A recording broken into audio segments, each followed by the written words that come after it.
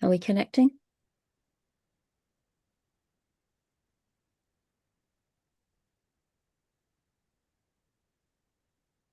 We are. Fantastic. Are we connecting? Hello, and welcome to the Bylines Network's coverage of the Scottish and Welsh election counts.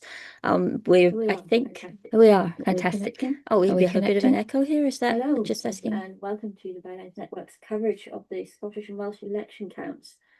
We are fantastic. Oh, we have a bit of an echo here. Is that just asking? Welcome to the network's coverage of the Scottish and Welsh election counts. Okay, sorry about that technical hitch.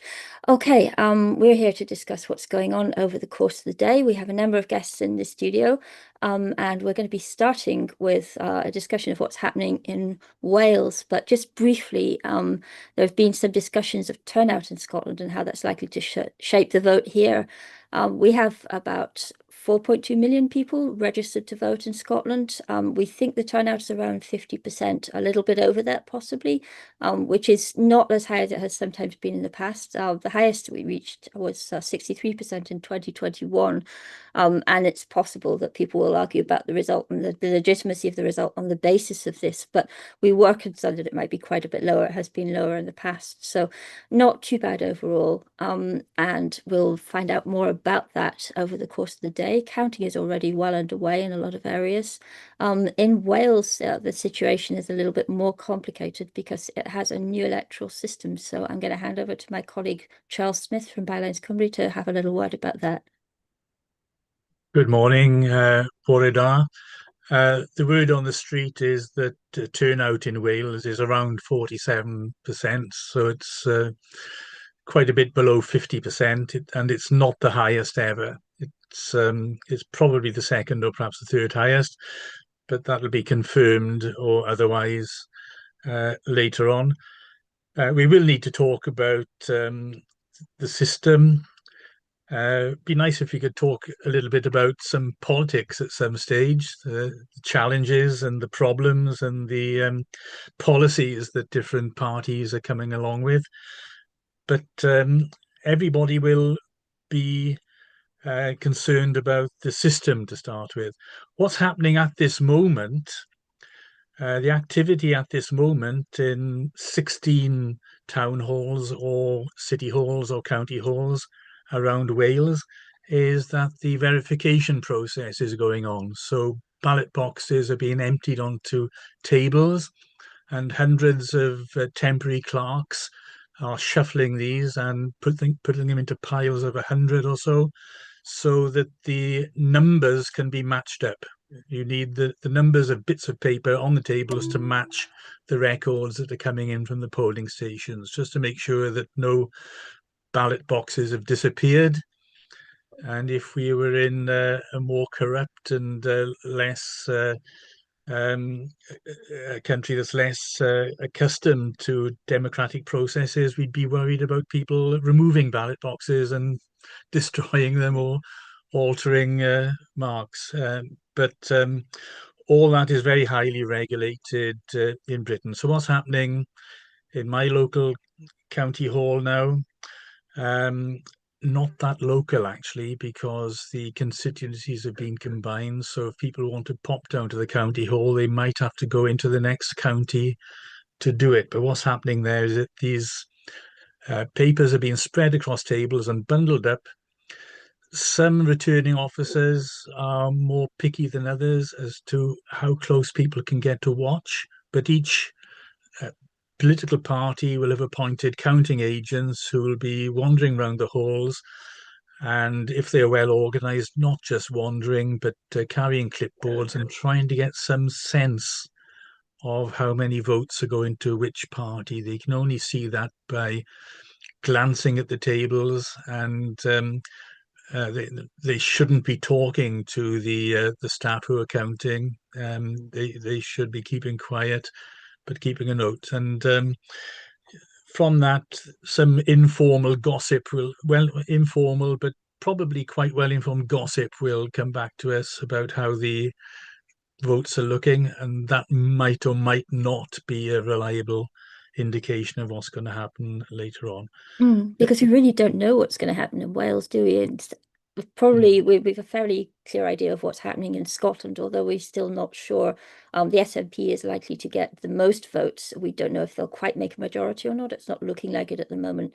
We don't know who will be in second place at all at this point. But in Wales, it's much more dramatic. We don't know if things might be, completely overturned from how we've seen them run for the last few years. I know that's difficult for you because you're a Labour Party man, but if you could try and look at it from a neutral perspective, what do you feel is going on? What's changed in the country? Yeah, well, if anybody asks what's going to happen in Wales today, the correct answer is who knows. Hmm. But the polls are indicating that it's mainly a race between Plaid Cymru and Reform to be the largest party. Hmm. Um, but as I say, nobody knows. The system that we're using now is proportional represent a type of proportional representation known as closed lists, and the votes are analysed using a system called the D'Hondt system. Um, the way that it works out is too complicated for me to even understand, yet alone explain to other people. But what generally happens is that there's a hurdle of about the way that it's sorted now with 6 member constituencies and 16 super constituencies is that in practice, a party will need to get 12% of the votes to have one of those 6 represent those. It's a better system than first past the post because you can't have a large minority winning a seat. If Hmm. more people are voting against this party than for it, then that party won't win. It's not a winner takes all sort of arrangement like first past the post is. So it's more complicated than that. I think political scientists are telling us that a lot of the outcomes today will hinge on the 5th and 6th members. So, Hmm. in the order of priorities that the parties have drawn up, numbers 1, 2, 3, and 4 have got a much better chance than numbers 5 and 6. And then, certainly, when we get to number 6, that could be the vote that affects the entire outcome. So when you go in to vote in Wales, are you presented with a list of the parties and you just tick the first 6 that you think are in the order that you want them? It's not even as complicated as that. It's a closed list, so the elector is presented with predetermined lists, and they vote for a party. So there is a disconnect there between the elector and the candidates. And this is something which people in Wales aren't used to. People are used to knowing a candidate, Hmm. and in some cases, knowing a local candidate very well. Now, with the super constituencies, um, you've got 2 counties, or sorry, 2 Westminster counties, sorry, 2 Westminster constituencies welded into one. So from 32 Westminster constituencies, we've got 16 super constituencies for the Senedd. That does not mean that a particular town or a particular county has got a Senedd member. In Bridgend, for example, um, Bridgend town is one thing. Then there's a Greater Bridgend, which is a county. Now that county will have 3 different Senedd members. Um, there'll be one Senedd member who will represent basically Bridgend and Porthcawl, and some of the communities in between. Another one representing Maesteg, and all, that person will also be representing the next town, which is Port Talbot and Neath.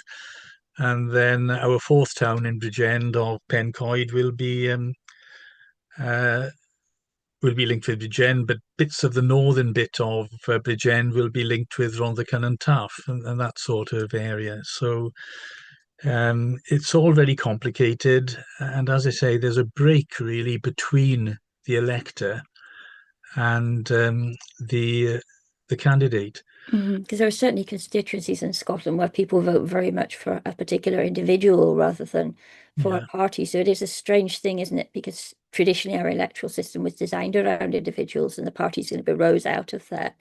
Do you have room for independence in the Welsh system? Independence can stand as independence. And Hmm. um, again, in Wales, certainly in local government, there is a long and very respectable tradition of independent Hmm. candidates and councillors. My feeling is that they're very, very unlikely to make any breakthroughs. It's not impossible. There are Hmm. one or two disillusioned Labour candidates, for example, who are standing as independents, and I wouldn't bet against them all failing. But this system really sets up independents um, to fail. Mm. No, it's an interesting system. Do you think that that's perhaps affected the turnout as well? The fact that people aren't so sure about how to vote, or that maybe they don't feel the personal connection, so they don't feel as inclined to actually do something It's about it. strong possibility. I observed it myself yesterday when I went to vote that people Hmm. turn up at the polling station and they are not accustomed to this way of voting, and it needs to be explained to them there and then. In the old days, the BBC and ITV would have carried public information films, wouldn't they, telling us Hmm. exactly what's going to happen. That still happens to a very limited extent, but people aren't watching mainstream channels anymore anyway, so they're picking up information from all sorts of sources on their mobiles and tablets. So I witnessed with my own eyes yesterday people having to be having had it to have it explained to them exactly what they were doing. And I think some people were surprised that they just put an X in the box and they've got no chance of reordering those candidates. There was an Hmm. option of open lists where if you wanted to vote, say, for Labour or Plaid, you would take those 6 candidates and you would put them in order of preference from 1 to 6. That would be an open list system. And then to go further than that, we could have gone for single transferable vote, where you're not restricted to a party. You can pick 6 candidates Hmm. from the whole number of people available and put them in order. So you could vote for a Plaid person first and a Labour person second if you wanted to. I've got a feeling this is the first and last time that we'll be using closed lists. I think a particular reason for that is the relative anonymity of the candidates. Hmm. Um, one party in particular, I'll name it, the Reform Party, is known for having unknown candidates. Hmm. So my feeling is that this is going to benefit them to some extent, to just putting an X against a party without necessarily showing a preference for individual candidates. That's going to give a boost to people who otherwise would be completely unknown to the electorate. And Because You they were going to update to set up move candidates transition. at the very Excelder has been last minute, weren't they? I know they were putting a call out in Scotland for play Rock people the who could Stones. stand Let's after they go. decided they were going to put things in every seat. It's a strange way round because most So parties, slight disclaimer, I have the am people filming to this begin before with the and then plugin is struggle to out, but get the we're just going money, to whereas download it Reform, because from they have the quite a lot OBS of website corporate here. I support, will have the money up front, but they don't necessarily have the people to fill those spaces. that's right, yeah. And very often the people who do go into those spaces have to hastily withdraw when some piece of news breaks. Mm.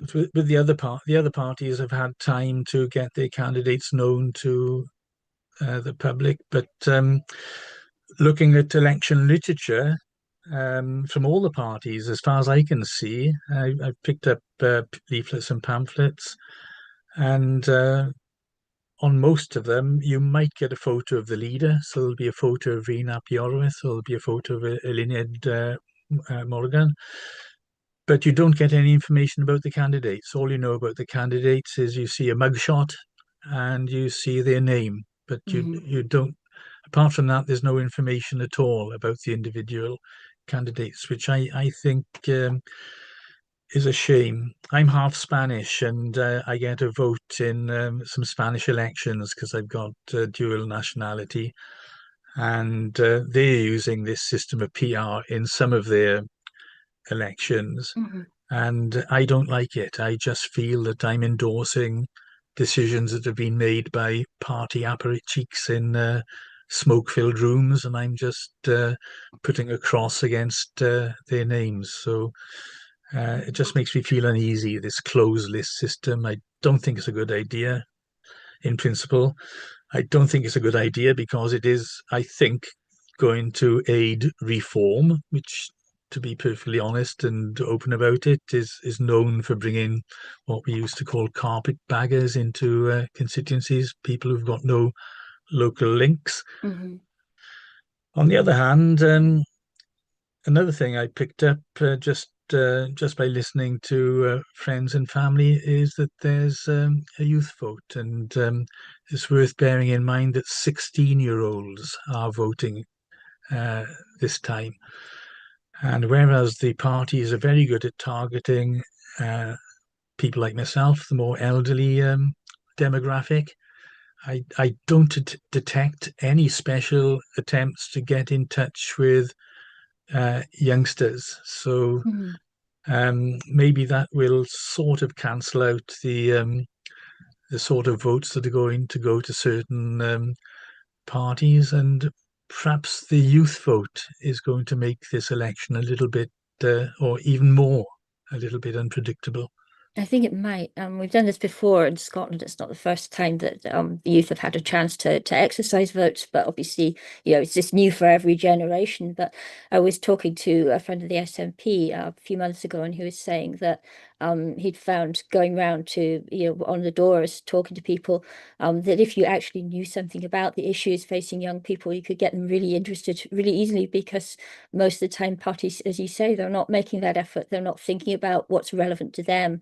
And young people very often are, they're concerned about specific issues. They know a lot about specific issues, as opposed to having just a big general sense of, which party they like. So they're focused on, particularly issues that affect them, like censorship, for instance, on the internet. That's a big issue with young people.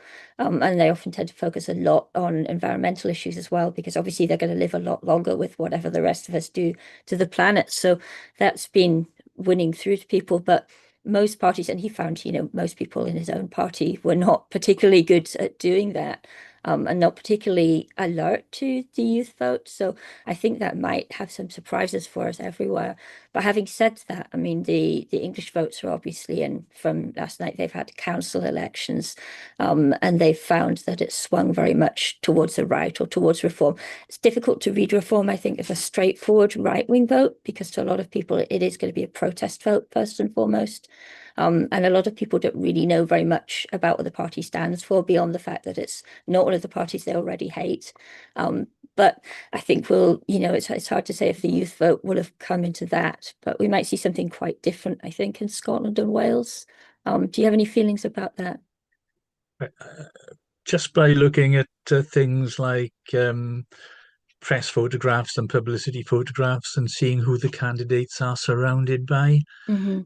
it's quite clear that Plaid's surge is largely attributable to younger people, I think, and also the Greens. Hmm. And in England, in the local elections in England, I don't think the bits of England with strong Green connections have declared yet. So the overnight news to me has been completely depressing. Reform, Mm. reform, flipping reform. I think some better news is likely to come when we're looking at more more metropolitan places, more internationally minded places like Greater London, and places like the Southwest, where environmental issues are very important. I think the Greens there are going to um, perhaps reduce the stress on reform, and so will the Lib Dems, I think. Unfortunately, and there's a strong tradition of liberal politics with a Mhm. capital L and a small L in Wales. The new system seems to me to be crowding out the Lib Dems in Wales. Their place is being taken by the Greens Mhm. and by Plaid Cymru. I think if we had a more proportional system with a lower uh, hurdle, say down about 8% or 7%, which is the sort of European norm with proportional representation. You don't Hmm. want a preponderance of monster raiding loonies and bin face parties getting seats. You need a sort of a hurdle to reduce that, and you don't want far right Hitler loving parties having seats either if you can possibly avoid it. So you need some sort of hurdle, but the de facto 12.5 or 13 or 12% that you need in Wales under this closed list system to get a seat. I think that's too high a hurdle. Hmm. And we're losing some important political viewpoints because of that high hurdle. And it's a bit biased politically as well, isn't it, potentially, when you have a high hurdle like that? Because I know, I mean, just with the 5% that you have to get to keep your deposit, that's a barrier for some parties and not others. If you are on the right, it's usually much easier to raise funding than it is if you're on the left, right on the fringes, for instance. Yeah, and with this new system, we still get people who think they can tactical vote. They can tell us that if you want to keep Labour in, you've got to vote Plaid or something or other, or vote Plaid, and you'll get Labour. And there's still some truth in that. It's certainly true in first past the post, isn't it? In first past the Hmm. post, nationally, most voters don't really count. Most voters, uh, their vote is taken for granted because they live in a safe seat or a pretty safe seat. Hmm. It's only a small number of voters in a small number of marginal seats who have the real power. So we've got one person, one vote, but we haven't got one person, one vote, one value, because some Hmm. votes are more valuable than others. Now, that's been removed to some extent under the closed list, but not entirely. There are still, if people are political nerdish enough, they can go onto websites and find out opinions. I don't know whether they're facts, but Hmm. opinions on who to vote to keep somebody out, which under a properly proportional representation with a well thought out and widely agreed hurdle, this wouldn't happen. There'd be no such thing really as a wasted vote. Your vote would always count. I wonder about that because when we first introduced the STV system in Scotland from our first Scottish elections, the first one was quite chaotic, and we did get a big mixture of results, I think, because people didn't know so much what they were doing. So there was no playing the system. People were just voting in the way that seemed natural to them. And now it's a lot more complicated, and you get the feeling that people are voting much more tactically than they used to because they have an idea of how to do that. I know that there's a big debate over this, and some people say that it's always morally wrong to vote tactically and that you should always vote with your heart, which is a lovely sentiment. I'm not sure how well that will get people the results that their hearts are hoping for, but it's interesting to see how that has changed in Scotland. So I don't know if that would change in Wales as well, if the people discover ways to hack systems regardless of what your system is. Mm. It'll change in time, but we also have to change the system. We do need to reconnect the elector with the candidate. I would guess it'll happen in stages. We'll try the open list system, and one day we might land up with full STV single transferable vote.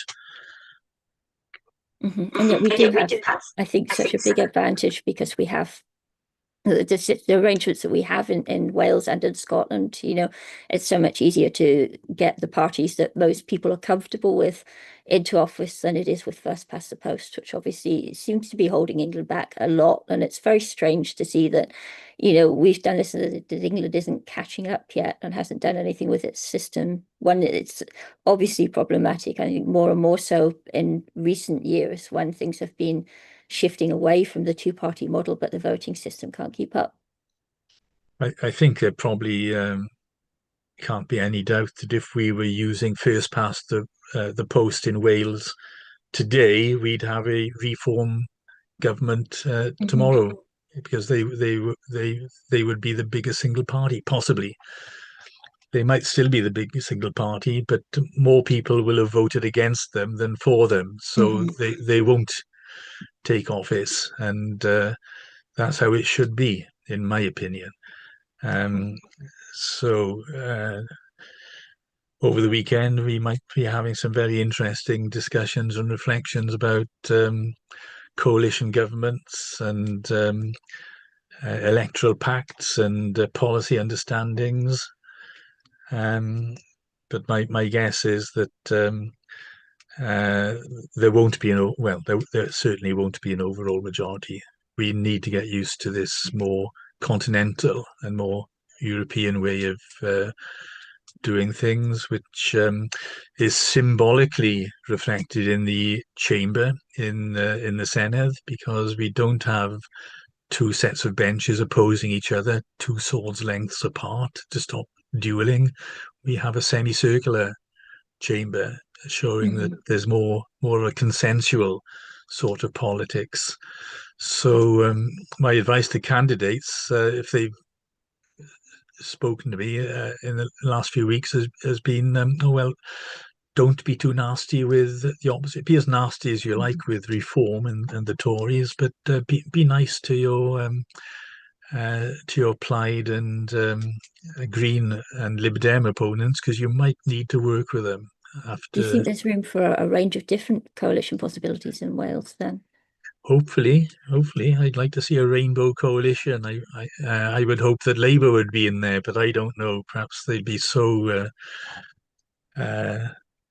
so annoyed at losing power for the first time in living memory. They'll just take the hump, and but keeping out those right wing persons is a big motivating factor.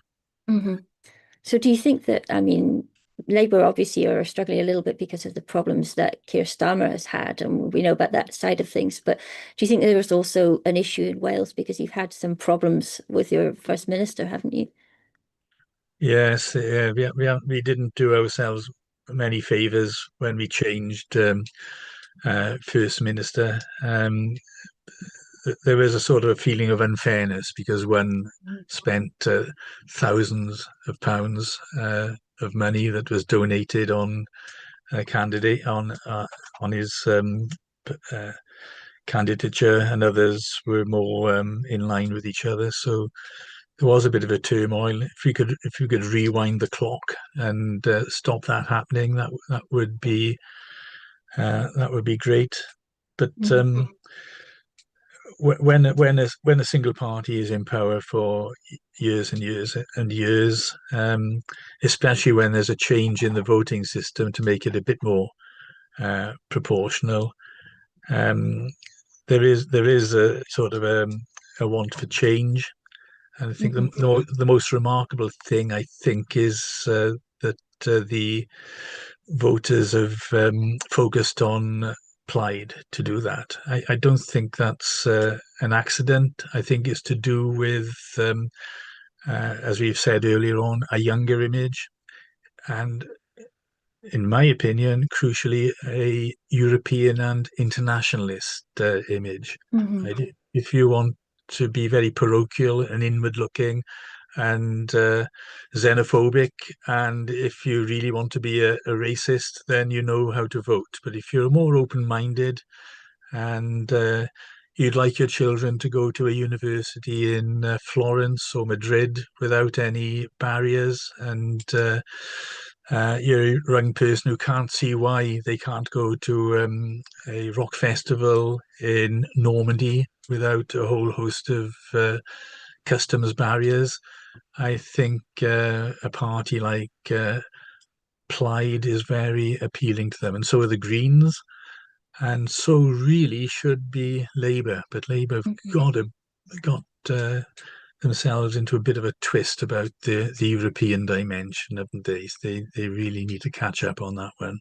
Well, there are rumours now that if we do see Starmer replaced as our Prime Minister, which is a real possibility, I think, after this election, that Labour will be moving very much in the direction of rejoining Europe after that, which would actually, give them a clear position. Because I think one of the things they've struggled with is being a bit on both sides of the fence, which was never going to work out well for them.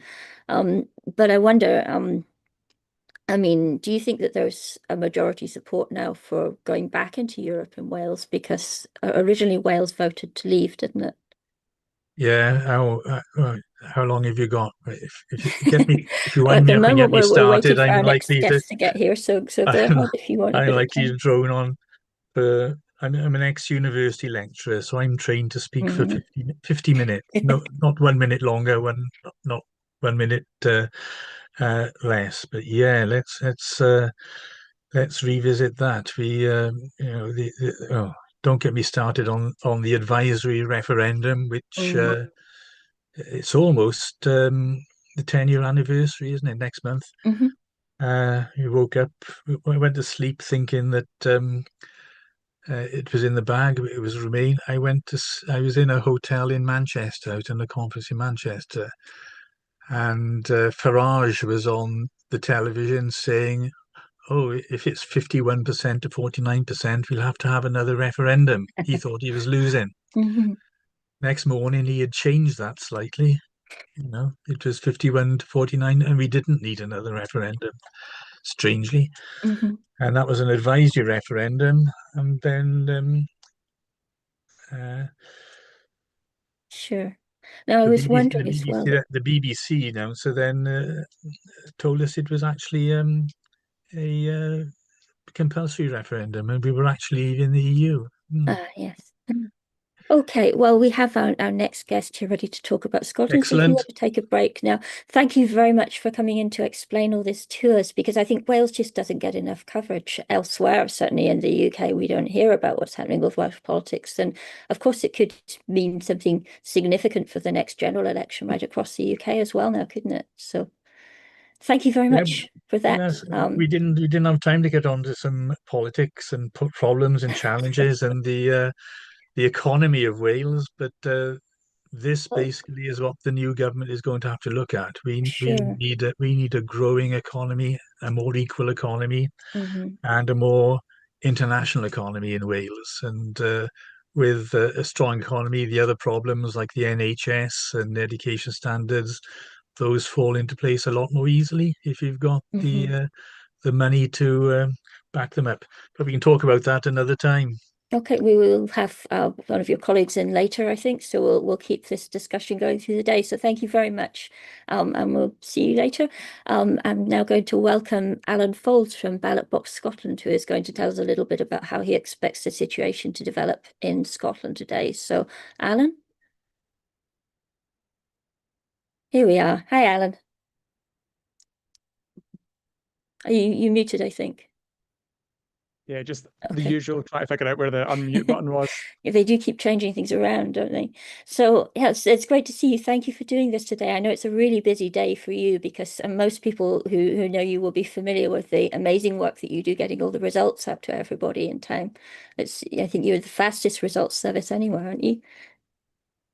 Perhaps not quite the fastest, but certainly I try to get things up and live on the website as quick as possible. And I always say that on BallotBox Scotland, one of the things is I've got a lot more detail available than other places as well, which I think is I would like to think is one of my defining characteristics. Mm. So what are you expecting today? And do you have any sense of the turnout? Because we're hearing that it's 51% or thereabouts, but I don't know how accurate that is.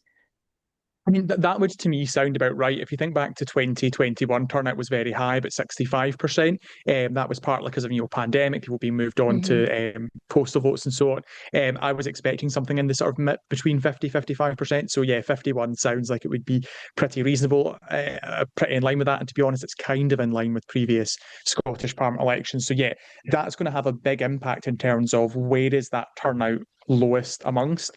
You traditionally expect SNP voters to be among the first to sort of Hmm. drop off on turnout, so that could affect them. But I've also heard that postal vote turnout was very poor, and that's the kind of thing that will affect the Conservatives, Labour, and the Lib Dems more than other parties. That's interesting because I've been talking to people around the country. I always ask people, if you've gone to vote, can you let me know what the turnout was like at your polling station? Can you ask and so on? It's often actually the easiest way to get a sense of it. And what I'm hearing is that Glasgow and Dundee actually did pretty well. And of course, when we think of those two places, those are the sort of the yes cities, aren't they, from the independence referendums? So perhaps they tilt a little bit more towards the SNP. But then again, in Glasgow, we don't know if we might get some Greens in this time. So that maybe it's just Well, that there's that sense of drama and possibility in Glasgow that there isn't elsewhere. certainly in Glasgow specifically, because I'm based in Glasgow, and I'd heard from quite a few folk, particularly around the sort of the Kelvin and Maryhill and the south side areas, that there was very good turnout, and the fact that people were queuing even until quite late in the evening to vote, which actually would, as you're saying, potentially be a good sign for the Greens. And indeed, one sort of source I think I'd heard was suggesting that in Glasgow, Labour are a bit spooked by how well Reform and the Greens appear to be doing. So potentially that's the thing, if there's been a high turnout amongst young people, that's the kind of thing that might help the Greens. Of course, we're still at these early stages where we're having to say, well, if then, because we obviously don't have any results yet. But yeah, it is going to be fascinating how it all plays out. And we'll hopefully be able to talk to you later, or we'll get some more feed to see how those results are developing. We're expecting our first result at noon. I think that will be from Airdrie. So we'll wait and see what happens with that. I understand that the candidates have been at the counts. It's very early this morning. Hi, and welcome to see what's happening. So there's a lot of how to center things in OBS step by step, the last minute. So this is a handy skill for anyone looking to create clean professional layouts in OBS. If you enjoyed this tutorial, don't forget to subscribe to the channel for more helpful OBS tips and tricks. Step 1. Start by opening OBS and selecting the scene you're working on. Next, go to the Sources box and click on the element you want to center. This could be your webcam, an image, or any other source. Step 2. Right-click on the selected source to bring up a menu. Yeah, I mean, hover over Transform, and a submenu will appear. Step 3. In the Transform submenu, click on Center to Screen. This will automatically center the worst ever result in Holyrood's history. But yeah, also just because like that fall from having been second place, for the past decade or so, really quite dramatic. Other things we might be looking for with the Conservatives is the possibility that for the first time they could cease to be an effectively national party. They've always had an MSP, and at least one MSP in every region since the Scottish Parliament was set up, but they could be looking at losing both their seats in Glasgow this time around. So a really poor result. And if you think back to what caused the Conservative revival in Scotland, you have on the one hand, obviously, the independence referendum really motivating the pro-union vote to turn out and vote for the strongest pro-union party, but also Ruth Davidson's sort of social liberalism. This was someone who that you were never far from the phrase kickboxing lesbian with Ruth Davidson, and that attracted a lot of voters as well. And when you look now at a party where the constitutional issue just hasn't really felt all that compelling during this election, so they've lost that side of things, but also they have really gone back into, frankly, and this is former Conservative MSP Jamie Greensward's quite nasty party territory and really quite reactionary stuff against LGBT people in particular and immigrants, and that's kind of fractured their own voting base in two directions. Because if you're someone who does support those kind of conservative attitudes, Reform have that on much stronger basis, and if you're repulsed by that, you're going to go for the Lib Dems and Labour. So they really are headed for an awful day, and it's because they've obviously not helped, as you said, by the tail end of the last UK government, but they haven't helped themselves by their positioning, I don't think. And it's interesting that you say that, because I very much agree that that's where those policies are going there. But and Labour, I think, are struggling a bit because of what people see as them having a negative attitude towards immigration as well, towards immigrants. And maybe that doesn't go down in Scotland the same way that it does elsewhere in the UK, because, for instance, we need more people in a lot of parts of Scotland to keep economies going, certainly in the north, which isn't as much the case in England. But also with LGBT stuff, it seems that Labour really took a hit after they announced that they wanted to go along with sort of more restrictions on trans people's access to services in a lot of places, because I've heard from Labour people who are on the doors and so on that they're getting a lot of hostility in response to that, or they seem to be losing votes. I wondered if you had any thoughts on that. Yeah, I mean, Labour have kind of put themselves in a little bit of that position as well. I think that a real feeling across the whole of the UK that they've gotten too comfortable with the idea that in order to win, they need to swing to the right, and that they can just voters to their left for granted, the sort of the liberal left vote. And obviously that's not the case, and they're starting to really sort of see the consequences of that. And in Scotland, again, if we're talking about sort of Labour just in general, we've gone from a position where 2 years ago it seemed like a dead certainty that Anna Sarwar was going to be First Minister, to the fact that they're desperately spinning that they're hoping to win some surprise constituencies. But their polling on the list vote has been a couple of points below what they got in 2021. So unless the constituency polling error is astronomical, a level we've never seen before, because the proportional vote is lower, if polling is correct, they will lose seats overall. And again, like the Conservatives, that puts them on their worst ever result in Scottish Parliament history. And indeed, the Labour have lost seats at every election since the Scottish Parliament was established, and they were really hoping that this would be the election where that would change. That obviously is now looking like it won't be the case. And yeah, the chances of Anna Sarwar entering Bute House now seem almost zero. We've obviously not had a single declaration yet, so I'm not quite ready to say they've lost, but it does look very likely that later today or over the weekend, Anna Sarwar will be giving his resignation speech. Oh, that's interesting because, I mean, Labour at the same time, they seem to me to have been relatively careful about most of their big beasts, if you like. Most of their people are carefully positioned so that they're not likely to lose them. They're both going for constituency seats and they're quite high on the lists. Whereas I understand the Conservatives might be in trouble like that. There's some talk of Russell Finlay perhaps not making it into the Parliament at all. If that happens, can they have a leader outside of the Parliament or do they have to elect someone else? I mean, so it's kind of 2 points there, but I can touch on the Labour point, just because I think there's interest. But so that Labour standing their top candidates on both the constituency list in 2011, part of the reason the result back then was so bad was because they had a rule against doing that, and that was so stupid that the next year the New Zealand Electoral Commission, they use a very similar voting system, said, yeah, we can't ban parties from doing that. Look what happened to the Labour Party in Scotland; they lost most of their big hitters. So really, sort of, they've learned from that mistake. On the Russell Finlay point, yeah, I mean that's something I've been sort of highlighting throughout the campaign. It's quite a sort of narrow window, but if Jackson Carlaw holds on to the Eastwood constituency for the Conservatives, there is a possibility that, proportionally speaking, they're only due one MSP in the West Scotland region. If they hold that constituency, that's their one. And Russell Finlay, who is first on the list, therefore loses his seat. Now, I think on balance, he will probably hold on, but I don't think a major party leader has lost their seat in the Scottish Parliament since it was set up. Now, in terms of can you lead from outside the Parliament, technically, yes. I mean, you look at the Greens, who have a history of being a smaller party, obviously. They have had leaders who have co-leaders who have been outside the Parliament. Whether that would be credible for the Conservatives, I'm not so sure. I think that there would be a real feeling that if they lose their leader's seat, one of the remaining MSPs probably has to become leader. I understand that we've had a little problem with the sound just back there, so hopefully people have caught everything that you've been saying. So a lot of interesting stuff there. I just want to apologize for people for that. We have that technical issue under control now, so hopefully that won't happen again. We're still quite early in today's feed. Obviously, we're still in our first hour, so things little hiccups are going to happen just now, but hopefully that's sorted out.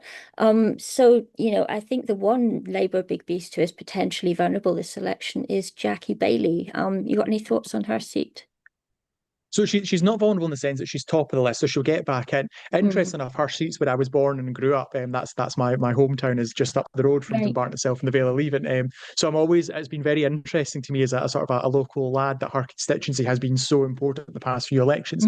I mean, yeah, based on my modelling, I would say I would expect her to hold her seat. However, the Scottish electorate loves nothing more than giving like a surprise shock result. So it would be typically Scotland if this was the election where the SNP are their weakest for ages, that somehow Labour gained Dumbarton. I don't personally see it, but maybe in a few hours' time we'll be saying Ballot Box Scotland called that one wrong and it has gone SNP. But yeah, that's the only constituency Labour have held for the entire duration of the Scottish Parliament, and I think it probably stays that way today. So what do you think are the most interesting seats this election? Which are the marginals that we should be looking at? So I would probably start with Shetland, and this is an interesting thing. So it's not so long ago it would have seemed laughable to suggest that Shetland, of all places, was one to watch, but the SNP pushed it to marginality in the last election. And again, think of like, well, if the SNP have gone backwards in this election, how could they be on track to win Shetland? I've heard throughout the campaign sort of gossip from Shetland that the Lib Dems are quite spooked. They're quite worried. They picked their candidate as the local council leader. The local council is very unpopular. What I've heard today from both a Green source at the count and from an SNP source at the count, and then again from someone else, so 3 separate people, that Shetland is looking in contention. That would be really, really interesting, not least because if the SNP want to get a majority, they need to get 65 constituencies. If they can pick up one of the Lib Dems' traditional constituencies, that really counts towards that. Lots of other really interesting constituencies to watch, though. So, for example, how well do the Conservatives hold on to their border seats? I expect they will hold Ettrick, Roxburgh and Berwickshire, but if they don't hold Dumfriesshire and Galloway and West Dumfries, that's again more bricks in sort of the SNP's majority wall. And Galloway and West Dumfries free. So I do kind of wonder, is that one where Reform could potentially do well? In the central belt areas, Edinburgh is probably the region that has the most, Edinburgh and Lothians East, that has the most interesting constituencies.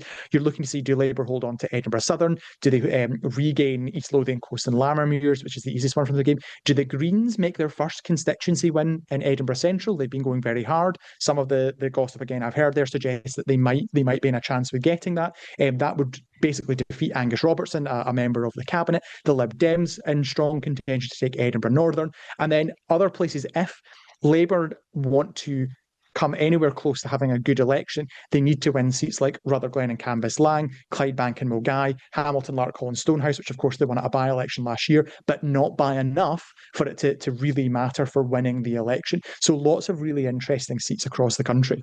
And we talk a lot about Edinburgh and Glasgow and what's happening in the Central Belt. Do you have any feeling about sort of Aberdeenshire? Because we're hearing a lot less from there. That's a good point. Yeah, sort of forgotten that. So in the sort of far northeast, so in Aberdeenshire itself, I've got Banffshire and Buchan Coast marked out as a potential reform gain. That's somewhere that in 2024 at UK level, they did more than twice as well as they did across the whole country. It's estimated to be the only part of Scotland that voted for Brexit in 2016, feels very sort of left behind. So it's the kind of place, in England, there's kind of sort of left behind coastal communities where reform have done well. It's kind of a Scottish version of those. So we could see some of that. And of course, obviously, I've been talking about constituencies, but it's really important to bear in mind the results on the lists as well. So there's potentially lots of really close fights out there as well. So for example, Mid-Scotland and Fife, I've had in my model 4 parties, Conservatives, Labour, Lib Dems, Greens, all around about 12-13%.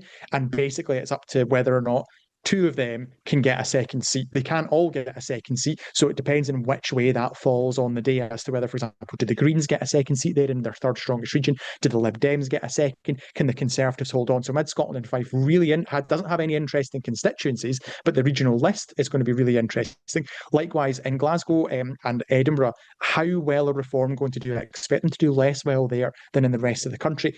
Do they get stuck on a single seat in Edinburgh and Glasgow? That's the kind of thing that, more likely in Edinburgh than Glasgow, that's the kind of thing that's really important to watch for. And also, in terms of list seats, looking at the south of Scotland, that was the one region that the Greens missed out on last time. So if they get that seat this time and they hold their seats everywhere else, they have a national slate for the very first time. And that would be potentially the opposite case. The Conservatives were saying, potentially the Greens could have a national set of MSPs the first time, the Conservatives might not. So that's one of the possibilities we could see coming out of the list results later today. Because it's really, I mean, people have been talking about it in some places as a boring election. I don't feel that way about it, because partly it could go all the way, couldn't it? It could be not until we get the Highlands and Islands list result in around 7 o'clock tonight that we know really if, say, the SNP has got a majority or not, and what's going to happen around that and what the coalition possibilities from then might be.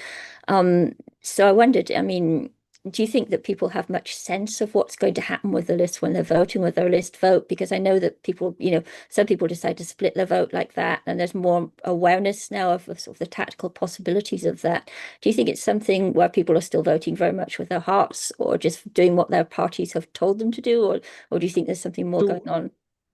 It is mostly people voting for the parties they genuinely believe in. So this was kind of established in 2021 by the Scottish election study, which the particular interest is in sort of tactical, with an idea that Greens only exist because the SNP give them tactical votes, and actually that's not true. Only about 10% of people who voted Green in 2021 did so for tactical reasons. The rest voted for the Greens because that was their party.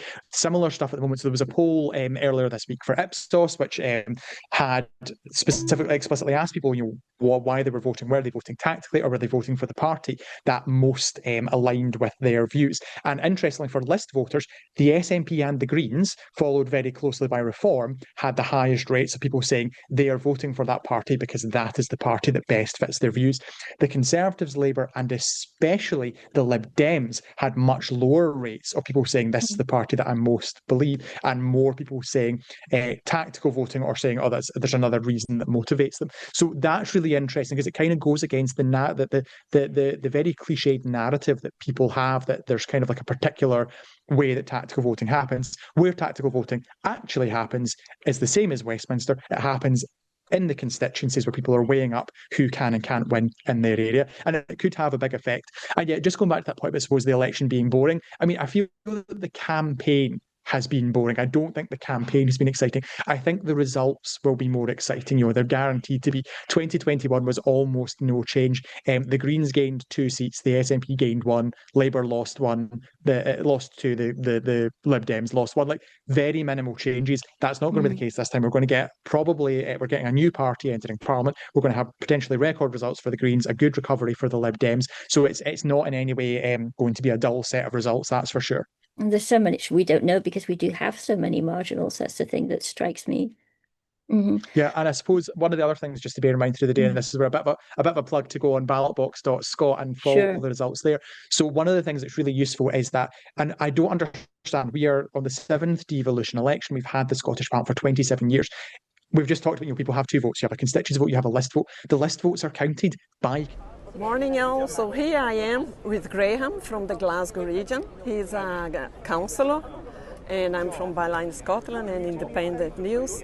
So, Graham, tell us how you feel this election will go and your hopes, and in the areas that are really disputable, how do you think it will go? My hope is that across the country the SNP gets a majority so that we can get moving on a referendum for Scotland to get out of this very dysfunctional United Kingdom.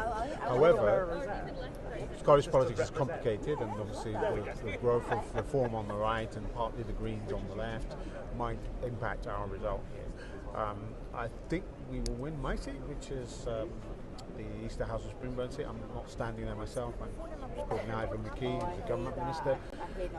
But it's looking very close in some of the seats. So the Greens will certainly run us very close.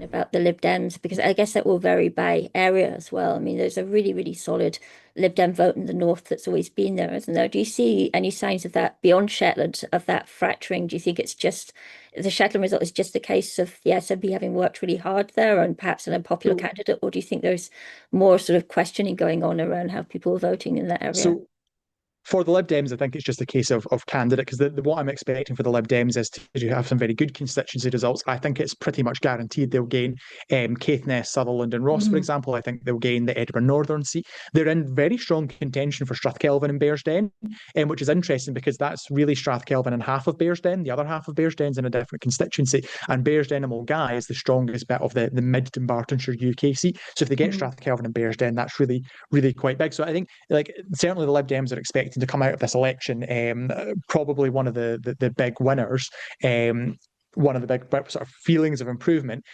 behind the Greens and Reform as the other parties that will feel really happy with their result. And where do you think Reform is most likely to be picking up votes from? So the expectation for Reform has typically been that they are going to have a relatively well spread vote share, and that the less well spread their vote share is, the worse it is for other parties. If their vote is more concentrated in the central belt, that's bad for Labour. Labour are losing more support votes to Reform in Scotland than they are in the rest of the UK. And likewise, if they're stronger than average in rural Scotland, that's bad for the Conservatives.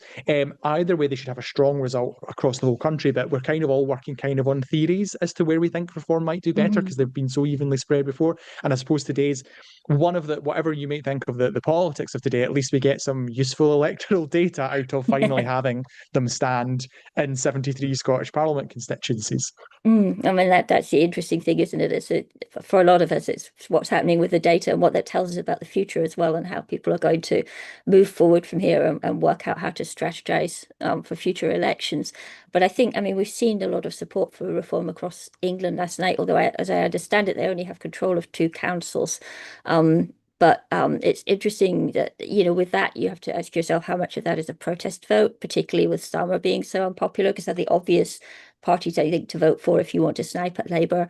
In Scotland, I think it's a little bit more complicated. I know we've seen them picking up votes from a number of different parties, and it seems to me that, when we talk about independents not having played such a big factor in this particular election, the SNP vote was made up partly of people who were very much pro-independence, and also a little element of people who just wanted to shake things up and have something dramatic happen to Scotland, and maybe some of those people have gone towards Reform now.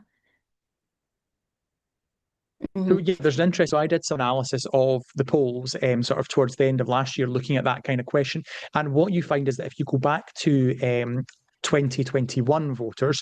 I can't remember the exact figure, but it's something like, say, 10% of SNP 2021 voters have sort of shifted, or the constituency vote have indeed shifted to Reform. And part of that is, I think, exactly as you say, it's people who were voting for an alternative. They saw the SNP as an alternative to the established parties. Mm-hmm. The SNP are now an established party. They see Reform as a sort of a further means of sort of protesting. But we seem to have if lost you compare to 2024, it's some... Oh, sorry, can you hear me? You just cut out for a moment there and froze. Sorry, we seem to have got you back now, I think. Hopefully I'm back. Yeah. So what I was saying is that if you compare with 2024 instead, something like 3% of SNP voters at that election, and there were fewer of them, say they're going for Reform. So very, very few people are now moving from SNP to Reform. If there had been movement, it happened before 2024. Those voters are already lost. So most of Reform support is coming from former Conservative voters and also people who voted Labour in 2024. But a lot of those people were people who may have voted Labour in 2015, Conservative up until 2024 when they went back to Labour, who then went to Reform. It's people moving from sort of what they perceive to be the strongest pro-union and non-SNP option, because although independence hasn't been the defining factor of this campaign, it does still motivate how people sort of think, how people vote, and there is a core block of voters in Scotland who will vote for the strongest pro-union party, and if that is Reform, that's who they'll vote for. I've been wondering about that because, independence is obviously still a big issue in the background for a lot of people with their votes, and we've heard that people are maybe moving around between parties within blocks like that, but that's still underlying things. But sorry, we've just got some results coming separately from England here. But yeah, sorry, some distraction here. I've been wondering how that, if it's just a case of people feeling that we've already had all the arguments about independence, so that kind of, everybody knows where they stand and what the arguments are for the most part, and nothing's really shifted there, rather than people having lost interest in it as a priority in terms of their vote.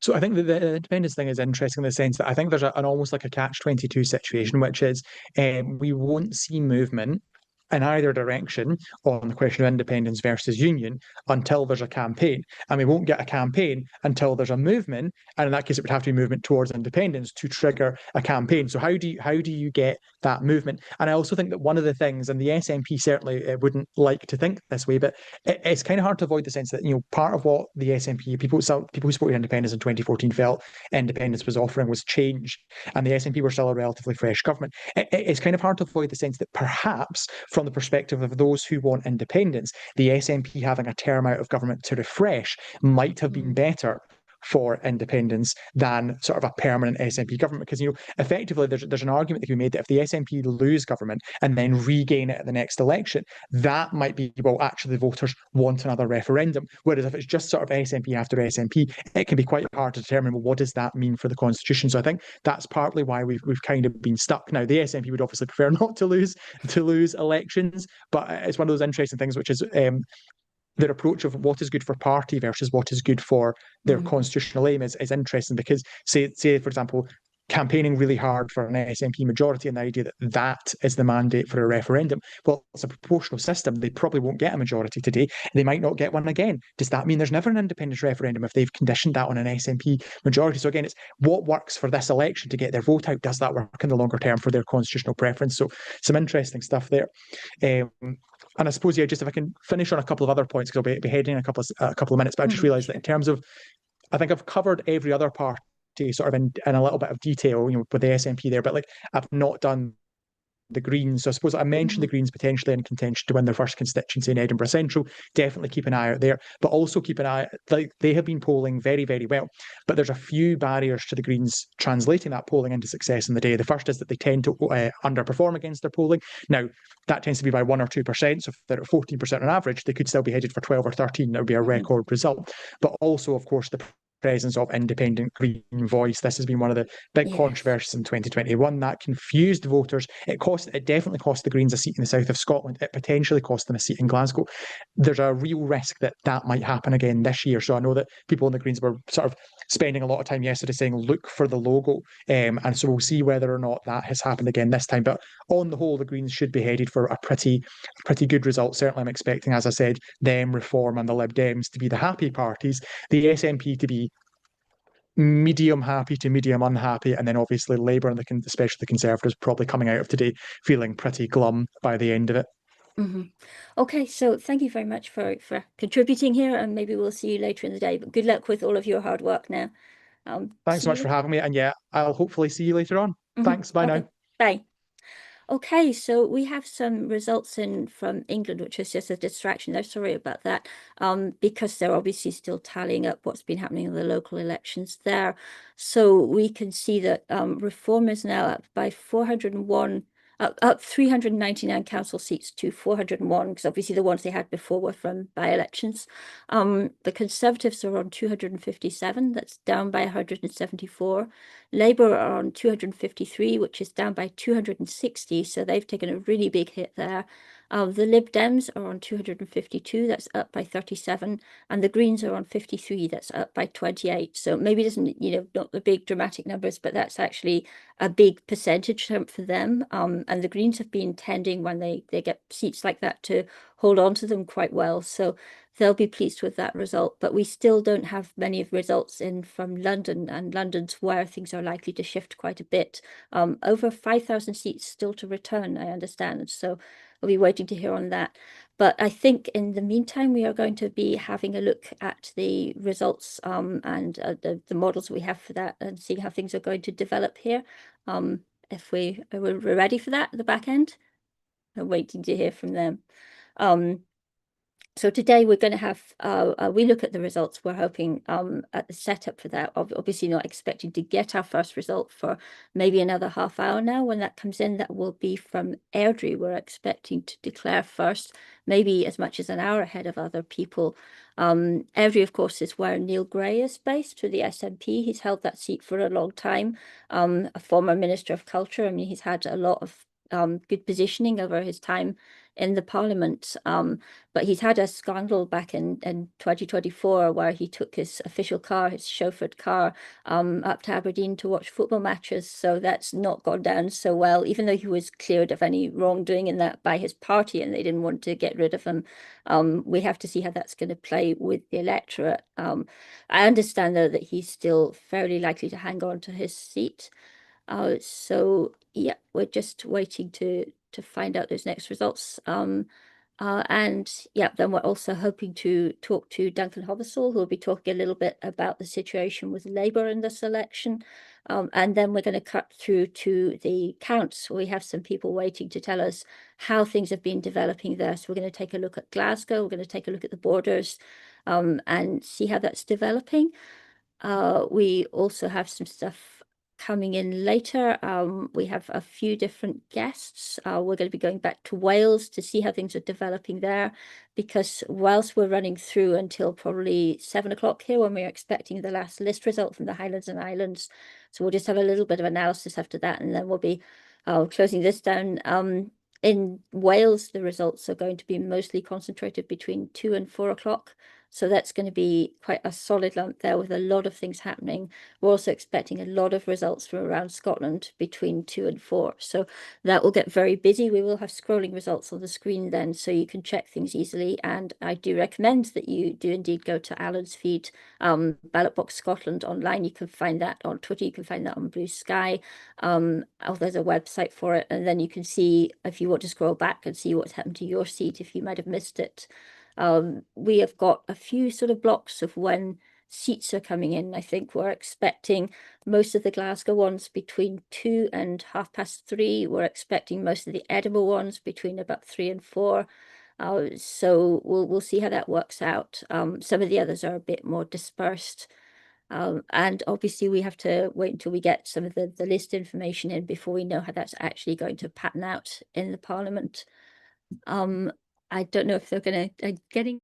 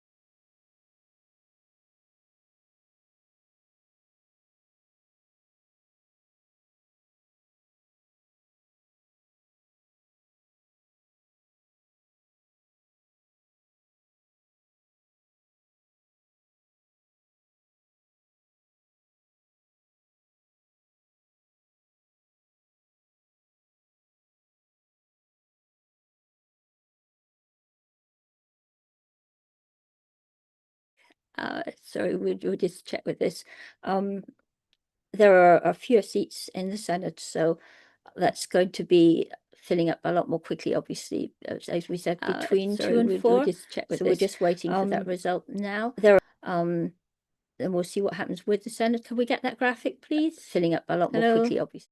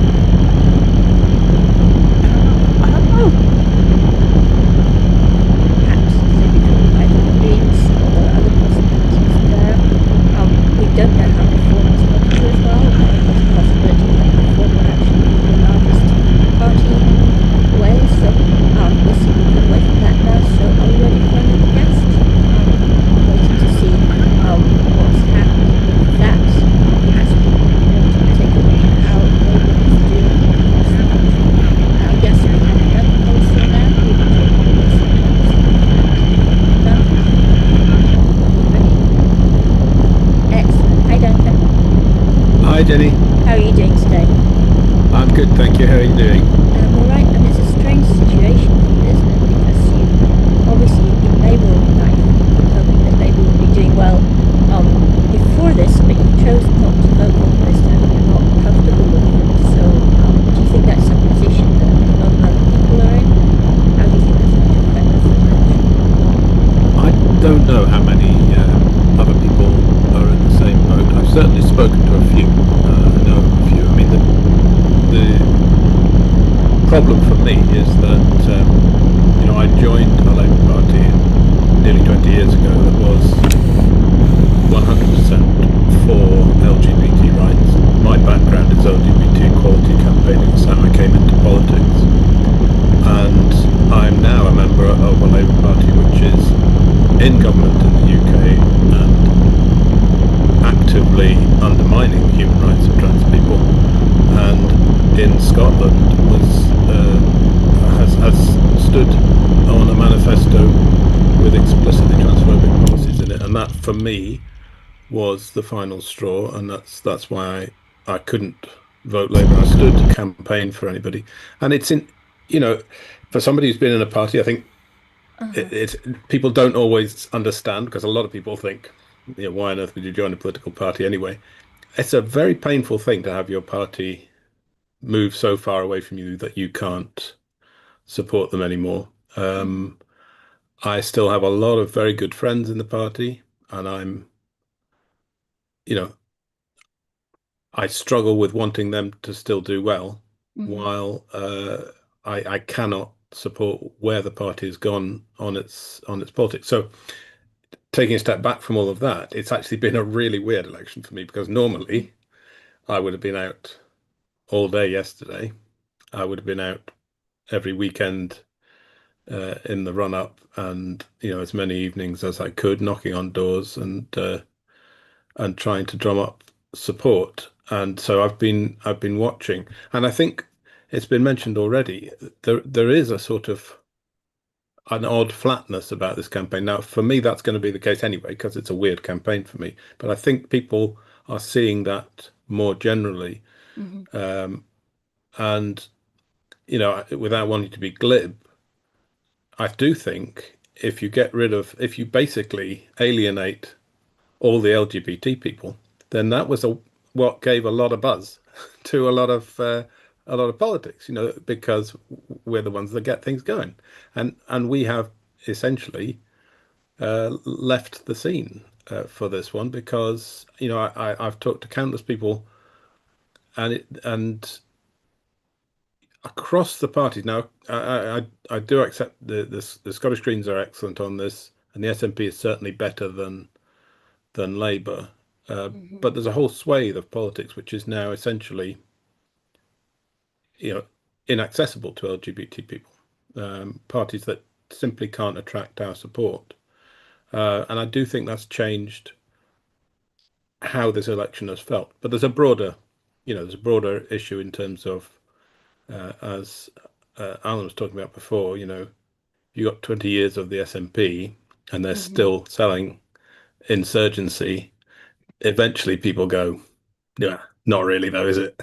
So there's a flatness about this, and I think it is reflected in the low turnout as well. And I wondered, do you think that there's a similar issue for Labour with some other groups? Because, for instance, a lot of disabled people feel alienated from the party now, and also, a lot of Muslims in particular, because they feel Labour hasn't acted the way it should have done in government on the situation in Gaza.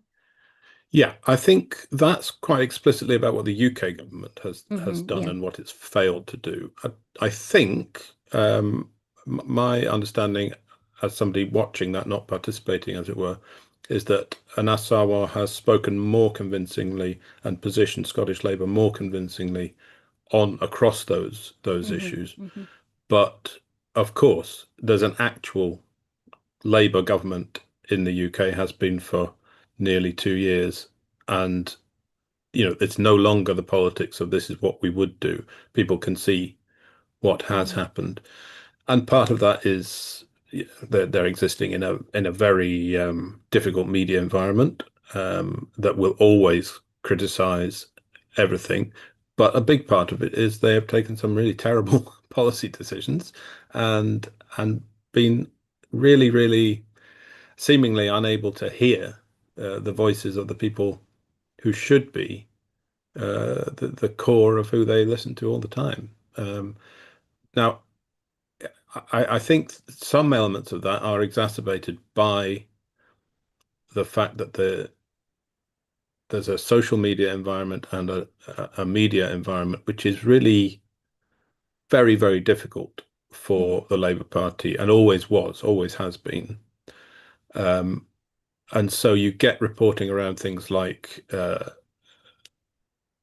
benefits cuts, which angered a huge number of people on the left, when in reality the benefit cut was an increase by 15 billion rather than an increase by 20 billion, and that was set up as a 5 billion cut. Now, in the end, it was reversed anyway, so there was no cut.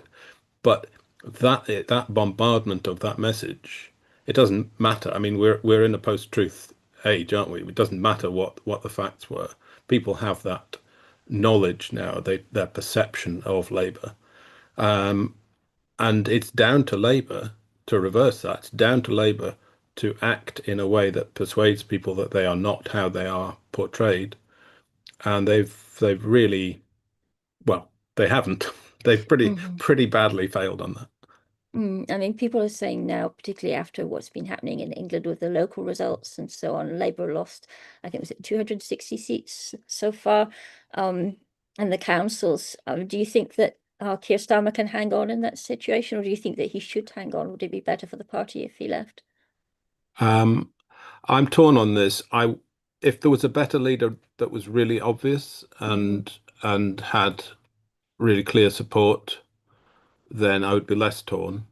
But at this point, I think we're in danger of doing what our politics seems to do over and over again, which is saying this is a bad thing, we should get rid of it, without ever saying this is why this is a better option. This is what we did with Brexit.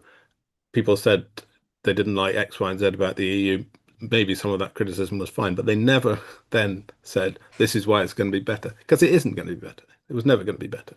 And there's a similar thing going on with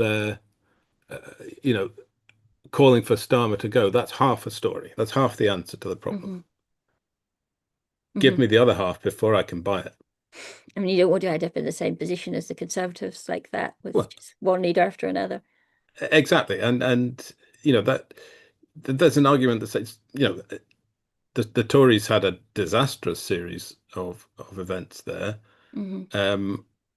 but it's not unreasonable to change. I think the stat is the majority of PMs of the last 30, 40 years have left that position mid-government. Very few have left, in an orderly fashion at an election. So it is normal. It's not unreasonable. I just don't think there's any positive argument being made yet for why somebody else should be the leader, and then what that person is going to do to change the party to make that worthwhile. Do you think that's a problem across our politics more generally, that there's a lot more focus on the negative at the moment and not on how we can do things in a positive way? Absolutely. We've got a whole set of things going on in social media and across the media.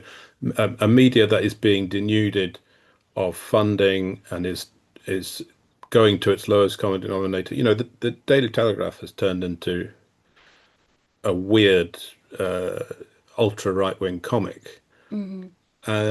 Because that's the only way it can make money. Now, it used to be a sensible newspaper that was right-leaning, but you could get reasonable analysis and news from it.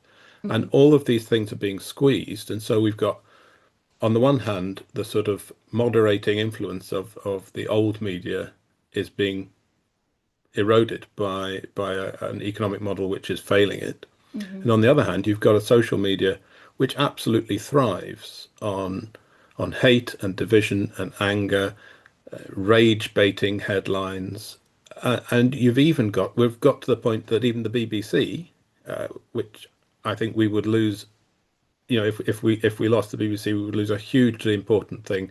They are not doing terribly well at lots of things, but they're much better than the alternative. But even the BBC is doing rage baiting headlines on Twitter to get clicks. And they don't even sell advertising. So, there's that whole environment is just poisoning politics. And I'm not a nostalgia buff. I'm not saying there was a golden age before and it was, we've got to get back to it. That's not what I'm saying. I just think we have to fix the media environment that we have. And I think things like Bylines is part of doing that. So it's important. We're hoping so. Thank you. I mean, I'm going to say today we have around 20 people in different locations around Scotland and Wales who are participating in this. So a couple of people coming in from England as well, talk about things there. But we don't obviously have great resources at the moment. If anybody watching would like to help, we would love to hear from you. We're always looking to expand what we're able to do. And we have also had a problem with sound a little while ago. So again, I have to apologize for that. We're trying to run things as smoothly as we can here with not always ideal setups because we don't have the money.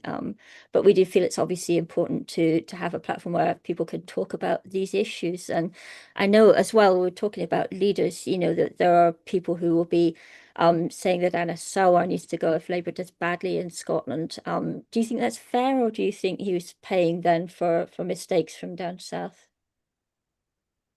I think there is some justification for saying Anas needs to own whatever this result is. I'm very fond of the man.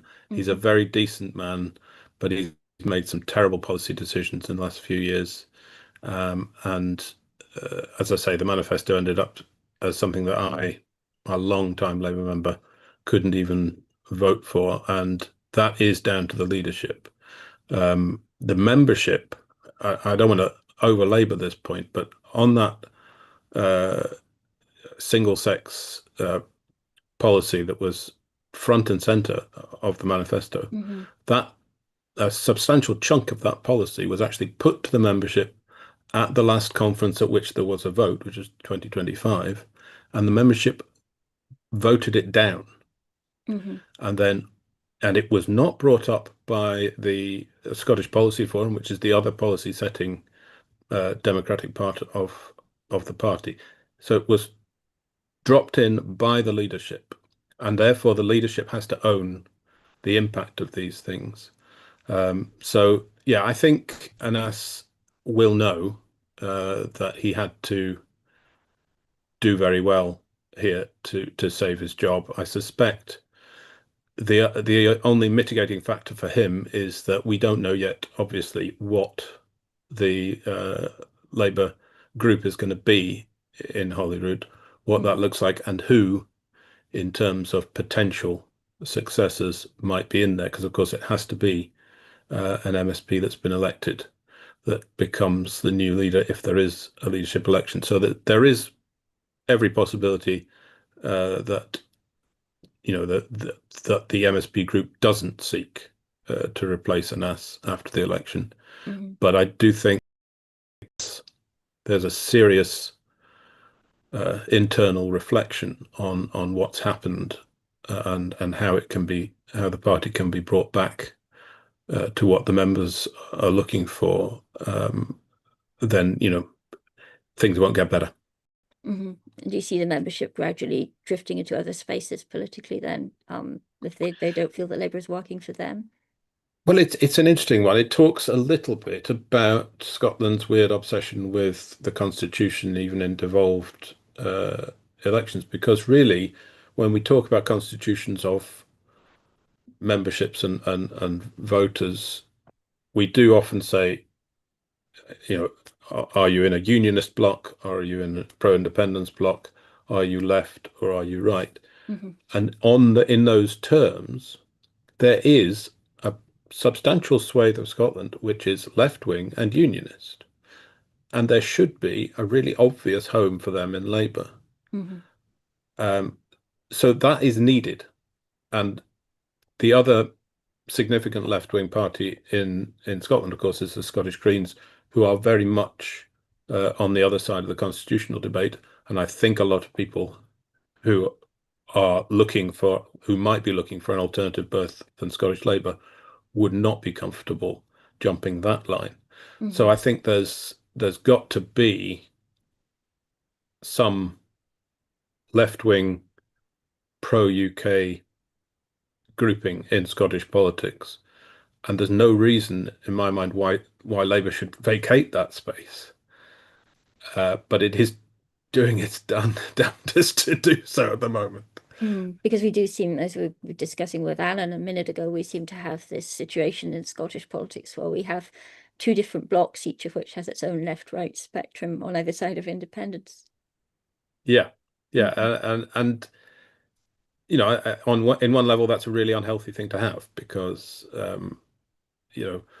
if independence is deciding people's votes, then perforce they are not looking at the issues that an actual devolved government will be dealing with day to day. And even worse if it's deciding the votes in council elections. And it sort of denudes democracy if it's a tick box. But we still have, I mean, they don't quite use the words, but you've got the Tories and Labour, in fact, in different constituencies, saying we're the vote to stop the SNP, which I know why they do it, but it's grim politics. It's not giving people any hope. It's not giving people anything to aspire to. It's just saying we hate the people you hate. And equally on the other side, we now have the horrific bogeymen of reform for the SNP to say, we're the ones to vote for if you hate them. Have slightly more sympathy with the people who hate reform. Okay, we're actually going to cut across to the Count in Glasgow now, because we have somebody ready to talk to us from the Green Party live. So thank you for that just now. Hopefully you'll come back to us later on and we'll be able to discuss these issues some more. Thanks very much, Jenny. Look forward to it. Thank you. All right, bye now. Okay, can we go through to Glasgow? We have Patricia dos Santos Patton waiting for us, who used to edit Bylines Scotland in the past. Just waiting to cut into that.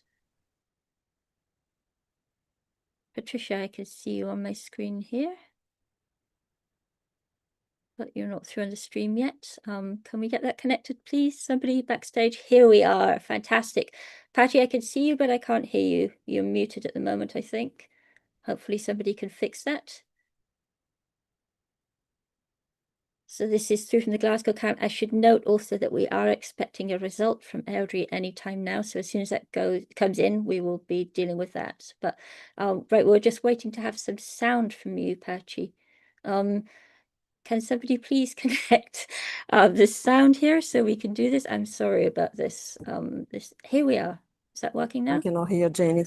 Here we are. We can hear you. Okay, fantastic. Let's go. The green one, they are a little bit extra because they are new. Hi, Perry. Hi, Jenny. Hi. Unfortunately, I cannot hear you. And we are due to interview Anthony, a councillor from the Greens, but he still hasn't arrived. But as you can see, They are going to welcome 12 o'clock.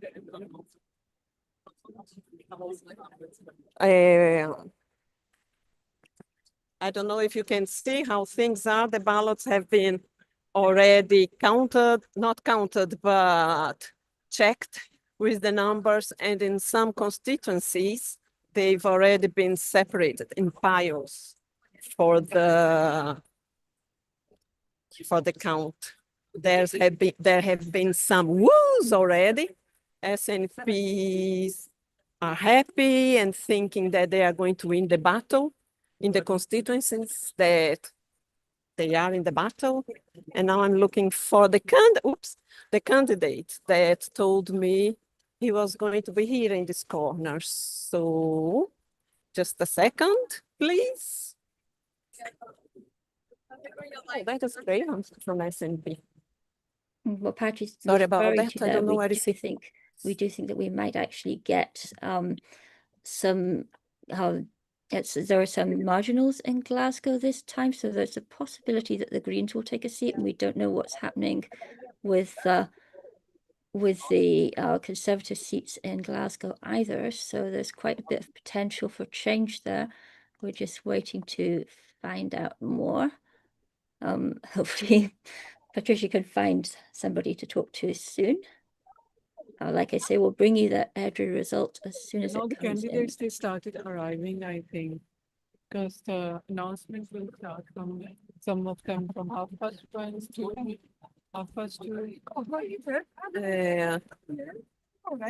He should be here in 1 minute because it's 11:59. So hopefully he is on time. But let me see if I can find Graham from SNP is here. Let me try to talk to Graham. Just a second. Hi, Graham.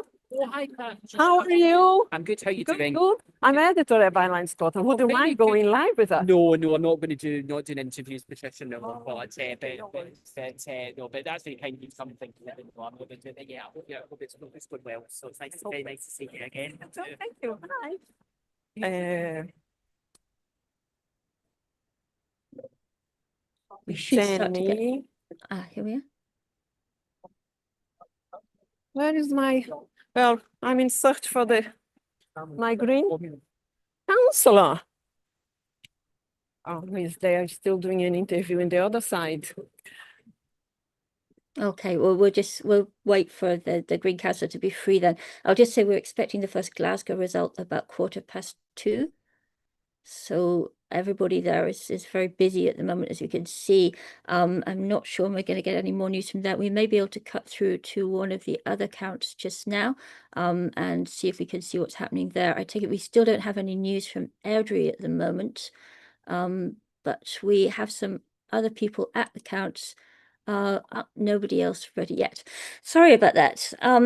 Yeah, so we have an idea of when the results will be coming in.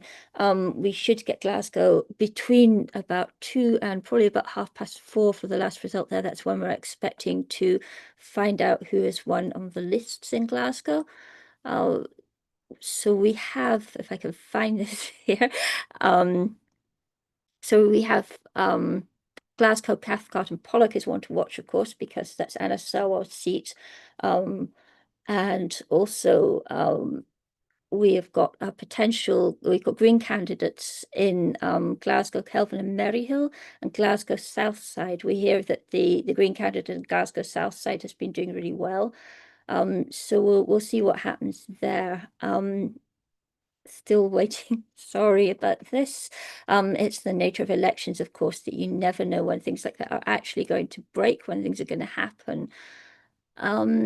So I will just say we're still hearing the same kind of news about turnout that we did. We think that's about 51% overall, but the Glasgow turnout has been higher than that, as we understand it.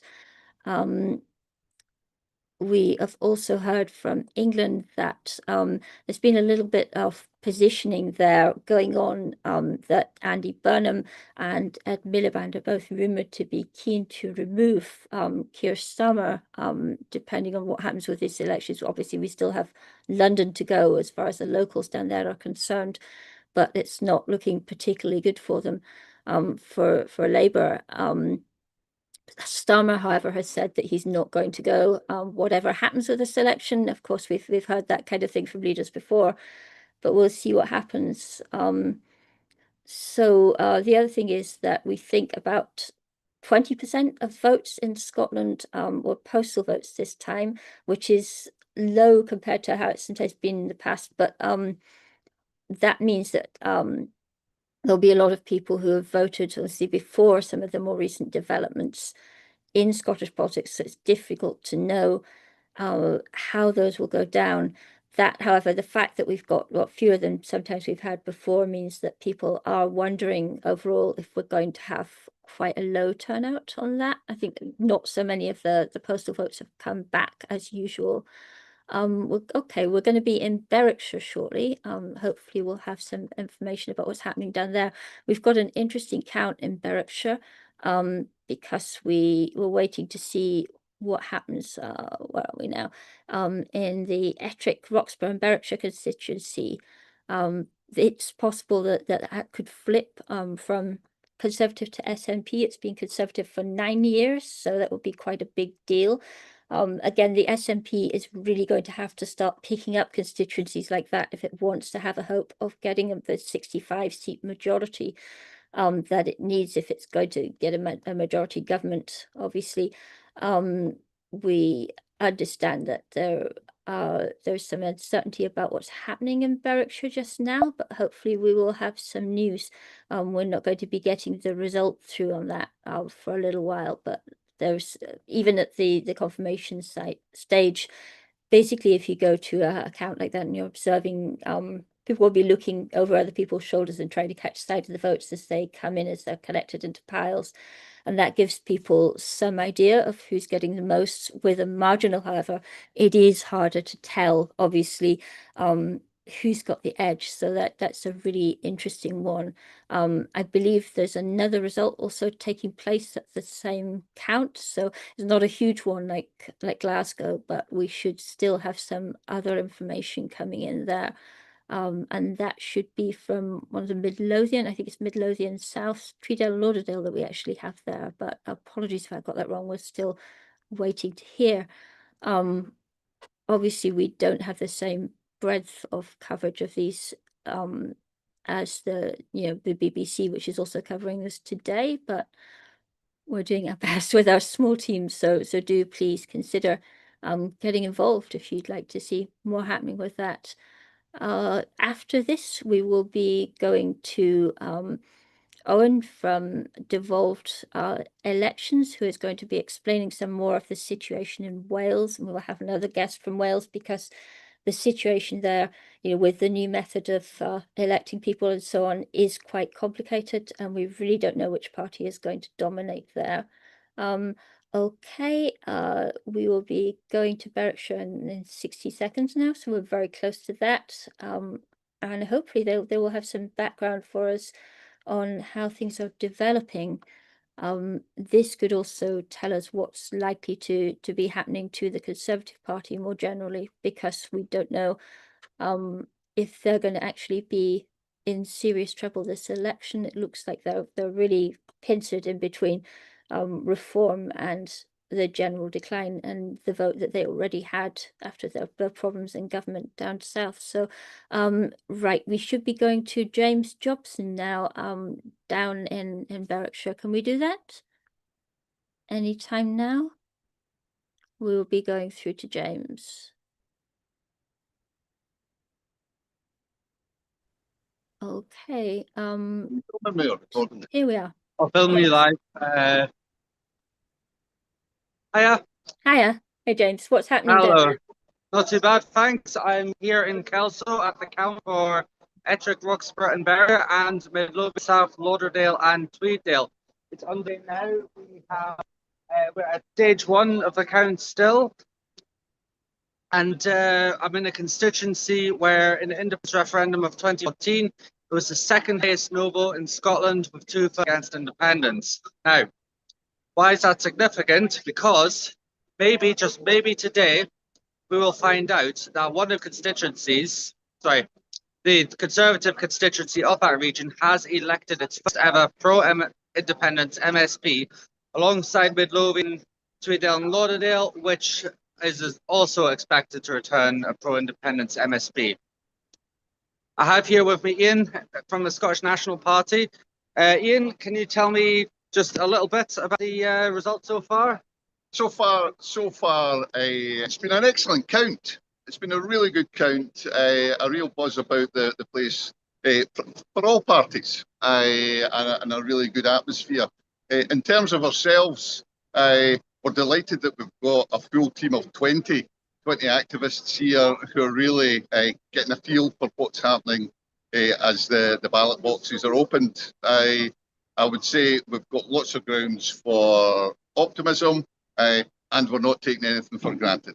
We'll be here right through until the result is declared, obviously. But yes, we're optimistic that we're going to get a good result. And the work continues right up until the result is declared.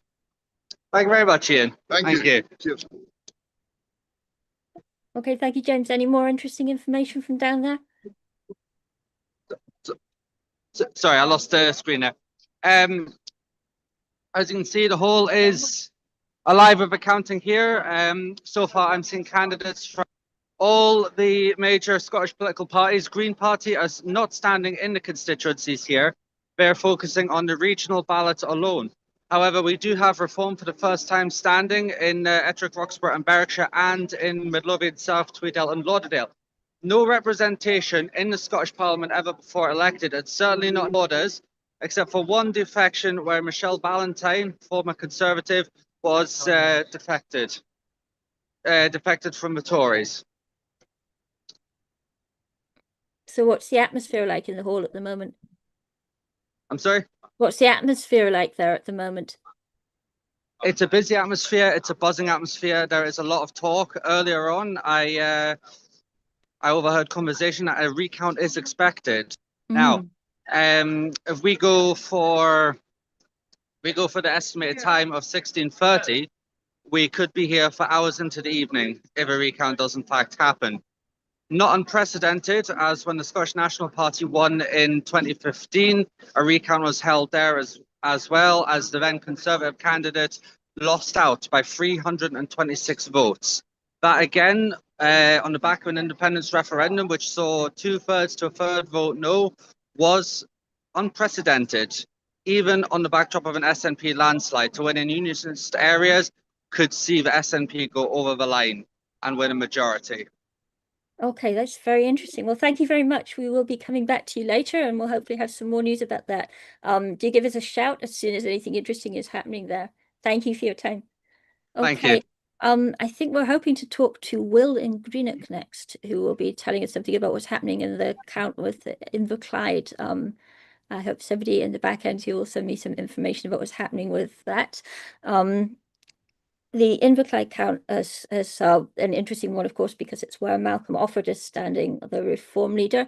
I understand that he's been there since about 9 o'clock this morning, maybe earlier than that. So he's obviously very hopeful about that. He's a former Conservative MP, still MSP, standing there now. But we are still waiting for that Airdrie result, and that should be through any time now. There's always a race to get the first result, but this time around, it's pretty definitely going to come from there, because other people are about half an hour behind, I think. So hopefully we'll have some information from there soon. I'm not sure what's happened to Will.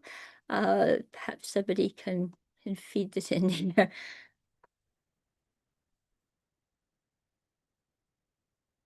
Okay.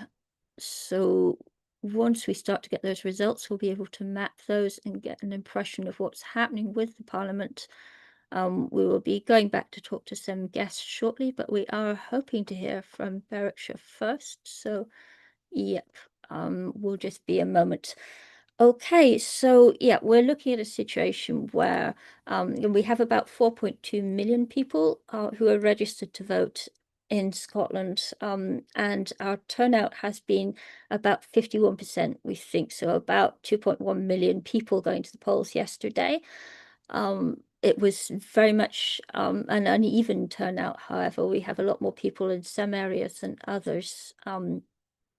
As in Glasgow and Dundee have both been very busy. The rural picture is interesting, and that seems to be very varied across the country, within the same regions as well. So I think that probably has a lot to do with individual candidates and how people feel about them, and local connections to candidates. As we were saying earlier, in Wales, now they're voting for parties this time around rather than for specific candidates. So that's going to be a very different relationship that they have. But obviously here in Scotland, a lot of people will still vote for the people that they know, the individuals that they're familiar with. So I don't know what else we have coming through here. We have found that, yeah, we have a couple of interesting guests coming in later. We have John Scott, who is allegedly the funniest man in Scotland. We'll see about that. And oh, here we are. Sorry, we have now got Will. So we're ready to go on that. Will Brown reporting to us from Greek, and he should be able to tell us what's happening around there. Will, you're sideways. You're sort of horizontal, and I'm a bit that way then. That's the way around you go. Yes, we can see you more normally now. Okay, I am based outside the count today. As we know, I was taking my accreditation off because lots of journalists have came from all around Britain to see Malcolm Offord, pretty much. Mm-hmm. I've seen Malcolm. He has came out. He's not been told by other journalists that he's been popping in and out most of the day, like going that way. I've been told the count's been going well. I've been told by counters, if I'm allowed to talk about that it's a very the MSP are going well, and it's looking more of a fight between Labour and Reform. Mm-hmm. So it's been fairly busy with people coming in and out. The count is behind me, as you can see. Police and other journalists coming in and out. Mm-hmm. Things have started from about 9 o'clock this morning here, so it's been all right. Mm-hmm. So what's your feeling about the general picture? Have you heard many rumours about the state rumours of the country? I've heard that it's a strong SNP count, Mm-hmm. but they're still a bit frightened with how strong the reform thing has been. That's what I've heard from people that came out and people that spoke to me out here. Mm-hmm. So we're doing good, I think. Okay, do you think how's Reform in terms of their confidence in their vote this time? The people that we have for Reform around here ran for the Family Party last time. Mm-hmm. He is one of the supporters, and he's been out and he's actually asked me, did I want an interview with him? So if you want to speak to him, I can get him on camera. Sure, let's have a chat with him just now and see what he thinks of what's happening. He's not here at the minute, but I was saying I can grab him because he's out. Sorry about that. I made that sound a bit confusing. No, it's okay. It's always like this with elections, always coming and going. But I can if I grab any interviews, I will send them straight through. But right now it's fairly quiet. I think most things will kick off between about 3 and 4 here. But it's looking like it's going to be an SNP victory on both counts. Okay, well, we'll see you later on then, because we have just heard that the Deputy First Minister has conceded the Senedd in Wales. So this before we have any actual results through from Wales. We've got this, so this is a very interesting bit of news that must be based on information that's coming back to the counts from them. Well, that's not a good thing to hear, is it? No, what's I'm not sure where that's going to take us. No, we don't know exactly who they think is winning. So it'll be very interesting to speak to our Welsh people next, and we should be doing that very soon. I think we've got about 10 minutes to go until we hear from them. So do you have any thoughts on what's happening in Wales? Are you familiar with that situation at all from where you are? I would be honest with just brass necking it. I've been following the Scottish one and not actually been the Scottish election. Like, I've been embedded in it, so I've not really been following the Welsh one. I know that's ignorant of me to say as a journalist, but I've been snowed under with this. Sure, I mean, there's a lot, isn't there? Well. People have been talking about this as an election here in which not a great deal is happening, but that's not how it feels when you actually get into it as a journalist and you look at what's happening on the ground. Oh yeah, it's been with the reform takeover. It just seems like a same stuff, different name. To be honest with it, I don't see Malcolm getting in, but I see I'm kicking the apple cart enough to cause a conversation here, at least anyway. Do you think he's going to be up for talking to you later at all? Oh, speaking to my friends at the BBC, he wasn't wanting to speak to them. So who knows? I know you were trying to get an interview with him earlier, weren't you? And he's been avoiding that. He gave me a wave. He was coming from behind us at the minute, and he just walked past with his head down. And I did the usual journalist thing of shouting at him and how he was doing. And his handlers did not look happy with me, to be perfectly honest. But okay, you think he was maybe expecting to do like considerably better there? Because Reform have done well in the council elections across England, but it's a different game here, isn't it? Oh, without a doubt, this is. Oh, I've been told that Stuart, the SNP guy, has held this from 2016. I think he's held this. So this is a strong SNP seat. This is probably one of the strongest SNP seats in Scotland, I've been told. So it might shake it up, because as I've told you before, I was at the hustings and it was quite loud for any time that the candidate for Reform spoke.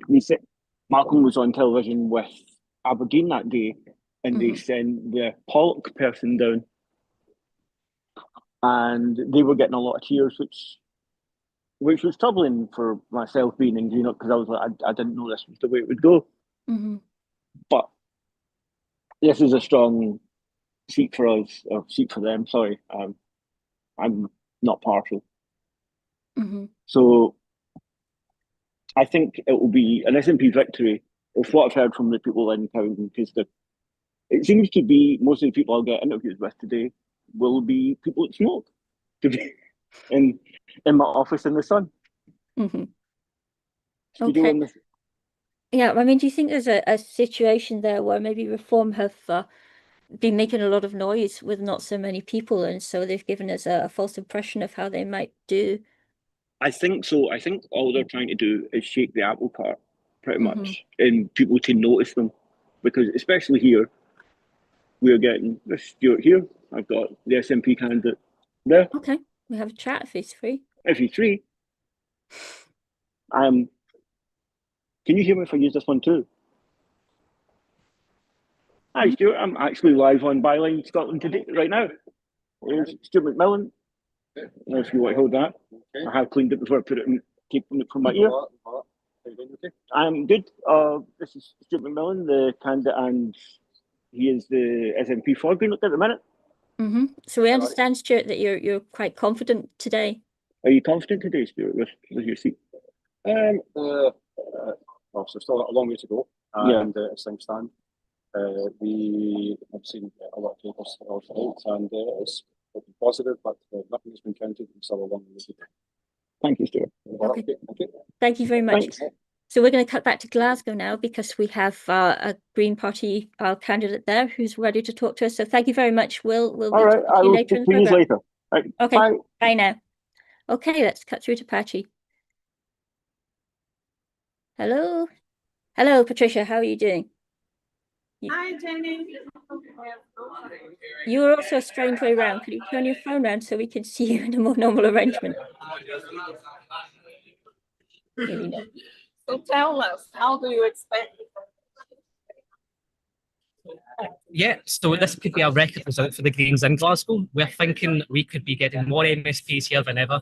It's neck and neck in Glasgow Southside and Kelvin and Maryhill. And so we're just about to welcome our MSPs, hopefully elect for all those areas in a few months. That's great. Fingers crossed for you. Thank you very much. And Jenny, here you can see everyone from their group. All seem very happy. Okay. And what I have noticed is the sounds are very understandable. Okay, sorry for the sound problems here. We will try and get that fixed if we can. I'm trying to hear you. Sorry, let me see if I can improve this. Just a second. Okay. That's okay. Your sound wasn't coming through very clearly, but it's better now. Pardon? Your sound wasn't coming through very clearly, but it's better now. So could you tell us what's happening there more generally? Well, generally speaking, SNPs and Greens are quite mainly in the region where they have been active. So we are waiting for them to see if they're going to continue happy. And the show ups have been very low in terms of turnout. Like, for instance, Glasgow, and Holyrood.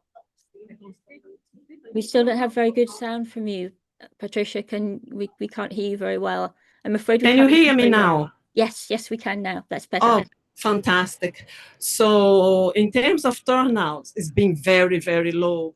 Like an example, like is Glasgow. I don't know if you can see it, but Glasgow, Cathcart and Pollock, the constituency turnout was only 48.87%, and the regional 48.88%. That's interesting, because we were hearing earlier that Glasgow is doing well comparatively. Yeah.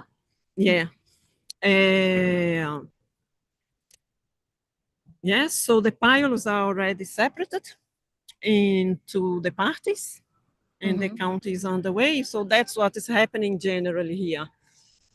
Okay. All very organized, no incidents. Only at the beginning when I arrived that some of the counts from some parties were talking to the counters, and then they have been asked to stop and keep distance. But apart from that, all is going well. Okay. Well, thank you. We're going to cut back to the studio because we're ready to talk to Owen Kelly from Devolved Elections. So, Owen, are you ready? Thank you very much. Yeah. Thank you, Patty. Okay. Owen, are you ready with us now? Yes. Fantastic. Good to see you. Thank you. So what's your impression of what's going on in Scotland and in Wales today? We just heard that the First Minister in Wales, the Deputy First Minister, has conceded the Senedd. You heard about that? Sorry, I'm just joining now. Sorry, yes. We just heard that the Deputy First Minister has conceded the Senedd in Wales. Are you aware of what's going on there? Labour haven't been in contention for the Senedd in quite some time, so a concession isn't massively surprising in that regards. It's been pretty clearly a two-horse race between Plaid and Reform. For the polls have been showing that for the best part of a year. So it's been coming. I do see we've had our first declaration in Scotland, Orkney going to the Lib Dems as expected. Okay. We were waiting for that to come in. That's good to hear. So we've got some clarity. A first result to add to our model. Thank you. Yes, the first one for the day. Well, we were expecting to hear from Airdrie, but we haven't. And it's been a little while. It's been nearly half an hour since they thought they would have the result ready. So we'll see what's happening with that hopefully soon. Of course, they always come in all in a flood once that starts. Yes, you'll see people watching will now see that going across the bottom of their skills. Orkney is not spelled by that. Whoever's doing our subtitles might want to take that extra E out. Sorry about that. So yes, you have a background in looking at the modelling for Scotland and Wales. So which election is most interesting to you this time around? They're very interesting for very different reasons. Scotland is how close can the SNP get to a majority? We know they're going to win, but win by how much? And will they need the Greens in a sort of formal coalition or on an ad hoc basis, or could they work with Labour or the Lib Dems? If they're only a couple short, could they work with them on a case by case basis? Whereas in Wales, it's a complete reset. It's a new system. It's a new parliament. It's a new everything. Senedd is completely different to what it's been before, and the two parties leading it are completely different to who's led before. Reform have never had a seat, never won a seat. They have had one via defections. And Plaid Cymru have, they've always been there. They've always been a major player, and they have been the junior coalition partner before. But the idea that they would lead the government and are almost certainly going to lead the government, is surprising, is brand new, and it'll be really interesting going forward to see how they operate with the deal that they're probably going to need to make with Labour or potentially the Greens. Yeah, we just heard from the Deputy First Minister of Wales actually said, we have tried to argue on policies and also the next chapter for Wales, but it hasn't cut through to the people of Wales. We're not going to be in that position then to actually form the next government.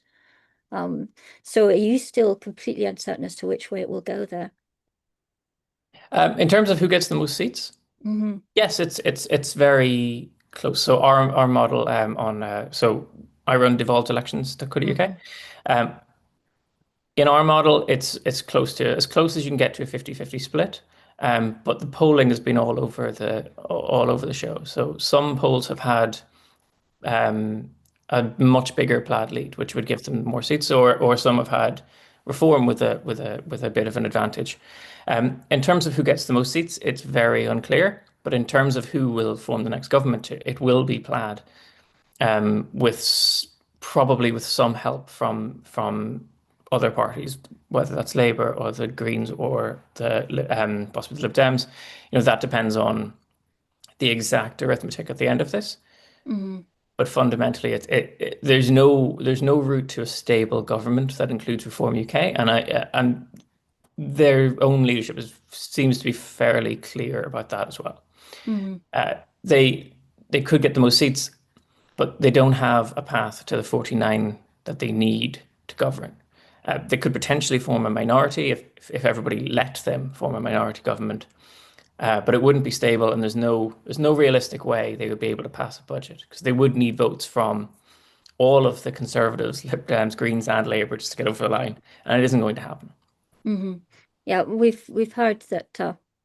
Actually, just there from our man in Inverclyde and the Inverclyde County Greenock, that Reform don't seem to be doing as well as expected there. That the Scottish leader Malcolm Offord is a little unhappy about the situation and is pointedly not talking to anyone. He's been there from very early in the day, so he'll have been watching this situation develop. What's your feeling about that? How do you think they're going to do in Scotland? So they are very likely going to get double digits, well into double digits in terms of seats. Almost all, if not all, will come on the list, and those will be quite evenly spread. They are going to get more votes in the south and in the northeast than in Glasgow and in Edinburgh, but they're likely to pick up seats in every region. Yeah, we were looking at Bowshire and Buchan Coast as the one that's maybe most likely to go to them. Yes, our model has that on a knife edge between the two, between the SNP and Reform. It depends, and so much of this will come down to very small margins. We have it as 50-50 to go either way. I think our final model called it for Reform, but just about if it was to go to the SNP, it would not be a big surprise. And it would be crucial to the SNP's hopes of getting, anywhere near a majority. They need places like Banff and Buchan Coast, because they won't get anything on the list. So they need to max out the constituencies as much as they can. The rumours of Shetland would be interesting if they could do that, and if they can hold Eastwood and other places that are challenged. And so then it will come down to a fight across the southern border. Okay, so which are the constituencies that you think are the most interesting ones to watch overall? Well, you've got the ones that the Greens are challenging in central Glasgow. So that's Glasgow, Kelvin and Maryhill, Glasgow South Side, and then in Edinburgh Central, the Greens could very conceivably take all of them or none of them. The Greens are extremely difficult to model because they're only standing in 6 seats, and 6 seats doesn't add up to very much percentage-wise across the country. So the Greens are possibly only going to get somewhere between 1.5% and 2.5% of the votes. On 2.5% of the votes, they win all of those seats. On 1.5%, they don't win any. So how you try to create some kind of model to do that is extremely difficult, and they are really hard to predict. And it, in effect, makes them all 3-horse races. Particularly Edinburgh Central looks like it's going to be closely fought between the SNP, Labour and the Greens. And it looks like the Greens are favoured. From the rumours coming out of the counts, it looks like the Greens are favoured, but we don't know yet. So that one is interesting. And then there's the 3 across the border with England. Your Dumfriesshire, Galloway and West Dumfries, and Ettrick. And I've forgotten the rest of the name. It's a very long one. Ettrick, Roxburgh and Berwickshire. Ettrick, Roxburgh and Berwickshire, yes. The bottom, those 3 are all interesting because they're very good places. If you were to name the places if you would describe the places that Reform were likely to break through, they would look like those 3. And Galloway and West Dumfries is where they had their second best showing at the last general election on slightly different borders, a slightly different name. So if they were to make a challenge, it would be in those 3 areas. And whilst that might not be enough to win any, probably not all of them, but possibly not any of the seats, it could be enough to split the unionist vote to such an extent that the SNP get over the line in places that they've never held before, or places they haven't held in an extremely long time. So those would be really interesting opportunities for the SNP to pick up seats to get closer to their 65 line. And it would be interesting at the end of the day if they miss out, not because they lost seats to unionists, but because they lost those couple of seats to the Greens in those key areas. Yeah. So, I mean, sorry, we'll just look at this coming in here. What are you expecting to happen with the SNP if they fall just short of a majority, which is what we're expecting at the moment? Do you think that a coalition with the Greens is likely this time, or some kind of confidence and supply arrangement? Well, my model has them on 63. It's the most bullish on the SNP of any of the ones that we have, of any of the projections we've had recently. In comparison to the other MRPs that we've had, it's kind of in the middle. We're running a live comparison of this on our site, which I'll be getting back to. Sure.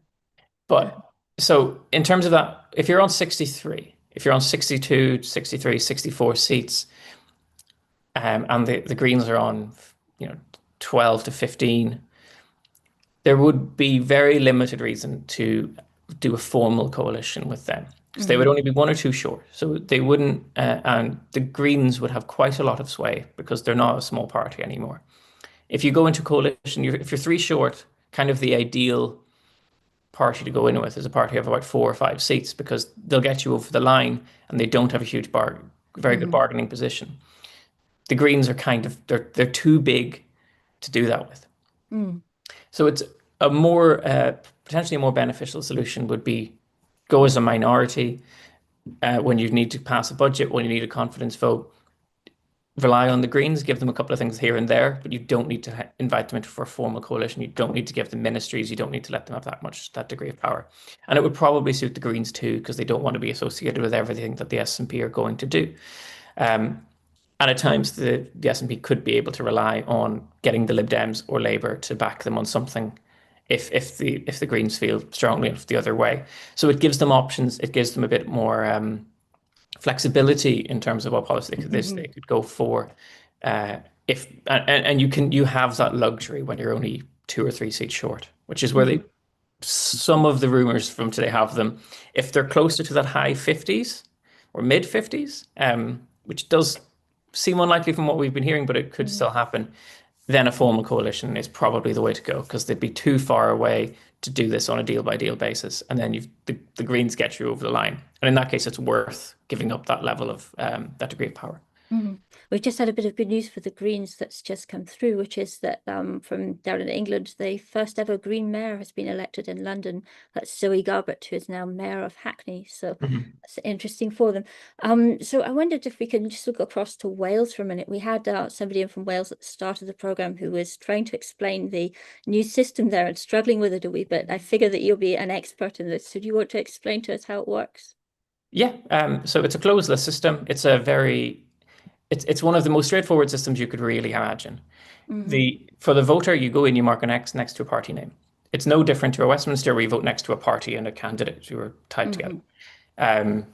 So from that perspective, it's exactly the same thing that a voter is used to. You don't need to know anything beyond that.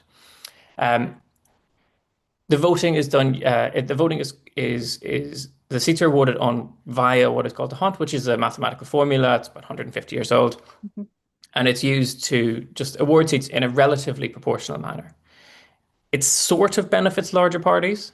So if you're on 30-40% of the vote, you should get 40, 45 or 50% of the seats. And the cutoff point to getting into this, to getting getting a single seat in each constituency, is realistically about 10%. Mathematically it's 12.3, but it's actually closer to 10 because a lot of parties will get below that. And then they obviously don't get any seats, and that involves a slight rethink of the maths. So realistically, if you're getting 10 to 11%, you'll start getting a seat.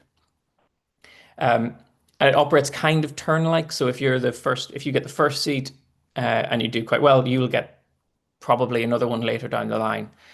The exact way this works out for the 5th and 6th seats is close. It's extremely close, because you're essentially dividing the first vote share by 5 or 6 at this point, and it comes down to very fine margins. So by the last count, essentially 5 or 6 parties could be on between 9 and 11%. After the divisor is applied, and at that point, one of them will get it, but it's so close it's so close that it'd be very hard to guess or estimate which one it will go to. But in terms of for the voter, it's extremely simple. It's the easiest you could do. Closed lists are controversial. I know that was the speaker was talking about before, because they don't give a degree of choice to the voter. But I mean, one of the main reasons they do that is because it's so simple. It's an extremely simple from the perspective of the voter, and then it applies a really straightforward formula that just goes through the system. So once we get the first count in, all 6 seats are automatically known as soon as you plug it into the system, and it's not a lot of computational power to do it. It's you can do it by hand if you felt like it. And something else we've been talking about back then this morning was that in Scotland, people gradually learned how to work tactically within the voting system that we're given, which was supposed to, prevent majority governments, but hasn't altogether succeeded in doing so. Do you think people will be able to manipulate the Welsh one like that, or is that impossible? It's not that it's impossible. It just requires nearly perfect knowledge of the results in advance. So if you wanted to maximize your vote in Wales, then voting for a party that is very small. So some of the fringe parties, you're like, the Lib Dems are very small in many constituencies. Not voting for them and voting for one of the larger parties would be a way of doing it.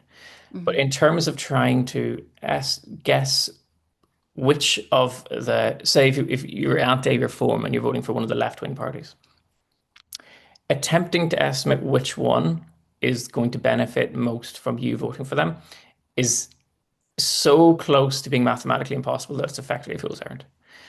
If you think your party is going to get towards that 10% of the vote, or 10% or above, then just vote for whichever one you prefer. It's more likely to benefit them, and then in turn you, because you'll have picked a party you actually like. Plaid seem to have made a real effort to get people to vote for them in a way to stop reform. That will help Plaid, but there's no guarantee that's going to hurt reform. In fact, it could end up giving them those extra 6 seats if Labour dropped to 9% instead of 10%.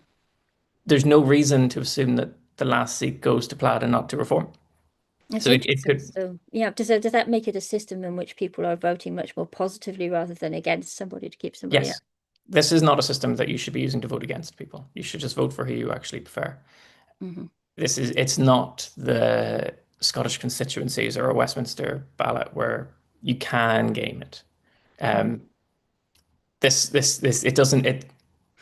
It's not something that I would have ever encouraged attempting to do, unless you're voting for one of those very small parties that you know will not get to the 10% line. So what are your feelings about the sort of the election overall, and with the election results that we've had from England as well with the councils there? Does all of this tell us anything about the next general election across the UK? Well, it's very clear that Reform are doing much better than ever before. Council seat numbers are very deceptive in trying to understand what that means, because council seat numbers it's the way that most of England organizes its council elections. They're so far removed from voters' demands that in my mind, it's not actually a democratic system in any shape or form. Especially across most of London, where you get 3 seats there are parties winning 3 seats on 30% of the vote, and the other 70% of the votes are getting 0 seats. So they're in no way linked. So Reform winning so many council seats doesn't necessarily reflect they're winning that many votes. And at a Westminster election, again, you get this massive advantage for having more votes. You do get way more seats than you deserve. But it's not to the same degree, because it's 1, not 3 across most of England. So it suggests that it's going to be the next general election is going to go well for Reform. We have seen Farage parties flame out in the past. There are so many questions about why he was being handed £5 million for personal security, whatever that means. But we don't have a media that's really willing to actually ask them those questions, and when they do, they just accept their non-answers to them. So it's not a good sign for the UK going forward if Reform are going to be challenging, and they are challenging now in Wales as well. So, I mean, looking at the situation there, do you think that it's really time that England moved to proportional representation as well, or that we had it for a general election? Yes. I wouldn't be an advocate of a closed list system, but anything is better than first past the post, except for the English councils, which use 3-person first past the post, because that is 3 times as bad as the other worst system you could use. First past the post it doesn't work very well if you have 2 parties. With 5 parties, the results are close to random. If you awarded seats at random to parties that won over 5% of the vote, they would probably end up being more proportional, closer to voters' actual demands. Because it's got nothing to do with what people want. It's the lines that were drawn, and the lines were drawn for a 2-party system, and this is a 5-party system. So it's all completely out of hand. It's very possible Reform could win could win 2/3 of the seats on 1/3 of the votes, which Labour just did. Or they could win loads of votes and not get that many seats if there's enough tactical voting against them. And I think we just have to give up on this idea. It's over. It's had its time. And we should be moving to a more proportional system. And as you can tell by the accent, I'm from Northern Ireland, so I'll be continually in support of STV, because we've used it for decades, and the Republic has used it for 100 years, and it has served us all very well. And do you feel that Scottish politics has been shaped by the shift to proportional representation here? Scotland is not fully proportional, and if it was, it would be a very different. This would be a very different election if we were using the Welsh system. There would be no discussion of the SNP potentially winning a majority. That would be essentially impossible because they're on. I mean, which ballot are we talking about here? But probably 35, maybe % of the vote, possibly less than that. That would be how many seats they get, 30-ish %. So I can't. So it would be such a radically different thing if Scotland actually did use the proportional system. It's being this election in Scotland is being skewed by the first past the post element, which the SNP are doing extremely well on, and which the Lib Dems are doing extremely well, could do extremely well on by the signs of some of these. So if Scotland used the proportional system, it would be very different, very, very different look. And if Scotland used pure first past the post, the SNP would be winning, a huge number of seats. It's impossible to say how many because it depends on where you draw the lines, but it would be, comfortably 60, 70 seats. We've just had some news through from Glasgow. The central constituency turnout there has been confirmed as 44.8%. Region turnout was 44.9%. Do you know how this compares to previous elections, and what do you think it means to the turnout being at this kind of level? It's down. I wouldn't be sure on the Glasgow ones from previous years, and especially the region boundaries have moved and the constituencies have changed quite dramatically. But it is down from before. Under normal circumstances, you would imagine that would hurt the SNP, but you would also imagine it would hurt the Greens.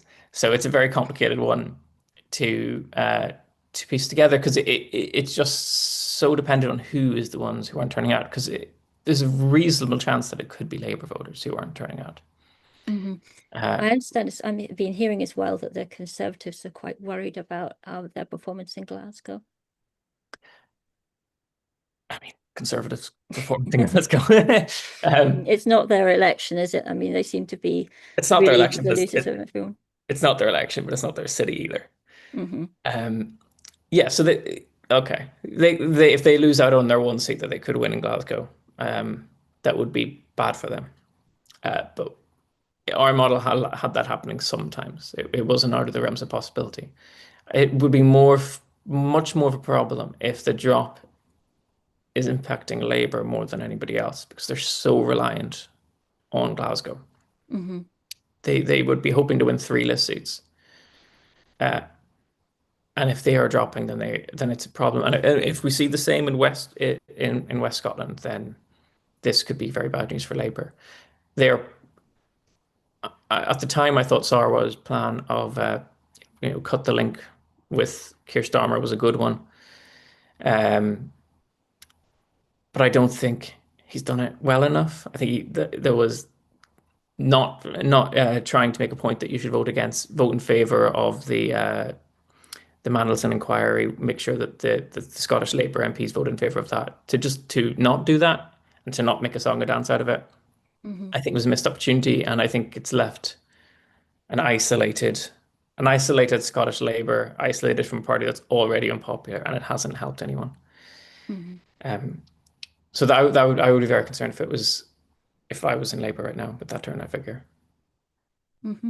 And who do you think are the likely sort of winners overall this time? If we sort of set aside reform, because they're a new party, so they're obviously going to be building up a presence they haven't had before.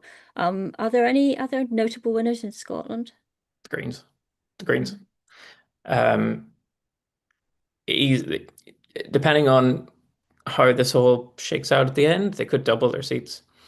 They could come into this, instead of being the smaller party that occasionally props up the SNP, but being a major player on a similar number of seats to Reform and Labour. They probably wouldn't quite catch Reform, but if they're anywhere close, if they're ahead of the Conservatives, which is perfectly possible, it would be such a major achievement for the party to be able to say that, to be able to have that base to build upon. If they could potentially win list seats in every region. Highlands and Islands, Northeast might be a little bit more complicated to get, particularly Highlands and Islands. But if they could do that, then they would probably have achieved something that the Conservatives haven't done, or the Conservatives might not do, especially if they were to lose their one in Glasgow. Mm-hmm. So for them, I think this is a huge achievement if they can get anywhere close to their best poll numbers, which would have them on close to 15 seats. Mm-hmm. So, are there any other points that particularly stand out to you about the elections today? Well, for the Conservatives, there seems to be pessimism coming out of Eastwood, that they're not going to win Eastwood, which for the Conservatives is probably a good thing because it means Russell Findlay will get in on the list. Yes, it's a scary situation for them otherwise. Yes, they almost unseated their own leader. That would have been interesting. So that one might have worked out for them. It seemed to me ironic because it was probably going to be Jackson Carlo who ended up taking the leadership in the meantime on a temporary basis if that happened. Yes, it had to be one or the other. The only ones left. Mm-hmm. So that is convenient for them. They've managed to keep that seat. It kicks that problem down the road a little bit longer. Mm-hmm. And we'll see now how long Sarwar can remain in position. It seems unlikely that both himself and Starmer can still be here in a few weeks. Yeah. Uh-huh. Do you think that Sarwar has created a difficult situation for himself, or do you think he's mostly suffering because of Starmer? I think it's a little bit of both. If he had look, there's an alternate universe here where Sarwar calls for him to resign, and it started a wave of cabinet resignations. Then the Scottish Labour could potentially be having a really good election.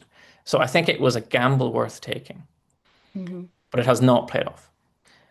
He's cut himself off from an unpopular leader, but he's also cut himself off from a very well-organized electoral machine, which is English Labour. And we haven't had any senior figures coming up north of the border. So Starmer's never been up.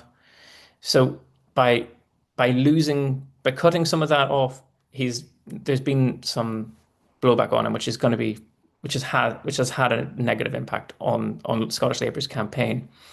And by not being able to bring down the Prime Minister, which to be fair was a difficult thing.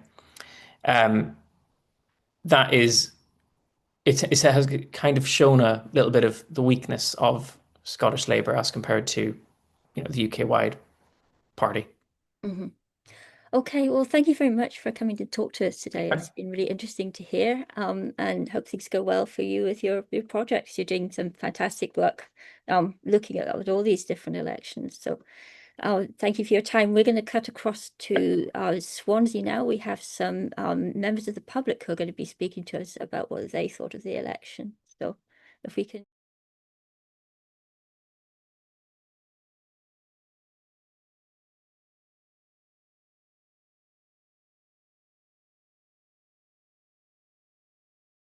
I would hope my next elected representative would focus on community cohesion, more community building, more resilience building. Ontario, where I'm from, is an area of liberation, so I'd hope they'd focus on more opportunities for people, more access for people to things like transport that works, local shops, jobs would be nice. That's my hope for the next elected representative. I think just talking to people, finding different ways to engage people who are part of the community, being a bit creative and getting people together under different ideas to kind of understand what we need. I think that the biggest thing for me is to focus on young people, children and young people, and to encourage people to feel as though they have a right to have a good life and be taken out of poverty. I think the issue you're going to have, so we're going to be sitting in a constituency with 6 different representatives, and there'll be a spread across parties. So who would you go to? At the moment, when you have one assembly member for your area, You know who to go to.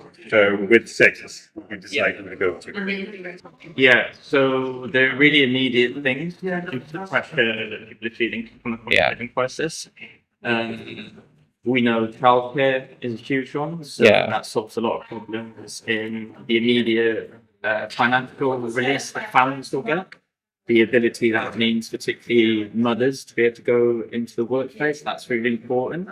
There's a whole other host of immediate things we need, like public transport costs being lower, more support for energy bills being lower. Some of that will take time, like ramping up renewables, but there's immediate things we can do as well. The immediate fixes I'd love to see, whilst the Welsh government starts to build a different type of economic model for Wales that's going to create wealth in communities, not be reliant as we are on capital that we don't have.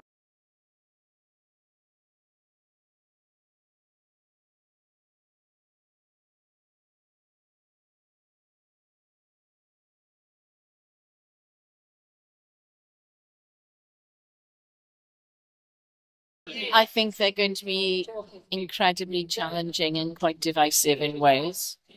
I am concerned that a lot of time is going to be spent trying to jiggle with who's going where and who's doing what, and that's going to take a lot of time and energy, and the people who are going to miss out are the people of Wales.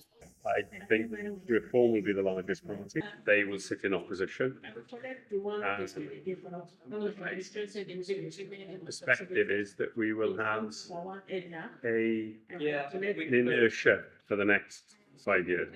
Well, I don't have a crystal ball, but I'm sad enough to have read a lot of the polls, and my best guess.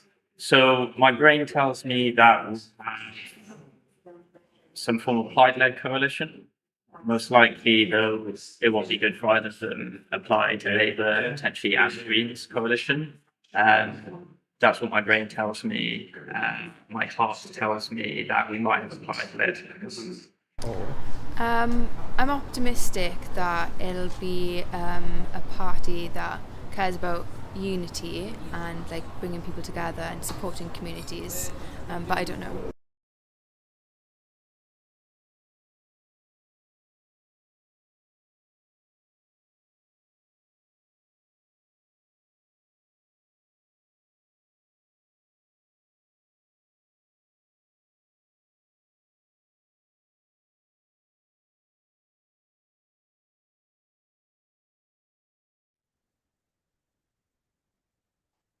Okay, we're back. I'm hoping that we're going to be able to actually cut across to some people at the count coming up. Can we do that? And go and see how Patricia's getting on at the count, for instance, because we're waiting still for more results. I understand we have a result through from Dundee now. Can we get some clarity on that, please, people at the back? Okay, we're ready for Gareth, who is coming through to us from Wales. So Gareth is going to be talking to us about the situation down there.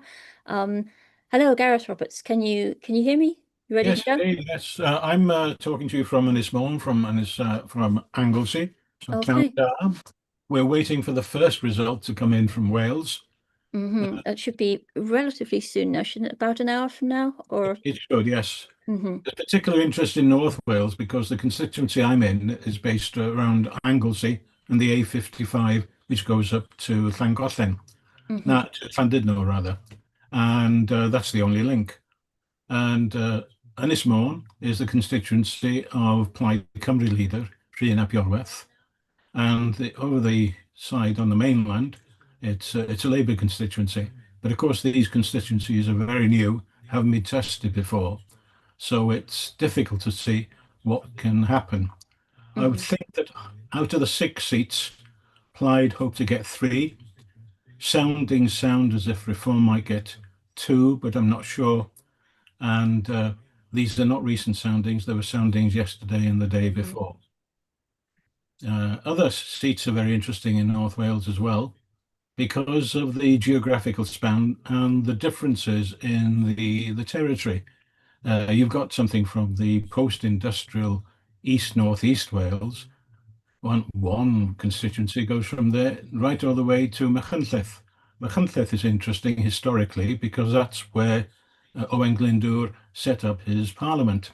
Mm-hmm. It's also a place recently where a certain Conservative candidate was interviewed and admitted that he'd been betting on a constituency election in the general election.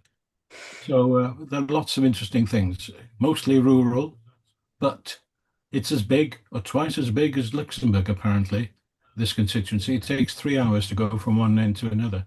So that, I suppose, is partly down to the lack of proper networking and roadworks. So is it up and down as well in Wales, isn't it? Nothing's as a crow flies. Yes, well, yeah. And then Northeast Wales, well, those are sort of industrial, post-industrial, if you like, traditional Labour strongholds. And of course, it's very close to England, as you'd expect. Lots of incomers, lots of going over and back over the border to work, to live, relatives, and so on.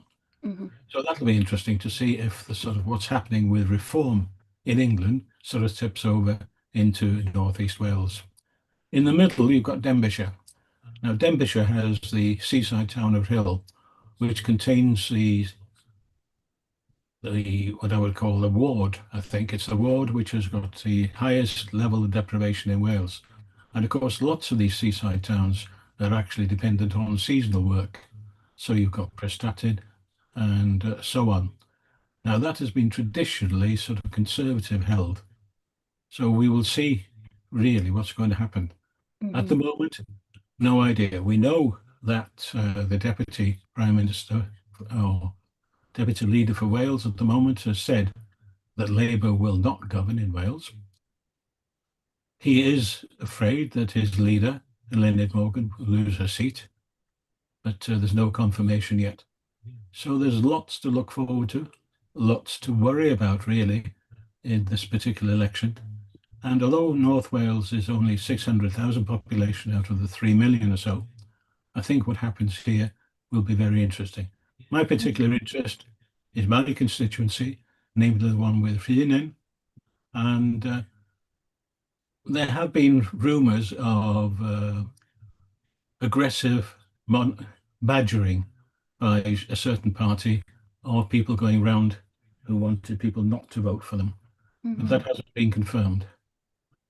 So that's the only concern so yes, far. I've heard some of those rumours from Scotland as well. That we've heard a few things today. In fact, we've heard that there have been some alleged intimidation of voters, or certainly voters feeling really uncomfortable about the way a certain party has been hanging around outside of polling stations that they've been going in.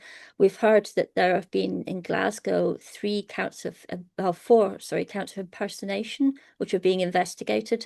Although apparently when impersonation usually comes up like this, it's usually something accidental, like someone having forgotten that they'd already postal voted. So that probably will come to nothing. We don't know.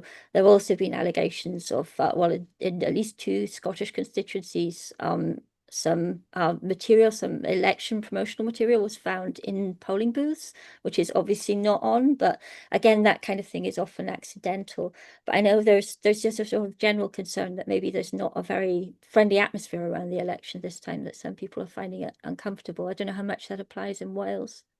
Yes, I don't know how much of it has happened really. This particular group that felt that they were being intimidated didn't in fact support any other party. They just said that people should not vote for a certain party. And they were sort of hounded as they went round putting leaflets through doors. Right. I'm a bit concerned at that kind of behaviour. Certain Plaid Cymru things that they put outside our houses, and posters, and also sort of placards. Some of those were torn down in the Llandudno area a couple of days ago. But that's not unusual, to be honest. There's always some kind of reaction. It's been the Tories' placards have been torn down in the past in strongly held Labour areas. So I'm just hopeful that people will accept the results, whatever they are. I think a lot of people in Wales, especially those who've supported Labour traditionally, are going to be disappointed and hurt. And they will point fingers of blame, possibly at the inaction or failed actions of the Welsh government, but also I think that we'll find fingers of blame at Westminster. So it'd be interesting, Plaid Cymru, who have been trying for the last 100 years to canvass for independence for Wales, though you notice that they haven't been canvassing hard this time. They've said there will not be a referendum in this particular parliament. And this, I think, is because they know that it's approximately about 30% of the population of Wales that would actively support independence. But you're not going to get independence if you cannot get not just 50%, but you've got to get the backing of the vast majority of the population. And that will only happen if and when the Welsh population takes responsibility for its own actions, feels empowered, and feels that they can actually do the things that is required of them. Okay, so we've just heard, sorry, that Blaenau Gwent Caerphilly Hwymni is expected to be declaring very, very soon. So we'll cut across and we'll discuss that when that comes in. But sorry to interrupt. Oh, well, I have an opportunity to talk to you again when we've actually got some news. All the best with your reporting. I mean, you can stay here whilst we get some results in, and hopefully we'll hear from Blaenau and know what's happening with that. Is there anything you can tell us about that constituency? Right. Well, I've got three things on.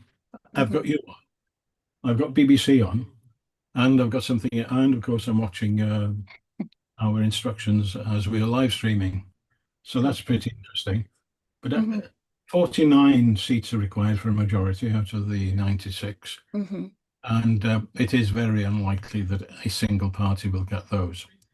So the manoeuvring will reform, sort of cozy up to the Tories.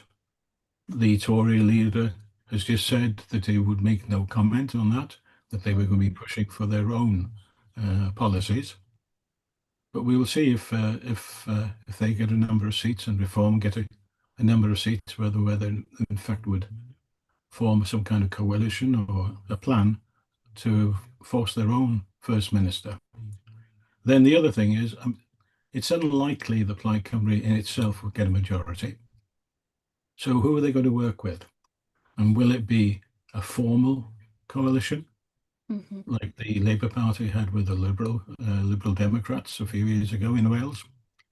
Or would it be a sort of make and do thing and on an issue per issue?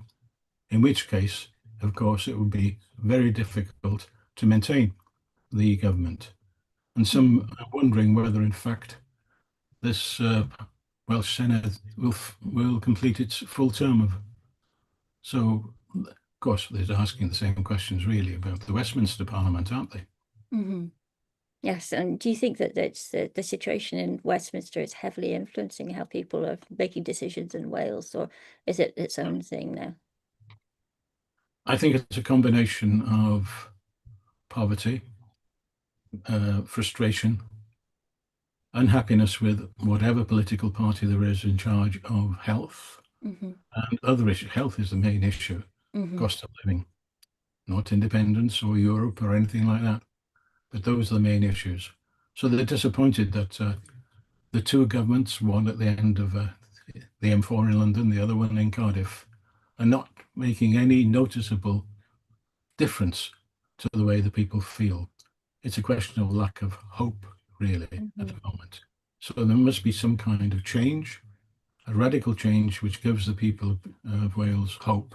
So yes, the tensions between Westminster Labour and Welsh Labour are quite evident. You've always had an element within Welsh Labour that have been sort of more pro-Welsh, if you like. But remember, there is a strong centralising tendency within the Labour Party itself. And that, again, is visible, I think, in the MPs that represent Wales. They have solidly supported the Starmer government and sometimes have not followed the advice or agreed policies of the Labour Party in Wales. This definitely refers to the Crown properties and income from that.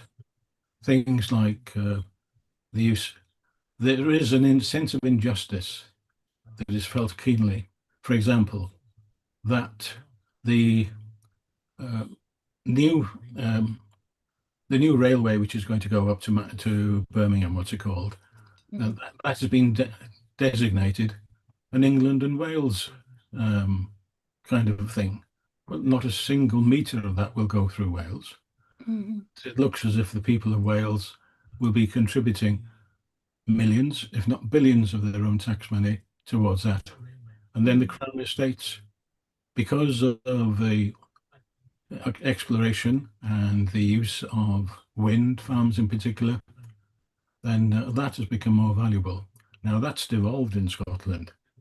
Right? So there are lots of things that are devolved in Scotland, justice and so on.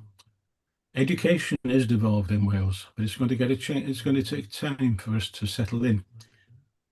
And this is going to be the advantage, I think, of a larger Senedd.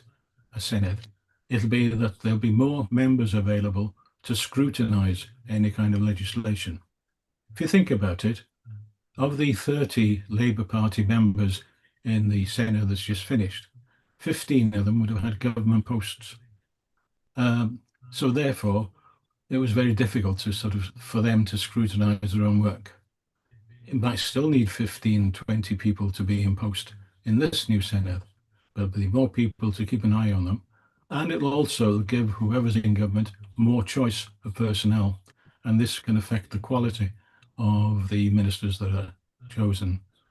It's nice that there is an opportunity here for people to get experience of being in government.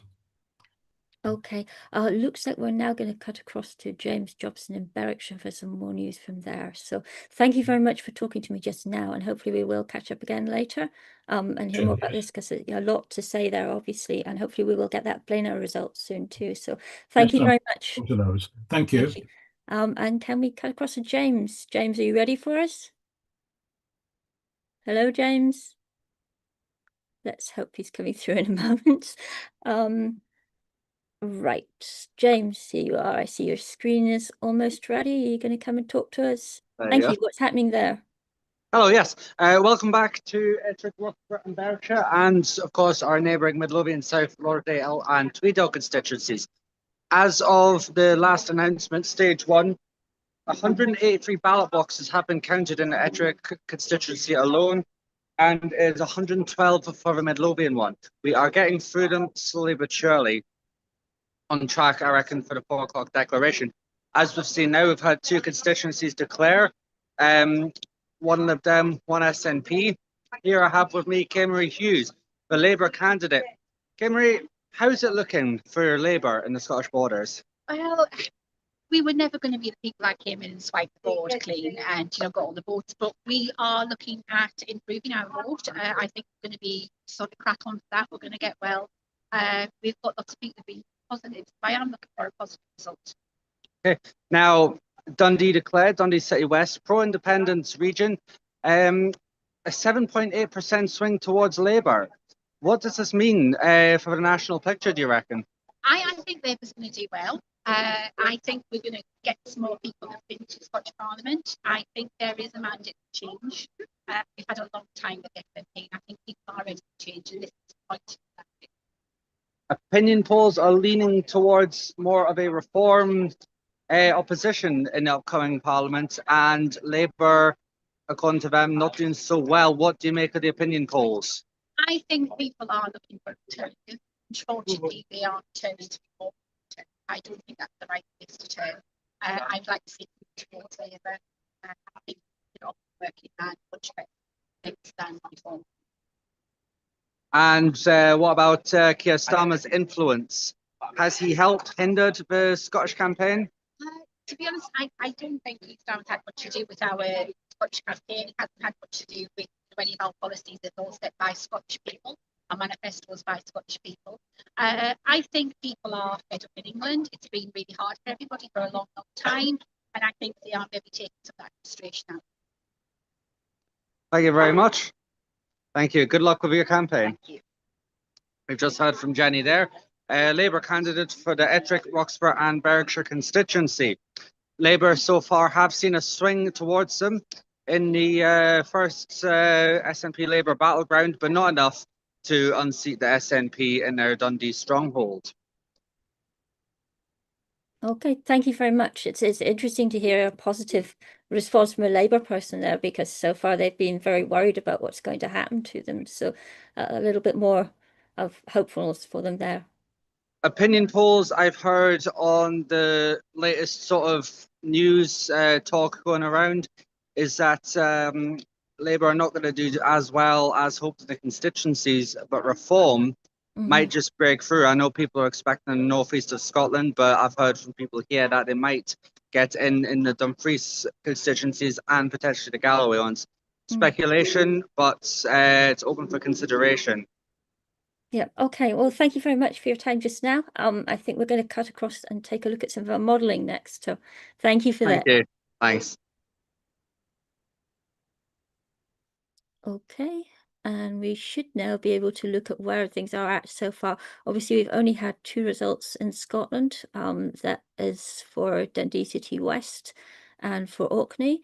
Here we have a small model which should be showing us this situation so far. This seems to be the wrong way up. I don't know if we can do anything about that. But yes, you can see there a little Lib Dem colour block and a little SNP colour block, which will hopefully be oh, yep. So this is what we have so far, just 2 seats. I don't know if you saw earlier, we had a big look at the destruction of the last parliament, but now we should see the new ones start to take shape on there. So you'll be able to sideways maybe for the meantime, but you should be able to see these towers growing as votes come in. And we also have a model of the parliament, which hopefully we can look at in a moment, where we will see the votes starting to come in and the way that they will look as they spread around within Holyrood. So I don't think we have much more to look at there just now. Yeah, it looks like we have, I'm not sure what's going on with the tower in the corner, but maybe we can cut back to the studio. And do we have anybody waiting for us there at the moment? Or is it time to go back to people elsewhere? We'll wait and see. So at the moment, yep, just those 2 results in. It's strange we were waiting for Airdrie still, because we were pretty sure that we were going to get information on Airdrie a lot sooner than this, that we were going to get a declaration around 12. It's not the only declaration that's late. We're expecting a few by now.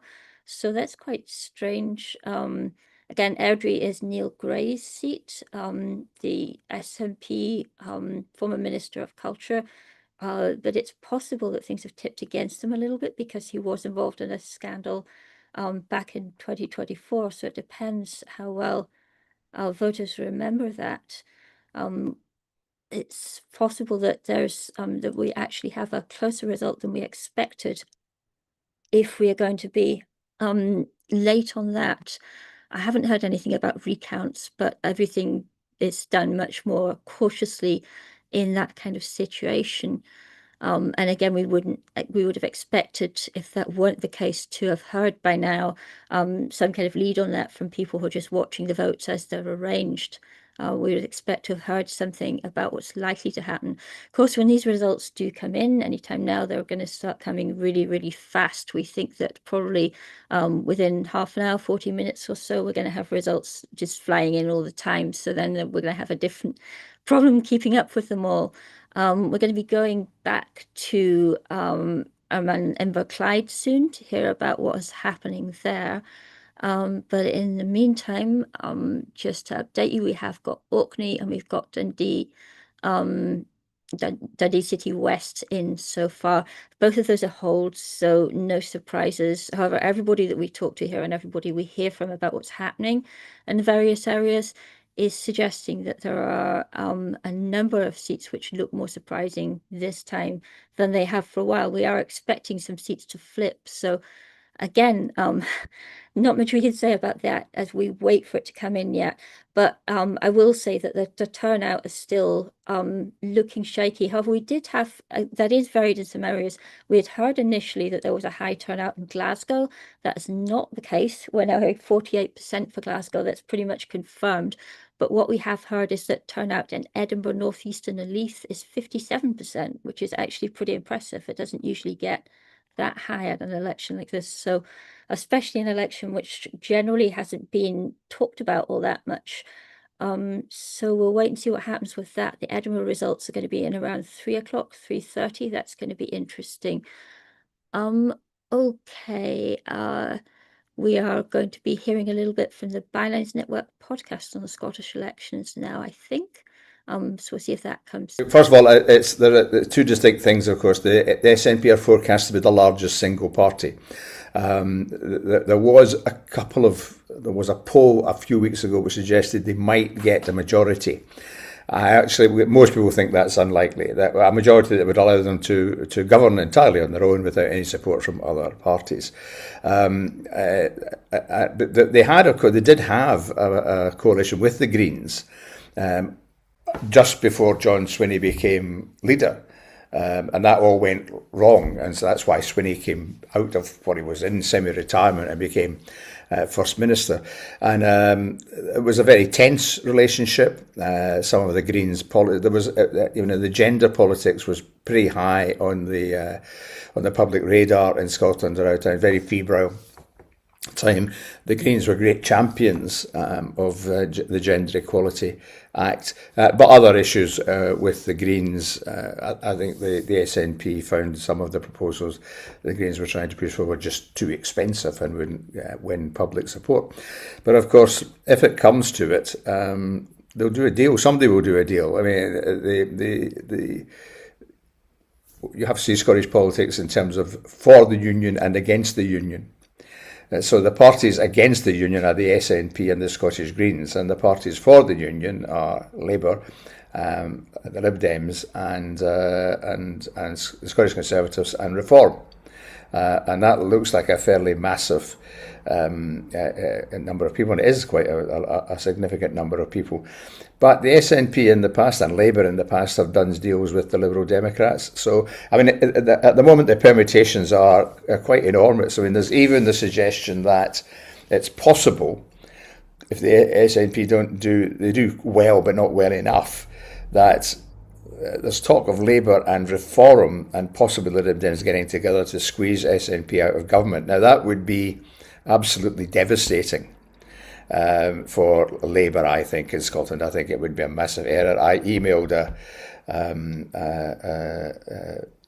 Labour MSP the other day there and asked his view, and he said, over my dead body. But you can never quite tell what will happen in politics. So lots and lots of... It looks as if it will be an SNP-run government with help from somebody else, I would think. The big change will be is that all of the polls are forecasting around 20 seats for Reform, roughly the same as Labour. The people who are in even bigger trouble than Labour, of course, are the Scottish Conservatives, who are in danger of being... the Lib Dems had 4 seats at Holyrood this time round, and they're hoping for... I mean, their leaders have been talking about 18. I think that may be a bit fanciful, but they could do well. They could get 10. And you could find that the Scottish Conservatives are down to a bit of a rump. If you take an area like Dumfries and Galloway, for example, the highly rural part of Scotland, traditionally extremely Conservative. Both the Westminster seats there are held by Conservatives, but you've got Reform and the Conservatives fighting for the right-wing vote. There's a possibility that the SNP could sneak through the middle of that, which would be quite fascinating. So it's far from a cut-and-dried election. I think the issue of who will govern Scotland is probably settled. I wouldn't put money on it necessarily, but all sorts of other things are moving, and of course there are a significant number of ministers whose seats might be in danger. The Greens expect to do well in Glasgow and Edinburgh, and quite a lot of SNP MSPs have retired. So that any strong local group vote for the individual isn't there in all those constituencies. So lots and lots to play for.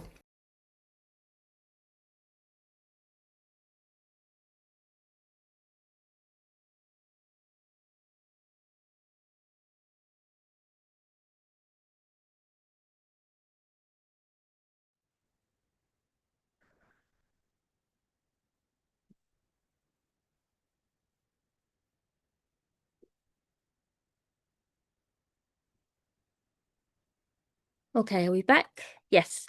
So a couple of bits of news. First of all, not very surprising, the SNP have held Aberdeen Central, but then we have something very exciting indeed, very much unexpected, which is that the SNP have gained Shetland from the Lib Dems. Shetland, which has been Lib Dem for as long as many people can remember, has actually gone to the SNP by quite a bit. That is SNP 5,453 votes and the Lib Dems on 3,936. So a big shock there. What we're hearing is that that's due to the fact the Lib Dems put up their council leader as their candidate, and the council is, like councils in many places, not been super popular. So people are not exactly thrilled about that. But yes, this is very interesting also. There we're seeing the Greens on 949 and Reform UK behind them on 725. So that suggests that the presence of these two parties, neither of which was polling as high before, may have squeezed the situation a little bit, maybe squeezed that Lib Dem vote, and actually ended up assisting the SNP with taking that seat. But you know, the 5,453 to 3,936 is quite a substantial gain. I don't think the SNP expected to do anything like as well. So that's very exciting for them. It's certainly the kind of thing that they'll be looking to and feeling hopeful about as they hope to get more seats across the country. It doesn't mean anything yet, of course. We have far too little data to go on, so we can't say if this really points to them being more likely to get that majority that they're after. But I would say that they're going to be very, very happy with that result. Also interesting, what we have there is SNP, Lib Dem, Green, Reform, and then we have Labour. Labour are in 5th place with just 169 votes. That doesn't mean that they're in a massive crisis. We shouldn't read too much into that because it has always been a strongly Lib Dem area, and Labour never seemed like contenders to take it. So that isn't, you know, we weren't going to see a whole lot of people voting for them. But after them, we see the Conservatives on just 137. So yeah, that's definitely an interesting lineup. That is, the Conservatives pushed into 6th place in Shetland. So they won't be too happy, but we'll see how this develops. So we are going to go through now actually to Inverclyde, to Greenock, where we're going to see Will Brown, and he's going to give us an update on what's happening there. Will, what have you got for us? Any news? We don't have sound from you at the moment. Hopefully you can get that in a moment. Are you muted? I don't know if that's you or something in our system. That is me. I am right. live from the sunshine in Greenock, as you can see. Okay.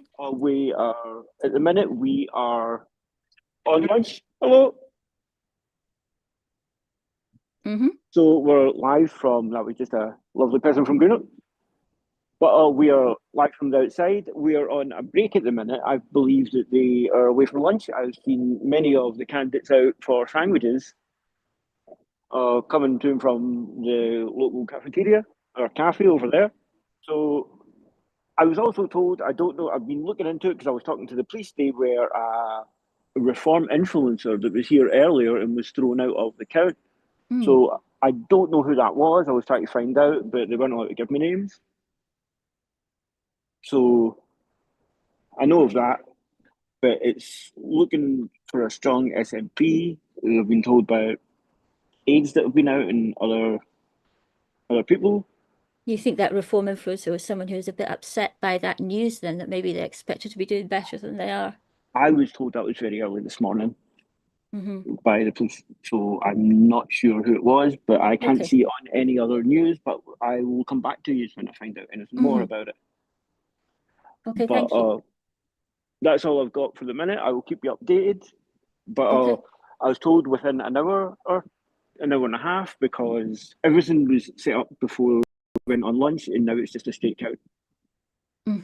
So, I mean, we've just heard from Shetland that the SNP have actually taken Shetland by quite a lot. You got any thoughts on that? Isn't the Shetland Northern Islands usually a very Lib Lib Dem hotspot? Very, very solidly Lib Dem normally, but this is a substantial gain for the SNP. That's surprising because it's been it's been Lib Dem for years and years. So that look Is that the only place that has came in just now? Because I've been trying to We've keep up. just got Kilmarnock and Irvine Valley that's actually come in just now.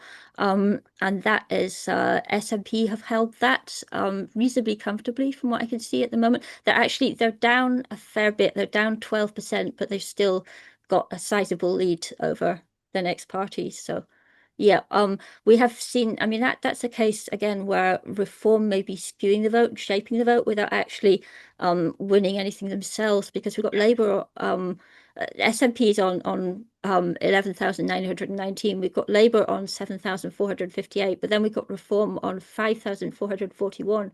So again, yeah, the SNP hasn't got that large an overall percentage of the vote, but it's a very solid winner.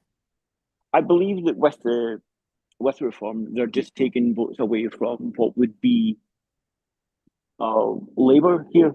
And I did see the Labour MP, Mark McCluskey, the one that goes to Westminster. He has been through and he's given Francesca, like, he's supporting her here.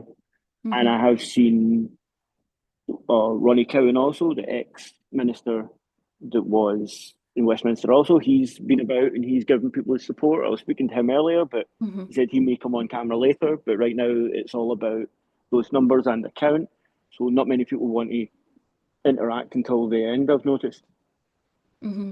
Yeah, so I mean, I think we're going to start to see results coming in very fast now from all over the place. So hopefully we'll get back to you fairly soon with that. I don't know if we've got anyone waiting for us in the studio just now. I'm still waiting to see what's happening with our next guest. So hopefully we'll be able to talk to someone there about what's happening. But maybe we can go back to Glasgow. That will be an interesting place to go to soon, because we're expecting the first Glasgow result fairly soon. Okay, we're going to take a look at the. Oh, do you have something else to say? Go ahead. No, I was just saying that I was told by the police that it will be an hour. So I will see you in an hour. And if anything else comes up, or if I have any interviews, I will send them in. So good luck with the rest of the day. Thank you. See you then. Thank you. Okay, so we're going to look at the Parliament graphic now that we have here. I don't know how much we have got to see there. If we're going to cut across in a moment so we can see how things are looking just with the Parliament, the seats that are coming in, because obviously things are starting to shake up a little bit now. So that's 4 SNP and 1 Lib Dem so far. The Lib Dem in Orkney is not a surprise. So we'll see if we're going to start to get more interesting stuff coming in than that. There's nothing else yet. We're still waiting for Airdrie. That's a very strange situation, but yep. So already we're seeing, nothing is exactly in the pattern that we had expected. You get a result list to begin with when you're running something like this. You get sent a list of all the constituencies in order that they're expected to come in.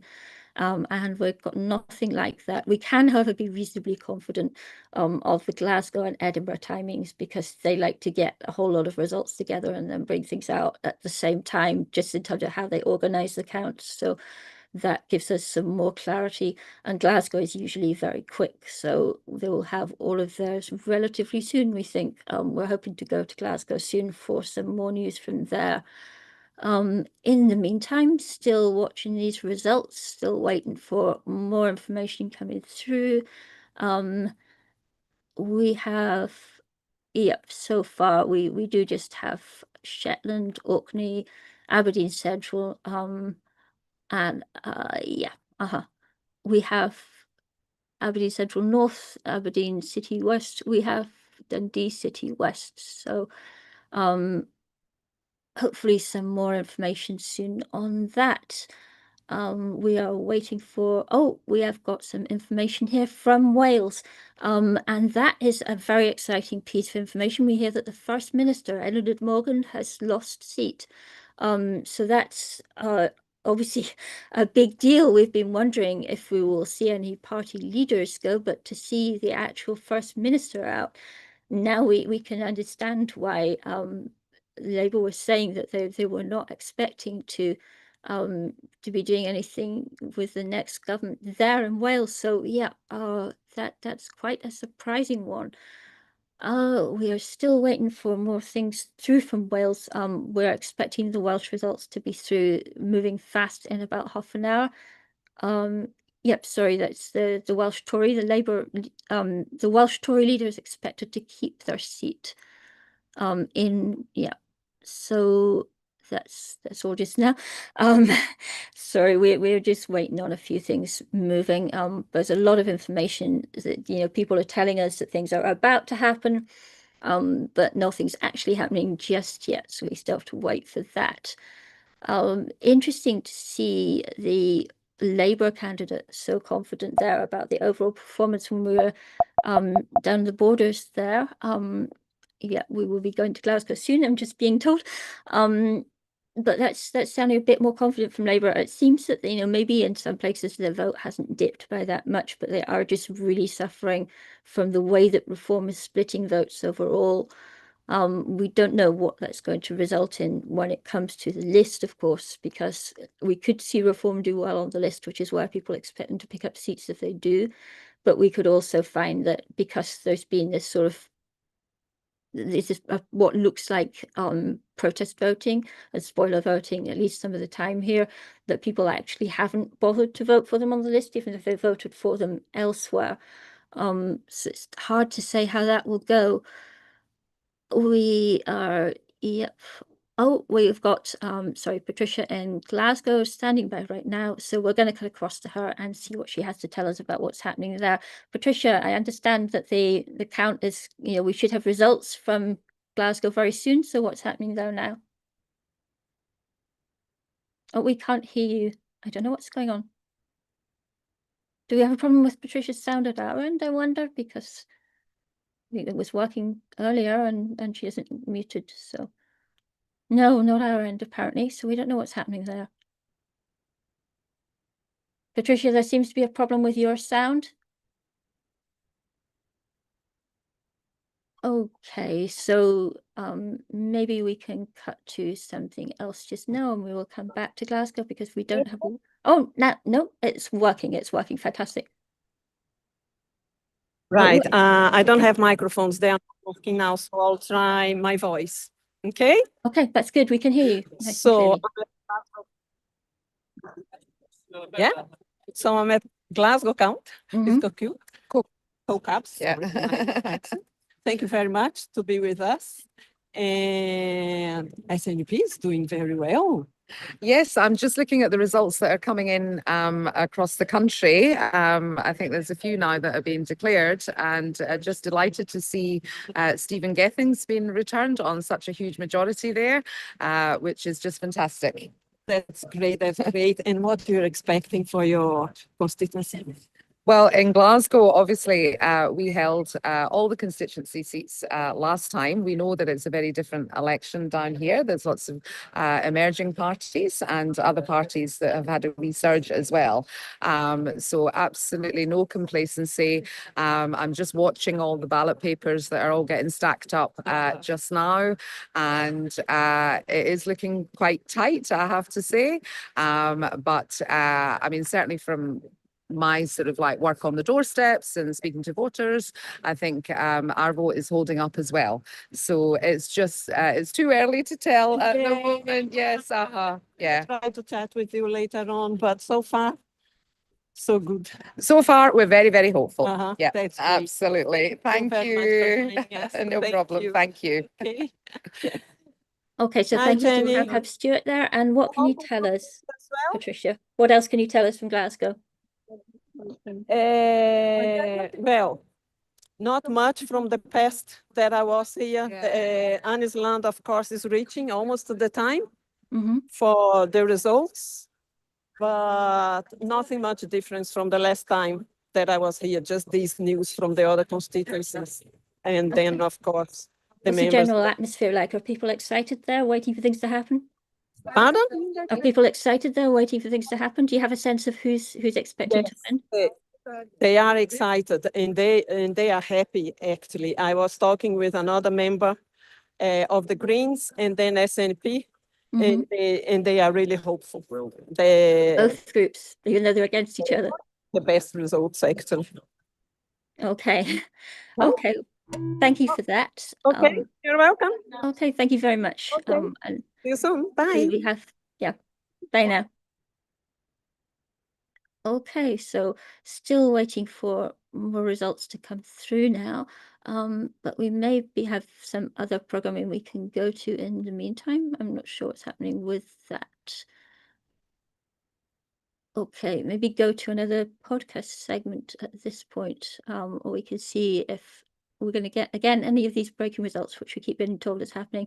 Okay, we're going to cut through to more of what people have been telling us in Wales, ordinary people, and what they expect to happen. Oh, wait, just 1 minute first. We have a result. We have a result through from Dundee City East.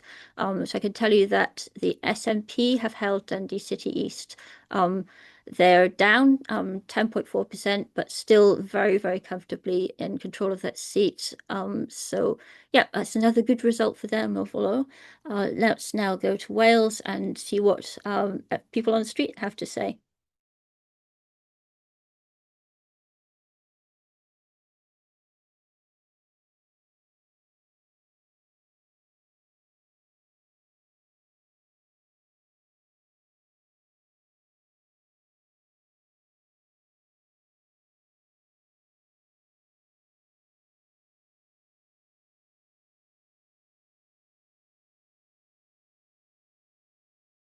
I'm not sure, to be honest with you.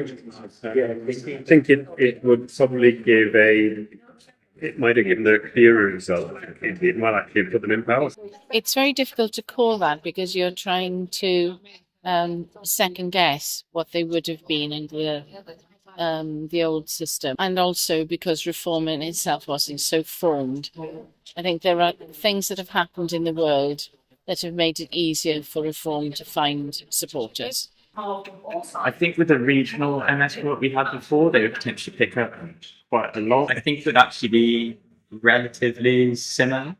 Certainly areas in maybe the south and the southeast where I come from. Okay. There's certain areas maybe in the north and northeast you would see maybe more reform wins of a constituency. But we have a very different model now. It's kind of spread out everywhere. Nobody really knows how it's going to work. But I think you'd have a different type of politics if you had that sense of I am leading X area. I have one provider first past the post system in Caerphilly or Carmarthen or anything else beginning with C or whatever letter the alphabet.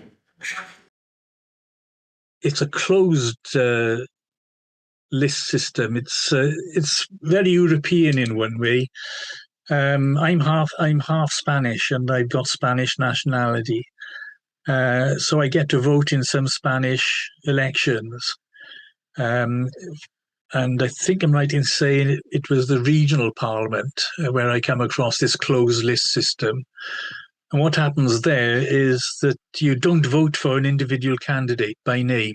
You're presented with a list of candidates and you vote for a party. You might or might not know the names on that list. And especially if they're down at number 4, 5 or 6, they might be quite obscure people. So you are voting for a party rather than individuals. So it really breaks the link between the voter and the candidate or the elected member. Now, when I'm doing this in the Spanish elections, I don't like it. It gives me a bad feeling. I think I'm just endorsing a list that has come from what we used to call smoke-filled rooms. So I think this list has been pre-prepared, and all I'm asked to do is to tick and put it in this box and not put it in that box. And I haven't got any power over which of those persons actually gets elected. So my guess is that this is going to be the first and last time that we have closed lists. I'm pretty sure that whoever gets in, and the opinion polls are telling us that this won't be a Labour majority, not by any means. It's probably going to be a Plaid Cymru administration in coalition with the Greens, possibly with the Lib Dems. But one of the quirks of the closed list system is that it starts punishing smaller parties quite quickly. So if you're Labour, if you're Plaid Cymru, if you're Reform, regrettably, those are going to get the first round of seats. There'll be a bit of competition then for the second round. Greens will get those. Lib Dems are likely to be crowded out, and it's looking as if Conservatives could be crowded out as well. So it definitely has a little bit of a bias towards larger parties. Morning all, so here I am with Graham from the Glasgow region. He's a councillor and I'm from Bylines, Scotland and Independent News.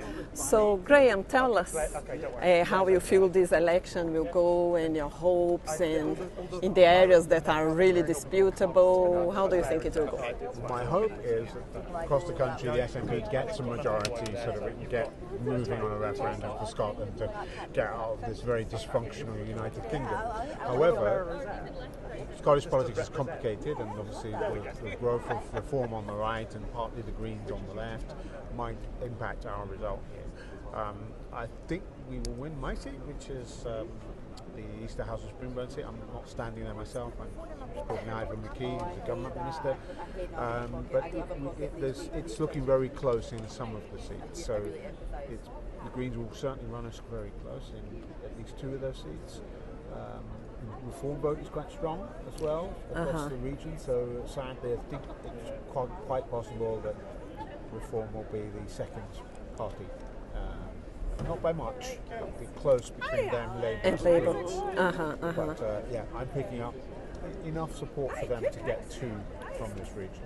Oh gosh. So that's going to be sad. So I'm not going to get elected. I know that straight away. I'm not going to be elected today because I'm fifth on the party's regional list. So I'm nowhere near being elected myself.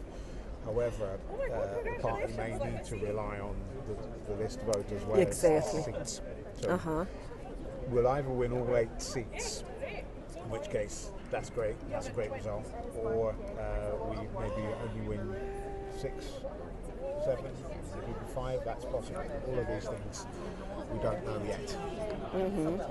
But no counting's been done, but what we can say we've just done an exercise called ballot box sampling, and that is by eye you're trying to see the yes. What's the approximate support for each party. So I know in this one we're sampling ahead, but what is happening in other seats in Glasgow, the other 7 seats to think about, I can't tell you. No, let's keep fingers crossed because it's a bit unbelievable. Reform is reaching the second place and it's kind of a conservative Reform when we think about the candidates. But I don't think it's greatly surprising because basically we've got a UK media which is the dominant media here, which has been basically advertising for them every day for years and years and years and years, pushing this idea that immigration is a problem rather than a solution to problems. So if you've had years of propaganda of that and then you've got dysfunctional governments in London, and we had a terrible Conservative government for 14 years, which did a lot of damage, a lot of social damage, used racism as its get-out-jail card policy-wise to distract attention from what it was doing wrong. And the Labour government we've had for 2 years has done exactly the same thing. So, of course, racism in them trying to be more like Reform just helps to build Reform. And that's a very English thing, it's that it has very much influenced our politics even here. So Glasgow is better than that, and I know that Reform will do much better than it anticipated, but we will win this election. The SNP, the point is that the SNP will win the election. There will be a pro-independence majority, I'm quite sure of that. So between us and the Greens, definitely we will win this election. The question is whether they respect our mandate. Yeah, a big question. It will Keir Starmer resign, and if they replace him, who will be the replacement? Will they be just as bad? Possibly yes, because I don't think Labour is learning any of its lessons, because it's alienated its own support base. All the things it did wrong around Gaza, around disability, around the 2-child cap, and the attack on pensioners, winter heating. They attacked all of their own social base. You can't attack your own social base and get away with that. They are not a apologising, they're not learning any lessons from it, they're doubling down. So I think, unfortunately, they're going to replace him with somebody just as right wing, and which just helps fascism in England. I just think it will end up with England voting reform government in 2029. So we need to get out of the UK before that happens. Yeah, definitely. Right. Great. Thank you very much. Nice to talk to you.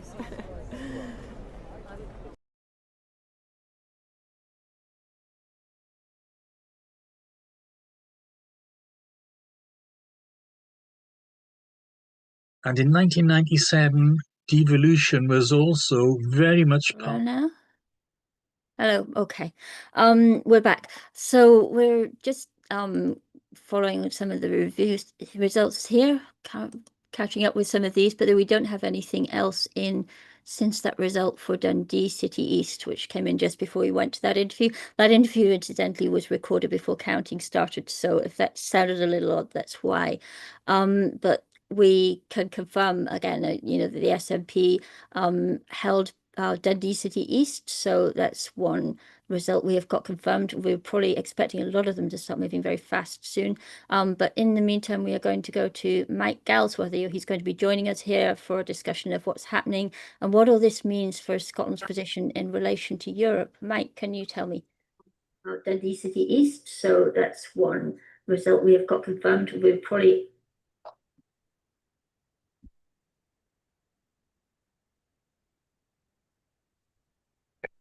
Goodness sake. You all right there, Mike? Yeah, getting there. Hold on. Oh, it's not. I can see a window, but it's not letting me open. Ah, here we go. I've got to drag it up from the bottom now. Right. Hi, how are you?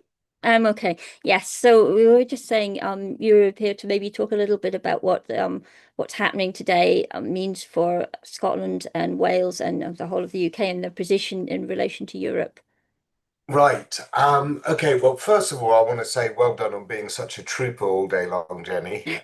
Since turn 30, just powering through. Yeah, pulling it all together to think about how this fits into the pro-Brexit versus anti-Brexit narrative. It's interesting to note that with regard to reform, analysis has been shown that I think this was from Professor Sir John Curtis, that Reform UK are doing really well in the Brexiteerst areas, and the Greens are doing particularly well in the pro-EU areas, to the point whereby it seems to be a defining feature of Reform UK that despite them trying to move on to other topics, to not talk about Brexit, it is the Brexit believers that are still their crowd. So this could be, Reform doing so well, could be almost like an extinction burst behavior from the Brexiteers, because this is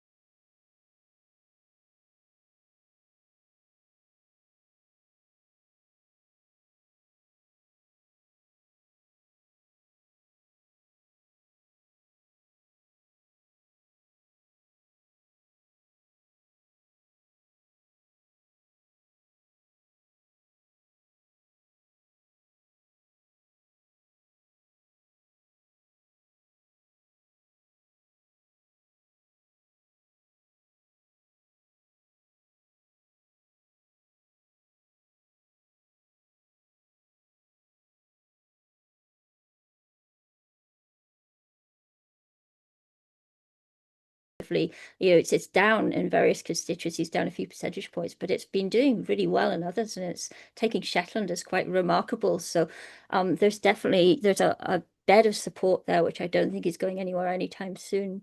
And So, that's been the same for Europe, one would expect. yeah, the interesting thing there is usually when a party has been sitting, on the country for a long time, people get bored of it and want to shove it off with a pitchfork and get someone else in. The thing is, none of the other parties seem to be offering that which gives the Scots passion in sufficient numbers. The pro-independent voice is SNPs, but also the pro-EU voice is predominantly the SNPs. And so what are the other parties offering the Scots that get them out of a frustrating rut that they're feeling in under the thumb of Westminster and out in the quagmires and briar patch of Brexit? I'd say we've got another result through just now, actually, from Scotland, from Carrick, Cumnock and Doon Valley, which is in the South Scotland region. So what we've got here is that the SNP have held the seat, but it's an interesting one because they're actually down 9.8%. Labour is also down, but Reform UK has split that vote. Otherwise, the SNP might have lost that seat. So we've got the SNP on 9,610, Reform UK on 6,988, and Labour on 6,671. It's a really interesting one, I think. Right. Yeah, I mean, a question to you, because you watch Scottish politics more closely than I do. How do you think Reform are doing in Scotland?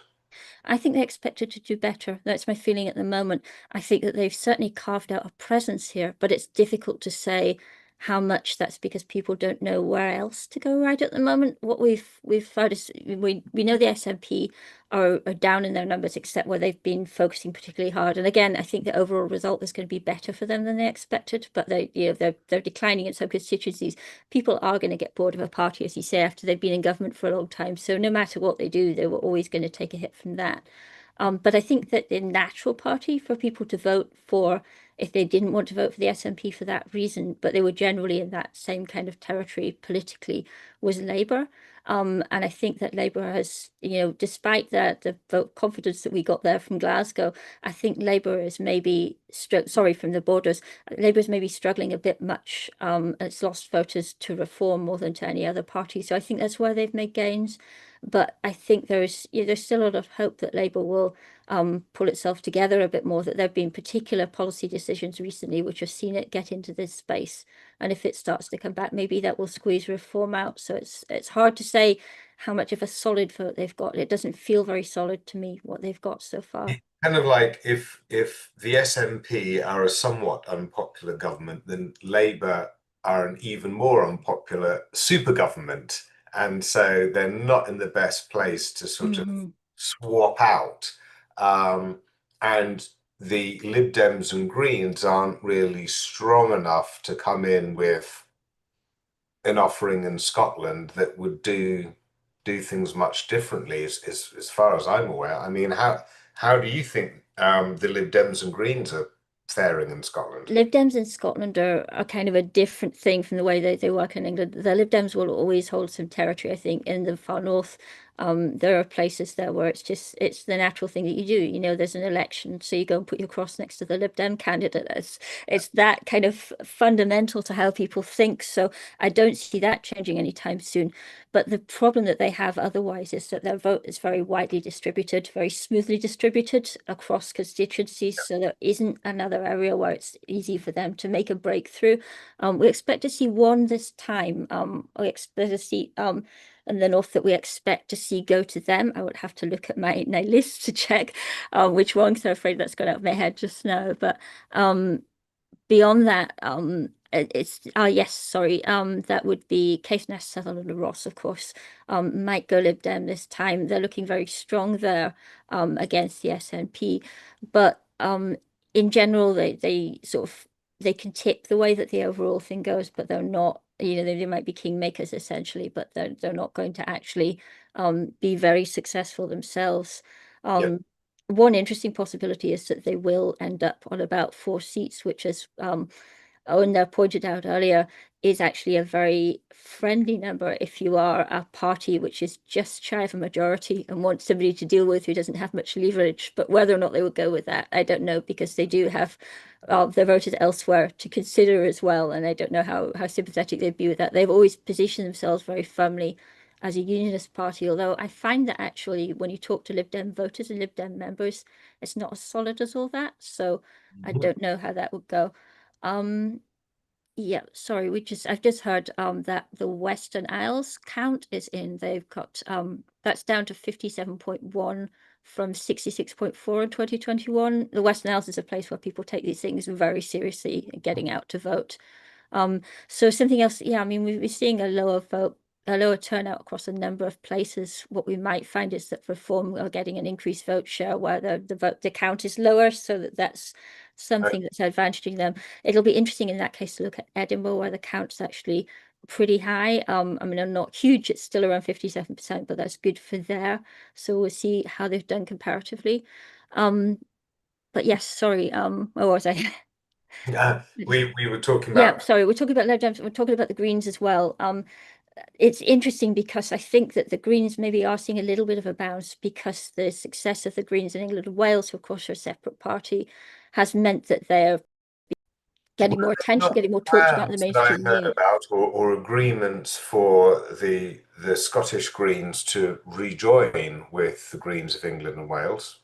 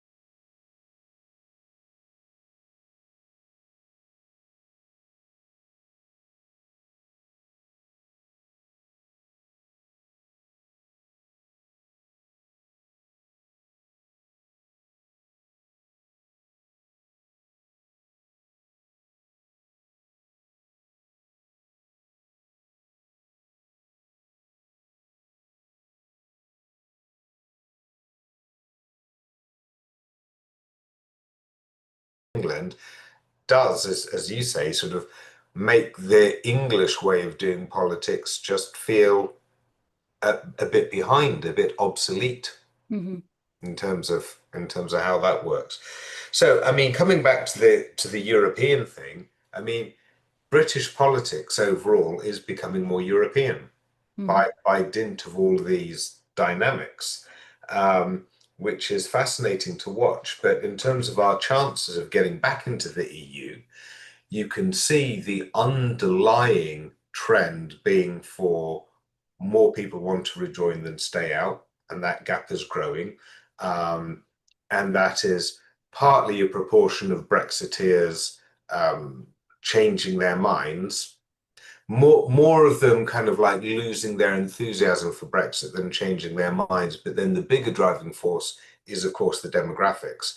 There are now more people in this country that voted Remain than voted Brexit 10 years ago.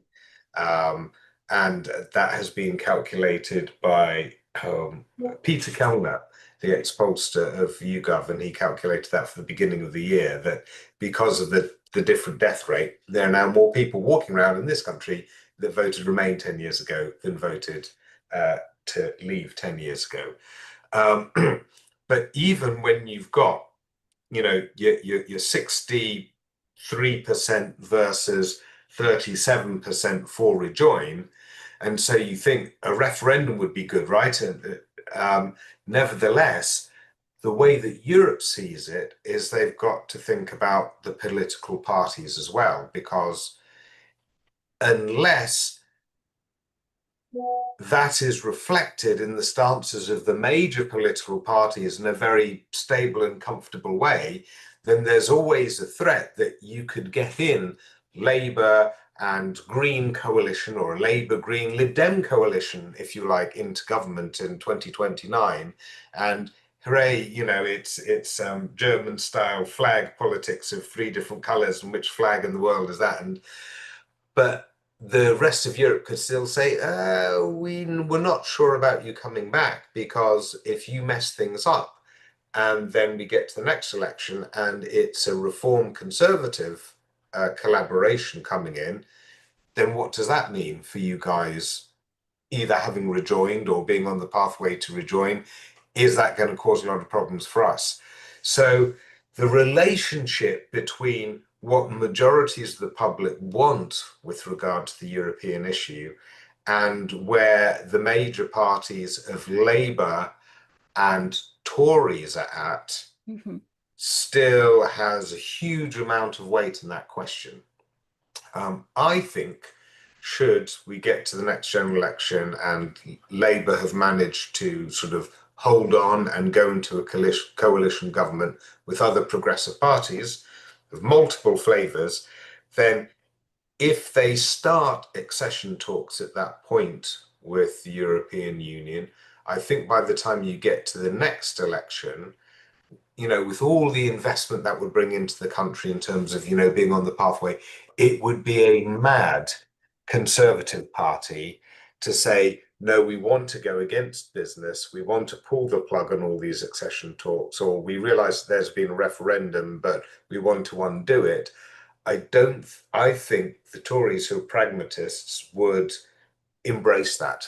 And I also think because of the change in demographics over time, with the Brexiteer pool just getting smaller and smaller and smaller, by that stage they wouldn't. But there's some fine gambling balances in all of that. And so I also think that the smaller that the Conservative Party shrinks now, because we haven't talked much about the Conservative Party, the most successful party in British history is just a no-show at this election. It's fascinating. But the smaller they shrink, the more agile they're actually able to become. Because I've wondered if we were going to see the Conservatives actually adopt a more pro-European stance, because they need to create some clear blue water between them and Reform, if you'll excuse the accidental pun there. I mean, they really hurt themselves badly after the Brexit referendum when Theresa May came in and invited a much bigger Conservative membership from everyone that had voted Brexit, and basically invited all the UKIPers in, Mhm. who came in and pretty much took over at a local level to the delight of Aaron Banks, who was helping encouraging it. And then they've been saddled with the sort of the mad side of Brexit at the local level ever since. Now, it could be the case that a lot of those people have decided to pick up their suitcases again and go off to reform, leaving, you know, the local parties freer of them at the same time that they've lost Jenrick and Suella Braverman to reform, which I know that a lot of the old Conservative Guard internally were glad to see them go. It gives them more breathing space and it gives them more ability to pivot further down the line. But the more that lot of thinking decides to go over to reform, the more the old traditional middle ground pro-business Conservatives start saying, you know what, it shouldn't just be the Labour Party in the centre ground, and they're not holding the centre ground particularly well because people are very disenchanted with them across the board. There's an opportunity to come in here and have a pro-business voice, and then people are going to be saying to them, yeah, but that pro-business voice needs to be pro-labour force movement and our own local market and reducing trade frictions and all of this kind of stuff too. In which case I can see them making that move. And with the Conservative Party, because they're so pragmatic, that flip could happen very quickly, but you just don't know until it happens. There's a Conservative group called Prosper that was set up a few months back with some of the old pro-EU Guard, and they're all pro-EU people. And apparently they are well funded and they've got a competent staff team, and they're starting off working very hard on just the fundamentals of the economics that they believe in, which is all this kind of stuff. But I'm sure there's lots of machinations and movements going around in the deep, deep basements under the Conservative Party, thinking about where their long-term survival and continuity is based. And it's got to be in the younger Tories that I know are much more pro-European. Young Tories, what young Tories exist, are much more pro-European. And if the Conservative Party is smart, it will take the opportunity of some eyes off it to actually think about what is their exciting offering for young people coming through. And it's got to be about those personal freedoms, the business, the entrepreneurial spirit, the workers not shirkers kind of mentality, but all within the Thatcherite view of business, business, business, and entrepreneurialism. Yeah. We actually have a result through. Oh, yeah. Oh, the result through just now, we have confirmed that John Swinney, the SNP leader, has held his seat in Perthshire North. This is an interesting one because the SNP is down by a little bit, not as much as elsewhere. And obviously, there's anywhere that there's a leader, there's usually a little bit of a bounce effect from that. They're down by 4.1%. The Conservatives, who are in second there, are down by 11.3%. And Reform has just turned up there. Reform has 4,620 votes to the Conservatives 10,171. So that's interesting there, where Reform would seem to probably have hurt the Conservatives on that one. How do people think John Swinney is doing as a leader himself, regardless of the SNP and how they're doing overall? John Swinney is a leader. That's a tricky one, isn't it? Because I think that there is a general feeling when John Swinney came in that he was a placeholder and that something more dynamic was going to emerge in due course. Safe pair of hands, yeah. But yes, this election, he's actually been working really hard. He's been out and about every day doing lots of campaigning, but there's been very little coverage of it. And I think that's because there was this sense of within the media that the SNP was maybe a wee bit of a spent force, and that there wasn't anything exciting to say about them because we all know what they're going to do, what they're going to say, because they've been around for so long. So he was struggling to make headway like that. Yeah. But obviously, They're like not say, they're not the insurgent force anymore. They're the incumbent force now, and so it actually does make sense when you switch roles to actually find people that reflect that role. If you had a rager and a ranter, people would be quite exhausted with the SNP at this stage. I think it's worked. The way things are going has worked quite well for him. But it is interesting to see him in that position, because I think that at the same time he's not generally seen as somebody who's going to lead the SNP anywhere particularly dynamic. But there's that question of, because a lot of people certainly within the SNP are saying that they want to have a more exciting, maybe younger leader to lead them towards independence, and that they don't feel it's going to happen under Swinney. But at the same time, what we found is that there is another element among Scottish voters who are much more comfortable, frankly, more comfortable when it's a man. And I think Nicola Sturgeon always suffered for that, despite her very effective work as a politician in other ways. And that a lot of people feel safe with John Swinney in a way which, whilst it doesn't give you that dynamic energy, might actually help the SNP work towards its goals like that, depending on what he's up against in terms of lack of cooperation from down south, shall we say. But yes, I have a little bit of news from down south as well. That is, Reform seem to have taken control of Suffolk Council now. Correct. So, what does that mean? I mean, I don't know much about Suffolk. How surprising is that? Well, I was just thinking, we have our editor-in-chief at East Anglia Bylines, Anna Damsky, and she's always saying, well, I live in an interesting part, don't I? Because I've got both Nigel Farage and Rupert Lowe on my turf. So I think East Anglia is a really interesting battle zone. It's the east coast of England, isn't it? That was the most Brexity vote, and it seems to be embedded with. It's a different dynamic from the Red Wall, right? The Red Wall has got one dynamic, and East Anglia seems to have a different dynamic. I don't know the local dynamics in Suffolk very well, but it's certainly a battleground that I don't think people understand very clearly. All of the East Anglia stuff, it doesn't feature as large in politics as the battle zones of London or the West Country or Scotland or Wales or the North, the Red Wall. It's one of those odd places.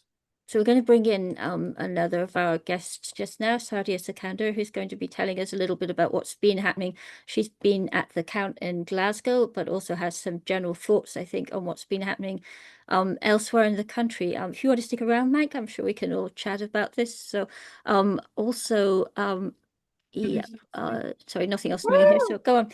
Sadia, how are you doing? Hello, it's me, Sadia. It's live from... You're sideways, so you might want to turn your phone around. Glasgow Count, and I'm with Bylines, Scotland. And you can see that clapping behind me because Lib Dem just won the first seat from Scotland. And you can see that lots of results they are coming forward, and more people. So we just more people, then you can see that the more and more results they are coming, the more energetic you can see the response from all the supporters and the candidates. And we arrive over here around 8:30 in the morning. Since then, a lot of things has been going on. We see a lot of positive response from the Green and SNP. They both are really hopeful that they will secure some seats. And SNP also, we spoke with Graham Consular, and he said to us that they are hoping that they can able to secure many seats as possible across the Scotland. But the result is still are holding, and we can see that the SNP so far now have won the 7 seats, and there are a lot of results they have been coming forward from the other areas, which we are waiting for the response. And all the candidates, they have been arrived. Behind me, you can see that another server is present with his wife, and there's still counting going on from the south side. We just heard actually, and it's so South side, there are a lot of voters who have participated from the south side of Glasgow, and Glasgow, Calvin and Maryhill. There seems to be a really tough competition between the Glasgow, Cathcart and Pollock, because there is a Zangani who replaced the Hamza Yusuf seat, and then the opposite is Anna Server.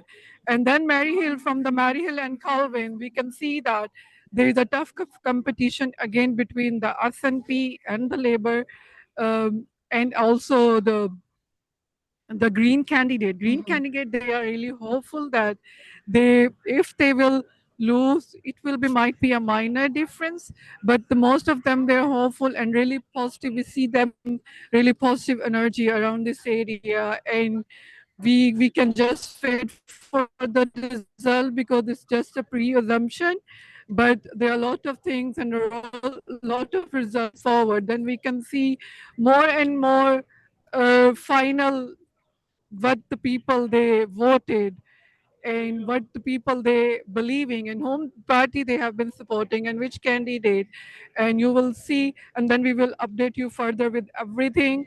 And there's still a counting. You can see that going on from the south side. You can see that behind my back.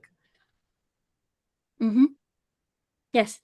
And some people, they're still waiting for the results, and we will keep updating you everything. We can see that many politicians and from the Labour, they have been walking behind my back, and they're just waiting for their constituency results. And I spoke to some candidates, and they have been really positive from the Labour and SNP and Green, and they said they really did work hard. We have seen that, especially the new candidates. They bring a really new energy, a new atmosphere, new wave in the politician of the Scottish political, the I just want movement, to which pause you we for a have not second. seen in the past 4 years. I just So want to we say are really goodbye to hoping Mike because that he has to head in off. upcoming years, this shit will keep moving, and the more and more young people will more come forward to stand forward for the anything which is going on wrong, because the young people especially doesn't want to accept anything which is bringing by the I can see the old typical movements and the policies, and they want to say that we are not going to accept such policies and action which they have certain candidates and politicians which we were expecting they should take, which they have not taken, and it's anger many people from the local areas. And then you can see that the different result from the different areas, and some of the result will be really surprising. And we have seen that recently one Left Hand candidate, he won the seat, and I can show you now the ballots has been in the process of giving us a final decision about the Calvin and Maryhill constituency, and they will announce that any soon, and then we will tell you more update in just upcoming hours. Just let's hope and wait for the best, and we can just only pray and best. We can only just pray and best for the hope of the betterment of the Scotland, because what people they believe and what they hold between the right and wrong, they have done that, and now we can see that what mostly people they believe and think, and we are seeing that there is a good start going on for the SNP, and they have been really happy and really positive, and we can see that really. Patricia. Now, what I found that it was interesting, actually, a wee while ago when the main media was here, the candidates were tending to pass through quickly. And photographers from lots of media as well, they were straight going to Greens and the SNP. So that was interesting.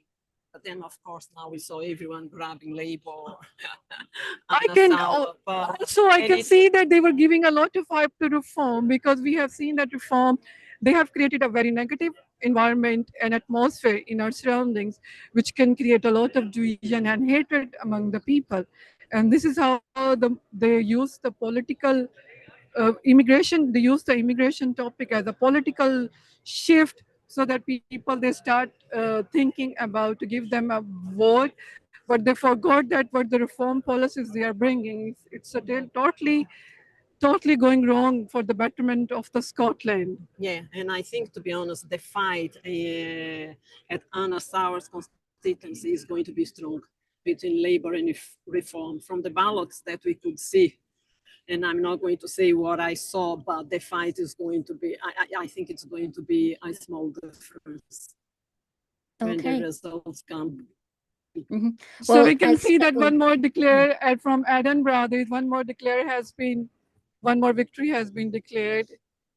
Mm-hmm. Yes, I've heard that Aberdeen Deeside and North Kincardine has SNP, been they hold more held from there. Yeah, that Stephen Flynn. Sorry, cannot hear you.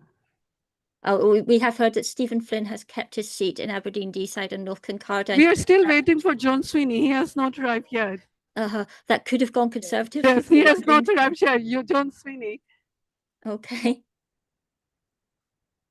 Okay, yes. So we do have Stephen Flynn has kept his seat. That was one that could have flipped, so the SNP will be very happy about that. Sorry, Jenny, we cannot hear We you. cannot hear you. Can you just type a message? I don't know if you will be able to see. But yeah, I just wanted to let people know that the people who are watching know that that Stephen Flynn has held his seat in Aberdeen Deeside and North Kincardine. And also we have some news from Wales. We understand that there is a recount on the 6th seat in Caerphilly, which will be interesting. It could be very, very close. We're told that there are about 100 votes in it, so we don't know which way things will go there. There are a lot of reform politicians and candidates. We can see that they have arrived and they have been busy talking with each other. There is hardly any spotter present over here.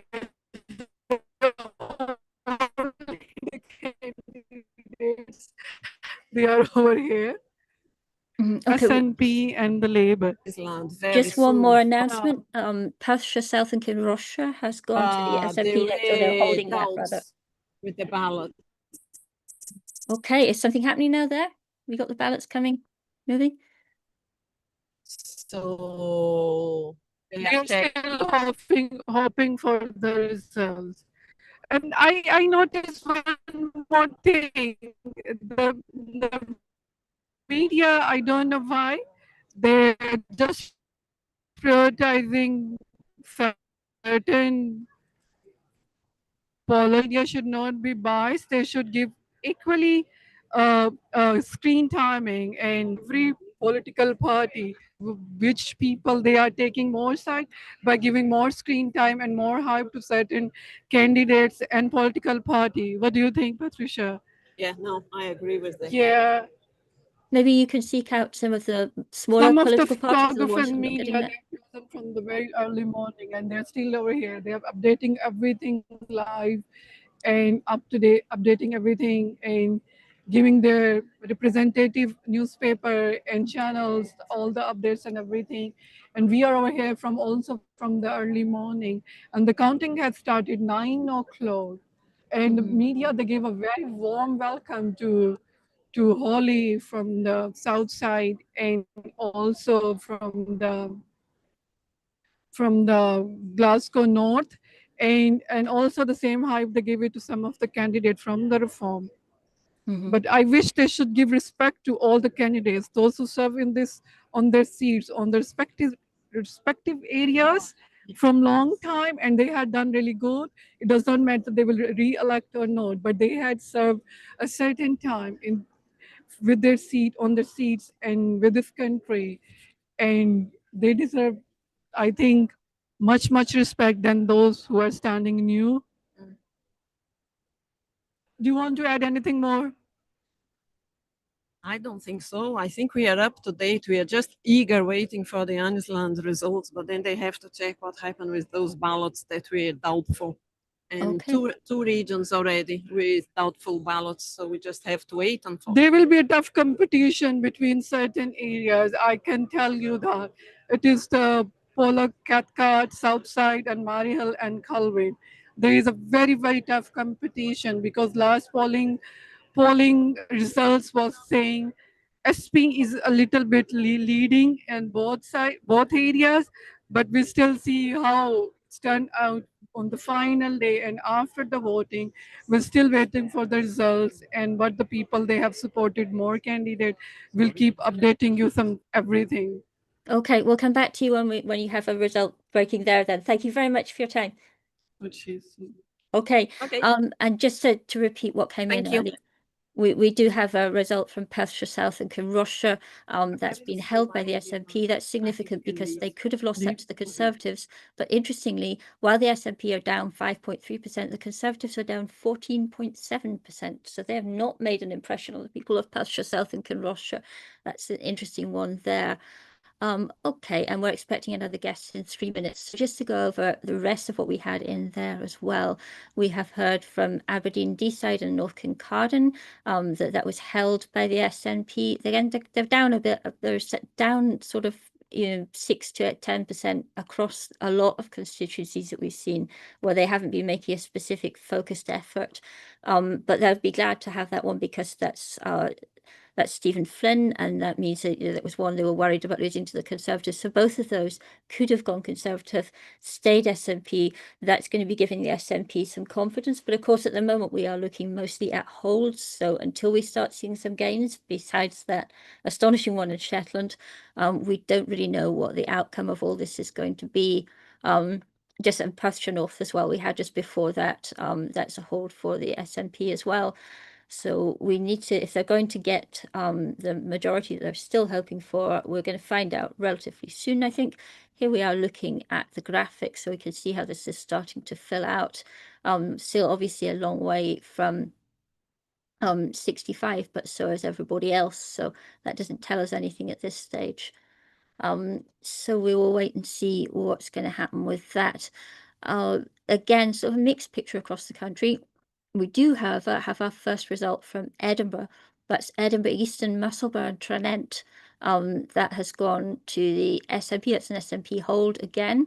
Again, the SNP are down a bit. So is Labour. But Reform has got 4,120 votes there. So they seem to have squeezed the opposition vote. The Lib Dems are actually up. They're up 6.5%, so they will be happy about that. And there was no Green candidate, I don't think, standing in that constituency. So it's less surprising that that's worked out the way it has.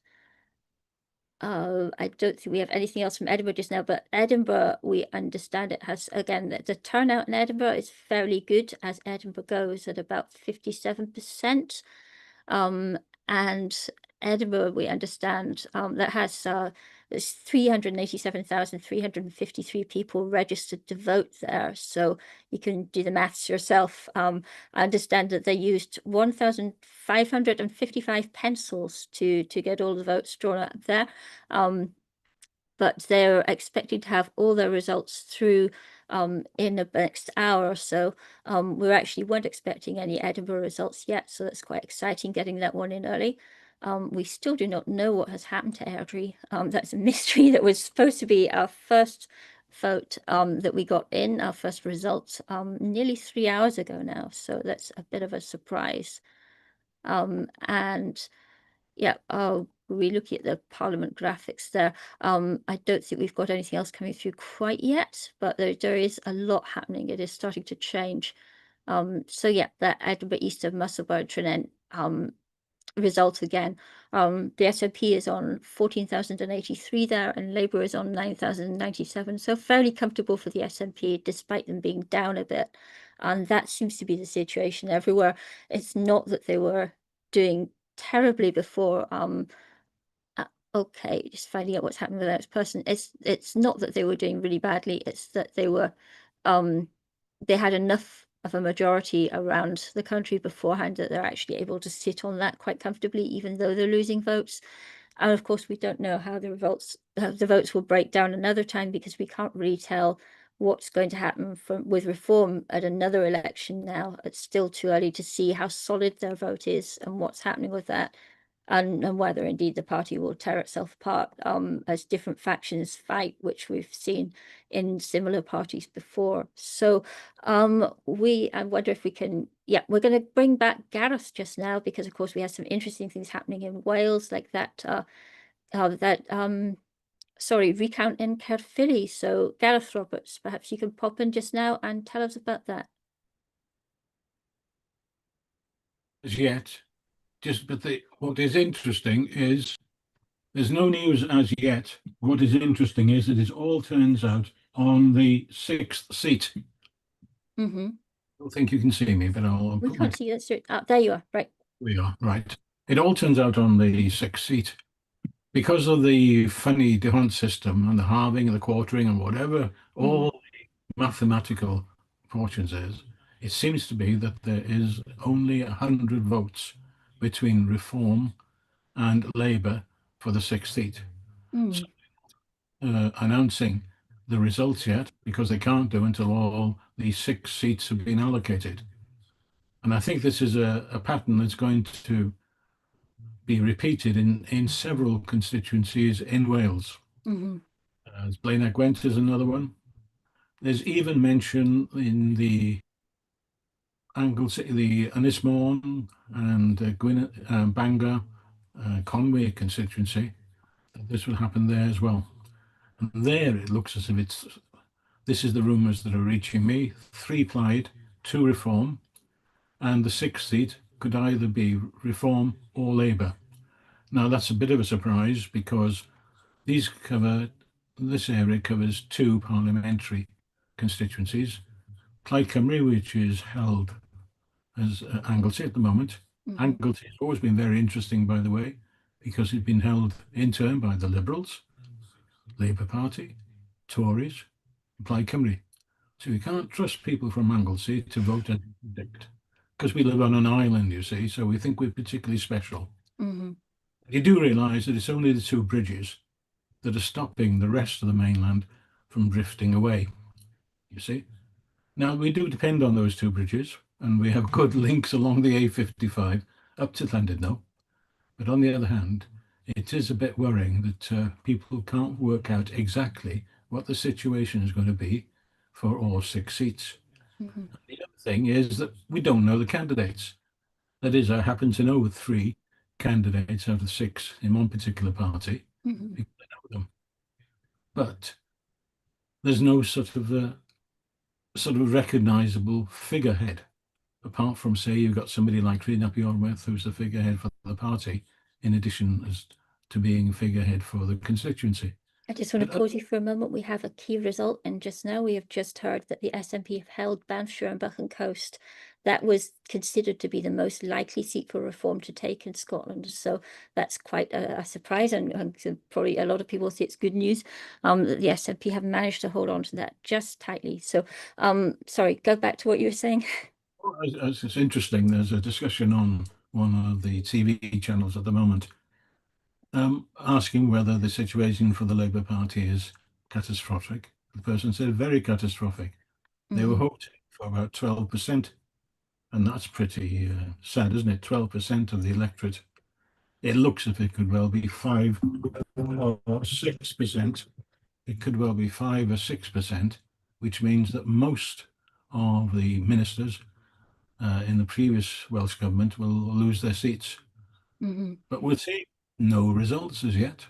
So everybody is still optimistic for their own particular party. Everything seems to be running a bit later than expected here. We were expecting to have a lot more results in Scotland by now. And I can confirm with that Banffshire and Buchan Coast result that we are talking about 264 votes. That's what the SNP beat Reform by, just, so it's really tight. But with a fair showing from the Conservatives, actually, despite losing 21.5%, we're still on 6,348. So that sort of shaped it, I think. Yes, I mean it's interesting seeing what's happening in Wales. Everyone said that, oh, this is going to be a daytime count, who does daytime counts, so this is boring and whatever. But at this rate, it seems like we might be here all night anyway, just waiting on all of your recounts. Yes, I wish I could understand the mathematics of it. I know the principle, yes, the halving of this and the rest of it, but really I need somebody to point it out and to explain to me in detail. But one thing is certain, it's 53% turnout in Wales. Now that's good because we haven't had that high turnout since devolution for what was an assembly election, which is now a parliamentary Welsh Parliament election. So that's That's good. partly because it's been talked about as such an exciting election with so much potential for change that people were coming out in bigger numbers. Yes, I think so. There has been renewed interest. The other thing is, it seems to me in some places where people were tempted to vote reform, it might be the message, vote Plaid to keep reform out. Might have resonated with some. But the other thing, of course, is that reform generally appealed to older voters. Older voters probably have turned out, but some of them will not have turned out for the election, and their vote might be lower. But What was the people, weather like in Wales yesterday? Because I know that has a big effect on how many older voters can make it out. well, I don't know, but they're trying their best. And at the moment, in the count that the leader of reform is going around with a broad smile. See, but as we know, it's very uncertain. Lots of speculation, but nothing says definite as such. Okay, we've just heard another Edinburgh results coming. We have Midlothian North, Edinburgh and Lothian's East region.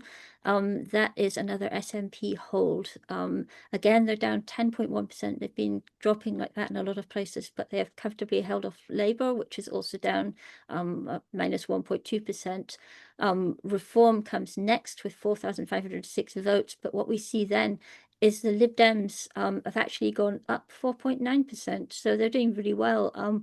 Both Reform and the Lib Dems seem, looking at this roughly speaking, to have taken quite a bit from the Conservatives, who are down considerably as well. So I guess that's balanced out that way.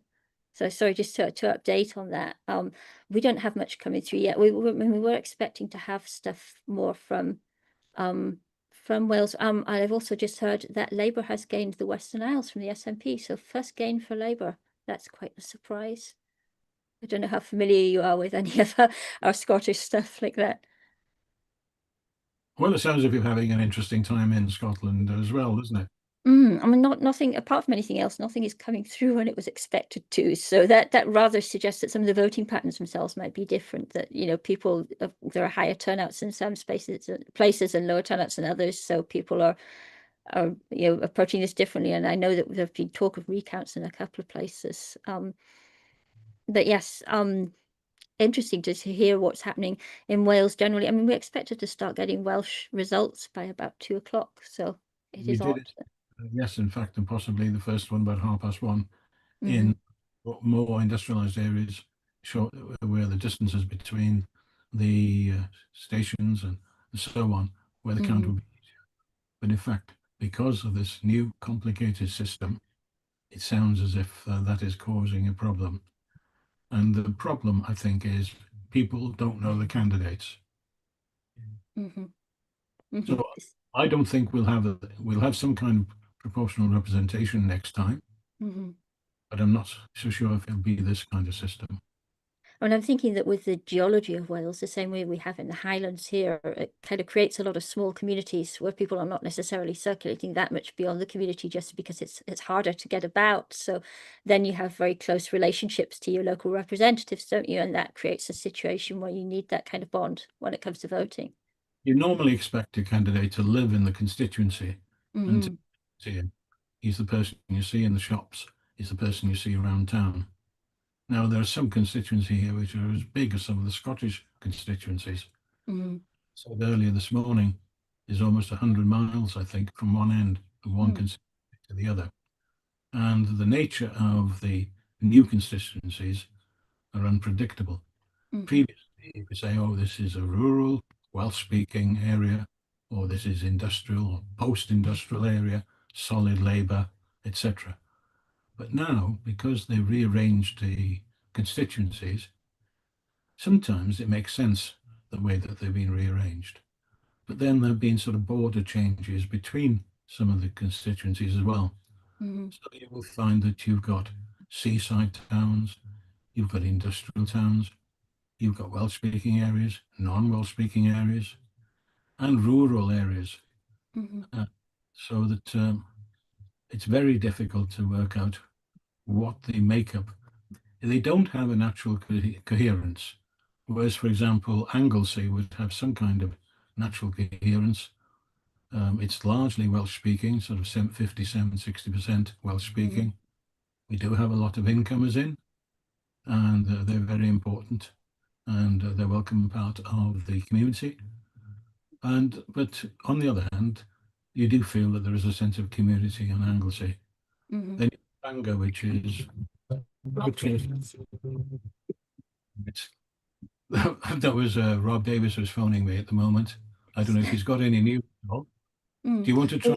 We just have another result through here, which is just to say that it's another Edinburgh one. That's Edinburgh Southwestern. That's another SNP hold. So Edinburgh is at the moment proving more stable than was expected. But sorry, you were just saying? I was just wondering whether you wanted to talk to somebody else at the moment. Oh, sorry, we're expecting our next person in about 9 minutes. So are you happy hanging around for 9 minutes, telling us a bit more about what's happening now? Hoping that I'll have news for you. Yeah, well, we're hoping to have a lot more to say by this point. It's still a mystery. Right. Well, I'm talking to somebody, aren't I? Am I talking to Rob at 3 o'clock? Yeah, we're on 3 yet. Rob Davis is on the phone with me at the moment. And Okay. is he due to be on at 3 o'clock as well? I don't know who's coming in right at the moment. Nobody's been telling me anything. I think we're having John Scott at 3 o'clock, who's apparently the funniest man in Scotland, but we'll find out. Okay, well, it looks as if Rob is going to be online. Now, he's interesting because he's sort of, he's Swansea. So that's South Wales, obviously. Swansea is a big city, and it's sort of industrial, post-industrial, all kinds of interesting things there. So sure, it'd be more interesting to talk to than me. Okay. Well, if you're wanting to get away, that's fine. Oh, I'm only going away so that I can sort of, I've been tapping my sources to see what the rumours are. Yes, I understand. They're more reticent than they normally would be, which suggests that the situation is quite tight. Yes. I think just these late results in general tend to point towards that across a lot of places. What will happen, don't you? All the results will come at the same time. Almost certainly. Yeah, and we won't be able to keep up with them. Yeah. Okay, well, thank you for your time just now. Anyway, yeah. Back soon. We'll see what's happening. Thank you. Bye. Okay, so we are still waiting for more of the results. We thought we'll probably have some more through from Edinburgh soon, because Edinburgh said their results will be through about 3. They've actually got them through early. They seem to be moving along quite well there. So it's so far, Edinburgh is mostly just staying SNP, and we thought that, I mean, there's been a 3-way battle there between the SNP and Labour and the Greens, with a strong Lib Dem showing in a couple of seats. So we thought we might see more from there. But that result in the Western Isles is surprising as well, with Labour taking the Western Isles from the SNP. It's difficult to say what that's about up there. Again, all the islands tend to be quite focused on individual candidates and people who they know well. So it's probably something like we've had in Wales, just with people there who, they're voting for somebody who they feel is part of their community. Does Anglesey behave separately like an island in that way, or is it more of a quite unpredictable? You see, I mean, it currently has a applied MP. It's currently had a representative in the Senedd who is Rhys ap Iorwerth, who is the leader of Plaid Cymru. Previously, we had a Conservative MP because of the Boris bounce in 2019. We've had Labour before that, and we've had Plaid as well. So you can't really predict what's going to happen in Anglesey, because we are a unique you know, in a unique community. Mm-hmm. They're competing strands. You've got rural, you've got seaside, you've got agriculture, you've got industry now. It used to be Fantasy Island, you see, Anglesey, because I live in Llanfair Pwllgwyngyll, Gogerchwyn, Drobod, Llantysilio, Gogogoch, you see. Mm-hmm. And that is the village. And we get 250,000 visitors every year. And Just they all suppose get next to the sign? Pardon? Just suppose next to the train station sign? Oh, yes, they'll go click like that. And sometimes you offer to hold their cameras so that they can be included in the photo. Mm-hmm. We get a quarter million visitors. So it's also very important as a route to Ireland. Mm-hmm. The only main road that we have is the A55, which goes all the way from Chester to Holyhead. Now it's a dual carriageway. It's not a motorway, but we get 300 trucks a day going backwards and forwards to Ireland. Mm-hmm. And there are certain times when the Britannia Bridge, which is the main road bridge, there's also the traditional suspension bridge, which is in Menai Bridge, but that is undergoing repairs and is closed quite often. Mm-hmm. And the other worry is that, in fact, when the weather is poor, the main Britannia Bridge is also closed. Now, over the Britannia Bridge, it's only two lanes, one each way. Mm-hmm. So I know, for example, I have a little app, and it tells me when the ferries have arrived in Holyhead. So I know that I shouldn't go out or try to cross the bridge for within the next half hour. And also, I know that it's going to be busy crossing the bridge to Bangor for anything between 20 to 9 and 10 past 9. And similarly, there's no point in coming back anything between 4:30 and 10 past 5. But we actually need better communication. And it's something that was promised, but then taken away. Mm-hmm. We're actually going to go over to Edinburgh now, to Naji Sard, who's waiting for us to tell us about what's been going on there. Ooh, but I've just seen that my own constituency has declared. I'm in Paisley, and that's an SNP hold. But yes, hello, Naz. What can you tell us about what's happening in Edinburgh? Hi, so in Edinburgh, I'm here at the count and I've been talking to a number of people. Mm-hmm. The candidate seems quite nervous depending on which party. Some of them, the Scottish Greens, for example, seemed very enthusiastic because they feel like they're doing better. And it's Mm-hmm. true that walking around the streets of Edinburgh, it's about the only party that I've seen signs and homes for. I'm here right now with Rob Pownell. I'm an independent candidate standing in Edinburgh Central. And I'm running on a single issue, and that single issue is to end the Googa hunt, an archaic activity where a group of men travel to a remote Scottish island every year to bludgeon gannet chicks to death. It's got no place in a modern Scotland, so I'm running to raise awareness, and I'm running to call on all major parties and the future government of Scotland to make it illegal and to end the Googa hunt for good. Okay. Thank you so much. So there's all the major parties are there, but there are some independent ones as well. And I can see quite a few. I mean, people are still nervous, still anxious, waiting for the results. One of the people I talked to, who's a candidate from the Scottish Greens from the Leith area, he said that he's pretty sure that he's not going to win, but he's interested in standing up and defending his party and making sure that people come out to vote. Mm-hmm. People have been a little bit listless, according to the people that I've talked to here in Edinburgh. There's been a kind of a general apathy about voting this time. Probably people are disappointed, but that's the general feeling I get. Okay, that's interesting. I guess we heard turnout was not too bad, it's about 57%. Yes, surprisingly. So I think that's what's surprising them, is like they said, yes, up to yesterday, they felt there was a certain apathy, that people were not that enthusiastic about it, but they've been like surprised by seeing people come out. So that's made a lot of their nervousness, is like they were not expecting the turnout that they had. I'm just briefly going to go to a result here. We've just heard from Cowdenbeath in the Mid Scotland and Fife region. The SNP have held that. What's interesting is that the SNP votes dropped there, the Labour votes dropped there, but Reform have come in at 17.4%, which is a remarkable result for a new party. But okay, just to let you know about that. We had a few results through from Edinburgh earlier, which we didn't expect. Is that something happening there now? So I just got here a little while ago. So the Edinburgh Centre results were just announced recently. So apparently that held as well. So yeah, but so far there's not been very many results as yet. Okay, and what's the sort of general thinking at the count? Are there any rumours about who's likely to take things? Not that I've been able to get so far, but again, like I said, I just got here a little while ago.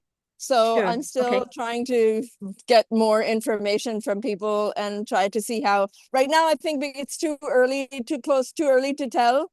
I think the newcomers, parties like the Greens or Reform, feel like they're the challengers to the two main parties. You know, like to the bigger parties. They're the new ones. So you can sense like whatever they win, they're enthusiastic about. Like any presents that they get, they're you know, that's good for them. And then you have the main parties like the SNP, Labour, the Tories. I mean, those are people who are suffering. They're the ones who are losing, leaking the voters to these newcomers.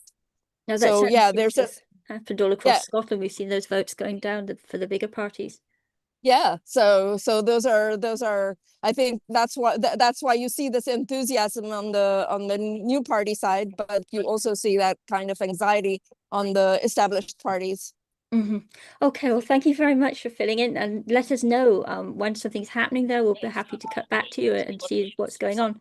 All right, thank you so much. Thank you very much. Okay, bye. We are now going to be joined by John Scott, who's a comedian who has been previously a member of the SNP, or in fact was a member of the SNP. I don't know if he still is, but he was a member before it was fashionable, he says. He has also been described as the funniest man in Scotland. So, John, are you ready for us?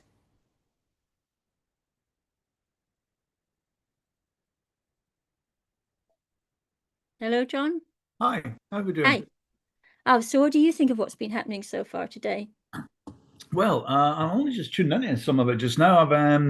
So that's Newport in Wales, just gone to Reform as well, which has surprised me.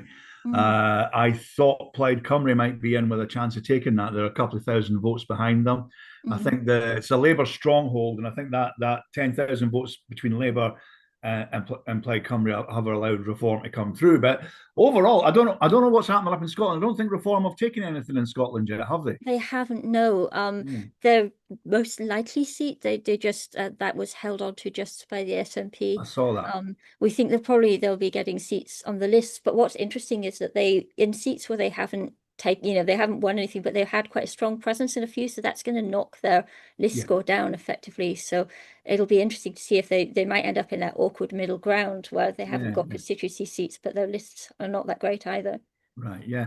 I mean, nothing's really surprising me here, Jenny. I live in the north of England, Labour heartlands, and I've just watched every voice. I speak to people. I'm very much of the attitude, I don't get in people's faces, especially I'm a working class myself, and a lot of working class voices going over to Reform. I mean, give an example how bad it is my wife comes from a former mining town called Wheatley Hill, right? And it is union jacked up to the roof, this place, and there's barely an immigrant in the town. It's just a village. But the Reform candidate councillors have been going down to the working man's club and speaking to everybody most weeks, and nobody showed up from any of the other parties. So, and Reform have been quite effective at actively recruiting activists, grassroots activists, and support from both the left and the right in this entire region. And so they're getting on people's doorsteps much more effectively than any of the other parties are doing. People feel listened to by them. They feel ignored by the mainstream politics. And I think it's an anger vote. That's coming.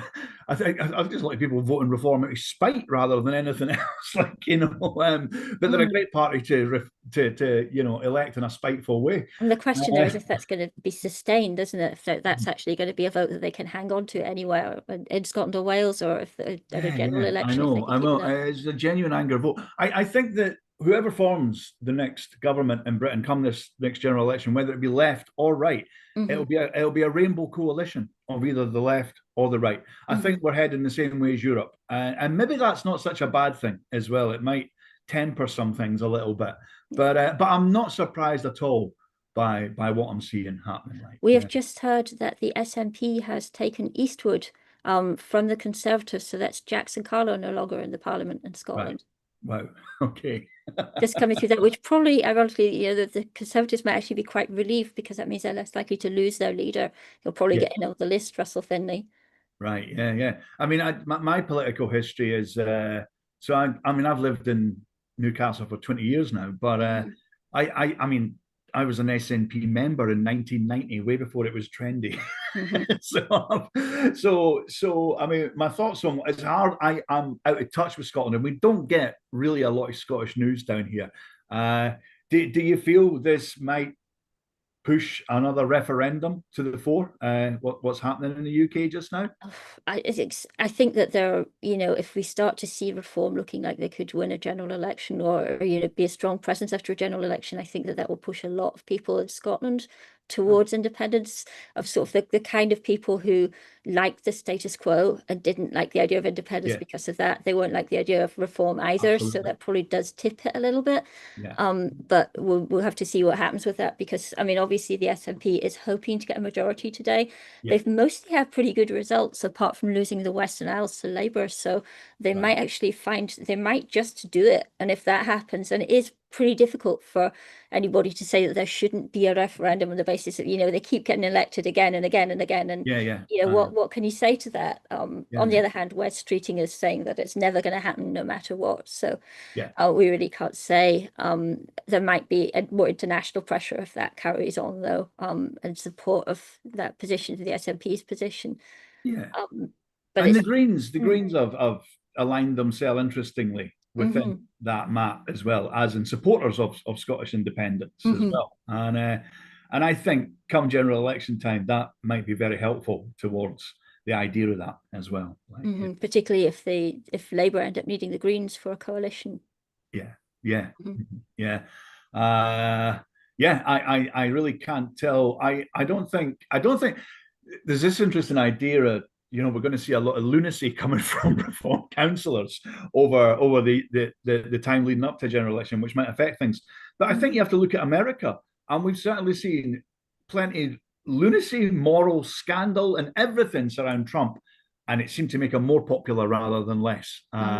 So there's a strange psychology out there of, I don't care that there's this lunacy happening. They're doing it like it is, and they're just real, and this is what real people are like.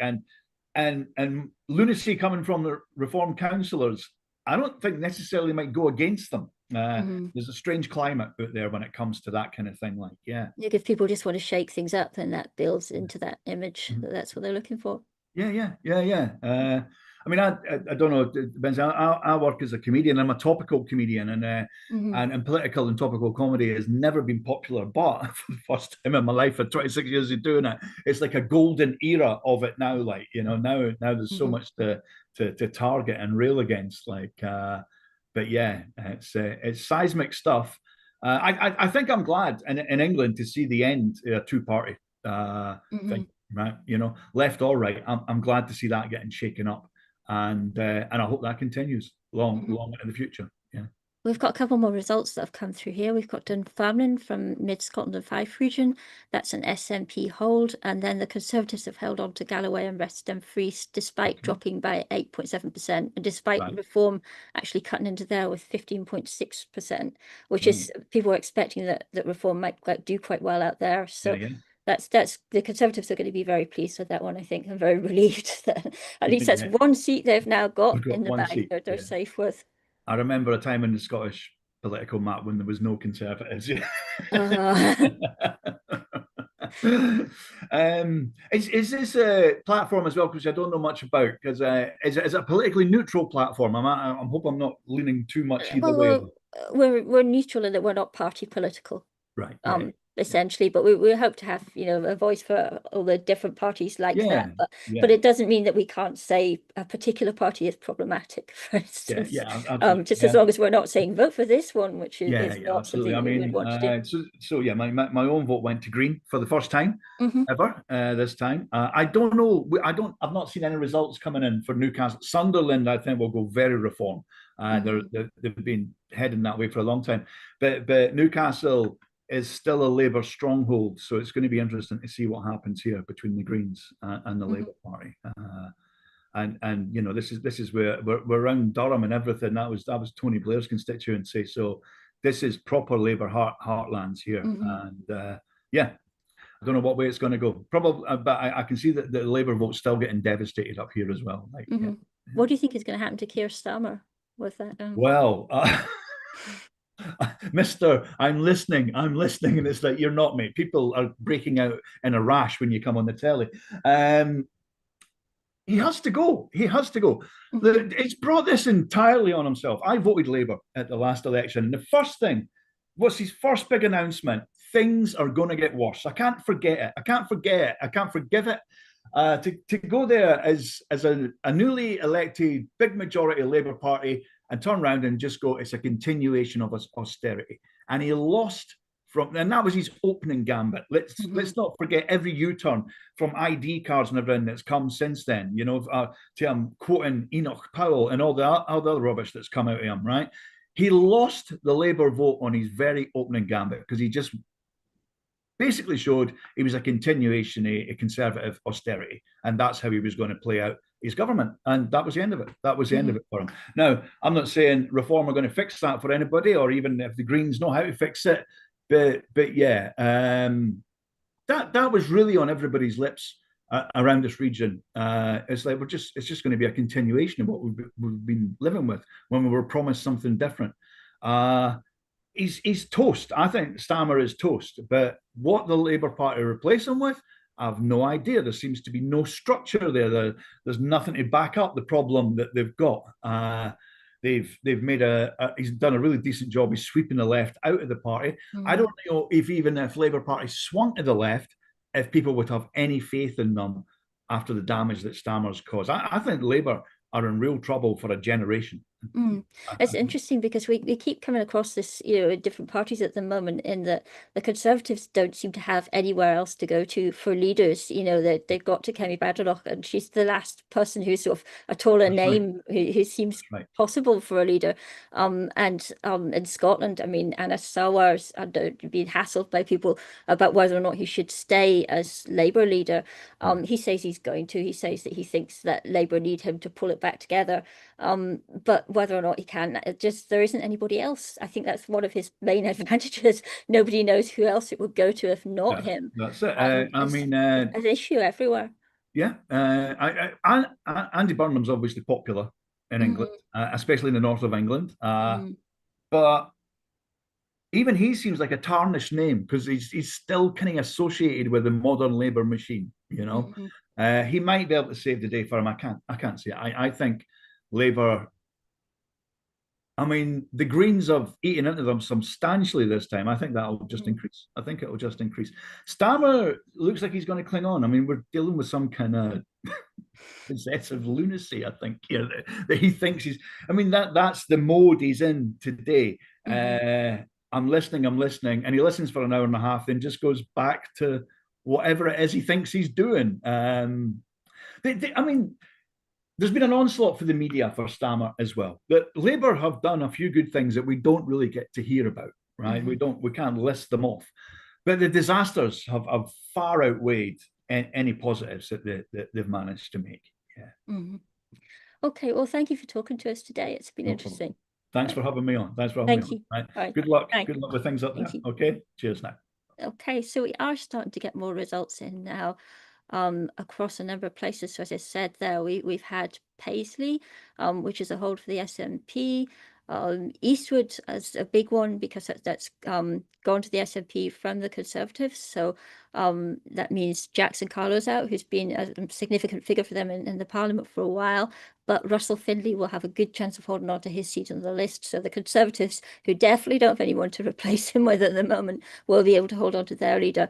But we have now got Maggie Rankin in the waiting room. She's here from Believe in Scotland. So Maggie, do you want to come in and we'll have a chat about how things are going?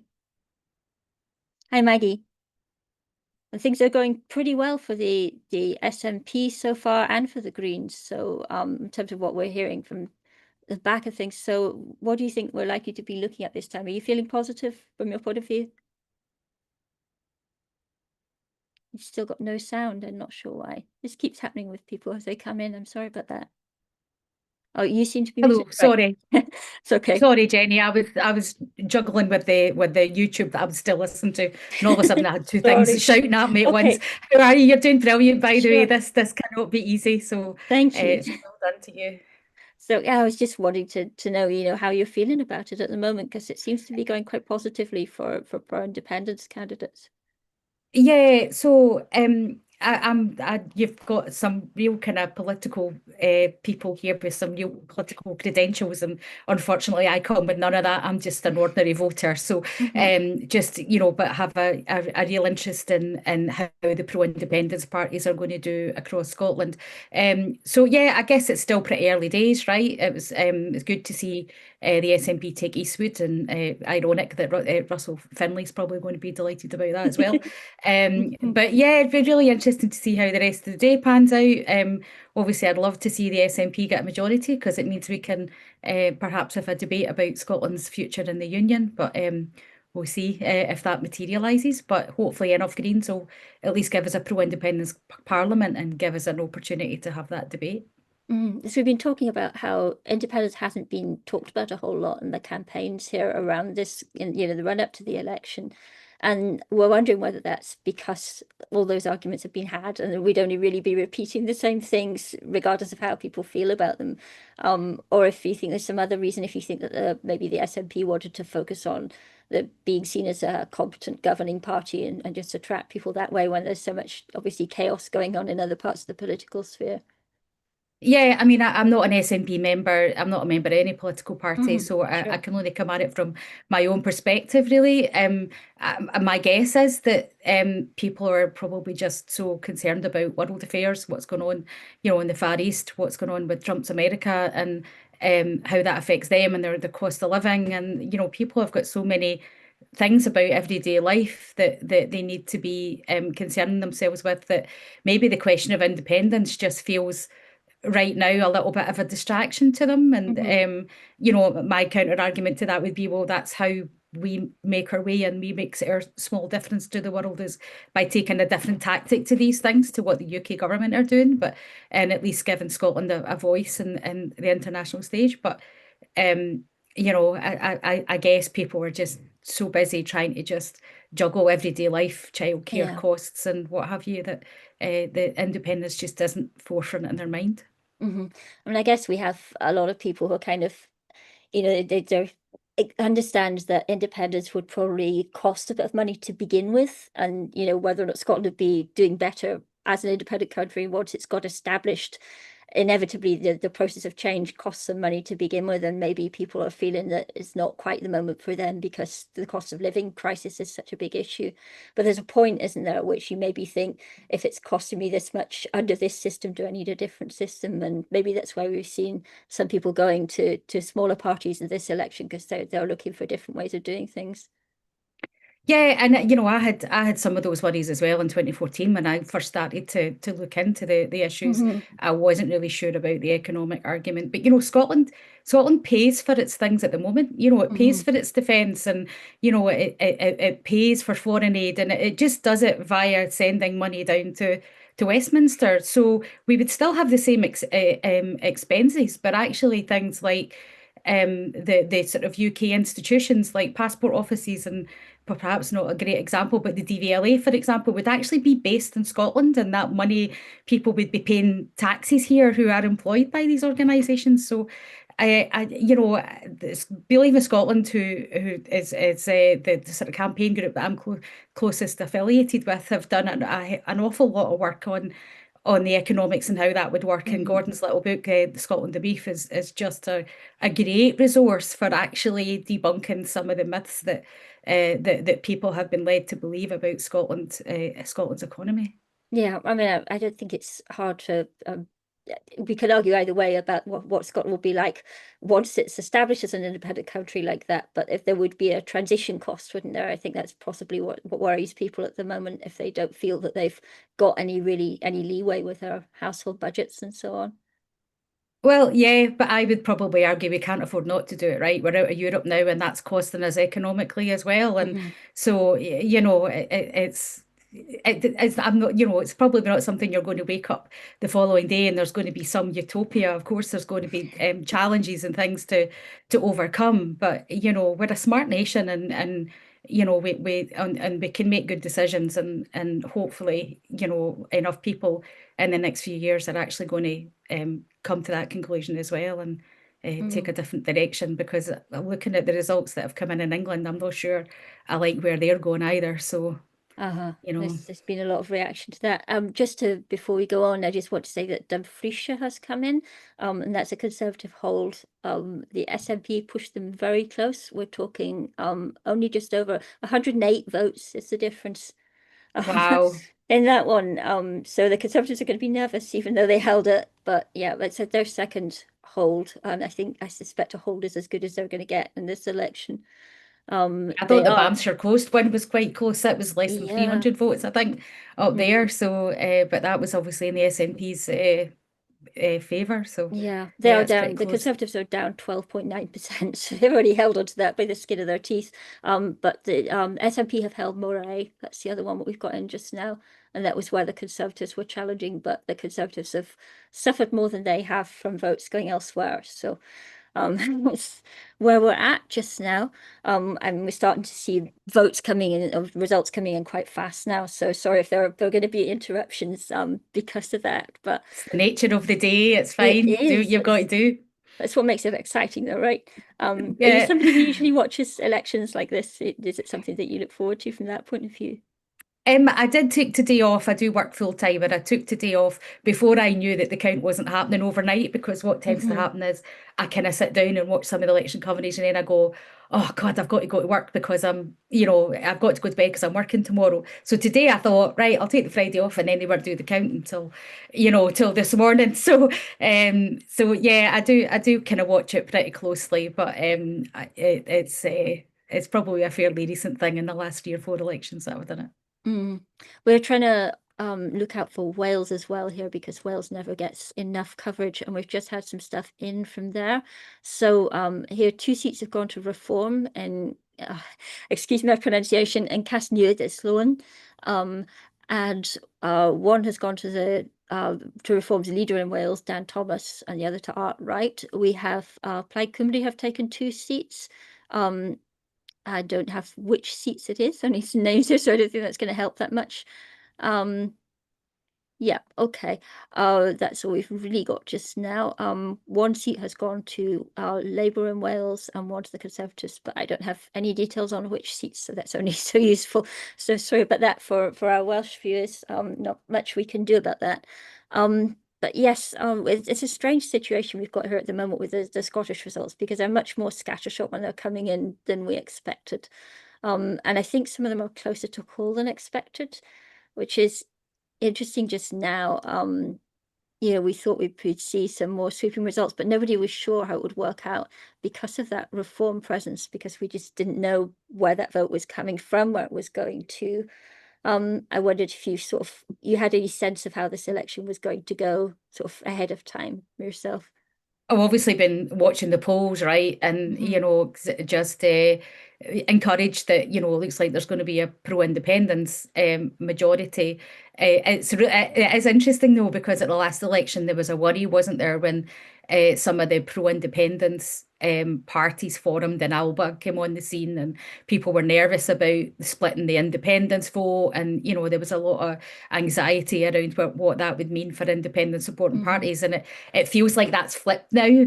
And actually, the Forum have come in and drove a coach and horses down the middle of the unionist parties, and it might well be that that's been to the advantage of the SNP in some of these seats, because certainly the polling before, when you're on 30% and you're trying to work to a majority in a parliament, it does make you a little bit nervous, doesn't it? So yeah, interesting times. Yeah, and I think a big deal for the Greens this time as well. We're still waiting to see if they're going to actually get a seat this time at the constituency level, because they've got a few places where it looks like it's close. It looks like they could do that, and that would then, I think, change the way that people maybe perceived them as a party in the parliament, because people do tend to look down on list votes a little bit, even though that's not really fair. So yeah, I think political geeks do. I think some political geeks who understand maybe a little bit better about the voting system and how people get into the parliament probably do look down them. But I think the vast majority of the public probably just see them as an MSP in their own right. But yeah, I think Angus Robertson and their name escapes me. I can't remember who was the co-leader previously, Canadian lady. They're up against it in Edinburgh, aren't they? So Laura Slater, against each other. Laura Slater, that's her. Yeah. Yeah, because it's sorry, just waiting for another result here. Yeah, it's interesting to see how that's developing, because obviously that's going to have a big influence on potentially what happens around independence from your point of view. But I think the Greens are sort of maybe not being trusted to take seats originally, even though they can to take constituency seats. People don't feel that they could vote for them because of the way votes were divided, and there's still that uncertainty about the getting in. But the list is a much more reliable system in that sense. So. Yeah, I think you had a commentator on earlier who was talking about tactical voting, and I think that was whilst I suppose it doesn't really give us a truly proportional system, I think the system we've got in the Scottish Parliament does allow parties like the Greens, who people might historically have looked at and said it's kind of a wasted vote on the constituency, they can actually vote the way they want on the list, and they've actually got a decent chance of returning one of the MSPs of their chosen party. So yeah, I guess there's ups and downs. The Welsh system did sound like it was quite complicated, though. I was quite glad I'm not in the counting rooms there trying to figure out who the various members of the Senedd. I'm not sure if we've worked out what we're doing yet, if we're going to be here all night hanging on for the Welsh. I mean, I'd like them to have proper coverage, but there's probably a point at which we have to get some sleep, Yeah, for sure. But yeah, I just heard that the SNP have held Glasgow, Easterhouse and Springburn. So that's another one for them. So I don't know if you had anything else that you were particularly wanting to talk about yourself today. I didn't want to just be throwing questions at you and not leaving you any room to talk. No, it's just nice to be involved in some of the coverage, to be honest, because I'd have been sat here just watching it anyway, but it's nice to come in and say hi, and relate a little bit of what's going on sort of personally as well. So so yeah, it'll be interesting to see how things pan out sort of later on this evening, and see what the makeup of our parliament's going to be like in the next few weeks. We just have Aberdeenshire Easton as well. I don't know they'd all come at once like this. Yeah, that was always going to be the way, wasn't it? So it's the SNP have held Aberdeenshire East. It's reasonably close, but not too bad. With the Conservatives coming second there, and then Reform UK in third. And then we have got Renfrewshire North and Cardonald, which is another SNP hold. But if you don't mind now, we're just going to say goodbye to you for the meantime. We're going to pop over to Berwickshire to talk to James Jobson there, but maybe have a chat another time. So lovely to see you just now. Thank you very much for coming in. Lovely. You're doing a great job. Keep up the good work. Thank you. My best. Okay, bye now. Okay, just a quick thing here. Welsh constituencies have been announced of Pennybunt, Morgannwg and Casanewid. So that's Welsh results: 4 for Plaid, 4 for Reform, 2 for Labour and 2 for the Conservatives. James, how are things going with you? Hiya. things are progressing here at the Ettrick and Midlothian counts. Turnout has been declared as 53% for the constituency of Ettrickshire, Roxburgh, Ettrick, Roxburgh, Berkshire, sorry. Everyone's struggling with And that. 55.5% for Midlothian, South Tweedale and Lauderdale. Now, perhaps over half the people are voting. However, turnout in both constituencies is down around 10%. So this suggests a lot of apathy in the voting. I've heard word, although unconfirmed, that we might be getting declarations a little bit earlier at 4 o'clock. And as well, our neighbouring constituency of Dumfriesshire has voted for the Conservatives against reform. Based on that, from what polls were saying, I don't think we're seeing them in the constituencies. I think that's it for now here. Sorry. Okay, no problem. It's good to hear that. I mean, what's the general atmosphere like now? Are people getting more excited as the result gets closer? From SNP, I've heard that again, there's a bit of anticipation, but a bit of worry as well, because it is on that knife edge. One source was telling me that based on the loss of Western Isles to Labour, their majority, sorry, could be at risk. But based on the gains of the Shetland Islands, they could still do it. I suppose it all depends which way it swings here. Okay, well, thank you for keeping us updated. We'll go back to the studio now, but it's good to speak to you. Thank you. Thank you. Thank you. Okay, we should probably cut across to Glasgow soon and see what's going on there, because I think they're going to have some results to declare soon. And we'll see what else we can do here. Okay, we're going to have Glasgow coming through in a minute. So just looking again at some of those results that have come through just now, just in case you missed them. As Aberdeenshire East and Aberdeenshire East in North East Scotland went to the SNP. That's the SNP on 11,634 votes. So that's down 11.5%, which is one of the biggest hits they've actually taken in a constituency where they're reasonably solid like that. The Conservatives were on 10,681. They're down 9.1%. So again, we're seeing this thing where the results are coming, the votes are falling off the bigger parties, and the smaller ones are doing well as a result. Reform took 7,008 votes there, putting them in third place. And the Lib Dems were actually up 3% on 3,999. So this kind of suggests that people are maybe losing some confidence in those bigger parties and moving to the smaller ones. We might actually be cutting to Wales in a moment. I just want to check and see if we have anything else coming through there. On the results front, we have Motherwell and Wishaw. The SNP have held Motherwell and Wishaw. They're down, but they're not down too badly. Labour is second there, and then Reform, and then the Conservatives. Yep, and we have Renfrewshire North and Cardonald, which you mentioned previously, is another SNP hold. So let's bring in Robert from Swansea, as we mentioned a few minutes ago that we were going to do, and see what he's got to say about the situation in Wales, because we're actually getting some results from Wales now, aren't we, Robert? Hello, Jenny. How are you? I'm all right, thank you. We have some results coming in from Wales now, so it's looking we've had two declarations. The first was from what's called the Casnewydd Isloin constituency, which is the area around I was struggling with that one. And then... But that's the area around Newport, so regarded in the polls as a strong reform target area. And but the results there were 2 seats for Reform, two for Plaid, 1 for Labour, and 1 for the Tories. And I think what was particularly interesting about this result really was that probably been regarded as a bit of a disappointment to Reform, really, because Dan Thomas was obviously the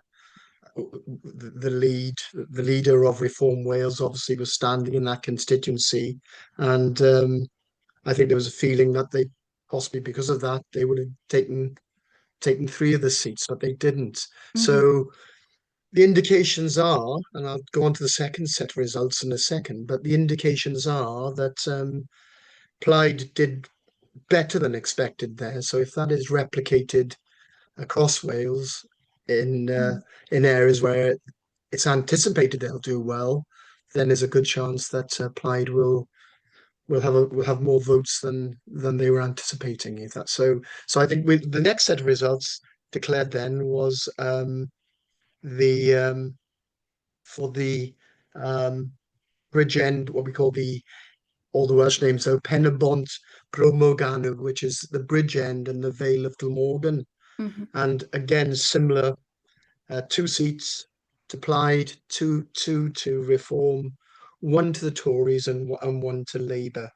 Again, I think Reform might have been hoping to pick up that Tory vote, but that is the home of the previous head of the leader of the Conservatives in Wales, Andrew R.T. Davies, and there's a strong rural sort of vote in the Vale area, so maybe that's kept the Tory vote intact there. So it's an interesting one. I suppose for me, the irony is, people dismissing a 2-party system, as has happened with the 2 major parties now.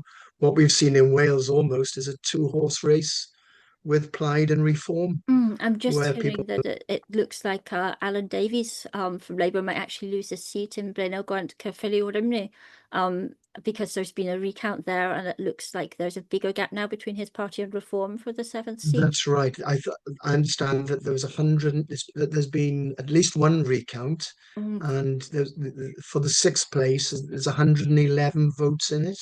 I'm going to have to cut you off. I'm very sorry. We've got a live result coming through from Edinburgh. Can we come back to you afterwards? Okay. Thank you very much. Hang on. No okay. You and his lot, cut through to that. Scottish Naz, Nationalists what are do you have for us? 10,470.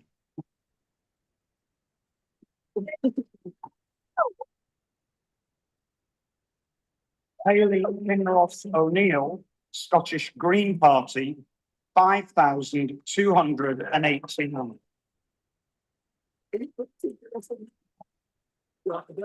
Andrew McLaughlin, Reform UK, 2,867. Abby Merrin, Scottish Workers' Party of Britain, 258. Eleanor Ryan Sahan, Scottish Labour Party, 3,744. Therefore, I give public notice that Sana Dykstra-Downey is duly elected as the member of the Scottish Parliament for the Edinburgh Northern constituency.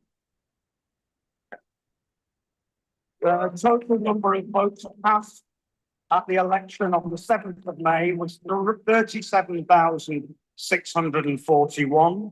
The total number of ballot papers rejected was 132. The turnout for the constituency was 56.99%. And I'd like to ask Sana to come forward and say a few words.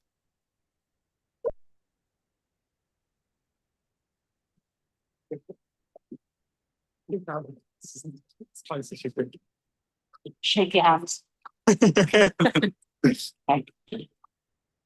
Thank you. Thank you to the returning officer, and thank you for your team, for a really smooth count today. It is a huge honour to stand here as the first MSP for the brand new constituency of Edinburgh Northern. When I was elected as a councillor 4 years ago, I never dreamed that one day I'd have the opportunity to represent my community in Parliament. So it is an incredible and incredibly humbling experience to be standing here today. This is a really big moment for my party too. For the first time ever, people across North Edinburgh will be represented in Parliament by a Liberal Democrat. I want to thank every single person who placed their trust in me. And to those who chose a different party, I hear you. And I will work hard to earn your trust too. My challenge now is to continue Alex Hamilton's work in areas of the seats that he has represented so diligently over the past 10 years, and to deliver that same dedicated service to those areas who have never before been represented by a Liberal Democrat in Parliament. Okay, thank you, Naz. We're going to have to cut out here, I'm afraid. We have a live result coming through from Glasgow, so we'll get back to you afterwards. Thank you. So it looks like we have a result coming in Glasgow any moment. Is that right? Can we go through to there? Here we are. Patty, what's happening over there? Hi, Jenny. Can you hear me? I can hear you. You're sideways again. Oh, That's it. I can see you now. right. So we just had the results for the Easter House in Springburn. SNP won Ian Mackey with over 11,000 votes. And the second one, if I'm not wrong, was about, it was Labour, that was 6,000. I'm just going to mention quickly here that we've also heard from Aberdeen Donside and that the SNP have held Aberdeen Donside. So, sorry, back to you, Patricia. Yeah, Patricia, yeah. Sorry, yes, Patricia from Glasgow, and then, yes, these results were just from Easter House, and now we will shortly declare the result in the Glasgow and his constituency. Okay. Did you hear that? So I don't know. I did hear that. I did hear that. Yep. We have another few results in just quickly before we get to that. Then we have Mid-Fife and Glenrothes. That's an SNP hold. We have Bathgate, in Central Lothians West. That's another SNP hold, and also an SNP hold in Stirling. So 3 results that are not particularly exciting, but there you go. No change there. Yeah. So yeah, they are quite hopeful here actually, and oh, here. Ooh, let's find out. They're going to declare. Can you see okay? Oh, we can't actually see the stage properly there. We can see some very small people behind you. People keep moving past you is the problem. Sorry. Including Sadia. Glasgow Annisland constituency. I hereby give notice that Yeah, we got it now. 441. The total number of votes cast was 31,147. The turnout was 51.53%. There were 233 rejected ballots. The reasons for rejection was as follows: 18 voting for more than one candidate, 215 unmarked or void for uncertainty. The total number of votes for each candidate was as follows: Sandesh Gulhani, Scottish Conservative and Unionist Party, 1,404. Eunice Yasemi, Scottish Labour Party, 9,100. Scottish National Party, 13,000.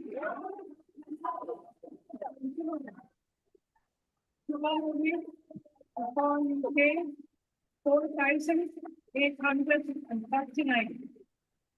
James Douglas Spears, Scottish Liberal Democrats, 1,688. I, Suzanne Miller, declare that Colin Merrick is elected to serve. Yes.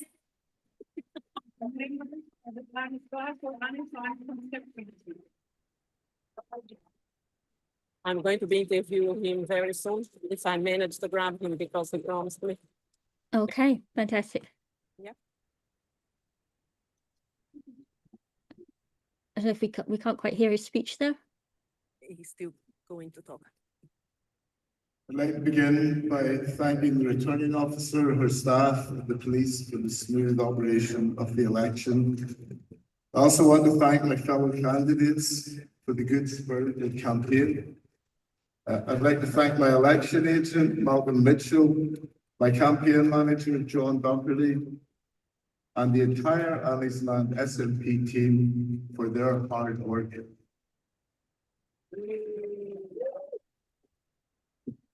It wouldn't be right to stand up here and not acknowledge the immense contribution to our party, our movement, and our community from my predecessor, the indefatigable Bill Kidd.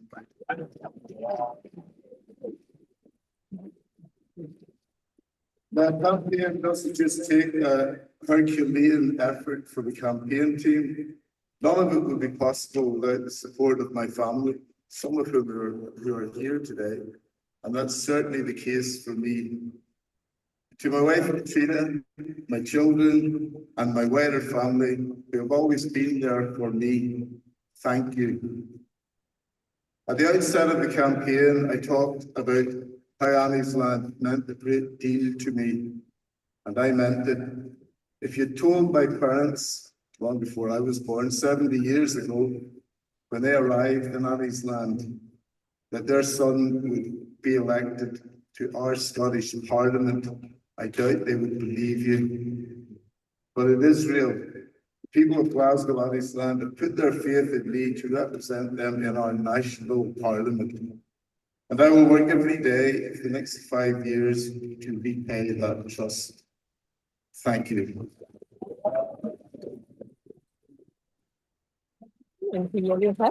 Okay, we've had some more results in the meantime, including from Inverclyde. So I'm hoping we can speak to Will there very soon.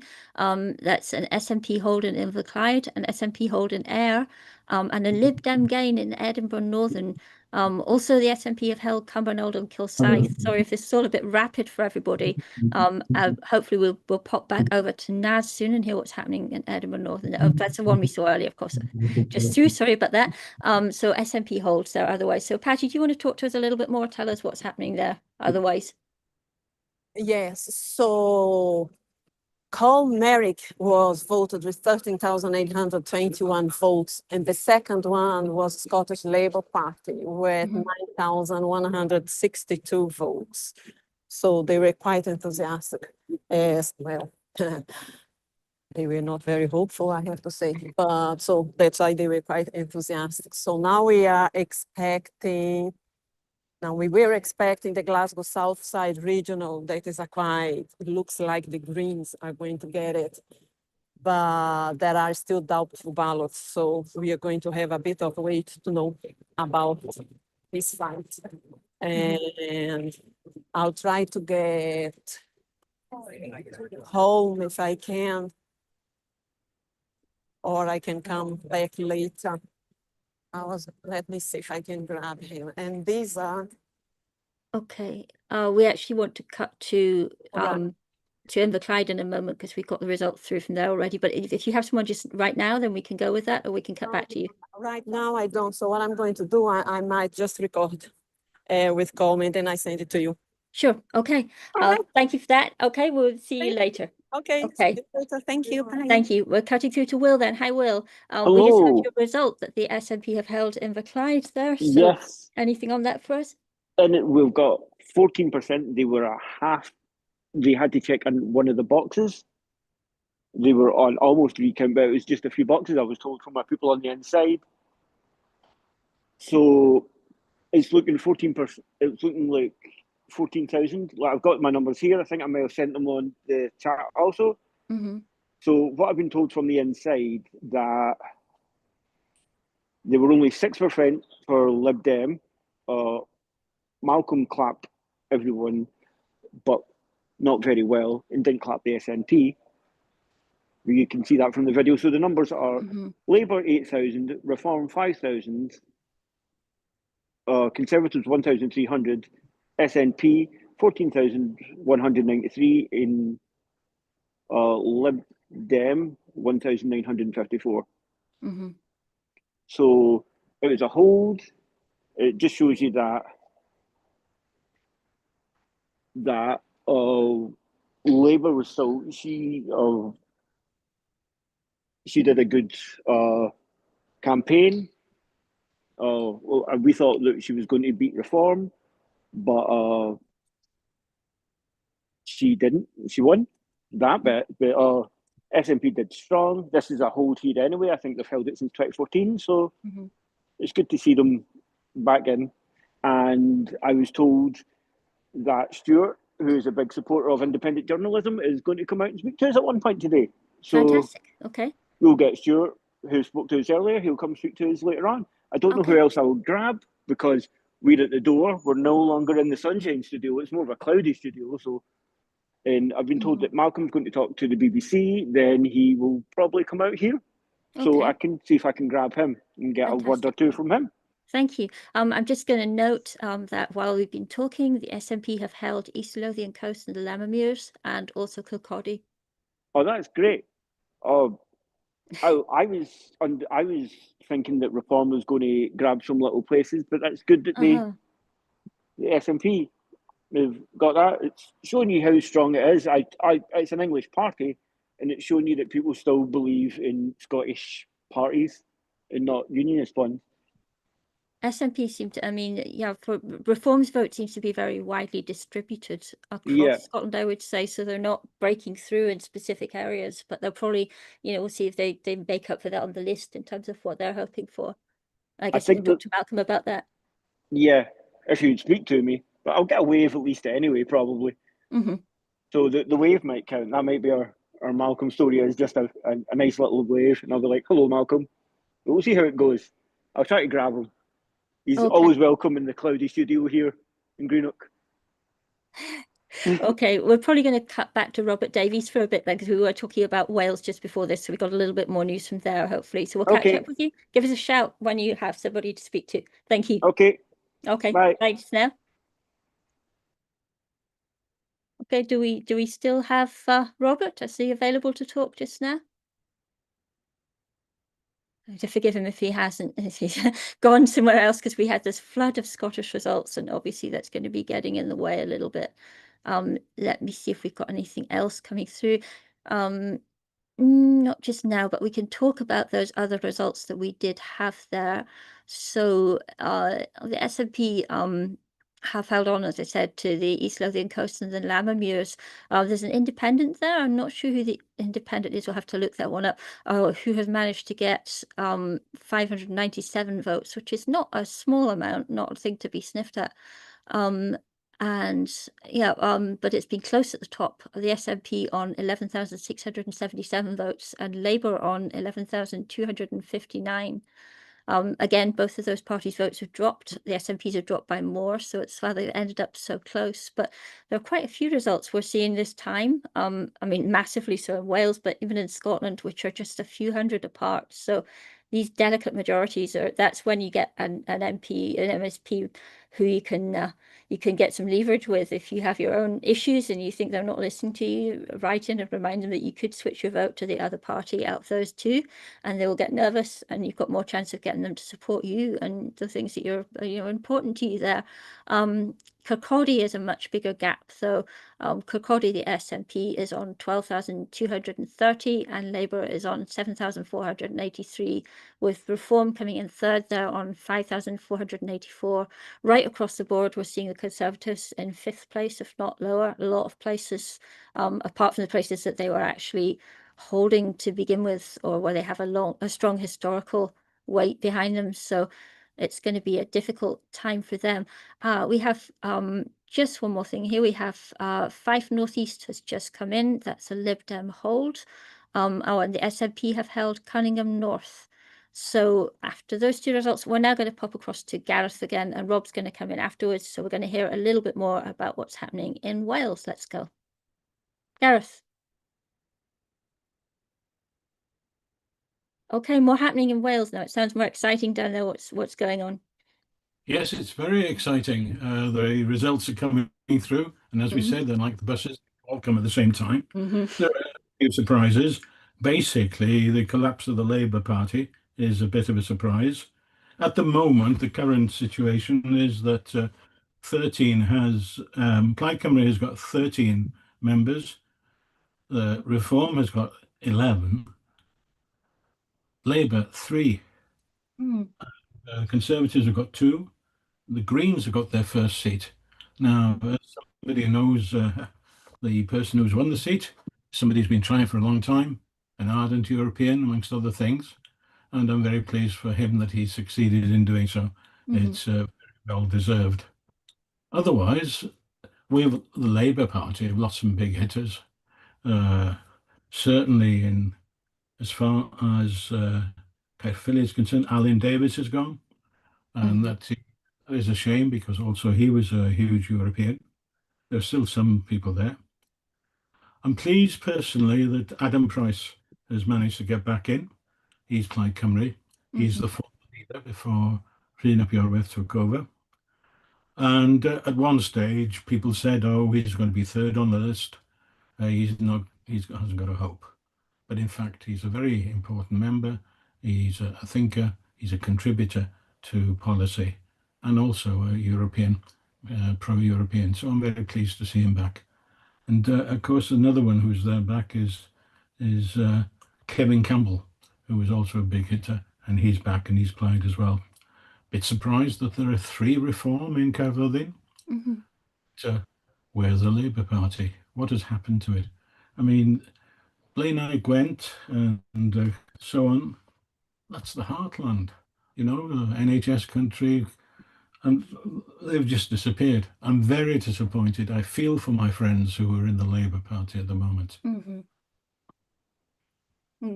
It's always difficult when it's a hard-working representative from whatever party they're from, and you know that they've really put their heart into the constituency that doesn't work out, often because of things that are not to do with them directly. Yes, they have put their heart into the constituency, because at least then you knew who they were.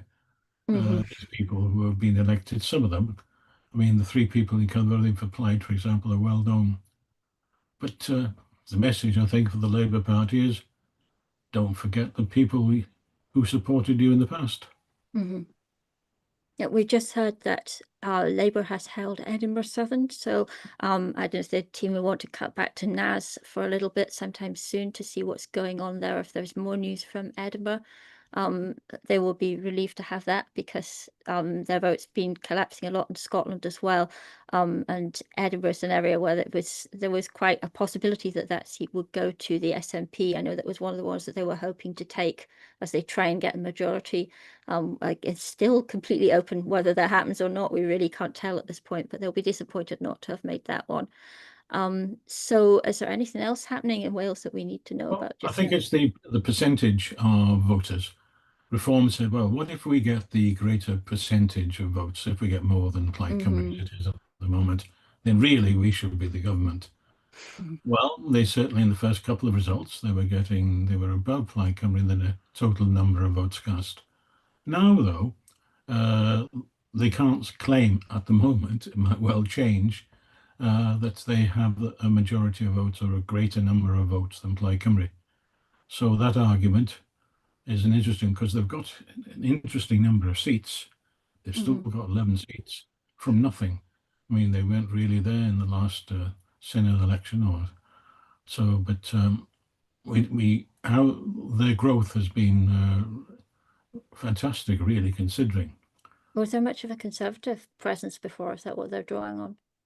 Well, yes, I suppose. I mean, we've got Vela Glamorgan, but the sitting tenant there is quite well known for being outspoken as a Conservative. He came in 5th, whereas previously in the Vale he held the Vale seat. Combined it with the new constituency, he came 5th. So we're getting a lot of interesting, shall we say, results. We've just heard that the SNP have held Glasgow, Bayliston and Shettleston, and also Armagh Valley. So back to you. It's just, there's a lot happening. Is that what was expected, is it? Yeah, I mean, those are both quite solid for them. The interesting thing in Bayliston and Shettleston is that Reform have come through into number 2. They're up 25.8% from nothing. So I mean, they seem to have taken votes off every party for that, frankly, of all the major parties, except again there's a wee increase in the Lib Dems. The Lib Dems have actually seen an increase right across Scotland this time, just a sort of a low level, but it's definitely looking positive for them overall. There's not really anywhere they can easily break through. We're going to cut through to Edinburgh just now, actually, to speak to the Lib Dem candidate there. So sorry about this. We'll come back to you soon. Hi, Naz. See you later, perhaps. We can walk that way, because I know you have to be there. We can walk. So do you want to just hold on to this? And Oh, yes, I can talk. Yes. Hi there. My Hi. name is Sana Dykes-Downey. Hi, I'm the new MSP for Edinburgh Northern. Oh, It's very nice to be with you. Congratulations.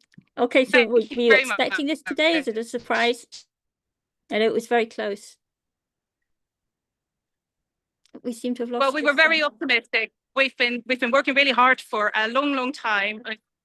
Oh, Can we come back to Yeah, thank you. No worries. No worries. Sorry. So Hi, Jenny. I think we lost you. Okay, we lost. Yeah, but there more results are coming in now. So if and I'm not exactly sure because I was actually talking to her. She made the most very moving speech.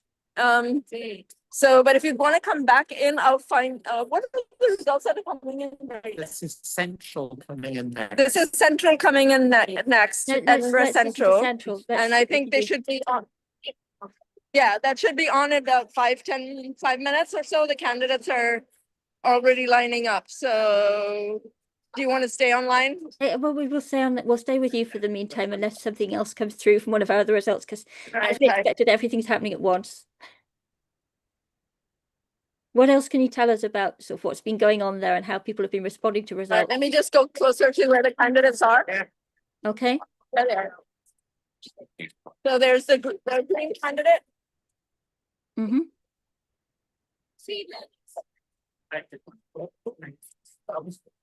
So they're just getting ready to go on the stage. I think it's going to be the SNP candidate. I tried this.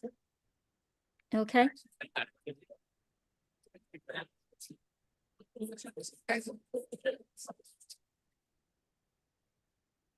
And Labour have held Coatbridge and Christon. I can just report that now. So that's another result in with nearly twice as much as Labour, who are second.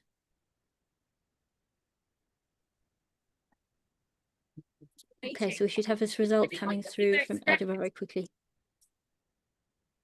I don't know how to do this so that I can zoom. How can I zoom in?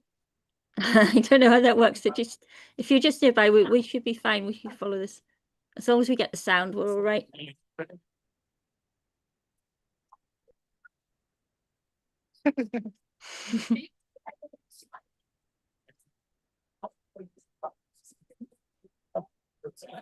It's always interesting to see their faces now. We can't like this, but I presume you can, and see who looks excited and who looks miserable. They're all looking very apprehensive. I tried talking to the SNP candidate and he was very nervous. Mm-hmm. Okay, so maybe the green candidate was very excited. Mm-hmm. Sometimes they get told, and sometimes they don't.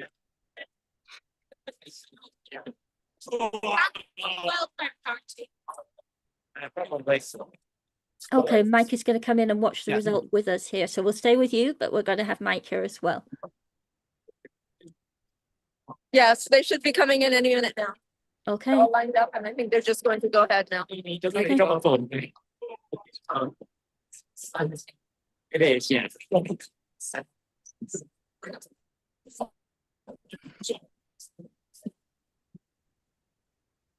Hiya. Didn't catch that, Naz. No, I'm just waiting. How long before pronounce the results? How long before pronounce the results? Now. Okay, so it's now. Okay.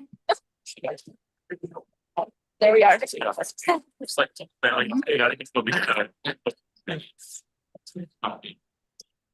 Can you see?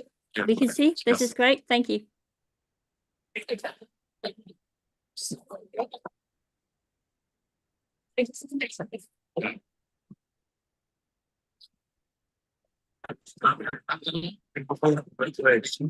Maybe get a bit closer if you can. Growing, please.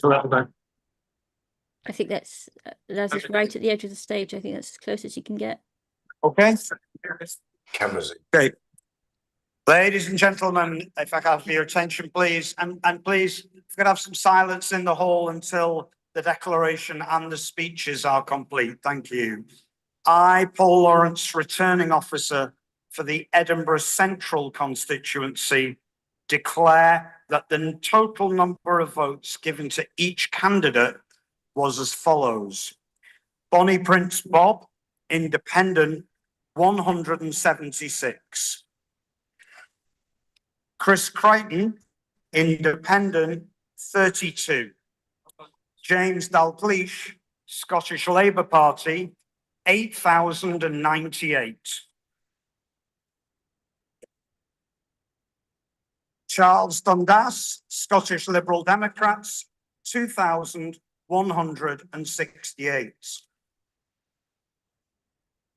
Tam Laird, Scottish Libertarian Party, 56. Joe Mowat, Scottish Conservative and Unionist Party, 2,262. Craig Murray, Alliance to Liberate Scotland, 150. Gary Neal, Reform UK, 1,876. Robert Pownell, Independent, 41. Angus Robertson, Scottish National Party, 7,702. Lorna Slater, Scottish Green Party, 12,680.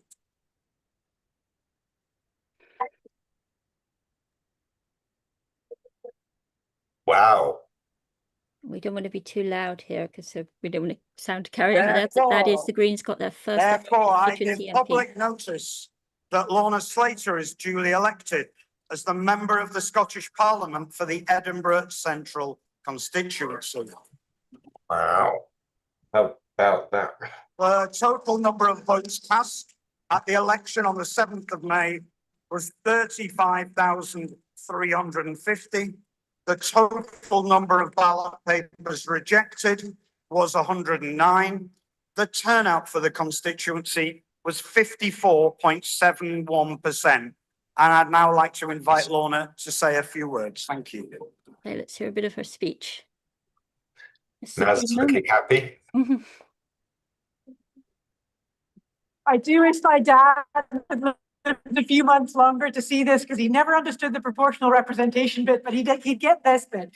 I'd like to thank very much the returning officer, the count staff, and everyone who's worked to make the count run smoothly today. I want to thank the campaign volunteers and Scottish Green members and staff who ran the best campaign we've ever had. The sheer number of volunteers, new people coming every week, the level of planning, design, organization over months has been phenomenal. And thank you to everyone who voted Scottish Green yesterday. I'm grateful for your trust in me and your trust in our vision for a fairer and greener Scotland. Scottish Greens have been part of the Scottish Parliament since we convened.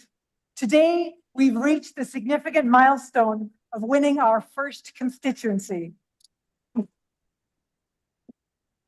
Building on the steady growth of our support and decades of hard work by our MSPs, councillors, staff, and volunteers, we are hopeful of returning the largest ever number of Greens to Holyrood today, as voters choose to vote Green all over Scotland.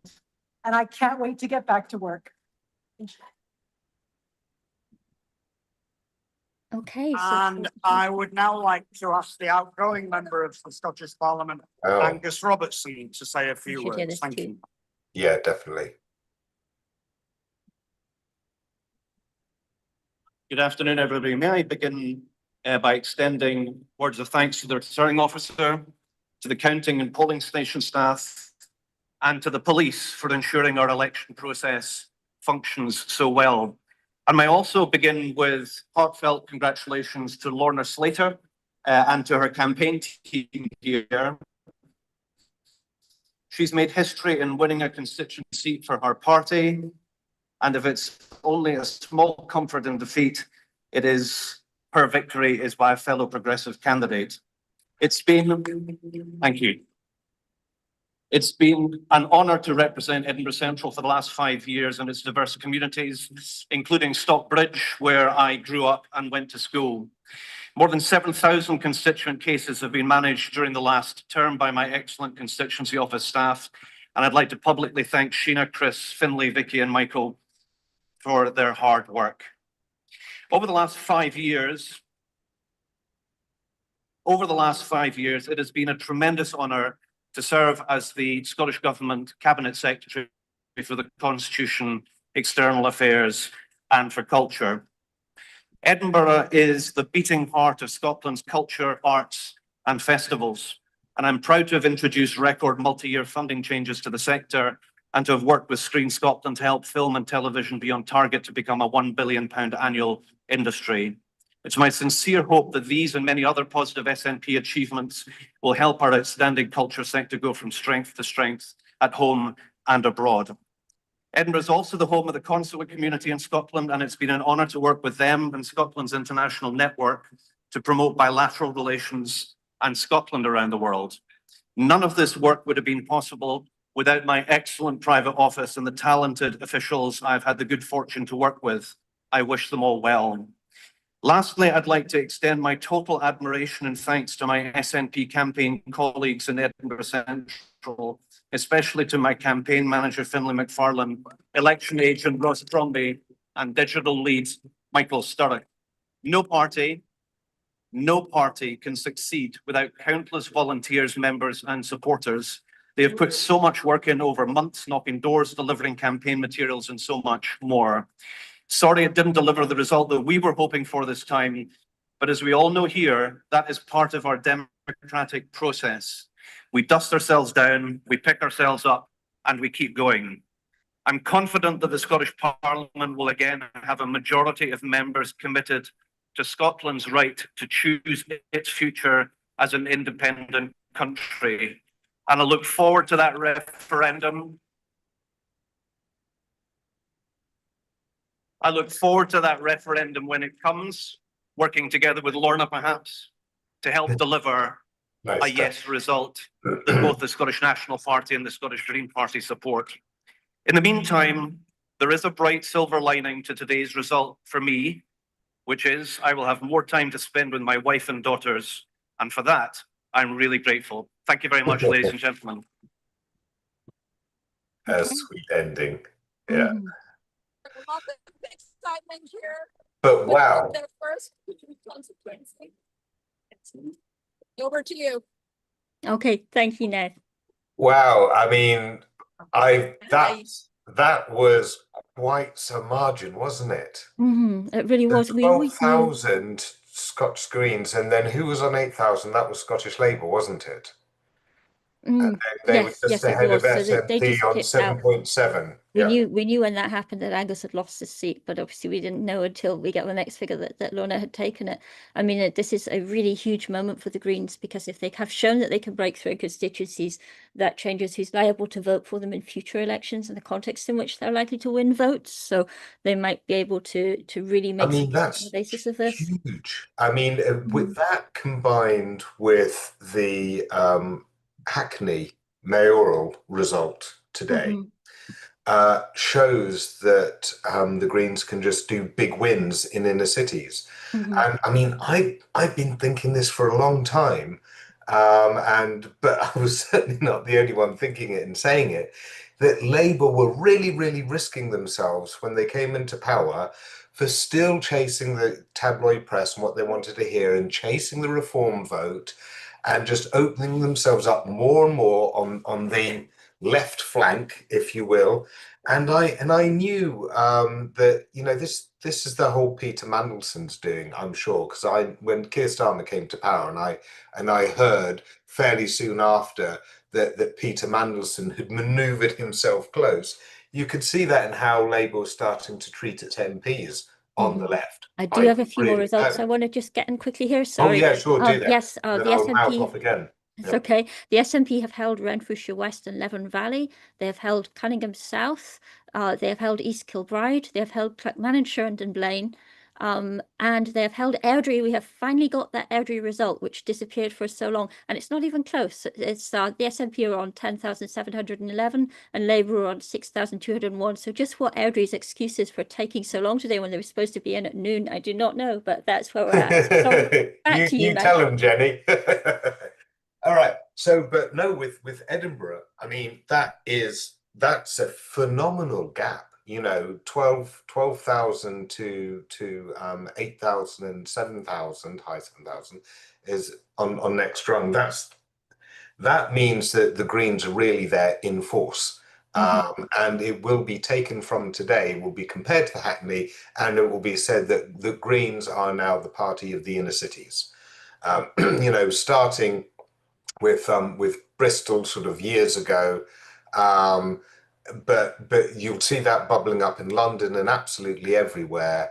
The progressive inner cities are now completely green territory, and it's all because Labour was chasing after the reform vote to the point whereby the left flank of Labour completely broke, got fed up, and then Zach Polanski just offered the endorsement that people wanted, which was that the Greens were really gunning for all of the issues on the left. And I've I just know got the numbers there. That's the Greens at 29.2% to take that seat there, which is astonishing.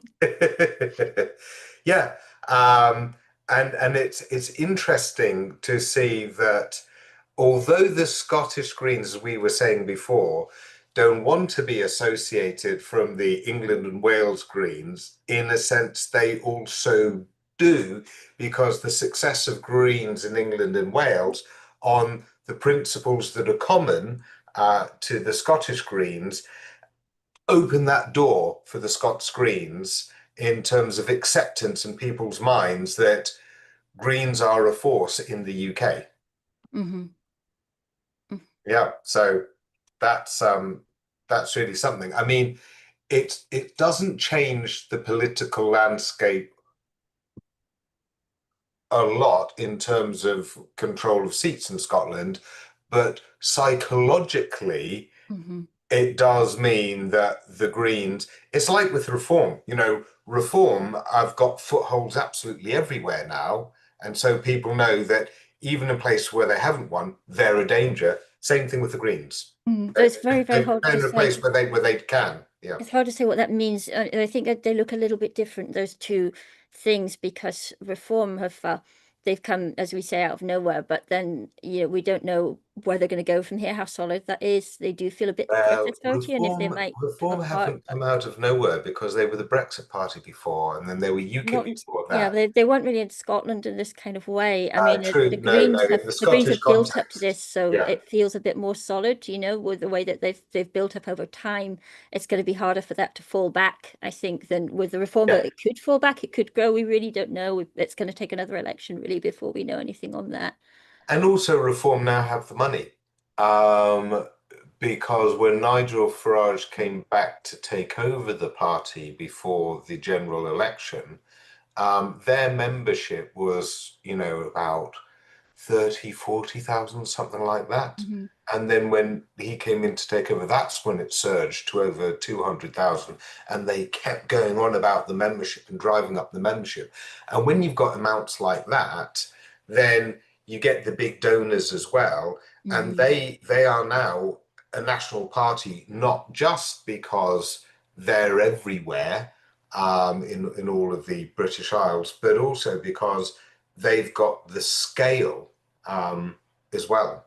Well, they're indeed. They have financial scale and systems, and they've got their apps now, which they're building in. They're here for the long run.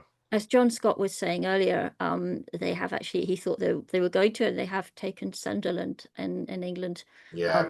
Taken 30 seats. Labour is down to 3 seats there and is now the third party in the council, despite having run it for decades. So that's going to be quite a shake-up. I mean, again, it's the Brexity places where Reform are really strong. Sunderland was, of course, the first, the big event on referendum night of 2016. Everyone remembers, those images of that woman in the Vote Leave top on someone's shoulders as they were all celebrating Brexit, the Brexit win in Sunderland. And that was the first thing that really spooked a lot of the commentators as to, whoa, if a size like that goes throughout the country, then we're leaving. So, I mean, the Northeast have not done well economically of late, but they are going for reform. And I guess we'll see by the next general election whether they like their experience. Indeed. I've just got another couple through here. Glasgow, Cathcart and Pollock. That's an SNP hold. Reasonably comfortable holds there. About 5,000 in it. And then Aberdeenshire West. That is a Conservative hold. The Conservatives are down by quite a bit. They're down by 4.3%, but the SNP, who would have been the challengers, are down by more. So that's fairly comfortable for the Conservatives there. So I think we're going to have a look at the graphics now and just see how the Scottish Parliament and the Senedd are. I was just going to ask you that. Surely with all these new results, you can put some Well, dots I on. actually know something about what's happening. Unfortunately, I don't know how up to date they are on this, but we will see what we've got here. Okay, so Very up to date, says Jules to everyone. well, very up to date, but okay, I'll give it a drum roll then. Yeah. Okay, we've got the figures at the top so we can see there. So that's the SNP on 43 so far. So they're within reach potentially of that majority, but we don't. Again, we just don't know how it's going to go, and they'll be disappointed, of course. We're going to see a graphic on screen. We've just got this. If you can see it, if you look at the stream rather than. Oh, okay, right, yeah. Okay, no, with the stream. Oh, yeah, there we go. Yeah, there you go. I had it on when Ben and others sort of let me in, and so that's why you get the sound problems because I'm watching it, and then yes, yeah, keep it silent. But yes, I've got it here, and I've got it muted. Okay, I see. Okay, so yeah, we can see what's happening there so far. So it's also obviously it's a good day for the Lib Dems, and that's showing there so far. Labour being on only 2 so far will be nervous, but that's partly about the seats that have come in so far. And I would expect that they shouldn't completely panic yet because most of the seats that they had before have not actually declared yet. So yeah, well, so far it's looking overwhelmingly progressive, isn't it? Yep. So, and there's 3 little Conservatives hiding down at the bottom there. Yes. Okay, so maybe we can cut to the Senedd now and take a look at what's happening there. Do we have a graphic for that as well? We do. If somebody's going to pop up on the screen for us here, we'll see. I give another drum roll? Yeah, high-tech stuff here. Naz says that the Greens think they could take a seat in Glasgow, so that's interesting to hear. We did know that was a possibility, but we didn't know how that was going to move. So here we are, just in the meantime, at the Senedd, so we could see what's going on interesting. There. Okay, that looks more like an even fight, doesn't it?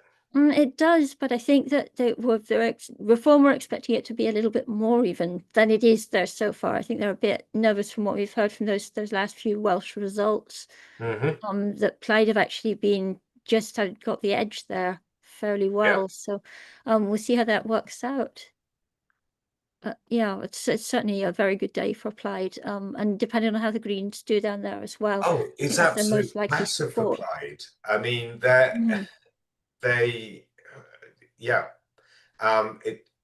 when small parties suddenly get a lot of seats, it's amazing how much it solidifies them for the future.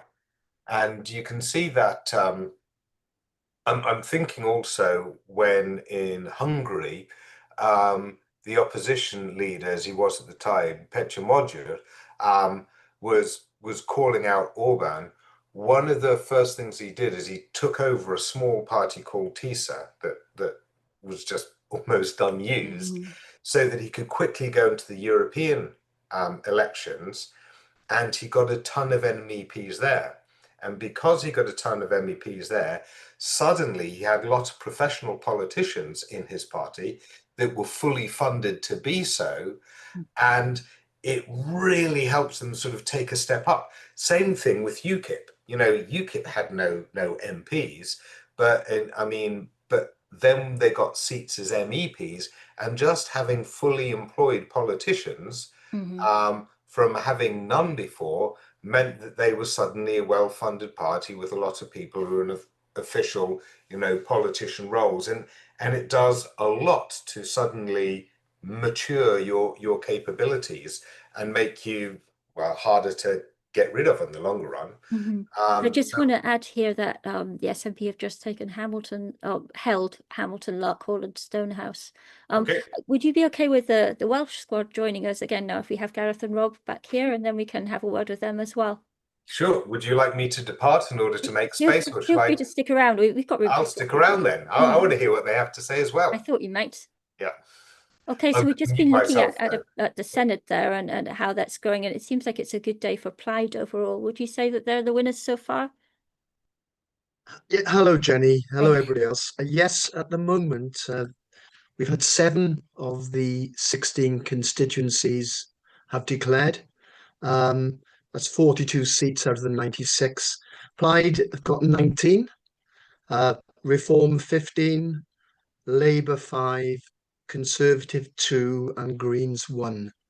From personal perspective, our president of Wales for Europe is the one who's got the Green Party vote for Penarth. So we're delighted with that, irrespective of our own party politics.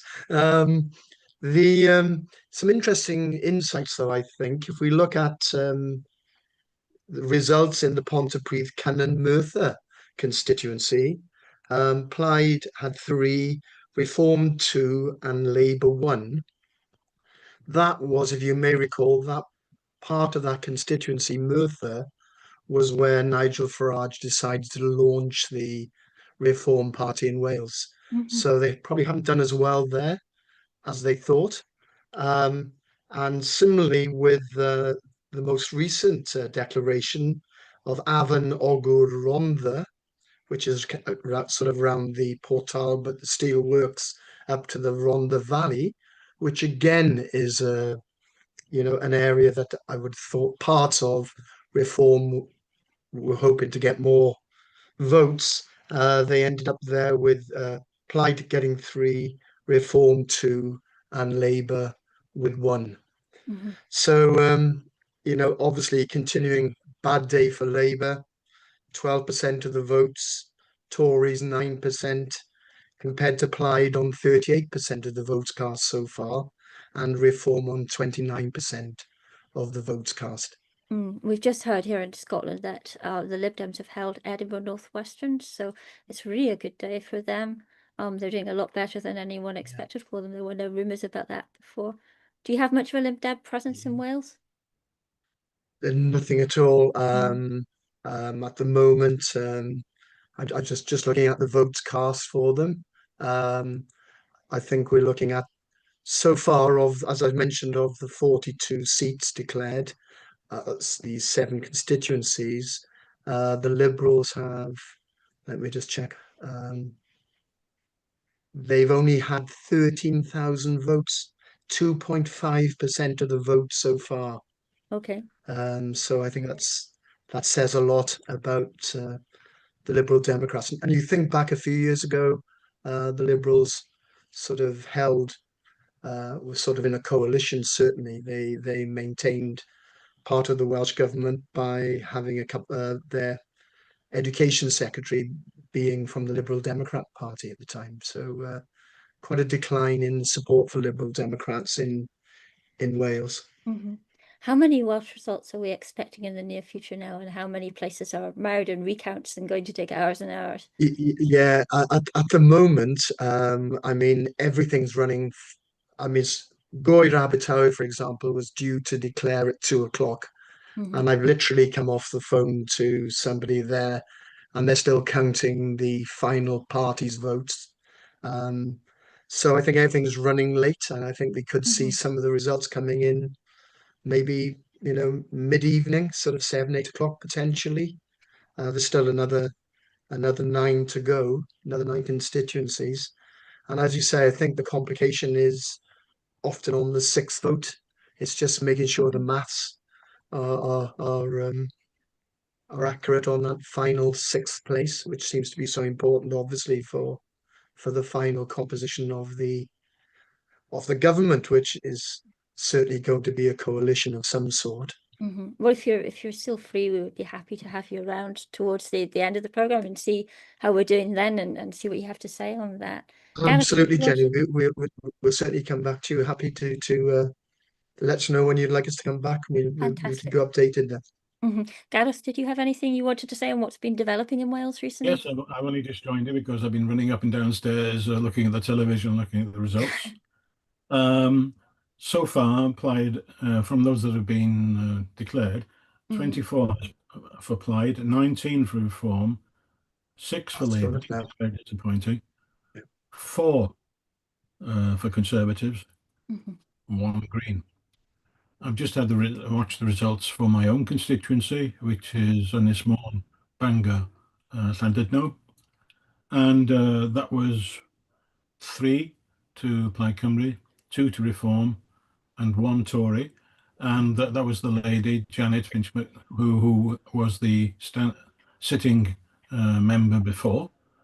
So she's pleased that she's back.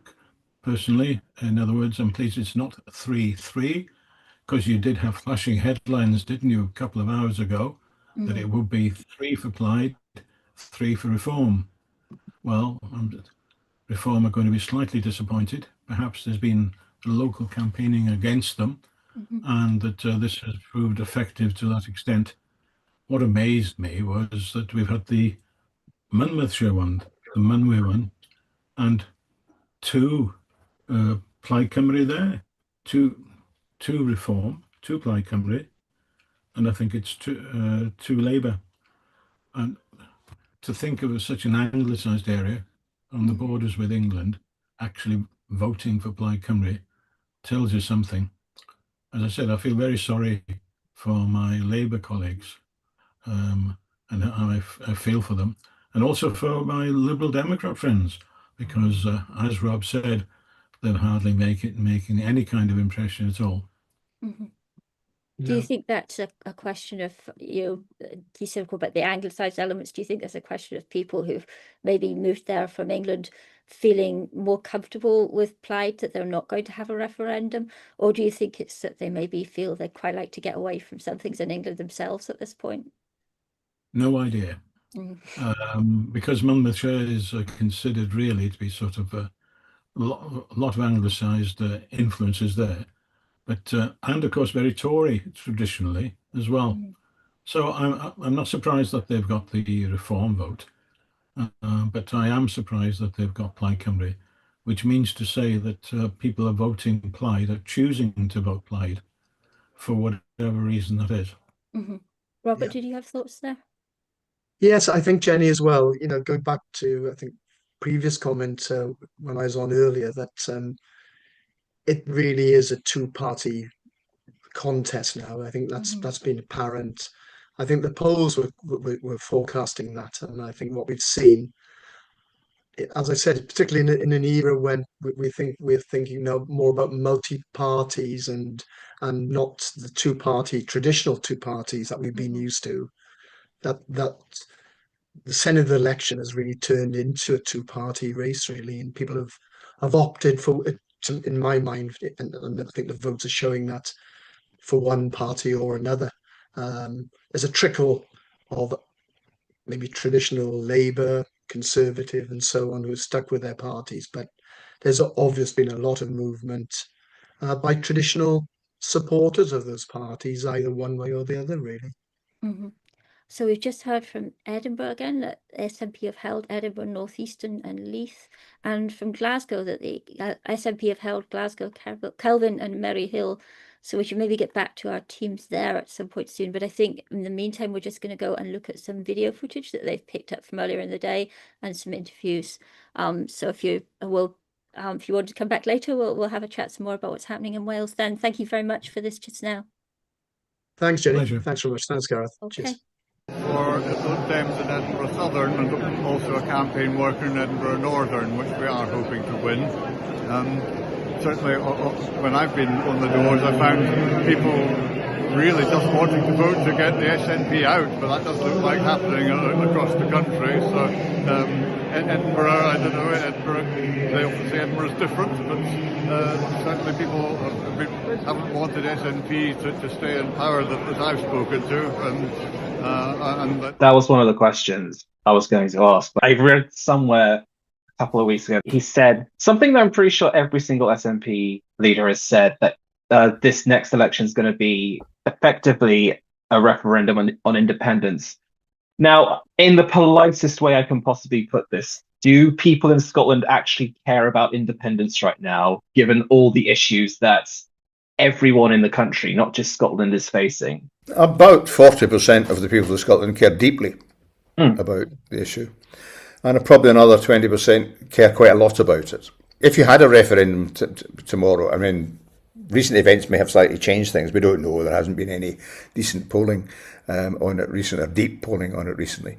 But if you'd had a referendum a year ago, it would have been won. The yes side would have won, because independence side has been running about 50% for the last 3 or 4 years. And if you start off from a base of 50%, you're going to win if you get a referendum.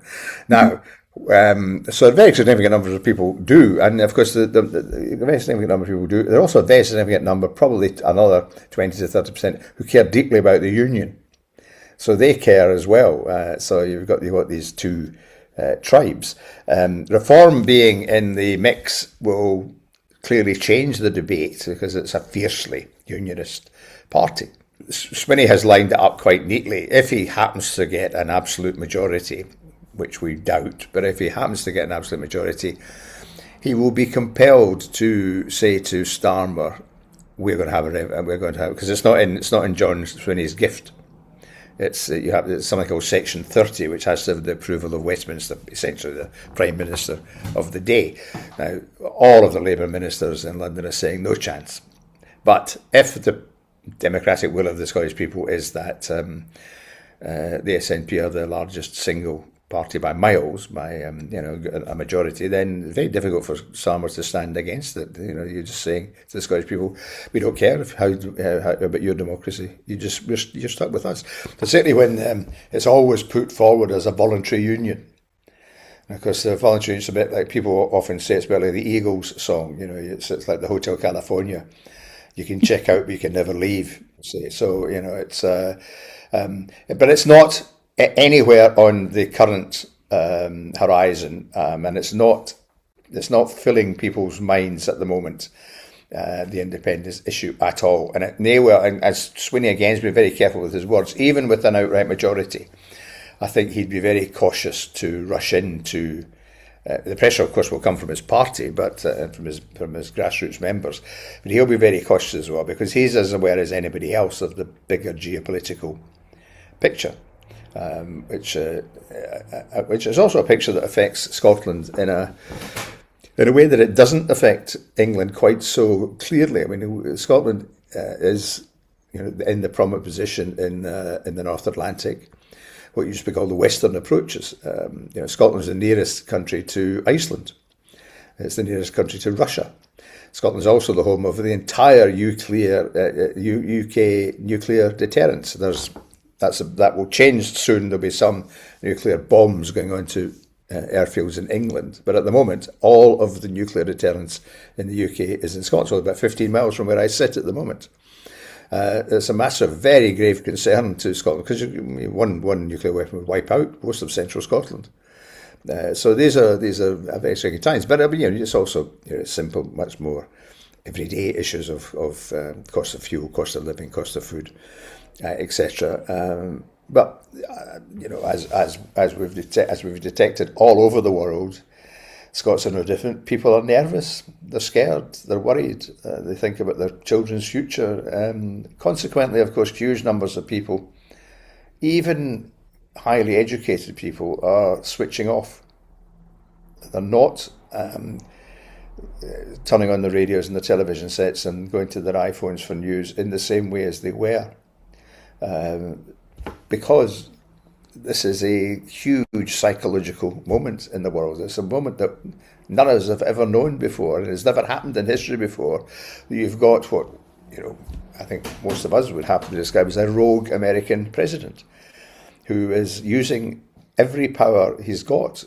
And we don't know from 1 minute to the next how he's going to use those powers. So people are deeply, deeply concerned about how the future pans out. And that, clearly will have an electoral impact. But at the moment, it's not on fire. It's plodding along. Energy is becoming a bigger issue. I think the SNP will be pressed to say whether they will press the button on more exploration, more production.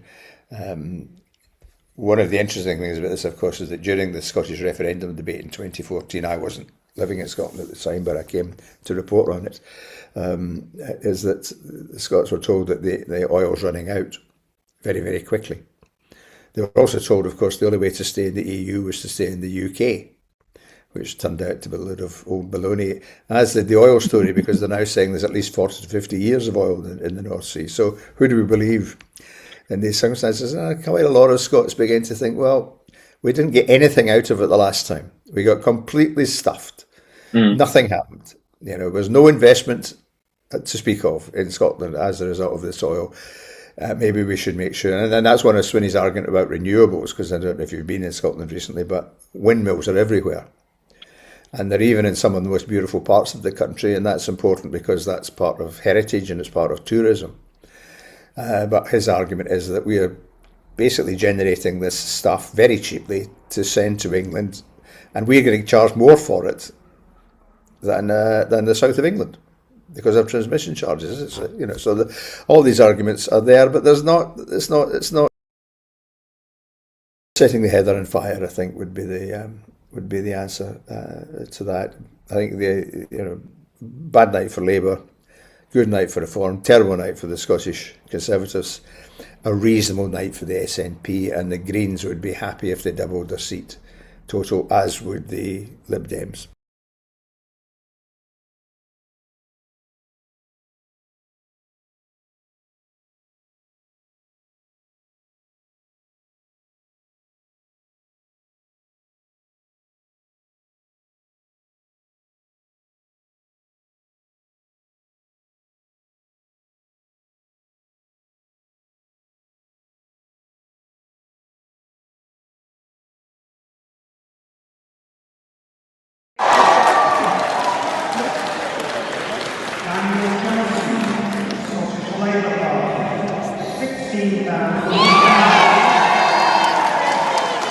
I say I'm complete privilege that Glasgow and its young people have given me.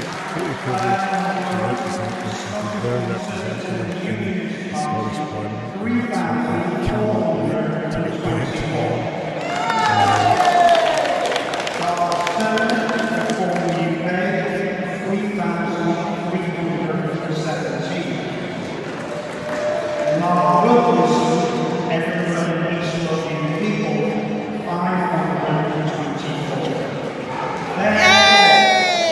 Absolutely delighted for Kirsten, and I'm sure she's absolutely delighted for you too, and I'm sure over the next weekend we will get together and we'll discuss. Really, really pleased that Kirsten is also going to be in the Parliament. We look forward to that.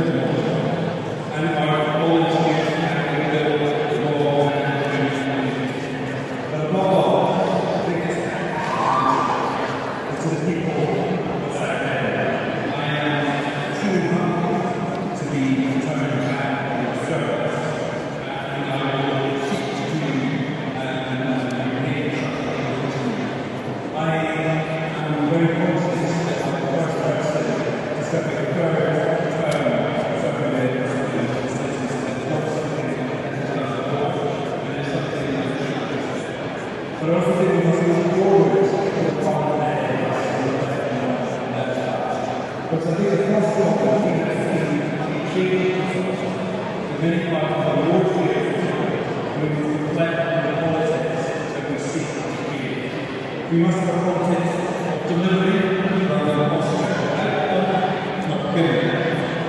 And I think if we look at the last 5 years, that is necessarily the case. But above all that, I think perhaps some of the events, particularly in recent days, we must have a politics built on tolerance and solidarity, politics that seeks to unite rather than divide.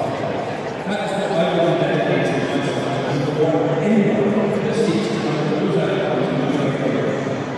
But above all that, I look forward to serving people Senedd.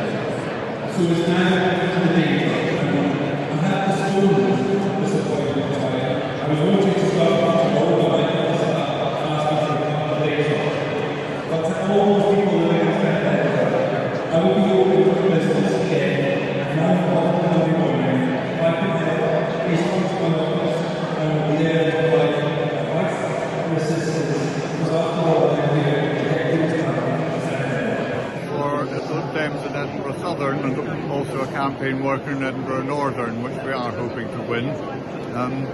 Certainly, when I... Chas Booth, I am the Scottish Green Party, one of the Scottish Green Party candidates for the Edinburgh and Lothians East list. How do you feel about the elections? Really good, really good. We've had really positive results, really positive conversations with people on the doorsteps.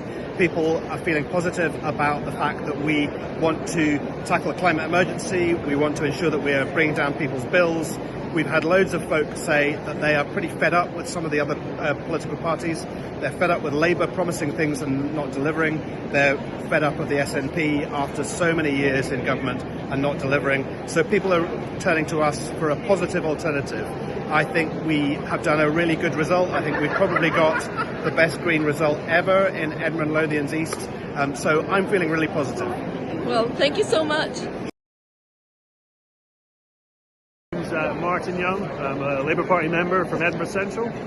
I think the big result tonight from what I've seen is that the SNP's lost a lot of votes across the reform.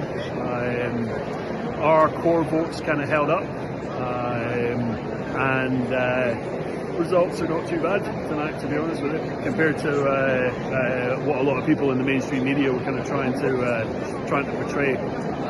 Why do you think SNP lost to?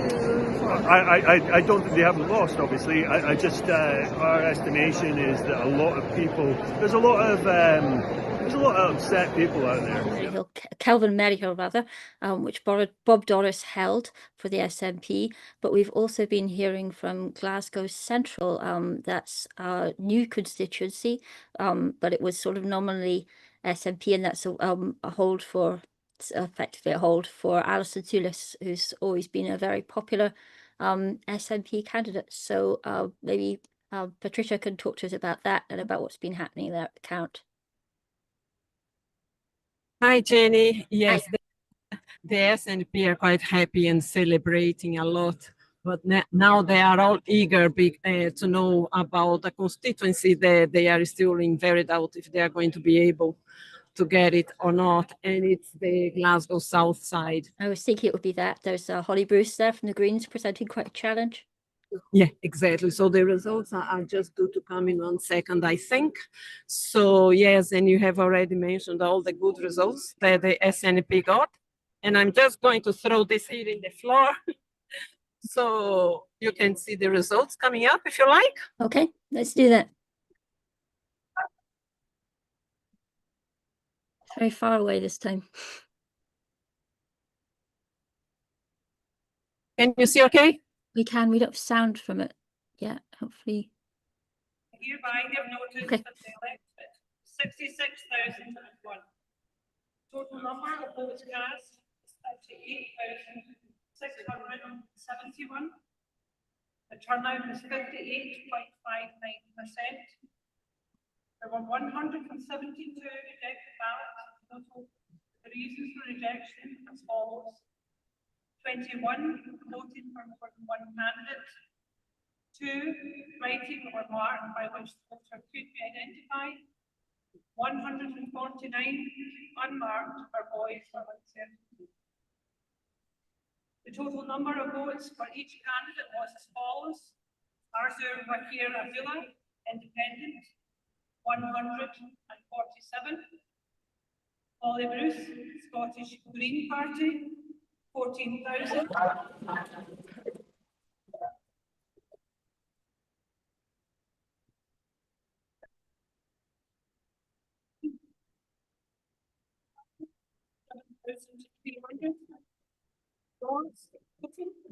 Scottish Conservative Unionist Party, 1,383.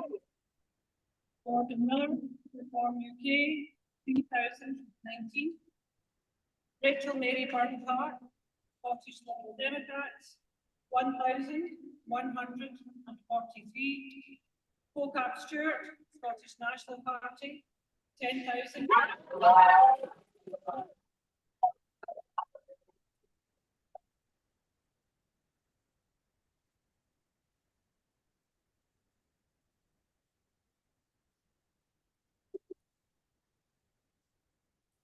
For anyone who didn't catch that, that means we got the second Green MSP to be elected in a constituency in Scotland.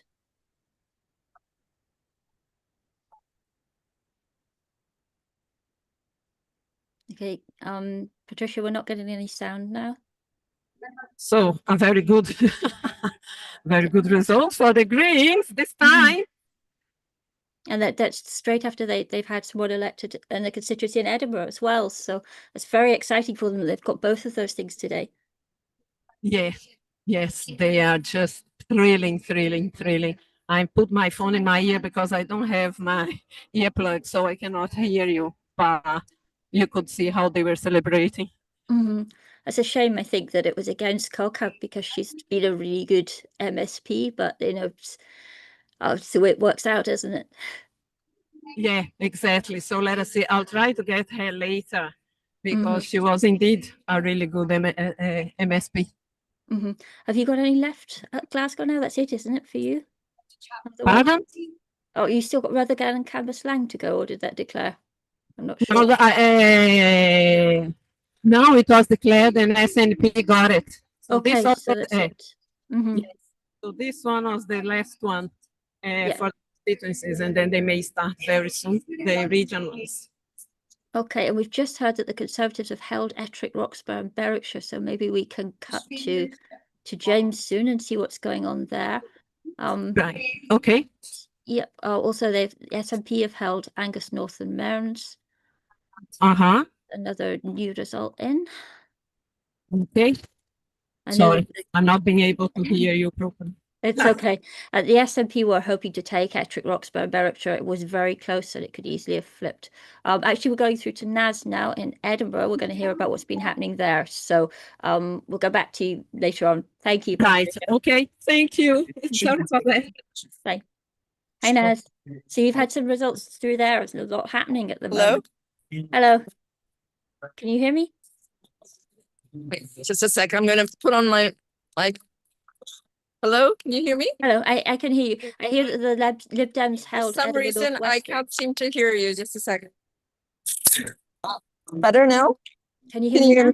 Yeah, better. Okay, yeah, we heard that the Lib Dems held Edinburgh North Western. So have you got anything left in Edinburgh now still to declare? I think Edinburgh is all done now. They're just announcing the final results here. All over, but I think So those are the Edinburgh regional declarations. We will now declarations. So it's so now it's Edinburgh Central, Edinburgh City results are all in now.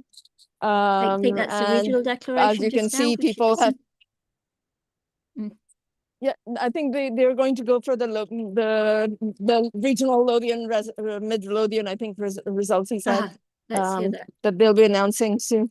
Yeah, but the counting has pretty much stopped. Everybody has left. There was an ad rush for everyone leaving with the buses outside. I see, okay. The star of today in Edinburgh is the Lorna, the Green candidate who won Edinburgh Central. She's like the first Green constituency. So she is obviously like the star of today, apparently here. People, the bigger part, like it's kind of what was expected. I think it was the bigger parties the traditional parties have all lost. Mhm. Not lost, but they were the ones who had more to lose, I guess. Yeah, they've all And lost so votes. it's the new, yeah. So it's I mean, there's a lot of excitement amongst the Greens. I asked a Reform candidate if he was willing to talk to me, and he refused. So I've talked to pretty much every party except for them, but I approached two people, one a candidate and one an activist, and both of them said that they did not want to speak to me. So I was able to get a pretty yeah. I don't know why. I don't look that scary, I guess. But No. Do you want to join us later on when we're sort of assessing the results and we've got more in? And we can discuss what's happening with that.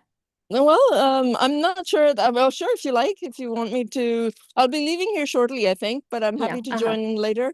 Yeah, sure. Just let me know Stay there. what time you want to connect. I will Just try and anytime. I mean, I think we're expecting the last result around 7, but it may run a bit later than that because there are a lot of recounts in Wales, so we might be waiting to find out what's happening there after we finish with Scotland. The Green Party is happy for us to interview them, Lorna, later this week if we're interested. Sure. Yes. So I will schedule with her. Okay, fantastic. All right. So do you want to, when's the declaration happening for the list there? Are they doing that in a moment? Because we should stick around if they are. The declaration for the regional list for Edinburgh.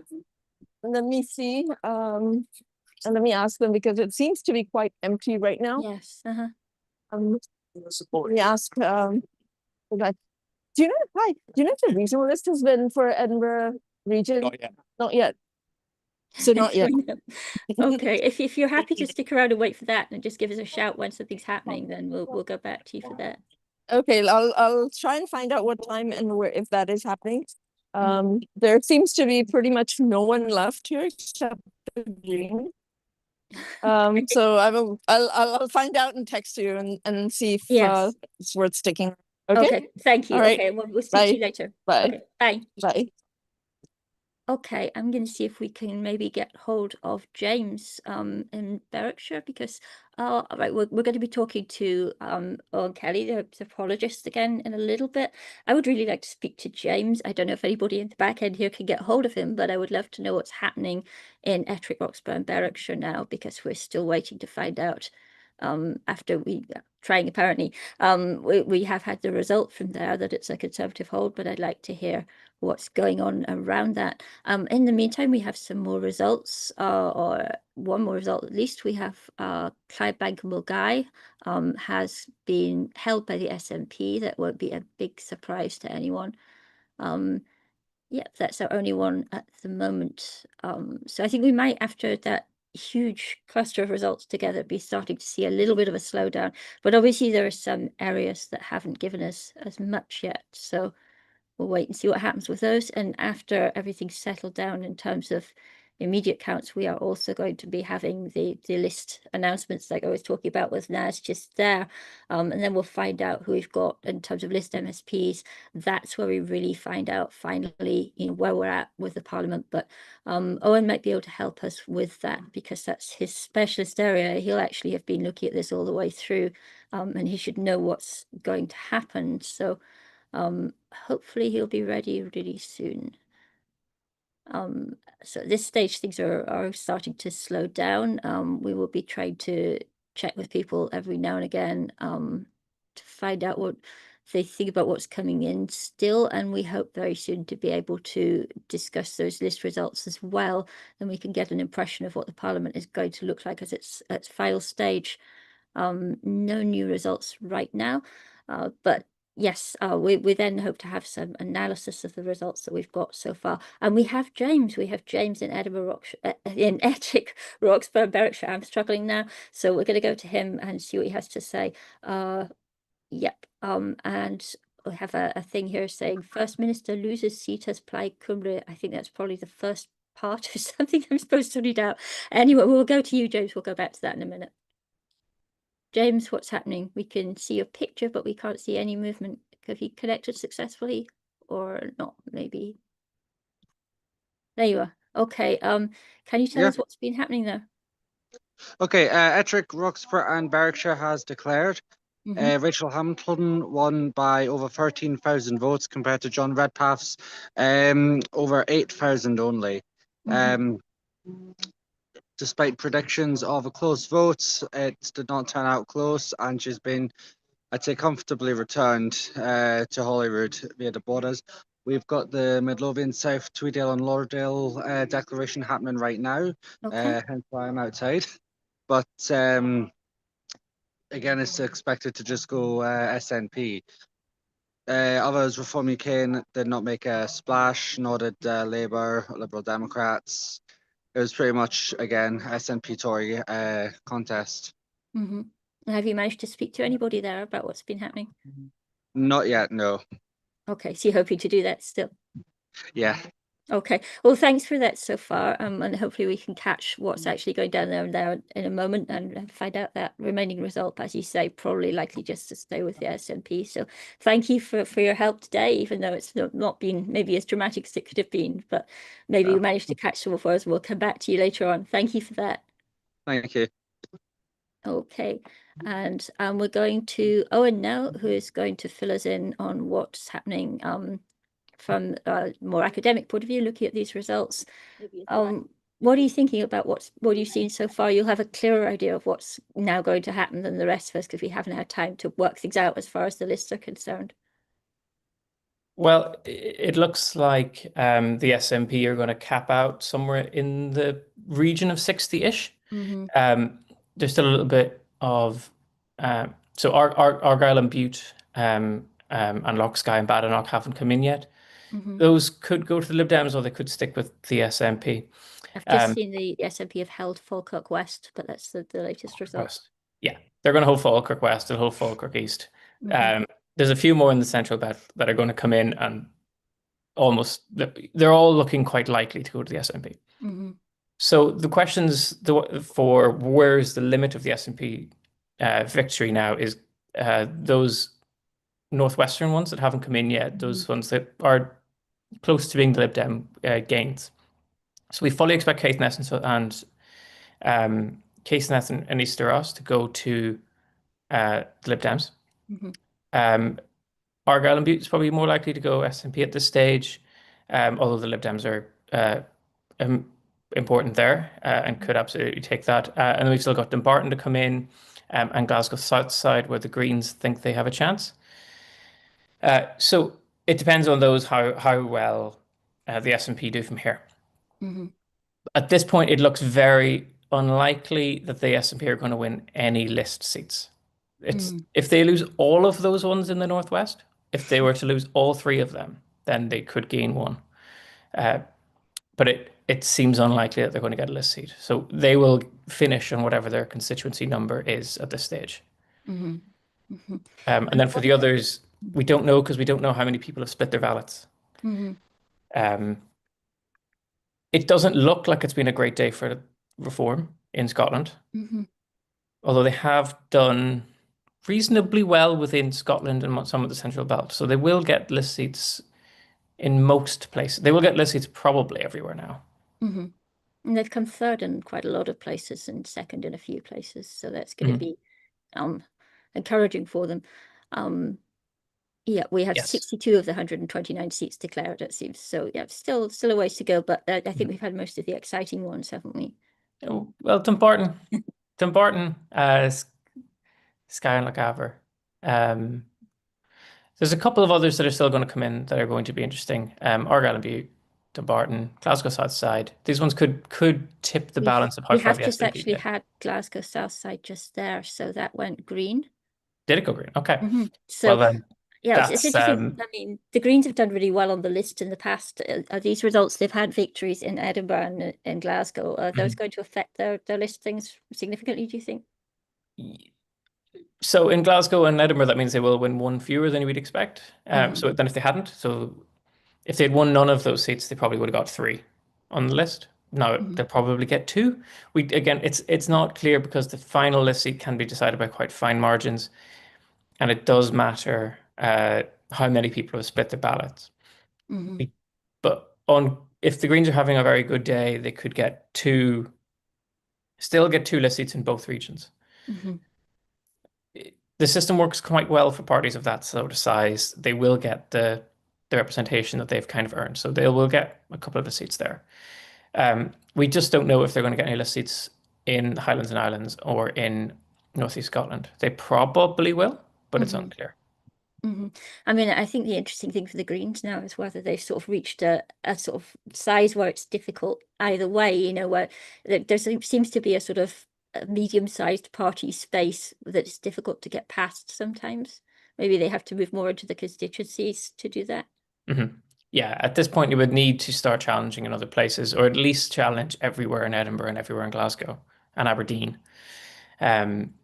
Be a bit more ambitious in where you're going to target for your constituencies. This strategy has worked for them very well, but it also places the limit on where they grow and how they campaign, because they can't run the same level of campaign in Aberdeen as they would have if they had a candidate, actually like named candidate for the constituency. So it has placed a limit on their capacity. But again, it has worked out very well for them. So if this works for parties of this size, it's possibly a lesson to other parties in future who wanted to try this kind of strategy. People like Reform, for example, could have attempted this and run more and focus more on the focus on getting a couple of seats as a stronghold to build from. Basically, attempt to become the Lib Dems, which just seems to be what the Greens are attempting to do. It's a strategy that's worked out well, so you know, it's fine, but it does limit them to getting any larger. So when it comes to Wales, we're seeing 66 out of 96 seats we've got so far. So that's, I think, 30 Plaid, 22 Reform, 7 Labour, 5 Conservative and 2 Greens. So what do you make on that at the moment? It's an incredibly disproportional result given the system. There are a lot of places where the Greens, the Lib Dems, the Conservatives, and Labour are missing out on getting anything, or in some cases, all of them are missing out on getting anything. And this is happening because they're just falling shy of that 10% line. If they're all on 9%, then they don't get any seats. And Reform and Plaid pick them up. And it's a very unusual set of results to have got to this kind of point. It's a real surprise that they've managed to do this. I know some of the MRPs the Welsh MRPs have done quite a good job of anticipating this, not perfectly, but in that kind of ballpark. Because this is kind of what those things should be good at, those kind of broad constituencies, which are relatively proportional. But it has been a very good day for Plaid Cymru, and they could well get close enough. They don't get a majority, but they can get close enough that they don't need a formal coalition with anyone. And considering that they have almost wiped out Labour anyway, they wouldn't have anyone to go in with, or not comfortably anyway. So it's probably just as well for them. So they'll just go in as if the rest of the constituencies look as we expect them to now, they won't need a formal coalition. Well, they could still choose to get one. And of course, Kemi Badenoch, as the Conservative leader for the UK, doesn't entirely speak for the Welsh Conservative Party, but it still seems that it would be very difficult for them to do, as she said, that her party would not do, and to go into a coalition with Reform. That probably puts some of their votes at risk elsewhere, doesn't it? Elsewhere, yes, it makes no difference in Wales. They're not going to be able to do it. They could attempt it. They'd still be 10, 15 seats short. So it's kind of parties saying that they won't go into coalitions with each other, though, is kind of a thing that parties do. I don't know if anyone really takes it seriously. People know who would and who wouldn't actually do a deal. People know that the SNP and Greens can both say they won't do it, but we both know that they would. And we know that Plaid and Labour and the Welsh Greens would all do it. If the maths required it, they would do it. We also know that Labour wouldn't do one with Reform. And we know that Conservatives probably would. If the maths worked out that way, they'd do it. They haven't distanced themselves from Reform in the same way that we've seen in other parts of Europe, where there has been a firm cordon sanitaire against the far right. And there's no suggestion that Conservatives would rather work with Labour than Reform. which is the case in other places. So I don't think it really makes any difference. It probably helps Kemi Badenoch slightly amongst certain Conservative voters who don't like the idea of going in with reform. And I don't think anyone who votes for reform believes them. So I don't think it's really I don't think it's doing any harm. And it seems like sensible politics for me to say that. And of course, the Lib Dems at a sort of UK level have twice sort of built up their numbers to the point where they were kingmakers and gone in first with Labour and then with the Conservatives, and they've got their fingers burnt both times, haven't they? Because they've then spent time in the wilderness where people say, oh, voting for them is just risking letting this other party in.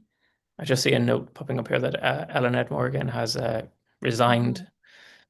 I mean, she didn't have a choice, but having lost her seat.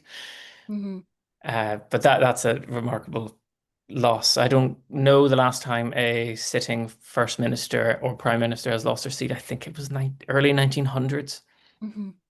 So that's a huge moment in Wales for a Welsh leader to have not just lost power but lost their seat. Although it was not their best area.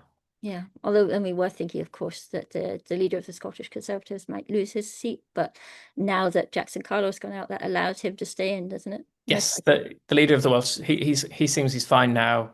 And party leaders have lost their seats. That's okay. It's the sitting First Minister is yes, it's rather more comfortable. I don't think that's ever happened. I can't think of an example of it happening. I know that the First Minister of Northern Ireland lost his Westminster seat, but it didn't impact his ability to, because he was still at Stormont. So that is a really big moment in Wales that happened, even though it was kind of coming. Most of the polls had that as a very close seat, because it's pretty much the worst place you could have a Welsh leader. We've been talking earlier to some of our Welsh people from Bylines, Cumbria, and they were saying that they were not sure if they were going to stick with this system because they felt it was very unpopular. Do you think it will stick around in Wales? I don't seem to like it. Reform's position on electoral system changes depending on whether or not they're winning. Labour probably would rather something else now. They picked this one, I think, based on the assumption that things wouldn't change, and then they did. They need to stop doing that because it went very well for them in Scotland, and now it's gone very well for them in Wales. The Lib Dems have always supported STV very consistently, so have Cymru. And the Greens would probably also rather it if they're thinking of this at all strategically. So there's enough there that they could push through STV if they really wanted to. I think they could do it. I think they could push it through. I think now it becomes an issue for Plaid to decide, because STV would probably give them fewer seats. Okay. That cutoff point doesn't exist under STV. So do you have any other final observations today of how things have gone? Yeah, I mean, it has been just a huge day in Wales for the end of 100 years of Labour rule, and it's come crashing down very significantly here with the First Minister losing her seat and resigning. So that is just that. I think that is the major event of today in Scotland. It's a little bit more of the same, and the lack of a breakthrough from reform to win any constituency seats. They came close in Banff and Buchan Coast, but everywhere else they weren't that much of a challenge. So that'll be disappointing for them. But we'll see on the list, and then it will all become clearer who is second and who's third up in Scotland. We've heard that just now that the SNP have held Midlothian, South, Tweeddale and Lauderdale as we expected. Reform have actually come fifth there. So that's not a great result for them. I think they were hoping to do better. Yes, that's particularly bad. But yeah, I mean, they've been sort of second and third in a few places, but yeah, just that lack of, I think there was a lot of hype, and again, because people will have been watching the elections, the council elections in England, and maybe assuming that it would work the same way, but it's a very different politics, isn't it? And I think that's something that's really shown up today, that what's happening politically in each of those three nations is very different, and obviously where you're from as well. Yes, they seem to have reached a cap, or well, potentially have reached a cap or closer to it. In Banff and Buchan Coast, they came close, and that was good for them. They were nowhere near in Aberdeenshire West, and they were nowhere near in Dumfries and Galloway, or Galloway and West Dumfries, where they should have been competitive. Based on the Westminster result, they should have been competitive there, and they didn't gain much at all. Perhaps a more targeted strategy would have worked if they had gone something down the green line of just pick a few places and really, really go for it. It seems to be a Nigel Farage specialty to win loads of seats, loads of votes everywhere, but no seats. So it's come true again, although the lists will help them out, and they will get a pretty solid number of seats. Yeah, it strikes me that it's quite expensive as well, standing candidates in all of those constituencies and then not getting them. They should they'll get their deposits back. I'm sure there's a couple where they've dipped below the 5%, but that's nothing. And it's also Reform. They have plenty of money. They do indeed, yeah. They're the only party that can afford to have another election in the next couple of years. So for the benefit for everybody else, they'll want to make this work for as long as possible. Yeah. Okay, well, thank you for being here today and for all of this support. It's been great to hear from you. I guess we'll be seeing, I'm not sure who's coming up next for us, but we'll see what's going on back in the constituencies. So thank you very much. Okay, bye. Okay, so we do have just a last few results to come through now, probably not very spectacular ones, but we'll hopefully get some counts soon. We're gradually getting results through from the different regional lists as start of them, but not from, not the ones that are actually going to tell us how many MSPs we get from different lists.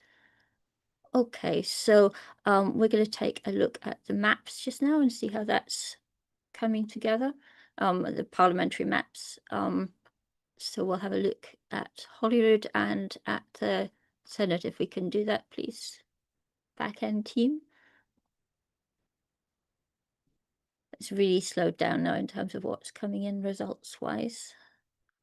Here we are. So we can see the Sened's really filling up now. Not much left to go there. What there is left to go there, I think, is heavily in recount territory now. So some of those may not come in until quite late this evening, but we may be starting to see some change. And then in the Scottish, just jumping about between them here, the Scottish Parliament, we have a bit more happening still to go. But you'll see, can we go to the Scottish Parliament one, please? Team, come on. Okay, I may have to wait for this. But yes, we'll be waiting for those final results from Wales, and we'll maybe be speaking to our Welsh team again shortly to see if there's any change there that they know about. I can tell you that in Scotland, the SNP have just held Angus South. Again, not really a big surprise there.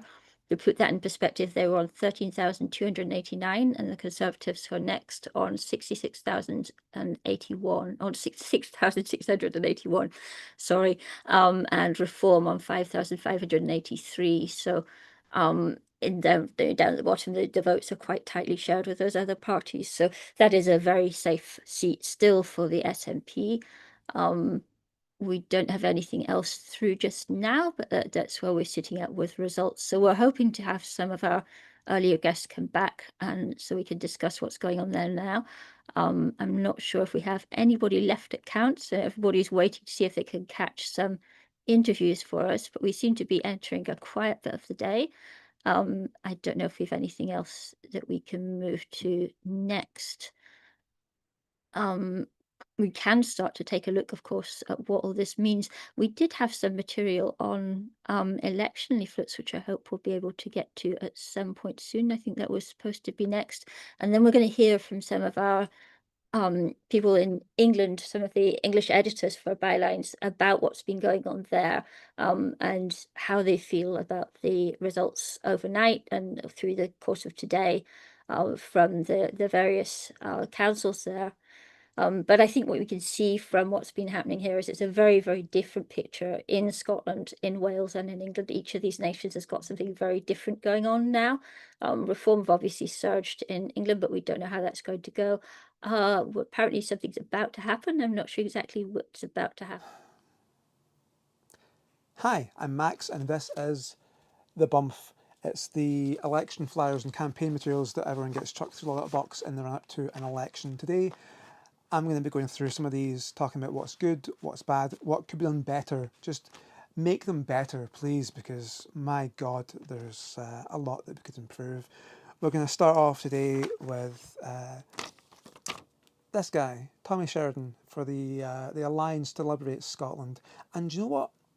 This one's not bad. It's a decent picture of the man. Like, they've kind of cropped him in around the ears. It's a wee bit tight on the crop. You want to have what's called the critical space. We have enough room around someone's head to let them breathe. Not always the case. Sometimes it's a rule that you have to know when to break it. But in this case, he just looks a wee bit pinched in and a wee bit awkward. But aside from that, it's a good photo. It's their main guy. They've got roughly what they're trying to say. It doesn't hurt to look at. Sounds like a low bar, but you'll see some of these that... And yeah, got to give them a solid 7 out of 10 for this effort. Someone knows what they're doing. Nice to see. From one extreme to the other. The Scottish Family Party leaflet here. Right, it's not that it's bad design. It's not great design. It's just that it's a picture of a fetus, and you don't want that popped through your door unsolicited. They're trying to shock you to make a point. Maybe it's incidentally the first image that comes up if you search Shutterstock for 12 weeks fetus. They've just gone on and they've went, that'll do, and taken the first one, and they're going really hard on they're the party that's anti-abortion. It's just you see it and you pick it up and you throw it in the bin. You don't want to be looking at it. It's not a good look for. There's no what's their candidate. We don't know what they look like. We've got red text on a blue background, which is hard to read. It's mostly sort of attacking what the other parties are doing. They've got their own policies in the back, and you can make your own mind up about those, but it's a 2 out of 10, guys. Do better. Be better than this, you know. Unfold this mess. We've got it's your man Anas Sarwar. Only Scottish Labour can beat the SNP. We've got a full, that's not true. For a start, don't be lying on your election materials, because we've seen the polling. We know what it looks like, and we know that that's not true. So never a strong look. Some of the photos in this, it's been given to an activist with a phone who happens to have been there at the time. We've not hired a professional photographer. No professional photographer would... It's hard to say just why they're so... That's not how you pose people. That's not how you block in a shot. That's not what a background should be. It's all... There's no sort of nice depth of field fall off to it, so everything... No one pops out. They don't look like they're in the same photograph. They could have been comped in. It's two guys not interacting. The man's tie and shirt is hanging at the bottom of his coat because he's not fastened it. It's like... It just smacks of unprofessional, and they're doing this kind of weird cutout thing where they've got a texture of some paper and put it on some actual paper, and then they've done like a wee fake letter. They're all Labour's election communications this cycle, as far as I've seen, have had this kind of thread going through them of it's a handwriting font to make it look like it's a handwritten letter, but it's not a handwritten letter, and it starts out "Dear Resident," and it's so insincere and so impersonal, and that's the opposite of what you want in this kind of communication. It should be direct, it should be coming through, and I'm just looking at this picture of the man in a shirt talking to a couple, and it's a sort of a dirty one shot over the back of the heads of the couple, and the most prominent thing in the frame is somebody's gaff in the background with the bins out, and it's like, what? Who took this? Why? Slightly more professional shot, but it's been taken at conference. It's just like the man's up on a stage, the lighting's bad. Don't use conference shots for these. I cannot stress that enough. If you have to, like, you've hired a photographer for the conference, right? Get them to do you some promo shots while they're there. Just kick them a bit of extra cash to get a nice promo shot that's not just someone standing on a stage under stage lighting with the big bags under their eyes looking off into the distance. It's not, they're not good pictures for this. This is a good picture. This is the man in the front of it, and like, that's been taken by a professional. Why didn't you have them do a few more? Because here he is, he's got, like, yep, nice depth of field. He's doing the no tie thing. We like the no tie thing. Looking into the camera, get a good, nice smile. It's not a high bar to clear. Just, why have you got one that's this, and then the rest of them are guff? Doesn't make any sense. Labour, do better. Here's the SNP. This one is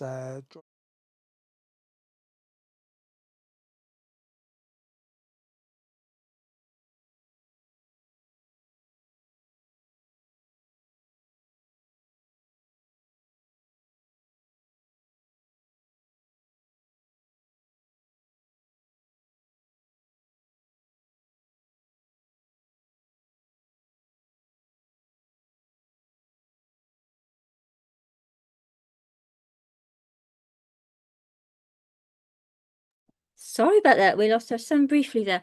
Okay, we are back. And whilst that has been going on, whilst we've been watching that, Falkirk East and Linlithgow has confirmed the SNP, so that's an SNP hold there. Again, there's a drop in the SNP vote, but not by that much. This is one of the places they've done better. They're down by 6.9%. The Conservatives, by contrast, are down by 13.2%, so that's going to be pretty painful. And again, the Lib Dems are slightly up, so that's good for them. They've been doing pretty well like that around the country, just with these small gains. So they will be hoping that in the long term that can help them, because they've really been struggling to make an impression across the country like that. They have their stronghold in the north, and they've been struggling to make this progress. So beyond that, just to go back over the last few as well, we have had Angus South, that's a hold for the SNP. We have had Midlothian South, Tweedale and Lauderdale as an SNP hold. Same for Rutherglen and Cambuslang, Clydebank and Mulgai, Falkirk West. All of these seats strong for the SNP still. And we're expecting actually we're going to have a lot more SNP hold results coming up soon, because these are sort of the sort of middle of the country constituencies. They don't get a huge amount happening. They don't get a huge amount of political attention, but they do reasonably well still. They're not particularly the worst neglected constituencies, so they tend to sit quite happily with MSPs who they get along with for quite a long time there. We are hoping soon to have our next guest in, so we're just waiting for them, and could confirm that the SNP have held Argyll and Bute. So that's a more interesting one for them, because that's kind of a shaky one. That could easily have shifted back in a rightward direction. But they have held that against the Lib Dems as their closest contenders. The Lib Dems... Give me a moment.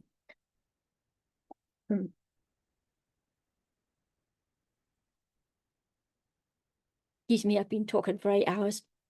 Okay, the Lib Dems have shot up there by 10.2%, and the SNP is down 9.5%. So that's quite a remarkable result.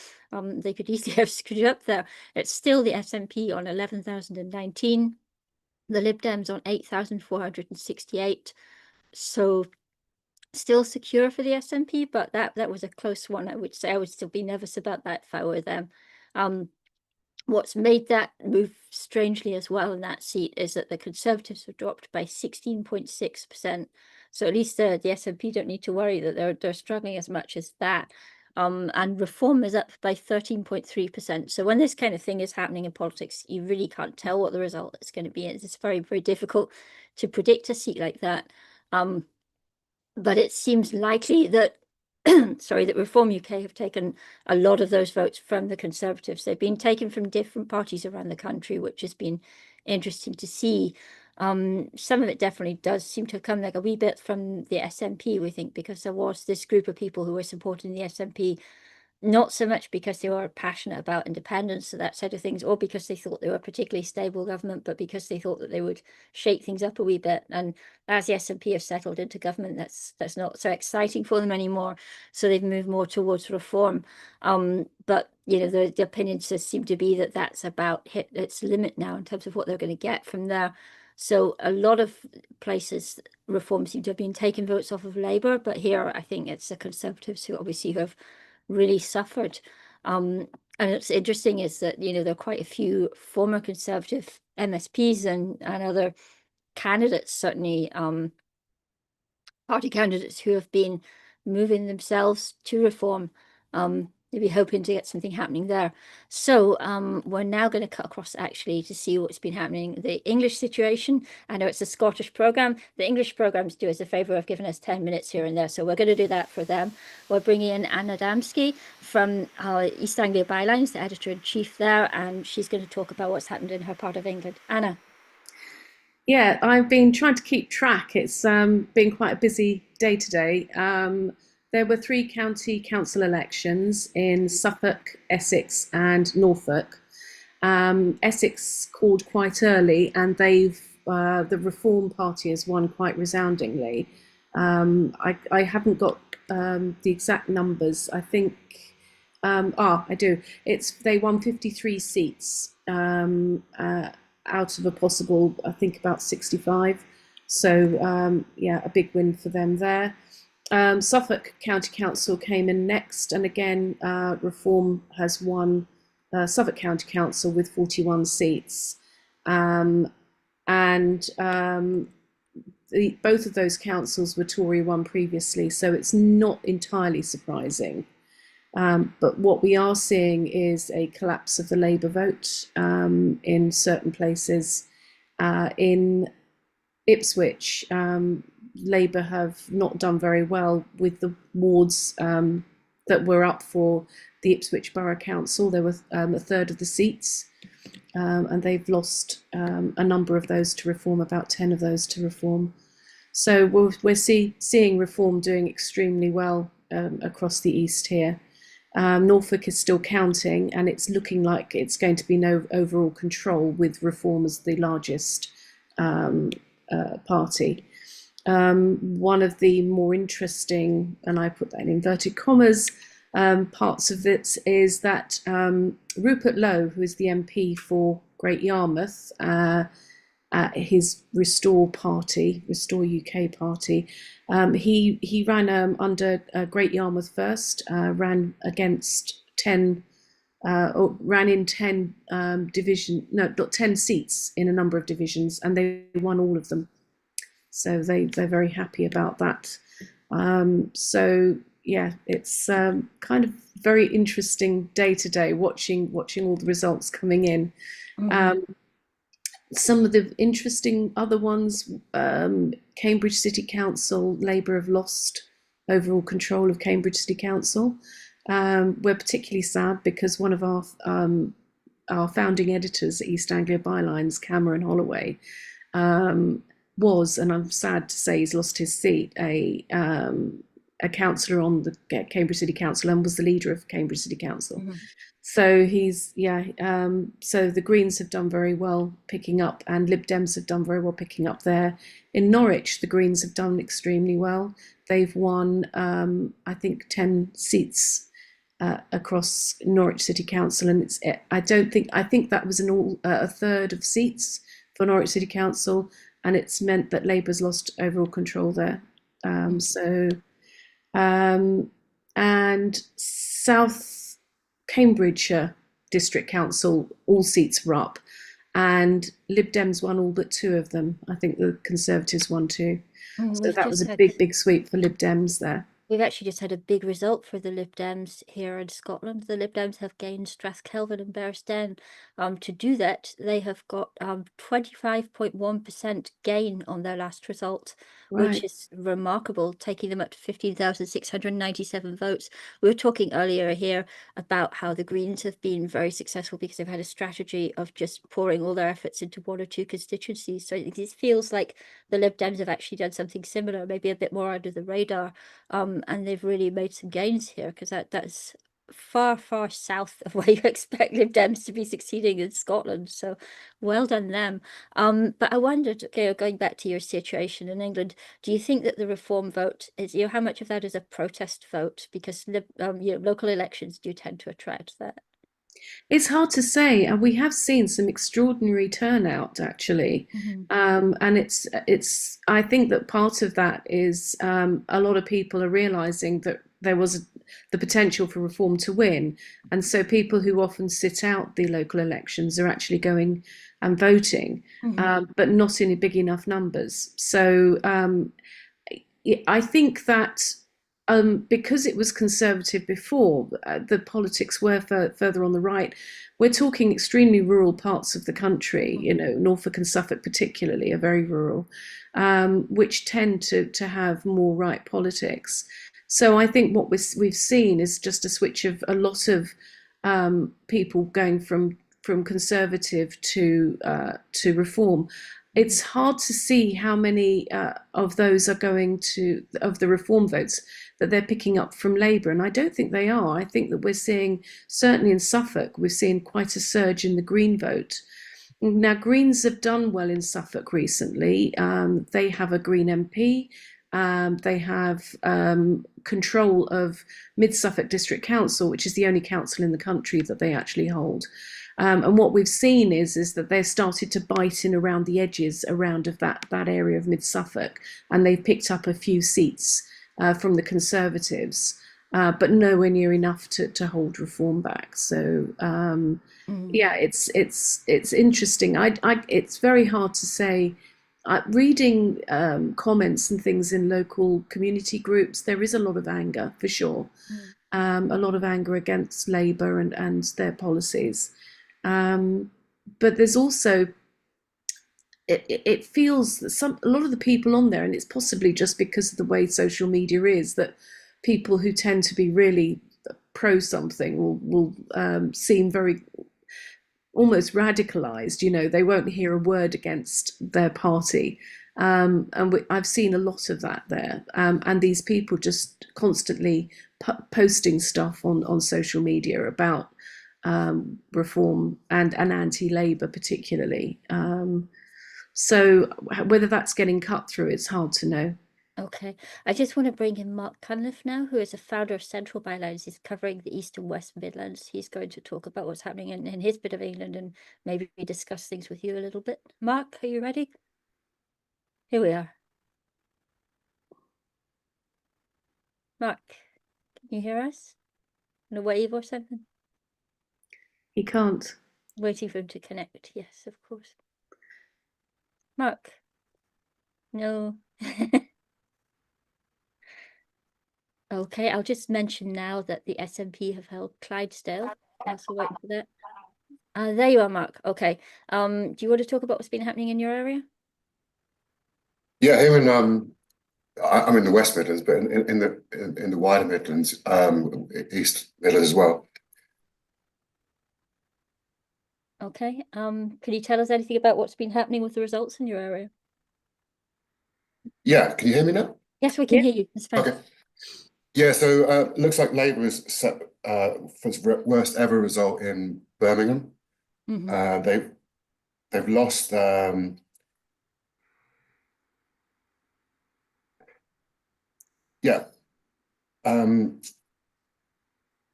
We can hear you, Mark. They've lost what? We're hanging on your every word here. Yeah, so there seems to be a delay. Sorry. It looks like we're set our worst result ever in Birmingham for Labour. Newcastle under Lyme has gone to Reform, and elsewhere across the country, Labour have lost Sunderland after 50 years of control, and it's looking like Manchester will go for its worst ever result for Labour in 60 years. Okay, so how do you see Labour reacting to that?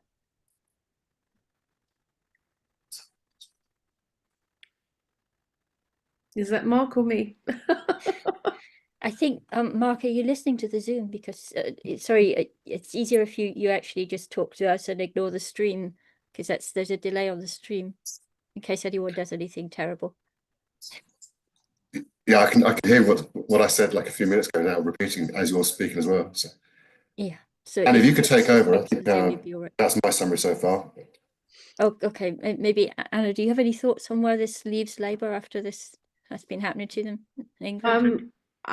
Obviously it's seriously weakened Labour, and I've been listening to the results coming in as you've been describing them in Scotland and Wales, and I think Starmer is now in a very, very tricky place. There's going to be enormous pressure on him to go because of these results, but I think that was predictable. The issue, I think, is that whilst a lot of people really dislike Starmer, there's also a lot of people that just want continuity and don't want the drama of constant leader changes. And certainly from what I'm reading about the markets really want stability. And we're seeing Starmer, and I'm hands up, I'm not a Labour supporter. So if anyone's thinking, or she would say that, but we are seeing what Starmer's doing on the international stage at the moment, and I think that's a critical part of what's going on in this country, because we are seeing petrol price rises, we're seeing inflation will start to rise as a result, and that's all because of what's happening internationally. And I think having a leader that's got plugged into what's going on is really quite critical at this point. And so all that's happening here domestically is making that very difficult. Yeah, we've just heard that the Greens have won Norwich Council. Yes, they won. Yes, they've won control. Norwich City Council has been Green Labour for years, with Labour just holding on, and that's been eaten away. So yeah, Norwich is now going to be run by the Greens. Green are doing very well. So I had my live stream still on, so that's why I was getting some weird echo. That's what's happening. Yeah, the Greens are doing very well overall. They up at 290 seats the last time I checked, so that's an increase of 212. So yeah, despite the reform wave, there's been a lot of increases, and also Lib Dems are up 82 seats to 589. So for the more liberal people, it's not been that bad a day in some places. So what's your take on the longer term impact of this situation? I think realistically, we're going to see a situation where, locally in Warwickshire, we have an absolute reduction in the budget for potholes. And that's one of the things they're talking about, is how much they're going to spend on potholes. And actually, it's coming down the budget where I live. Up in Nottinghamshire, they spent £85,000 on flags. Which, they said they were going to get money for advertising, but of course no business had come forward and want to be associated with that. And it's £85,000, and that could be going into local communities. That's what our taxes are for, not putting up flags. So I think the reality is that people will get some really badly run councils, and then they'll think twice at the next general election. So the two of you, just to get your perspective on things, I don't know how much you've been watching things today, but of what's been happening in Scotland and in Wales, do you have any thoughts about that? What's it look like from an outside perspective? Yeah, I've been listening all day, actually. Certainly learning a lot about Scotland, and also was really intrigued by the change in Labour, the change in Wales from the first past the post system. So that, somebody getting 33% doesn't control an entire country, for example. I think that seems a much fairer way, and arguably a lot of European. I think it's only us and Belarus that have the system that we use. It's archaic and very unfair. Okay, I think we're going to go back to our Welsh team now to hear about what's happening there, and what's happened, what's shifted since we last spoke with them. But thank you very much for filling us in on the situation in England, at least a bit, in your parts of England. Must be the grim news from England. Thank you. We'll do our best to fix that here. Okay, can we bring on the Welsh team now? Here we are. So we should have them with us in a moment. We are starting to get some lists through from Scotland, so we will be talking to our follow just next about that. But first of all, how's things going in Wales? Shall I kick off? We just had an update now. There's only one seat left to declare, or one constituency left to declare now. Okay. So we've had 90 out of the 96, which is good news looking at this, which we'll talk about in a second. But 39 to Plaid, 32 to Reform, 9 Labour, 7 Conservative, 2 Greens, and one. There is a Liberal Dem who's had a in Brychaniog in Brecon. I think that was the. But the good news is, I think, is that we're getting close to the Plaid Cymru being able to form a coalition government. Reform and Conservatives wouldn't have enough votes to form. They need 49, obviously, as a majority. But Plaid, with their 39, if they could form a coalition with Labour and with the Greens and maybe Liberals as well, would be in a position to form a coalition government then. If Plaid have got 39, that I think that must mean that Reform cannot make 49. So Reform, no, they can't. Reform can't by themselves form. So that's some good news. Yes, it is, isn't it? Yeah. There's only one constituency that's outstanding at the moment, and that is Gwynedd Baldwin. It's that enormous constituency that spreads from sort of Chirk and thereabouts all the way to Machynlleth. Plaid are expected to do well in that because there's quite a lot of traditional Plaid voters, but it is absolutely impossible to predict how many of the 6 seats they'll get.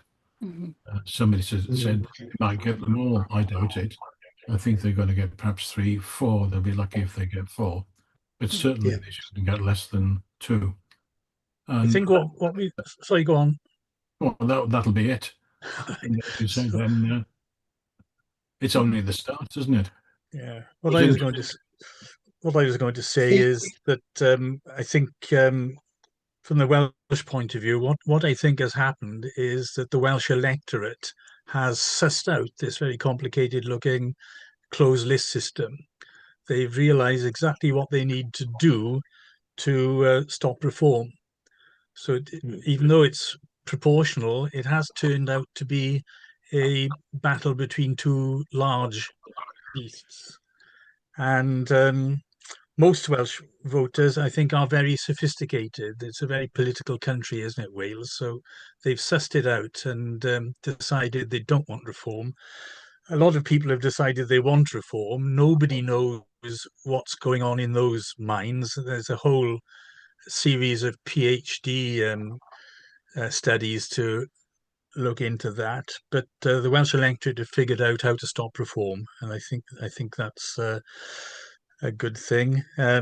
Wales is a tolerant and international sort of country, and Plaid Cymru, Greens, and the Lib Dems are tolerant, international, open-minded parties, and so is Labour, certainly Welsh Labour. And I think Welsh Labour now have got to teach UK Labour a few lessons on how to be more European, less inclined to come at reform from the right, more inclined to come at reform from the left.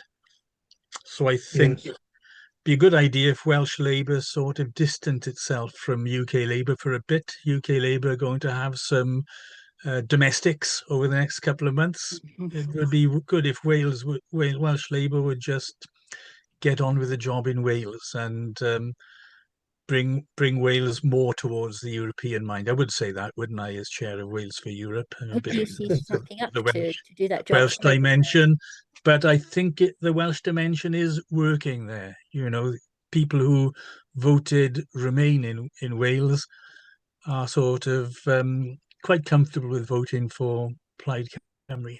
Who do you see stepping up within Welsh Labour to lead them in that direction?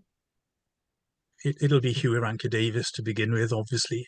Yes, I would think so, yes. And again, harking on it a bit more about the European side of things, he is a European. He's his family is European. His wife is Italian. Same sort of family as I've got, actually. Same sort of family that lot of Welsh people have got. Because if you go back 2 or 3 generations, we've all come from somewhere else. Yeah, it's an interesting one, isn't it? I'm looking at the Goir Abertawe, which is my home constituency, and it's previously when in the old system, you had Swansea and Gower as separate seats, and two ministers of the Welsh government were the MSs for those 2 seats. They both decided to retire this time, Rebecca Evans and Julie James. But Labour scraped in, got the 11,000 votes Labour had in that constituency. It's compared, I think Plaid, Gwyn Williams from Plaid and his wife, they're both eye surgeons in Swansea. They had 25,000 votes, and the 3rd place wasn't far away. So, so Labour coming bottom of that of that vote really is a sign, where of the dire straits it's in really. And they brought the big guns in, I mean, Andy Burnham came down. Torsten Bell is the MP for Swansea West, and he's been suggested as a potential chancellor, in a future government. He's seems to be the academic brains behind a lot of Labour's economic thinking. And he was parachuted into Swansea West by the party centrally, whereas the leader of Swansea Council, Rob Stewart, was selected by the constituency party to stand, but was overruled by the central party. Ironically, Rob then was one of the 6 standing for Goir Abertawe, but I think to Swansea's benefit, he didn't get it because he's an excellent leader of Swansea Council. He's done a huge amount of development work. So I don't see it as a loss because Rob is excellent. But obviously Labour's had just in Swansea, but across the board. Now, what you said, Rob, is quite interesting because within 12 months, we'll have another election. That is the county council elections. And we'll see what will happen there. Yes. And it'll be canvassing, but it will be a different system. It'll be the old traditional system. Labour Party will have to regroup, re-energise its troops. Yeah, as far as what is going to happen, will Plaid sort of take the London government on straight on? No, I don't think they will.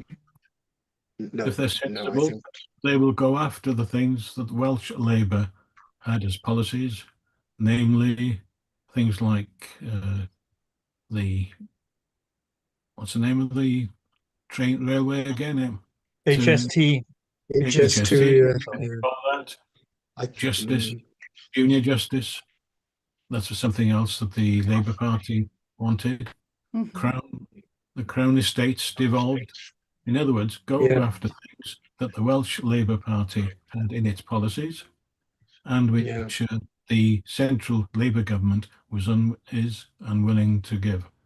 So we're just going to have a look at the Welsh graphic here of the Senedd and see how it's filling up, and maybe you could give me some comments on that, and we'll get that up. Yeah, certainly. I'm just looking for a quick. Just a moment. Everything's just all these little delays here, but we'll get it running smoothly soon. It should be here soon. Here we are. So what can you tell us about the way this is looking now? It's mostly filled in. Yes, well, we've still got the 6 left, haven't we? From the single constituency that hasn't. How do you think those are going to break down? Those remaining 6. It frightens me to see so many Reform people there. It almost looks as if they're dominating the screen at the moment. They aren't technically, but it's going to be difficult because I'm sure that they will tend to go for guerrilla disruptive tactics as they did when they appeared under various guises previously in the Assembly elections and in the recent Welsh Parliament elections. I think with as far as the last constituencies to declare is concerned, I think it's in quite a strong Welsh heartland, isn't it, in terms of the traditional sort of Plaid Cymru supporters. So as Gareth said, I would anticipate them having at least 3 seats and potentially a fourth. Carmarthenshire, Sir Gaerfyrddin is the constituency name. They got very close to their fourth Plaid Cymru candidate, just very short of the fourth seat, and I'd see Maldwyn being a stronger version really of that in terms we of. have a result actually here. Or is this, I'm not sure if this is with it or not yet. We have here Plaid Cymru 39, Reform 32, Labour 9, No, that's Conservative 7. yeah, Greens that's what we've got now. 4. Yeah, okay. Yeah, it's the one more that we're Still waiting for for. that, Yes, that one, sure. Yeah, yes, no, that's right. It's I was just looking for a quote from Alan Davis. Alan was a long-standing 15 years, I think, wasn't he? He's been a member of the, well, an MS and an AM before that. And again, he was just urging Labour to, and I think it's interesting, having attended Fire Cymru last week on behalf of Bylines Cymru, I think what politics is telling us now is we've got to get away from professional politicians telling the population this is what they need to be doing. We've got to get mechanisms in place where people can feed back. Ordinary people, non-members of political parties, can feed into the system and identify what is important in their lives. And I think that was, what worries me about reform is I don't see a lot of that from reform. I see a lot of talk about what's wrong. I don't see a lot of contribution about what they can do to put right. Plaid, to be fair to them, did raise a lot of hope, ambition, and it's interesting, we're looking at some of the people who failed to get in today, still harping back to the past, rather than looking to the future and having that hope. And I think we've got to somehow ensure people get, it sounds a bit trite, but it's true, they get their voices listened to, and get the opportunity to feed in. And I think all the democratic bodies that exist have got to try to involve people that wouldn't normally be part of their groups in many ways. We've got to listen to them. Just in a position where what politicians think people are interested in is different from what voters are actually interested in themselves, or particularly non-voters. Absolutely. I think look, I think politicians have to make tough decisions. They have to think, hopefully think ahead. But I think what we've seen in the last number of decades, being politicians, most of the time being spent protecting their own positions, in fighting within parties. We saw that for 14 years with 5 prime ministers. And we saw it to some extent with Labour in Wales with Vaughan Gething and the issues that went around that.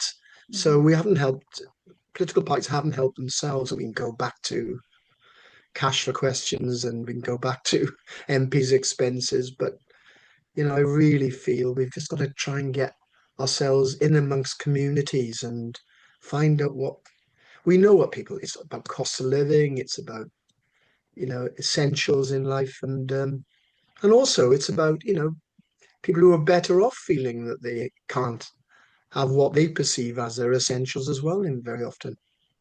Well, we know what the problems are. Our problems are the problems of any peripheral region of the UK. We are a peripheral region. We're a historic nation, but we're also a region. We need a plan for the NHS.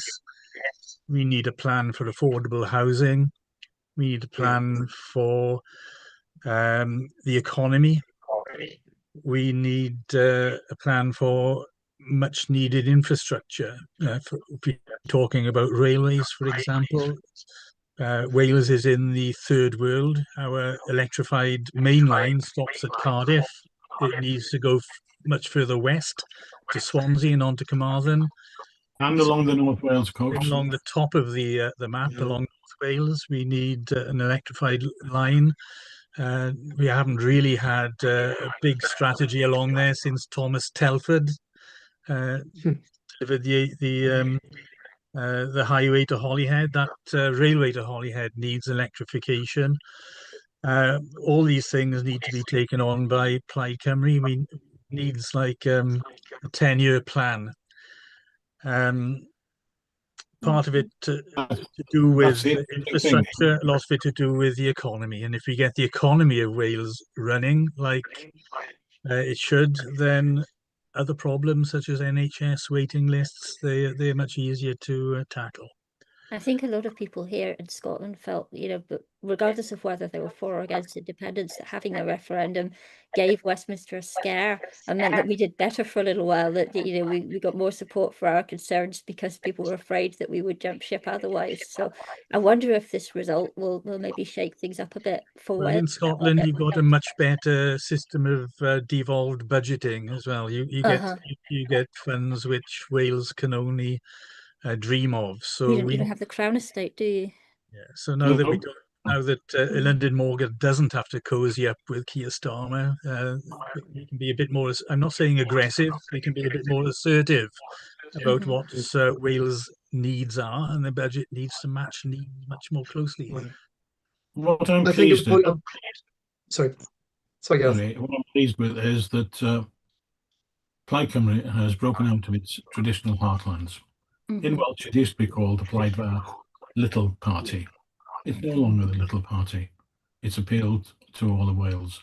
And you were interested, if you were interested, you would see that the candidates were taken from local communities and had a wide range of BAME and other sort of minorities represented. They did go out to the communities to find their representatives, people who hadn't been in the party before, not people like my friends who've been in Plaid Cymru for 30, 40 years and whose vision has been stultified, if you like. But no, they've got new, fresh ideas, but they need to carry the people with them. And the only way that they can do that is basically to go after the things that Welsh Labour failed to get, but with which Welsh Labour agreed, namely the electrification of railways, Crown devolving, the Crown properties devolved, and justice, etc. Those are, if you like, the low-lying fruit the Plaid Cymru should go for. Because it just feels very strange to us here in Scotland to look at Wales and say, why haven't you got the same things that we've got? There's no real logical reason for it. It's historical, isn't it? Because historically, two kingdoms chose to unite, whereas in Wales, Wales was conquered. That's why we have 600 castles. If we are talking about ancient history, it was 1947 when my dad came to Wales. My dad was the most English person you could imagine. But coming to Wales, he joined Plaid Cymru, learnt Welsh. He stood as for a parish councillor in Plaid Cymru and got thrashed by the local Labour Party machine. But he's looking down from heaven now and just thinking this is the most amazing day. He's always a bit suspicious of me because I did the easy thing and tagged on to Labour. But he was a left-wing socialist and got more lefter as he got older, which I find I'm doing actually. It is a remarkable thing for Plaid Cymru. Somebody just said on the radio now that they've got 8 MSs for Cardiff. They've got more MSs than they've ever had councillors. Yes, that's right. I think we're going to be talking now, going back to talking to Patricia about Glasgow for a wee bit here. So maybe we can bring you back in when we get that final result and see what's happening. Yes, okay, good. Thanks, Jenny. Thank you very much for your time. Bye-bye. Bye. Okay, so we now have Patricia who's going to be telling us what's been happening in Glasgow and just sort of summing up the day there. Hi, Jenny. Hi. So as you can see, now things are quite empty here. Oh, I'm going the other way around because the the camera is facing me, so I always forget about it. So we just had an announcement that the regions here are going to take a while, at least 1 hour, for the results to come live, because Rutherglen is still verifying the count. I've spoken to Holly and Ross, and they were over the moon winning Southside constituency, mainly if you consider that the SNP MSP there was really, really popular. So they think that this gain was fabulous for them, and it proves that they have some strength. And having now at least 2 in the constituencies, they are quite happy and to work on what they have pledged, saying about the food for children and the bus, the free bus. And then I discussed with Holly about the new rent and laws that she wants to put, and they are just waiting for another bill to pass, and then they are ready to freeze the rent if it's possible. So these are the last news that I have from here. So okay, have you enjoyed your day? Yeah, it was really interesting and learned a lot. So next time I'll be even more ready. But it was great to be in touch with some candidates and do some interviews with them. So have you been following what's been going on in the rest of Scotland? Have you been able to keep up with that? I followed a bit. I'm not sure. I was curious about the constituency that I live in. Which one's that?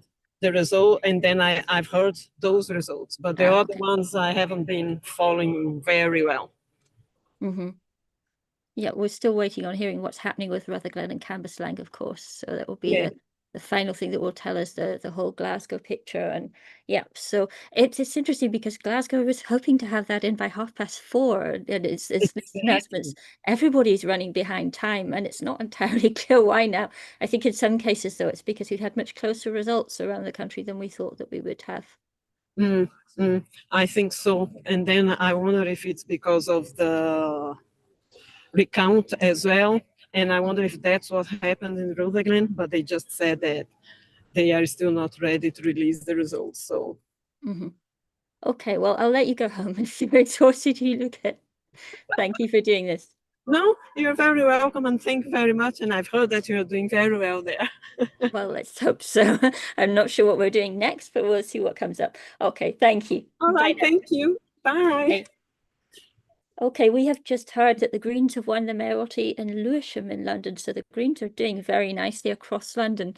I'm going to have some high-profile spokespeople there. And I think that's going to be a little bit of a counter to the reform narrative. That's going to be interesting to see how that works out in England.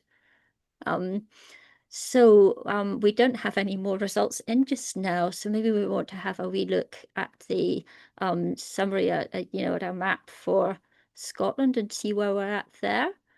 And we can just see how Holyrood is filling out, or what it means to have all these results in now. Do we have anything on that back-end team? Maybe.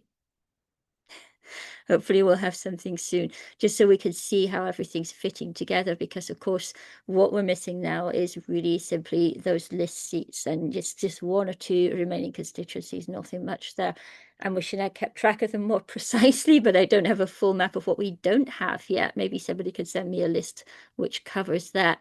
But yes, you can see that the Parliament's filling up quite nicely there. So the SNP are close to that middle line where they wanted to be, but we don't expect them to get anything on the list. So it's very unlikely now that they will manage to get past that line. However, we've obviously already got those 2 Greens in as well. So the Greens are definitely going to be getting some more people on the list. You can see that when that fits together with what the SNP have got, then you do have a pro-independence majority. The SNP have been very particular about it's only a vote for them and them getting a majority, which means that they should achieve their aim of getting another referendum. Of course, the Greens will argue that if the majority of people, the results, the majority of people elected by Scots voters want a referendum, then there should be one, and that it's a dubious party political tactic to say only if you vote for us for any party to be doing that. We've never seen anybody doing the opposite. Interestingly, nobody has said vote for us, and if we get a majority, we'll guarantee that there won't be a referendum, which would be an interesting tactic. We've seen mutterings around that, but nothing like that solid a position.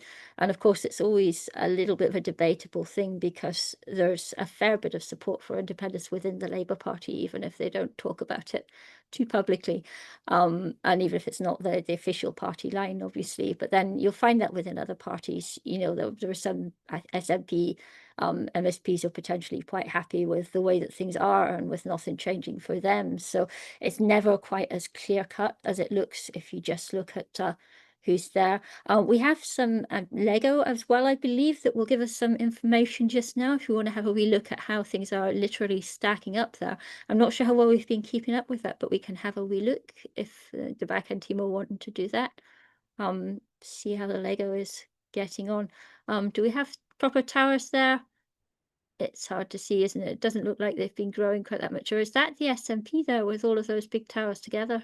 I think it must be. They got so many seats that they're doing quite well like that, but I'm not sure what's happened to the rest. I think it's a little unclear from that illustration, so maybe that isn't going to be so helpful for us after all. But thank you for putting that up, back end team. We have, just to say, we've got Ben and Jules in the back end here. They've been doing a lot of hard work and not getting the credit, so I'd just like to give a wee word to them now. Thank you both for your efforts during the day. Looks like we have another hour to run at least, as long as you're happy being there, because we don't know what is going to happen with those list things. We're still waiting for that to come out. We've got a little bit of a picture there from talking to Owen, who's obviously got a better model on that than we have, even though we have our nice physical literal model. And if we could have got it to sit the right way around, it would be a bit clearer. The idea was originally that we would have a live action model of what was happening in the Parliament that way, with you know, a live model. And it's moving about. I'm not sure what's going on with it there. But it's nice to be able to see it anyway and see that's going on. Anyway, yes, we're going to be here for a while, I think, because until we have those list results, we can't see how things are going to look in their final positions. And you'll have seen from that graphic just back there, we're looking at the Parliament, that there is quite a lot still to fill in, that, you know, the list MSPs make up quite a large proportion of the seats there. And we still, of course, are waiting for that last result from Wales. So when that comes in, we will be talking to our Welsh team again. I don't know if we have anybody we can go back to now who has been participating in the counts. I don't know if Naz is still around, or anybody else who wants to discuss things there. But this is so a kind of a hanging position at the moment. We don't know how things are going to develop. Hope that you've enjoyed our coverage anyway. We've been doing our best to bring you some interesting stuff. We have a result, I could say now, actually, a result that we didn't know about. This is Dumbarton. Dumbarton has been held by Labour. So again, not a big surprise. It's got a long industrial history. It's always been quite strongly Labour. Labour is down there. It's down 6.5, but critically for it, the SNP is down 8.3. So they're quite close together, but it's been protected by that drop in the SNP vote. Reform there has come up on 15.7% of the vote. So again, you know, one of the more visible areas, and they're tended to do well in areas like that, where things have maybe other politics has been a bit more stagnant for a while and not so much has been happening. Okay, and so we're just now we're going to go and take a look at some more flyers. So thank you for bearing with us. That's coming up just now. Like, some of them hurt to look at. We get that your colours are red and yellow. You can do better than this. This is like, it actually fatigues your eyes looking at these like bright saturated colours and trying to take out text off the back of this. No, just have a white background and have your little, like, your red and yellow party stuff, have your little party graphic, have a few wee boxes in your colours, make it a wee splash colour, just, you know, a wee feature. Don't have the entire thing in red and yellow and expect anybody to want to read it, because they're not going to. And here again, we've got, here's a fella with a lanyard, he's at a conference, here's a woman in a toilet cubicle by the lighting, possibly. Just, here's a guy within a wall, it's white, it'll do, phone flip. No, hire a photographer, pay someone who knows what they're doing to take a picture. Don't be doing this.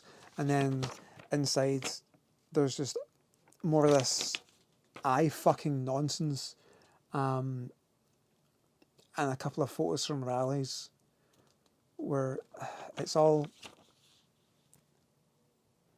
the graphic design's not great. The fonts that they've used, the white space, I say white space advisedly, it's yellow space and red space, and then they've got a chart for earnings versus what they would replace the council tax with, and people switch off at this kind of thing with all the numbers and the charts. No one's going to scan your QR code. 3 out of 10, do better. Anna Sauer doing a suspect salute, do better.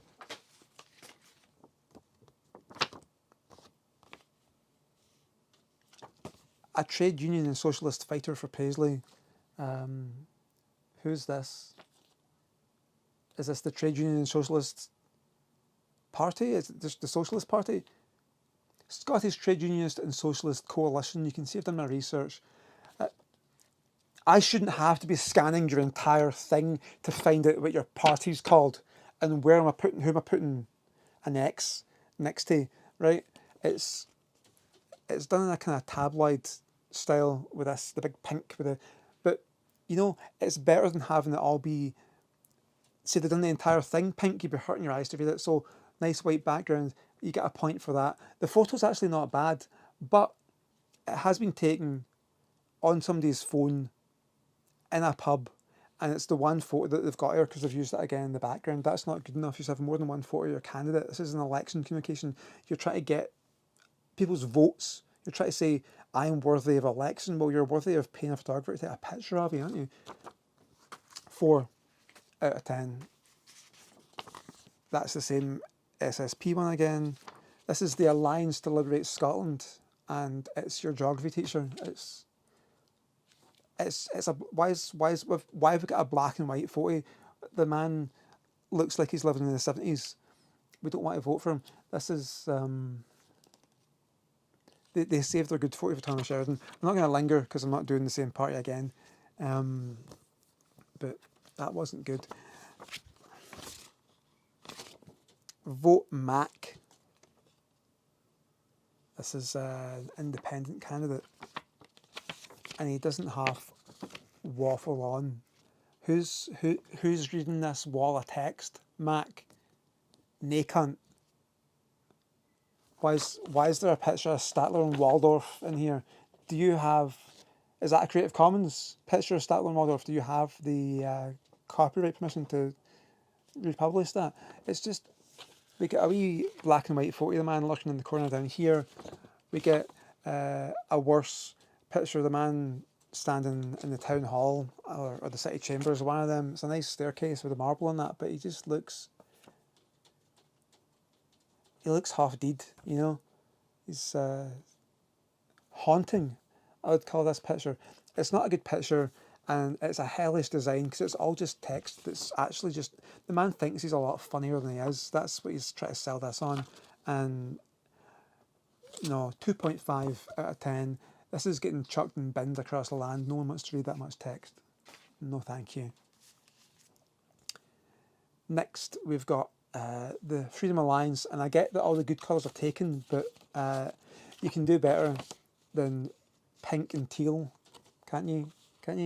It's those the cola bottles, the bubblegum cola bottles for the sweet shop. That's the colours. That's, I don't think election, I think sweeties. And if you're going to take a photograph of the man that makes him look like he's not allowed within 500 yards of a school, don't have him standing in front of a thing that could easily read Pedo Alliance. They've cut off their own party's name in the standee in the background of the picture, which looks like it was taken on a 2003 Nokia. It's really low resolution. It's bogging. And that's just the same picture again, because that's the only picture they got of the man. Thank you. Keep me in focus. My camera's getting ideas. Honestly, some of the graphic work's not bad, so they're getting a 3, but it's getting knocked down to 2.5 because there's no excuse for having pixelated photographs, and it's 2026.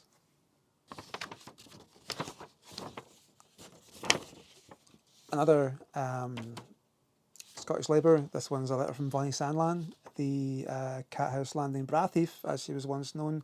Full disclosure, I shot Bonnie's wedding back in the day. So when I'm being mean to her, it's to sort of balance out the fact that she's a mate.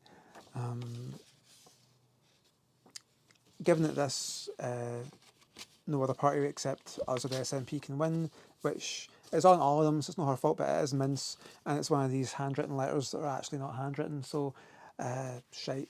Sorry, Von. The Workers' Party, but they've got they're trying to evoke the Spitfire, you know, with the colours, with the wee sort of bullseye thing going on, but it's also a cog for workers. You can see what they're going for, but you've got to understand that when you're putting a red, white and blue leaflet through doors in Glasgow, depending on which end of Glasgow, they're just going to go straight in the bin if they don't get set on fire. There's no excuse not understanding your target like that. I know Scotland's more than Glasgow, but Glasgow's where the population is. You can target these things. You don't have to just do one, right? This is their Glasgow flyer, so they could put a Glasgow flyer that's not quite so in your face, red, white and blue, even if that is the colour selection they've chosen for their party. Inside we've got a solid mix of that quasi-promotional photography, conference shots where somebody's talking, so like this, because they're looking off to the side with their mouth open, and we've just grabbed a guy and stuck him in front of a standee. Well, someone with a phone's taking a picture of them not looking quite at the camera, which it's got this kind of little dripped page effect where they've got a picture and they don't quite know how to put a frame around it, so it's not good. Here's an oil rig, here's a nuclear explosion. What are we doing, team? Again, no one's scanning your QR code, and in the back we've got this shocking picture of George Galloway where, do we think the hat has taken part of his soul? You never see him without the hat. I worry about the hat. But this, again, it's pixelated. It's been blown up beyond the size that it should have been used for, and it's been cut out. You can see when you look, it's got some contamination of colours. It's been cut out from a red background and put onto a blue one. Don't do that. Just take a photo with a neutral background, for God's sake. It's a 2. It's a 2 out of 10. It's got, you know, it's decent. I was going to say decent fonts, but no, that's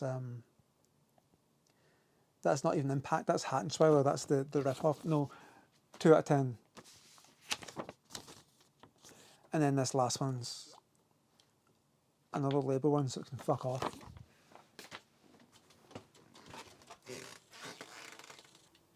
So I've tried to get through as many parties as possible to give everyone a fair crack of the whip.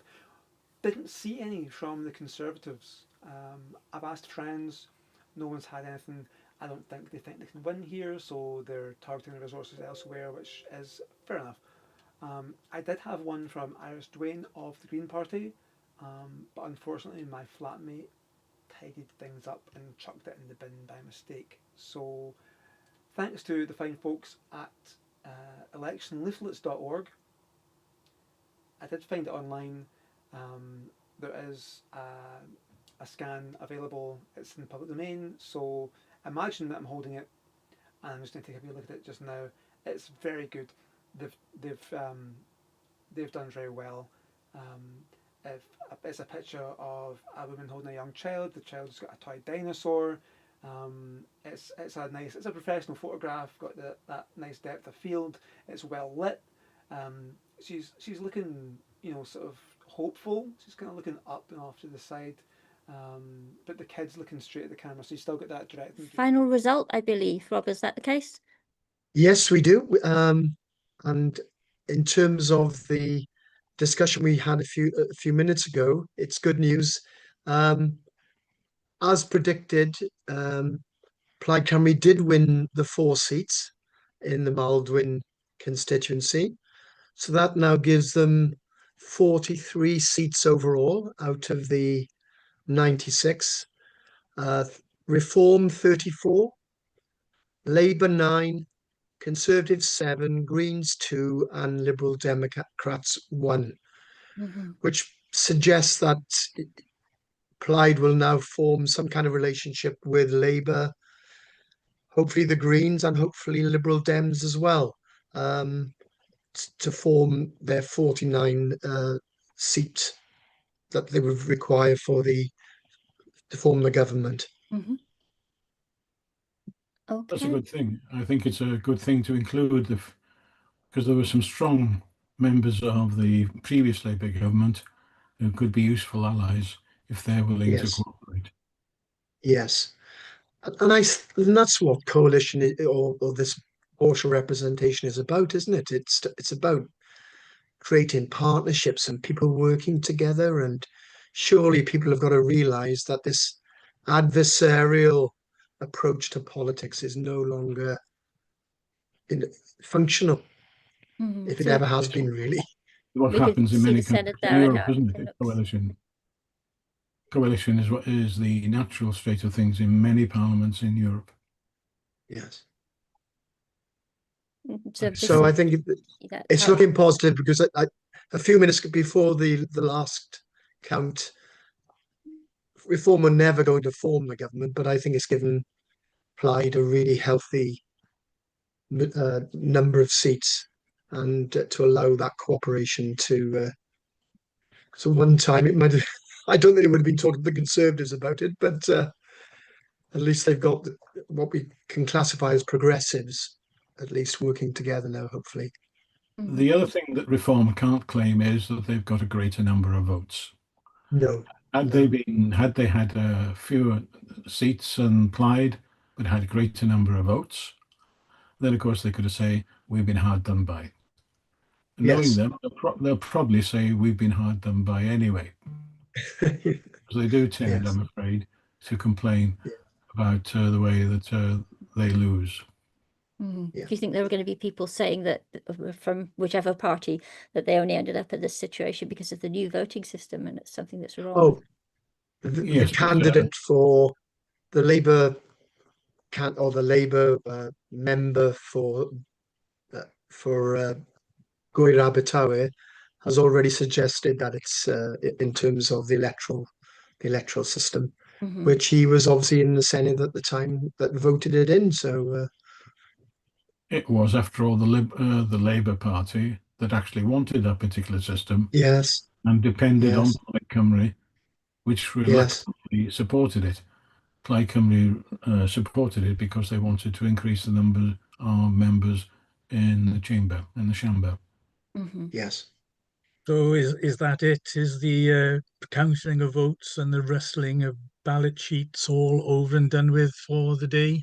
It sounds like it's all done. Some have already taken the loyal oath. That's great. Yeah. So now we can stop talking about election stuff. Looking ahead, I think that what needs to be done in the medium term is to move away from the closed lists. Need to think about open lists, and even ambitious enough to think about full-on PR with single transferable votes. But what Rhun ap Iorwerth and his party and his alliances, because there are going to be alliances, if not a full Euro-style coalition, is to think about the Welsh economy. What are we going to do to get the Welsh economy moving? We need growth, but not a vague Starmer type growth of whatever. We need to decide what's going to grow and how are we going to grow it.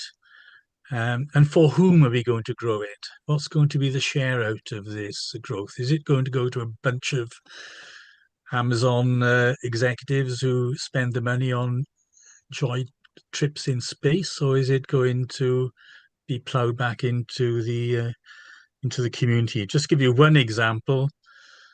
Are we going to put our faith in the private housing sector to gobble up greenfield land and build semi-detached houses for executives? Are we going to grow that way, or are we going to put our investment into affordable housing? What we used to call council housing is a great idea. Yeah, I commend it to Finn and his colleagues. From my understanding, Finn will go for strengthening those things in Wales that we're good at. Yeah. Not trying to emulate. Creative industries is one of them. You know, we've got to become a hub for the creative industries across the spectrum of that, really. Music, art, performance, film.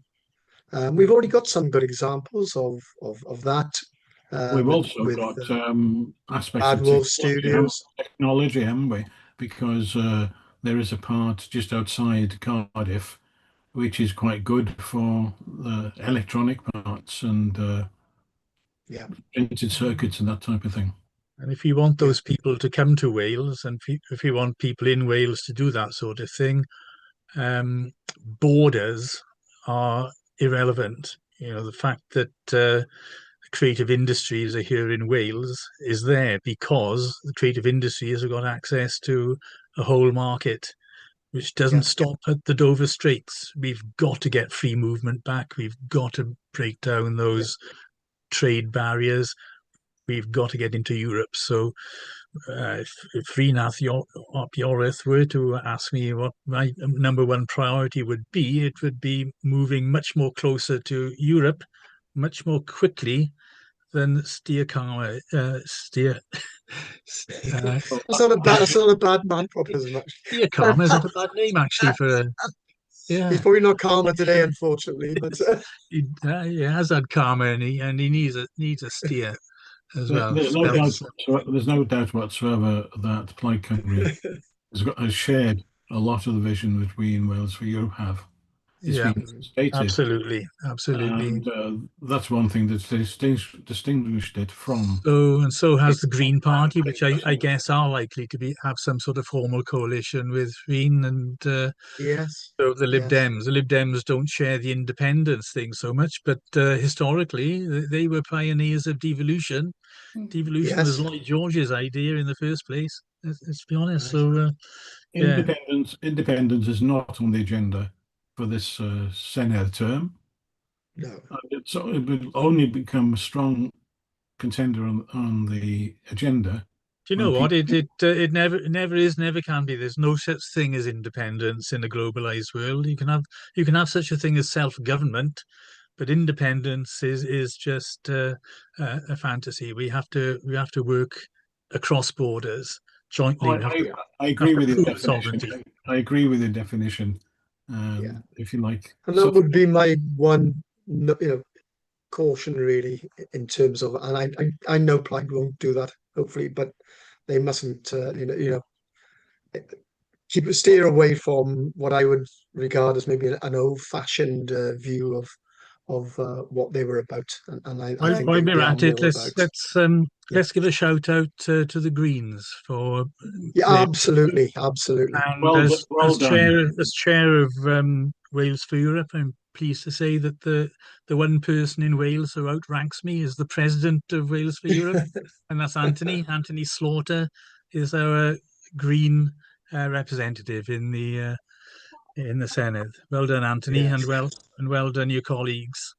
Yes, and he wants to remain as president if he's allowed to, and we'll welcome. It seemed earlier in the day as if we were going to be spending all night sitting up with you guys, getting to the end of your counts and your recounts, but now it seems we're actually sitting up waiting for Scotland, so you can actually escape and go and have a nice relaxing evening after all of that. Thank you, Jenny. Thanks for yes, thanks very much. All this for us. Thank you very much for enlightening everyone around the UK about what's going on in Wales, because we don't get Friends Party, celebratory party is taking place now in London now. Jenny, you've done an amazing job today, Jenny. I don't know how you've done it. If I didn't think you'd want to send it back, I'd nominate you for an MBE or even an OBE for your work today. It's brilliant. Well, thank you very much. And thanks, everybody. Have a good evening, good weekend. Bye-bye. Yes. Bye-bye. Bye We've now. enjoyed contributing to this program, haven't we? That's good to hear. Okay, so we are going to go over now back to England, actually, to speak to Anna Damsky, who's in the waiting room. She's going to tell us a little bit about what's going on where she is, because she's more to say about what's happened with the council elections there. Anna. Hello. Hello. Back again. Yes. How's things going? You must be quite tired after all of this. Well, it's kind of an odd way around. We were expecting that we would be sitting waiting for Wales at this time. Instead, we're sitting waiting for Scotland, and I don't know when we're going to hear things, because we have got gradually we've got counts coming in for what's happening with the list seats, but they're not coming in a very useful order. So I think we're hoping to be back with Alan Folds from Ballot Box Scotland around 7 o'clock, and hopefully he will be able to fill us in on what everything actually means. And we'll see those numbers translate into seats, so we can then look finally at the makeup of Holyrood when everything is put together. So it's just a little bit of holding on until we get to there now. But what about your patch? What's happening? I was just curious, is that because of recounts, or what's the delay? Well, we still have, I'm not sure if we still have a constituency to announce. I think there are one or two still that we haven't got those results back from, but that's not the big issue. What we're waiting on is the list votes. We have an additional member system, so we've got our constituency mostly in now, but we're waiting to see what happens with the second vote that each of us makes in Scotland, and how many people are coming through from each of those parties. Now, it's weighted in Scotland, so that if a party's done really well in constituencies in a given region, then they're not going to get as many list MSPs. So we can say, for instance, that it's really unlikely that the SNP will get anybody on the list now, because it's done so well across the constituencies in every area. That means that it probably won't make the majority that it was hoping to get, 65, but it's going to be close. It's going to be very close. So there'll be all sorts of possibilities for coalition or confidence in supply and so on. And then, beyond that, we'll have to see if the Greens make any actual gains, with obviously they've got two constituency MSPs in Scotland now, which is a huge breakthrough for them, but that might just mean that they get two fewer on the list. It depends on how the maths worked out, and it seems like it's a wee shame for them if that happens after they've had such success. The Lib Dems also may find themselves in a similar position, because they've made some unexpected breakthroughs, and that may eat into their supply of list MSPs. So we'll see how that works out. But I don't know how mysterious this must all sound to you. You're stuck with first past the post. We are stuck with first past post, and it really shows, actually, because looking at the results in the East, whilst Reform have really romped to victory in large parts of the region, there is also going to be concern, I think, amongst left-wing voters that the vote was split in a number of places, which allowed Reform to get through. And in some places, it was almost a three-way vote between two more liberal parties and Reform. So I think there's going to be a lot of soul searching going forward. But I can give you some of the results. Overall, the big ones were the county councils that were up for election this year, which was Essex, Norfolk and Suffolk. And Essex has had, they have 77 seats. It's a big county. 53 of those went to Reform, with Labour holding on to just one seat. So a real collapse there. I mean, the Conservatives were in control before in Essex, but I think Labour's going to be very disappointed they weren't able to pick up more there. And in Suffolk, the Reform Party managed to win 41 of the 70 seats. Greens have picked up some more seats, so I think they'll be very pleased with that, but possibly disappointed they didn't get more. And some of those places were where the vote was split, and they could have done if there had been more tactical voting, I think. And then in Norfolk, we've only just got the results through, and that's going to be a no overall control. Again, held by the Conservatives. There's been a complete collapse there of the Conservatives, with Norfolk having 84 seats. The Reform have won 40, so didn't quite make the majority. what's interesting there is that Norfolk also has Rupert Lowe's new party, Great Yarmouth First, which won 9 seats. So up till now, there has been no love lost between Nigel Farage and Rupert Lowe since he booted Rupert out of the party. But if they wanted, they could form a majority between them in Norfolk. So I don't know whether they'd be up for doing that. So that's going to be interesting. It sounds like it might not be very stable if they did do that. Yes, I think that's true. And we've seen quite a few Conservative councillors who would have lost their seats if they'd stood as Conservatives, but they defected to Reform and have gained seats as a result of being now in Reform, so that they will be pleased with themselves, I'm sure. We've seen some interesting city council elections as well. Cambridge City Council have Labour have lost control of that, so the Greens have won enough seats to put it into no overall control. And a big turnout for that was 46% turnout, which is higher than we'd normally see in local elections. Norwich City Council, the Labour Party's lost there. And now it's long been between the Labour Party and the Greens anyway, but Greens have now won the upper hand, so they now take control of Norwich City Council. In Ipswich Borough Council, it was only a third of the seats up, and whilst Reform did gain 10 seats on the council, it's nowhere near enough to unseat Labour, which remains in control by quite a wide margin. So the other big things that were happening in terms of all seats up for grabs in South Cambridgeshire, the district council there, the Lib Dems have now got, they've increased their majority and now have 43 of the 45 seats. So the Lib Dems will be cock a hoop about that, I'm sure, with Conservatives winning the other 2 seats. And that again was on a big turnout of 47%. And in Huntingdonshire, district council, that one is in no overall control, but between the Conservatives and Reform, they could form a coalition if they were up for it. So it's going to be one to watch there, and I suspect this is happening around the country where Conservatives and Reform have ended up as the 2 larger parties, because Kemi Badenoch up until now has been very clear that she wouldn't be interested in coalitions. A lot of these councillors have run as local Conservatives, so I don't know how much leeway they would have to form coalitions with Reform, or whether they would just do it as some kind of arrangement that isn't a formal one. So it's going to be interesting. Okay, we're going to bring in Will now. From Will Brown covered out the Inverclyde count for us. So stick around if you want to, and we can have some conversation between us. Will, are you ready?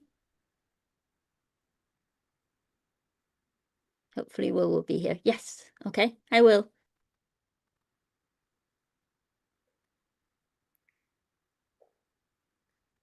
Okay, there you are. There I am. In fact, if you two wouldn't mind holding the fort for a little bit, I'm going to skip out for a moment because I haven't had a break since I started at 10:30. Is that all right? Of course. Yeah. No problem. I will disappear briefly. You can handle it from here. Yeah. I'll trust you not to sell the home world or anything. Thank you. I'll try not to. Hello, Will. So how has your day been with this? I've been out, and as you can see, I probably should change this camera because it's jumping. So if you just give me a second to change my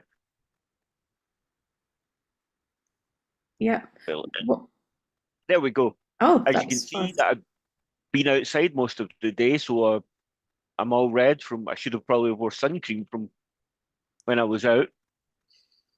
How are things going where you are? It went better than expected because I went for my accreditation on April 2nd, and 2 days ago I got a message saying, "Oh, we've got too many big people coming. We don't have enough room for little old me in Byline."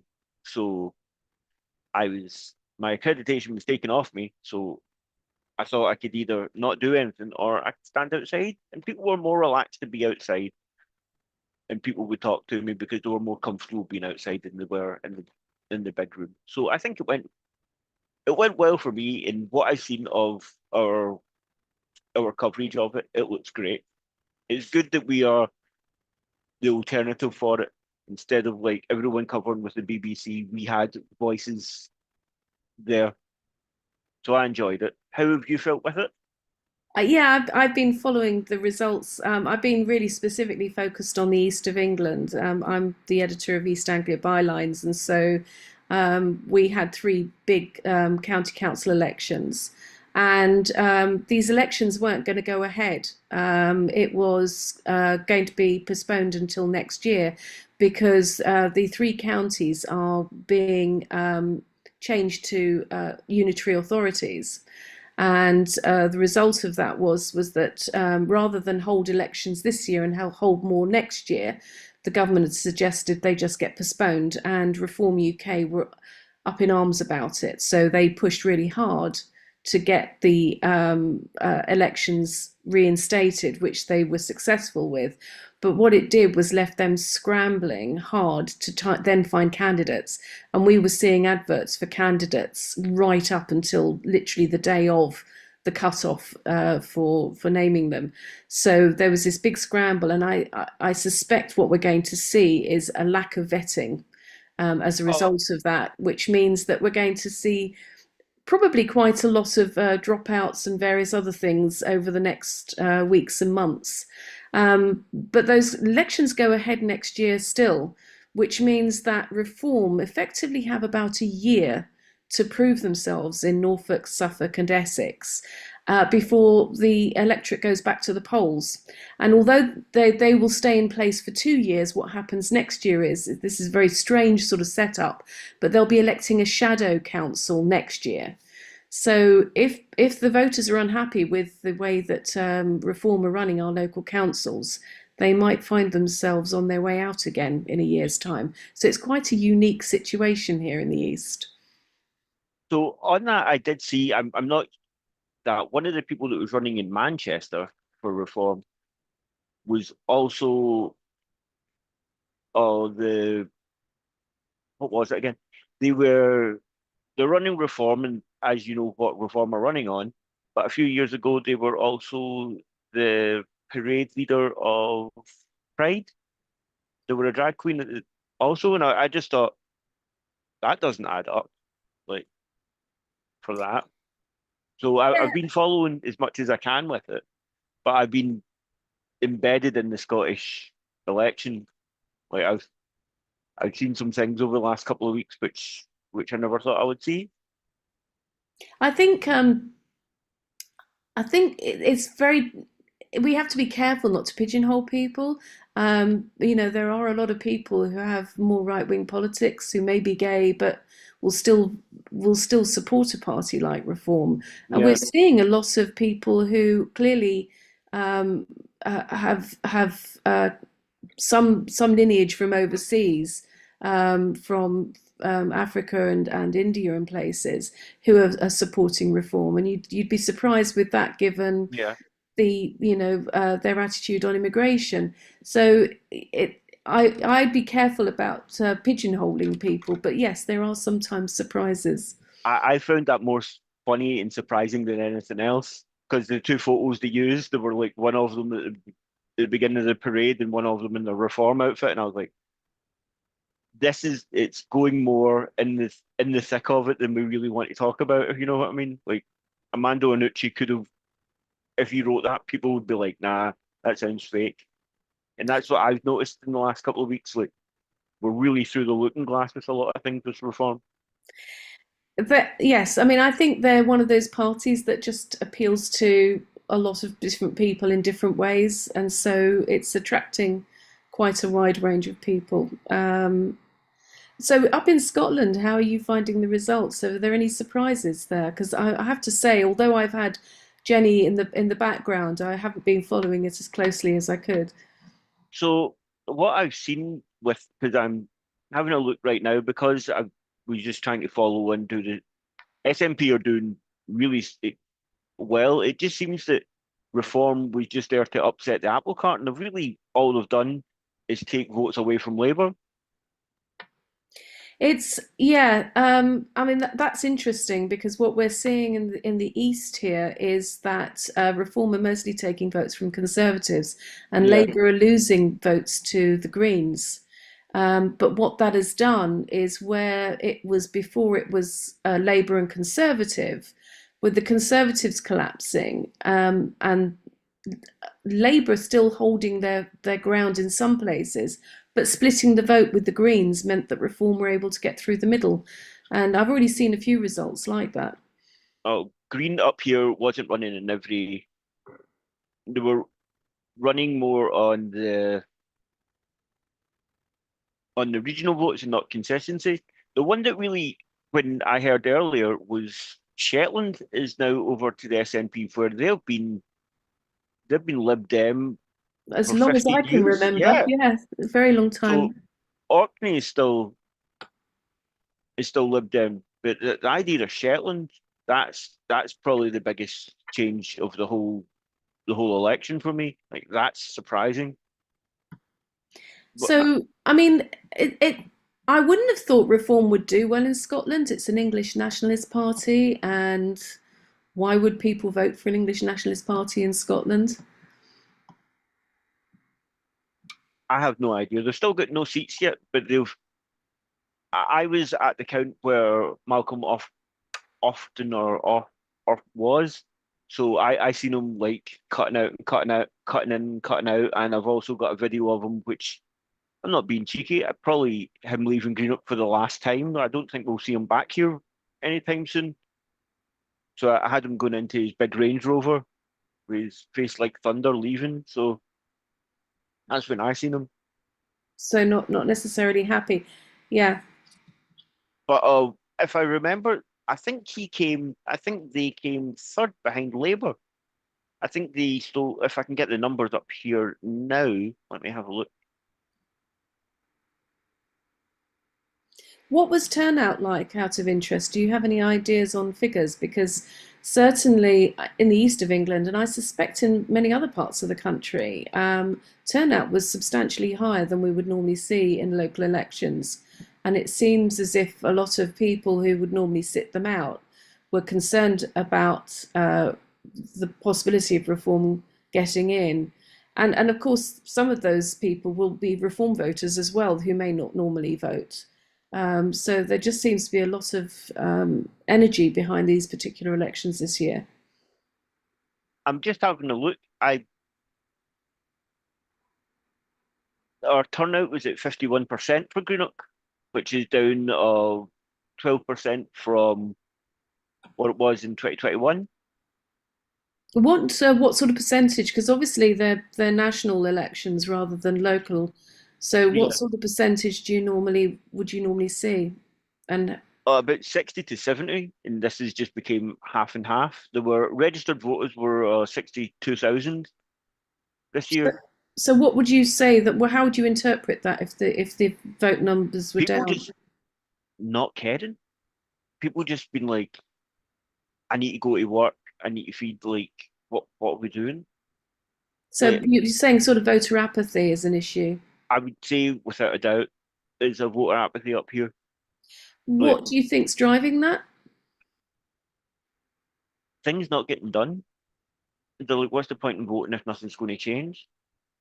And like most of these people, I've had Stuart McMillan, Francis Brennan, and Ted Will all at my door in the past month and a half.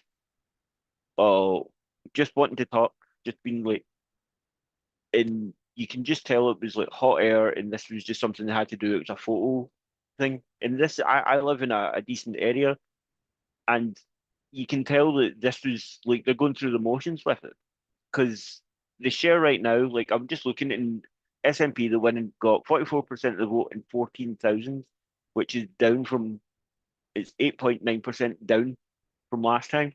Yeah. So like it's not the biggest vote, but I've been told that this seat was a safe seat for them. But they still panicked over because the leader of Reform was here. Like that was the big thing, and all the hustings I went to. Like Malcolm often didn't actually go Oxford actually didn't go to any of the hustings up here, that he sent someone from Rutherglen and someone else.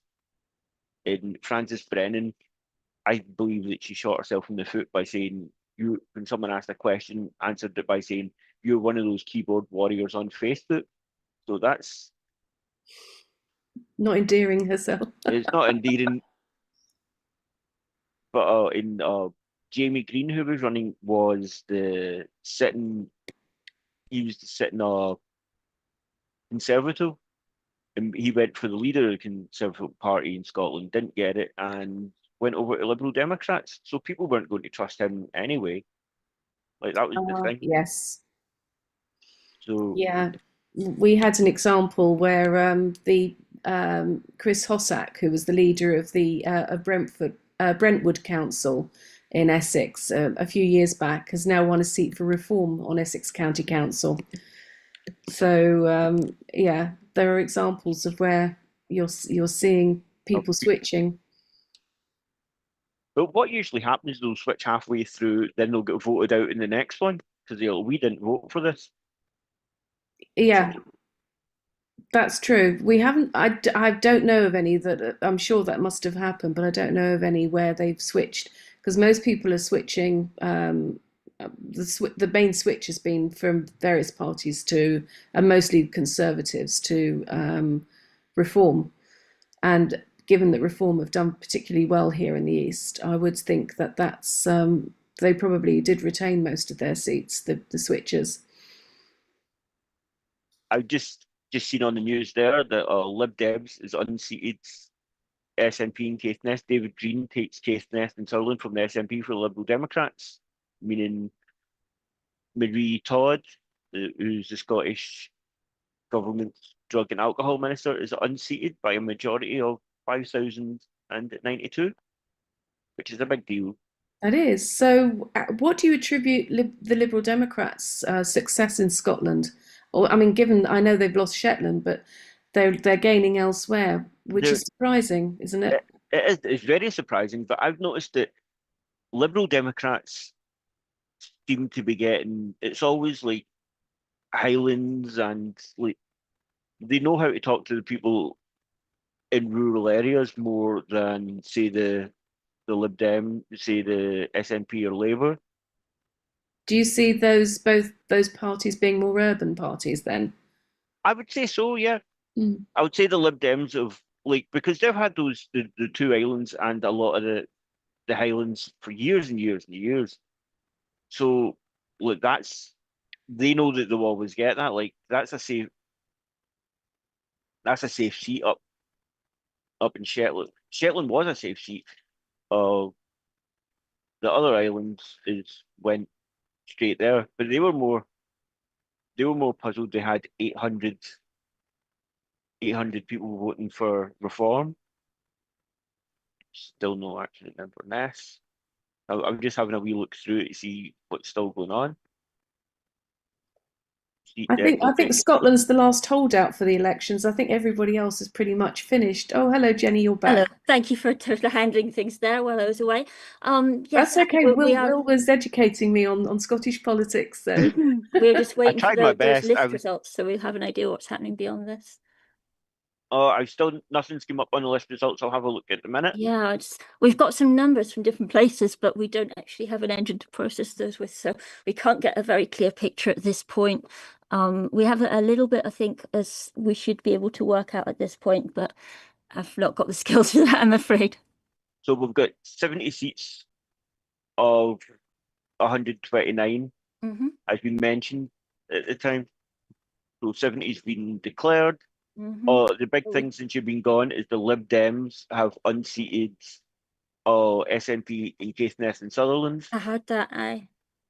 So that's the big thing at the minute. It has been a really good night for the Lib Dems, or a really good day. I think that's one of the sort of overlooked stories, because we're talking about how well the Greens have done and so on, but the Lib Dems have they've been making small gains all over the country, and then they've had quite a few nice results like this for them. So I think that they are maybe on the point of, breaking out of their little containment zone and moving across the rest of Scotland a bit. It's still up the Highlands. They are up to with 65 say another 50 to play, another 49 to play, and they're up 2 from their usual. I think nationwide the Lib Dems have had modest gains. I'm looking at the BBC site and it's saying 88 seats, so they're up to 711 councillors. I think a lot of people forget that the Lib Dems are actually quite popular in councils and have done very well. And over the last 20 or so years, they've had large numbers of councils under their hands. But it is interesting to see them creeping north of the border like this in this way. Creeping south as far as we're concerned, because they're always solid up in the north. They're creeping south into the rest of Scotland. But Naz, it's good to see you here. What's your take on what's been happening today? Well, it's quite exciting, I think, and kind of gives me hope in the public, I think, because there's a solid rejection of the system in some ways, and I think the main parties represent the system that people feel has not been working for them, and I think people turned out to vote. Like, a lot of people were not expecting such a big turnout, at least in Edinburgh. I don't know I haven't had time to look in the rest of the country what happened, but up here in Edinburgh, people were surprised at the number of people that actually showed up and the young voters that showed up. I don't know the numbers exactly, but there seemed to be quite a few people who voted for the first time, who were excited, excited by the opportunity and the possibility to vote. And most of those, yes, voted Green, but Lib Dems, as you said, they had a good showing as well. But and basically, mainly it's the traditional big parties that lost. And even like I mean, I don't know if I'm allowed, to express my own opinions, but like I mean, like Reform didn't win in Edinburgh. Then but they did have, like, in Edinburgh Central, they had 10,000 people, which is a large number of people. But I take that more as a sign of people, sick of something that's not working for them, and looking, and I think what's missing is a vision, a real vision of cohesion, of inclusion, of going out together. And I think in some ways the Lib Dems, the Greens, even Reform kind of give that vision of something that is, looking out for them in their own ways. And sorry. I'm actually going to need to pause everyone here because we have got Alan Folds, who has come to us from Ballot Box Scotland, so he's going to come in to talk. If you want to stay around and talk to him as well, everyone's welcome, because I think at this stage, there's a lot to discuss. But Alan, do you want to give us your rundown on where you think we're at now? I will bow out here. Okay, because we'll see you later then. Thank you, Alan. Yeah, thank you. Take care. Thank you. Alan. Hi, sorry, I didn't quite catch you there just as I was joining. Yeah, I'm just hoping you can give us a rundown on where we're at the moment, where things stand, because it's not clear to everyone what happens now with the list seats and so on, as we're waiting for that to come in. Yep. So what we've got is we've got all bar 3 of the constituencies, I believe, have declared now. So we're in a position where we effectively know the situation for the most part on that side of things. So we're now down to the list votes. Basically, we've been getting sort of constituency by constituency declarations of those list results. And if you go on the Ballot Box Scotland website, you can find the sort of progress. And what we can read from that, and I'll assume take it at this point that people are aware of the constituency side of things, some big things to point out. So it is very clear now that in Glasgow, that the Conservatives will not have a list seat. They have lost representation in Glasgow entirely. At the same time, we're only waiting on Rutherglen and Cambuslang's regional result in Glasgow. There is no way to prevent the Greens from getting 2 list MSPs plus their stunning Glasgow South side win. So Greens have had a really, really good day. Some of the data we've got, like in Mid Scotland and Fife, if they do around about as well in Stirling and Clackmannanshire and Dunblane as we might expect, they've got a good chance of a second MSP there. They're definitely getting an MSP in the south. They've had a really, really good result. We're also seeing this is the point obviously we can start to see where Reform are coming in. So probably at the moment looking like just 1 Reform in Edinburgh and Lothians East, 2 in Glasgow. So we've got a good sort of spread of Reform across the country.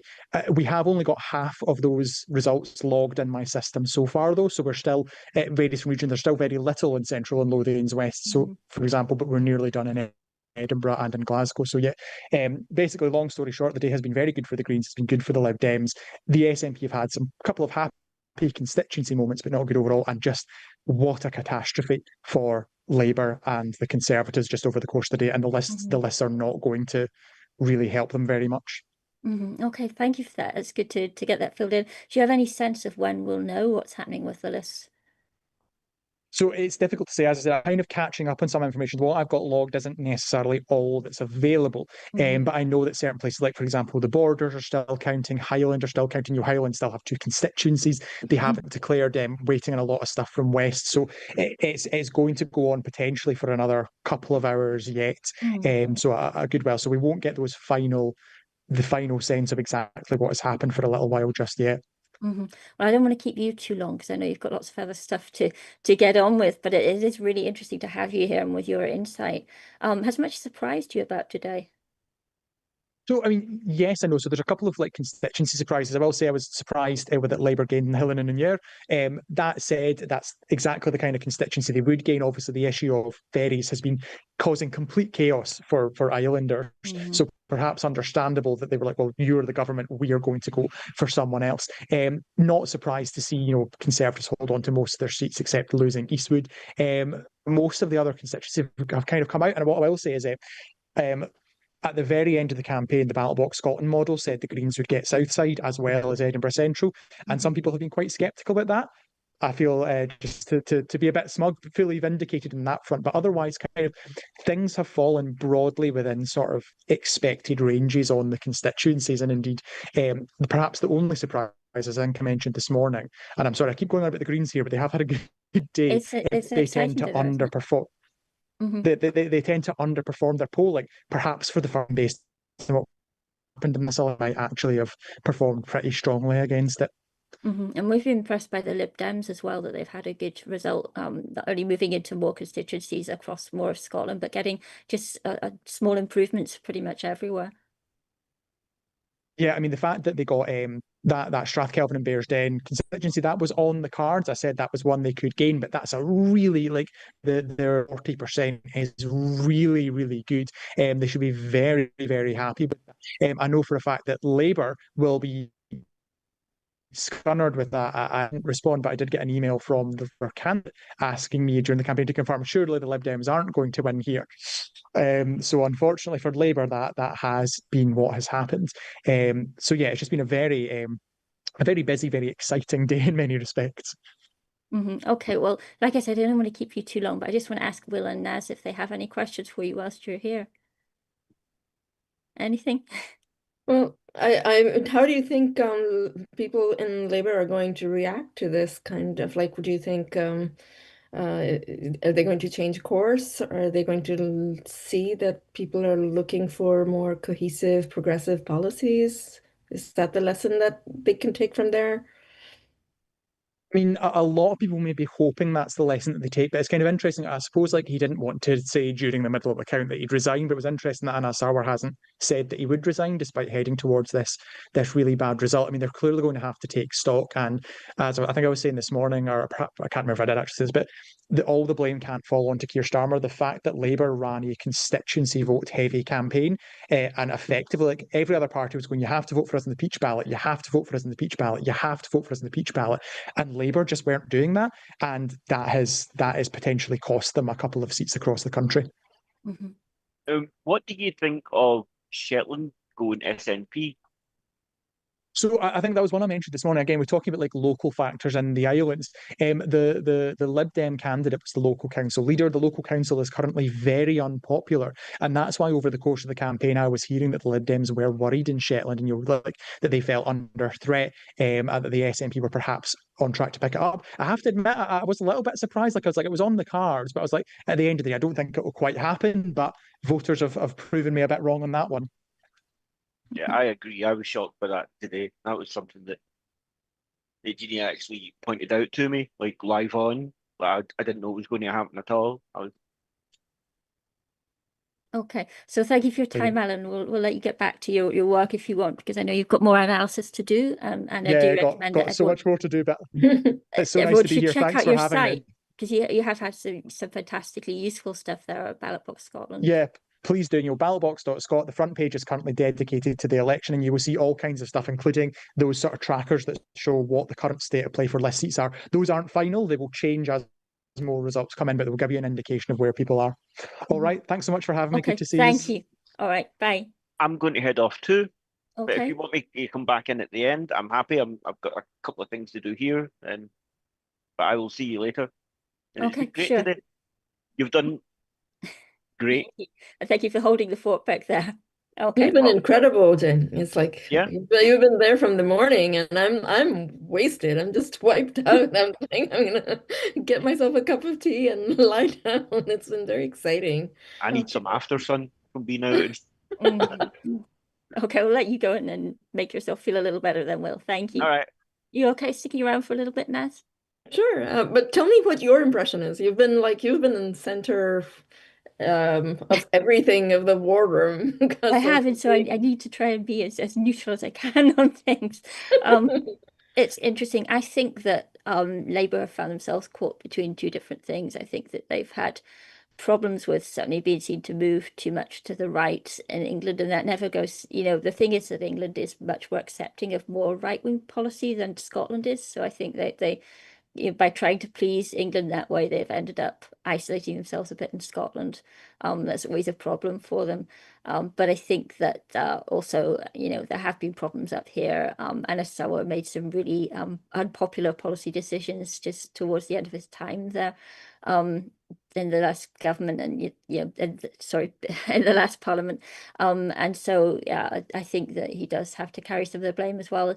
And Anas Sarwar's actually been Labour leader for quite a long time, as Labour leaders go in Scotland. So it may be that he's just coming to the end of his time as well. But he is saying that he wants to tough it out and pull things back together, that it takes somebody with that experience to do that. And there aren't many other experienced people in that position in Labour now. So, in Scotland, we've actually, they don't have that many big beasts left. And a lot of that's because of people actually retiring rather than anything else. This parliament's seen quite a few people leave at this election who just, stood down because they've had enough, they've done their time.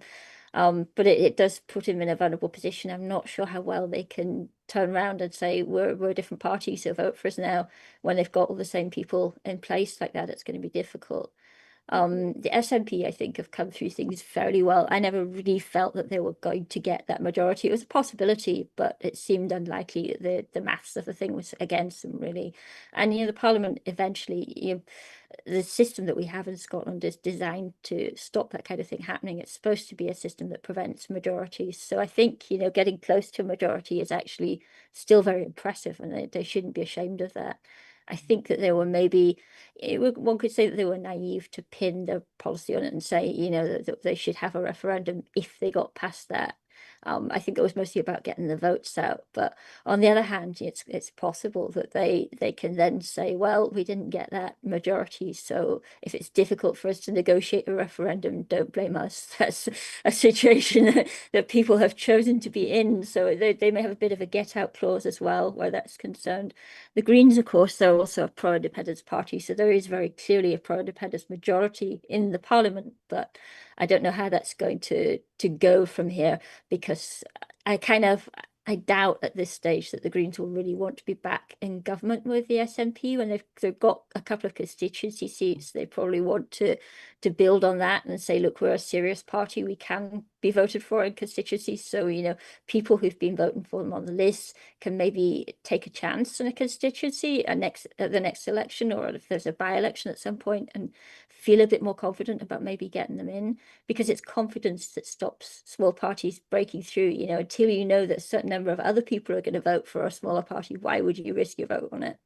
So Yeah, it's the copycat syndrome, and people, will vote tactically sometimes because they don't think the smaller party will pierce through, and they have. But I mean, there's like the cold question of Scottish independence, but then there's also, I think, from what I gathered today, there's like two sides to that Scottish independence thing. One is like real people wanting real independence for Scotland, but there's also in their rejection of Westminster's policies, where they feel like they don't necessarily want Scotland to be an independent country, but they're still frustrated by the fact that they're in some ways at least they don't feel that they are treated the same with the same weight as say England is treated by Westminster. There's also a feeling of frustration because Scotland's votes don't make much impact at Westminster under most scenarios. That might be different at the next general election because we are looking at a very probable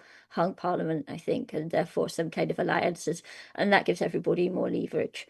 But for the most part, how Scotland votes does not make a difference to the eventual electoral outcome.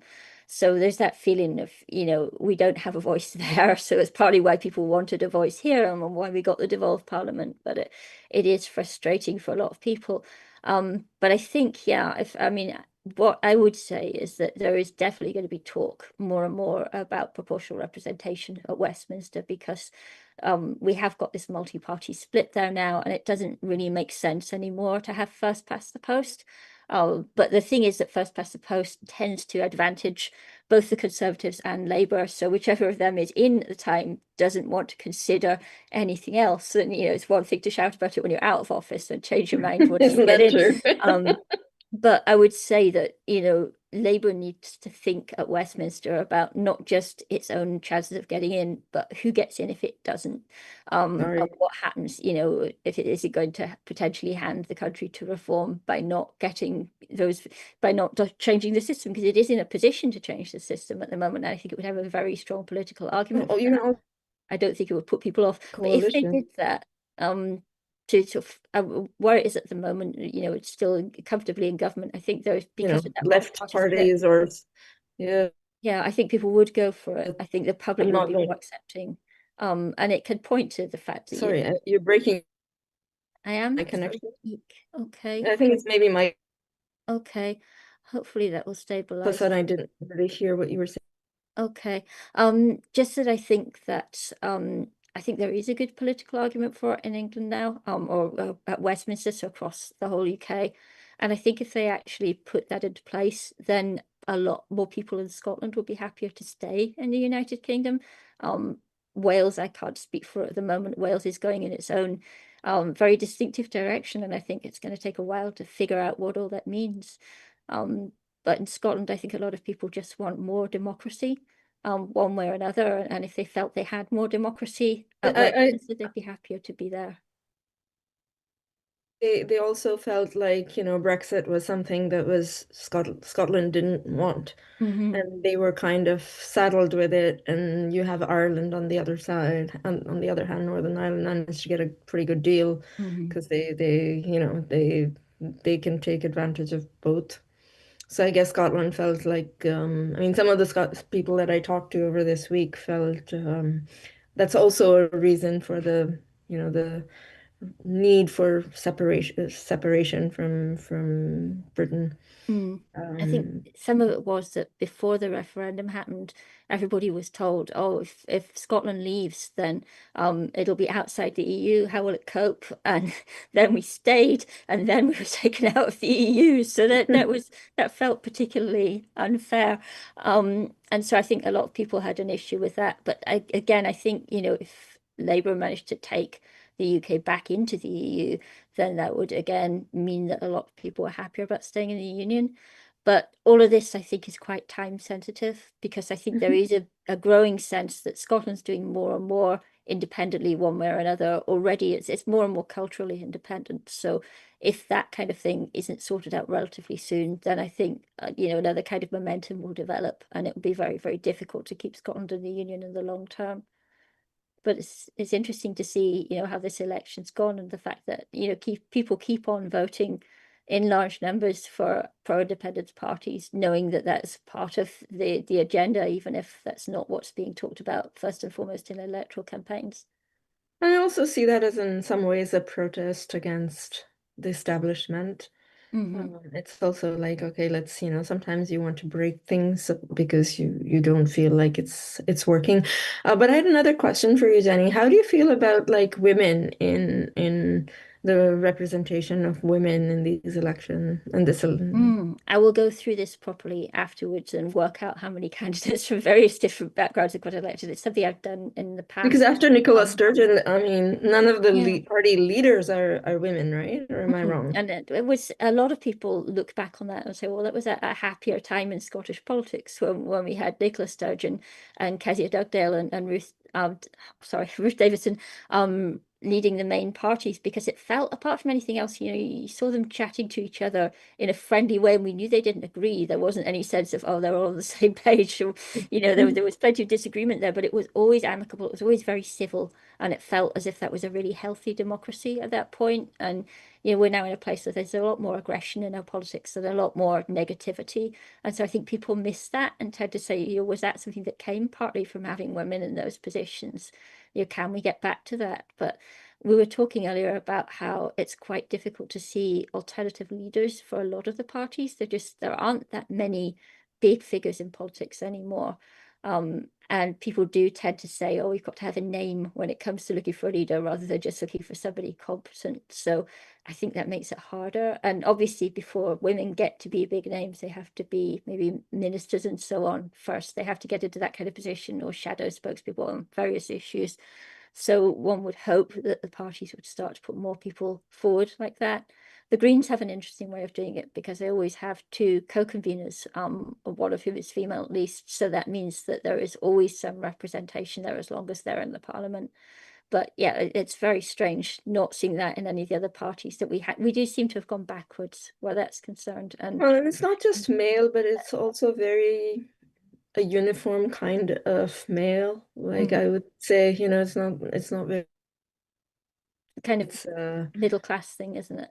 Yeah. So it sometimes people might not see themselves represented in their leaders, and that might also be like a. I thought it was really unfortunate the way that Hamza Yousaf was treated when he was first minister, and the way that that was sort of handled in the media and so on, because it did really feel like he was sort of hassled into leaving that, partly because of his race as much as anything else, and because people said that his religion was a liability. And it's like, well, we've had people whose religion has definitely been a liability in a number of roles before, and it hasn't stopped them as long as it's the approved religion. So it's a problem. And I really hope that we were making a bit of a breakthrough when he got into that role, and it feels like, yeah, we could have done better there. And I hope that we can do better going forwards. Again, I'm going to need to look closely at the makeup of this parliament and see how that's balanced now. My feeling is that we might have gone backwards again with this election on a lot of those things, but that also is about persuading parties to bring in different candidates. And we can't really say until we've looked at the list, because there are going to be a lot of other candidates on the list who maybe don't get as much attention. A lot of the younger candidates are on the list because, they're maybe in sort of third or fourth place. They will scrape in some areas, and they will be the people who the party didn't feel it could put up front. It didn't feel, whichever party it is, that it could take a big chance on them. So they'll be the people who, the young women and so on, who it doesn't expect to get the vote in the conventional spaces, but that's how they get to be visible. And then it's a case of making themselves visible in the parliament. I mean, Mary Black, for instance, she was 21 when she first got elected, and she was very loud. And so even at Westminster with its 600 so MPs, she was very visible despite that. And it is possible, and I would hope that people in that kind of position will have the courage to make themselves heard. And at Bylines, we'll always be happy to talk to them and to interview people from all kinds of different backgrounds. So if they're not getting the coverage in the mainstream media, they should come and talk to us.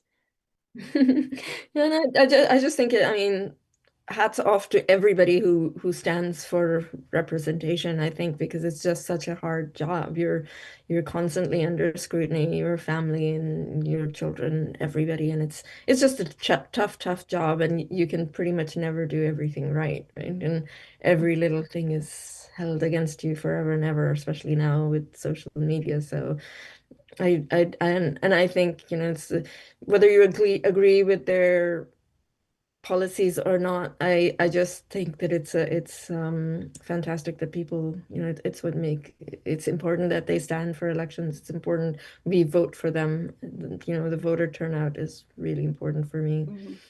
I know you So split your life across, is it 3 countries? So I wondered if you yeah. had maybe some international perspective to bring to this, or is it mostly France in here? Well, I've kind of lived in very many different countries, including dictatorships where you did not have the right to vote. You were not allowed to vote, and which is why when I hear people say, "Oh, I'm not sure I'll go vote because, everything is so blah," and I'm like, voting is not a right, it's a privilege, and you have to, until you lose it, you don't know quite how important that is. So you should step up.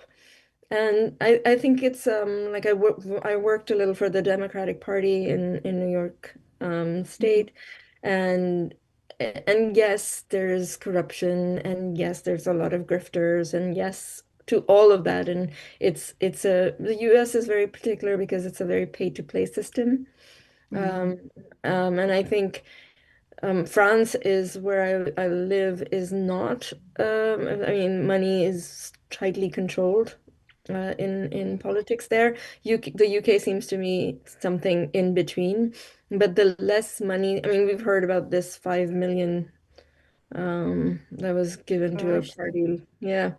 So, it's not a small sum, and you should declare it, and it should be open and out there. I just think that a lot of people come in this, make it out to be a business instead of a vocation, instead of a need to help people and be there for public protection. And once it becomes a business, then that's not a healthy thing. And I do think that, people I mean, I would, if I had a wish list of what I would like a party to do. I'm more of an activist than a party person. I believe in causes and not parties as much, because parties tend to drift left and right and up and down. So I will go with whichever party represents the values that I want them to represent. But I would say that top of that list would for me would be get the money out of politics. The politicians should make a decent living, should be compensated for the work that they do for public service. But, outright bribes and corruption and that kind of influence peddling, that should not be part of a real democracy. The theory here has always been that you have to pay MPs a lot and MSPs and so on, because as long as you do that, then they won't be vulnerable to bribery. But we do seem to have very sort of open bribery, of open sponsorship, as it's called, anyway. Yeah, they should put and the, that definitely I think they seems should put the labels of who gives them. They should be forced to wear those on their like shirts. sports people with all the different Yes. badges. That would be a good way to do it. I think they should absolutely have to show who's bought them. Anyway, that's my 2 cents. I'm just waiting to see if we're going to get any more of these results here, but things are not moving very fast. Yeah, the last thing is that Lib Dem gain. That's the last bit of news we've had in. So I'm hoping that the team in the back end are looking at the list results for us as well, because I'm not getting anywhere looking at that. Yeah, no, Jules at the back end here is just saying no new results for an hour, which is ridiculous. I want to sit here and wait for something to happen.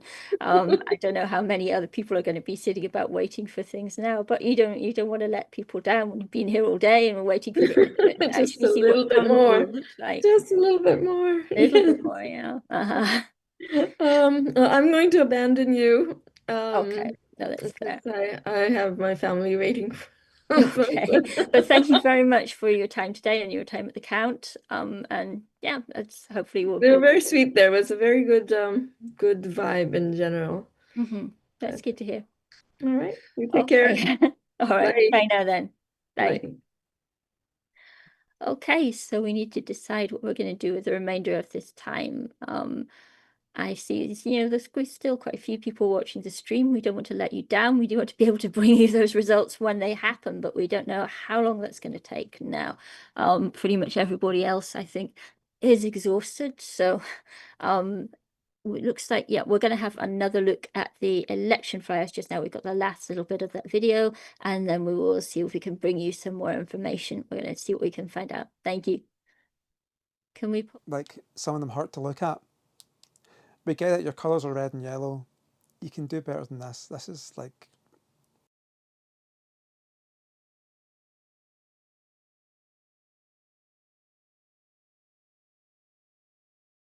It's really low resolution. It's bogging. Don't. And that's just the same picture again, because that's the only picture they got of the man. Thank you. Keep me in focus. My camera's getting ideas. Honestly, some of the graphic work's not bad. So they're getting a 3, but it's getting knocked down to 2.5 because there's no excuse for having pixelated photographs. And it's 2026.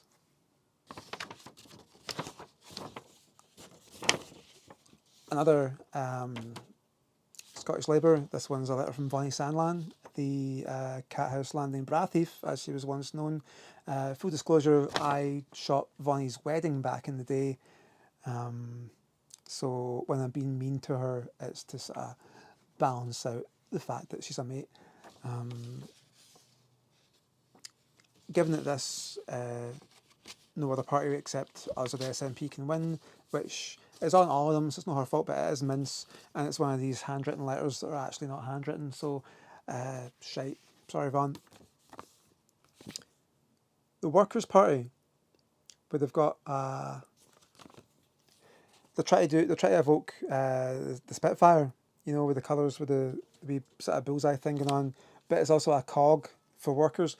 You can see what they're going for, but you've got to understand that when you're putting a red, white and blue leaflet through doors in Glasgow, depending on which end of Glasgow, they're just going to go straight in the bin if they don't get set on fire. There's no excuse not understanding your target like that. I know Scotland's more than Glasgow, but Glasgow's where the population is.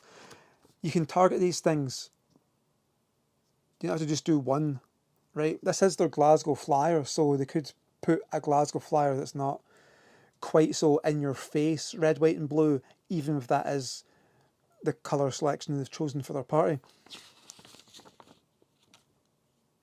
Inside we've got a solid mix of that quasi-promotional photography, conference shots where somebody's talking to like this because they're looking off to the side with their mouth open, and we've just grabbed a guy and stuck him in front of a standee. Well, someone with a phone's taking a picture of them not looking quite at the camera, which it's got this kind of little ripped page effect where they've got a picture and they don't quite know how to put a frame around it, so it's not good. Here's an oil rig, here's a nuclear explosion. What are we doing, team? Again, no one's scanning your QR code, and in the back we've got this shocking picture of George Galloway where, do we think the hat has taken part of his soul? You never see him without the hat. I worry about the hat. But this, again, it's pixelated. It's been blown up beyond the size that it should have been used for, and it's been cut out. You can see when you look, it's got some contamination of colours. It's been cut out from a red background and put onto a blue one. Don't do that. Just take a photo with a neutral background, for God's sake. It's a 2. It's a 2 out of 10. It's got, you know, it's decent. I was going to say decent fonts, but no, that's not even Impact. That's Hattensweiler. That's the rip-off. No, 2 out of 10. And then this last one's another Labour one, so it can fuck off.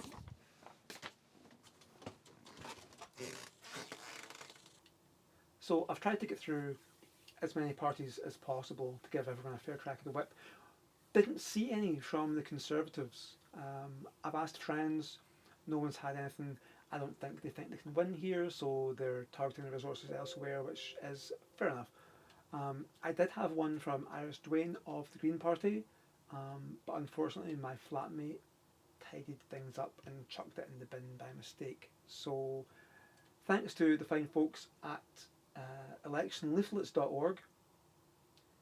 I did find it online. There is a scan available. It's in the public domain, so imagine that I'm holding it and I'm just going to take a wee look at it just now. It's very good. They've done very well. if it's a picture of a woman holding a young child, the child's got a toy dinosaur. It's a professional photograph, got that nice depth of field. It's well lit. She's looking, sort of hopeful. She's kind of looking up and off to the side. But the kid's looking straight at the camera, so you still get that direct engagement, which is what you want in this kind of thing. And it's just they're slow, bills are going up, climate crisis, let's demand better. Yeah, and again, nice white background for your text, and then you've put your green on there as an accent colour. It's not the main colour, so it doesn't hurt to look at the damn thing. They've got "we have delivered," and they tell you things they've done. We will deliver things that they're gonna do. Okay, thank you everybody for sticking with us for this long.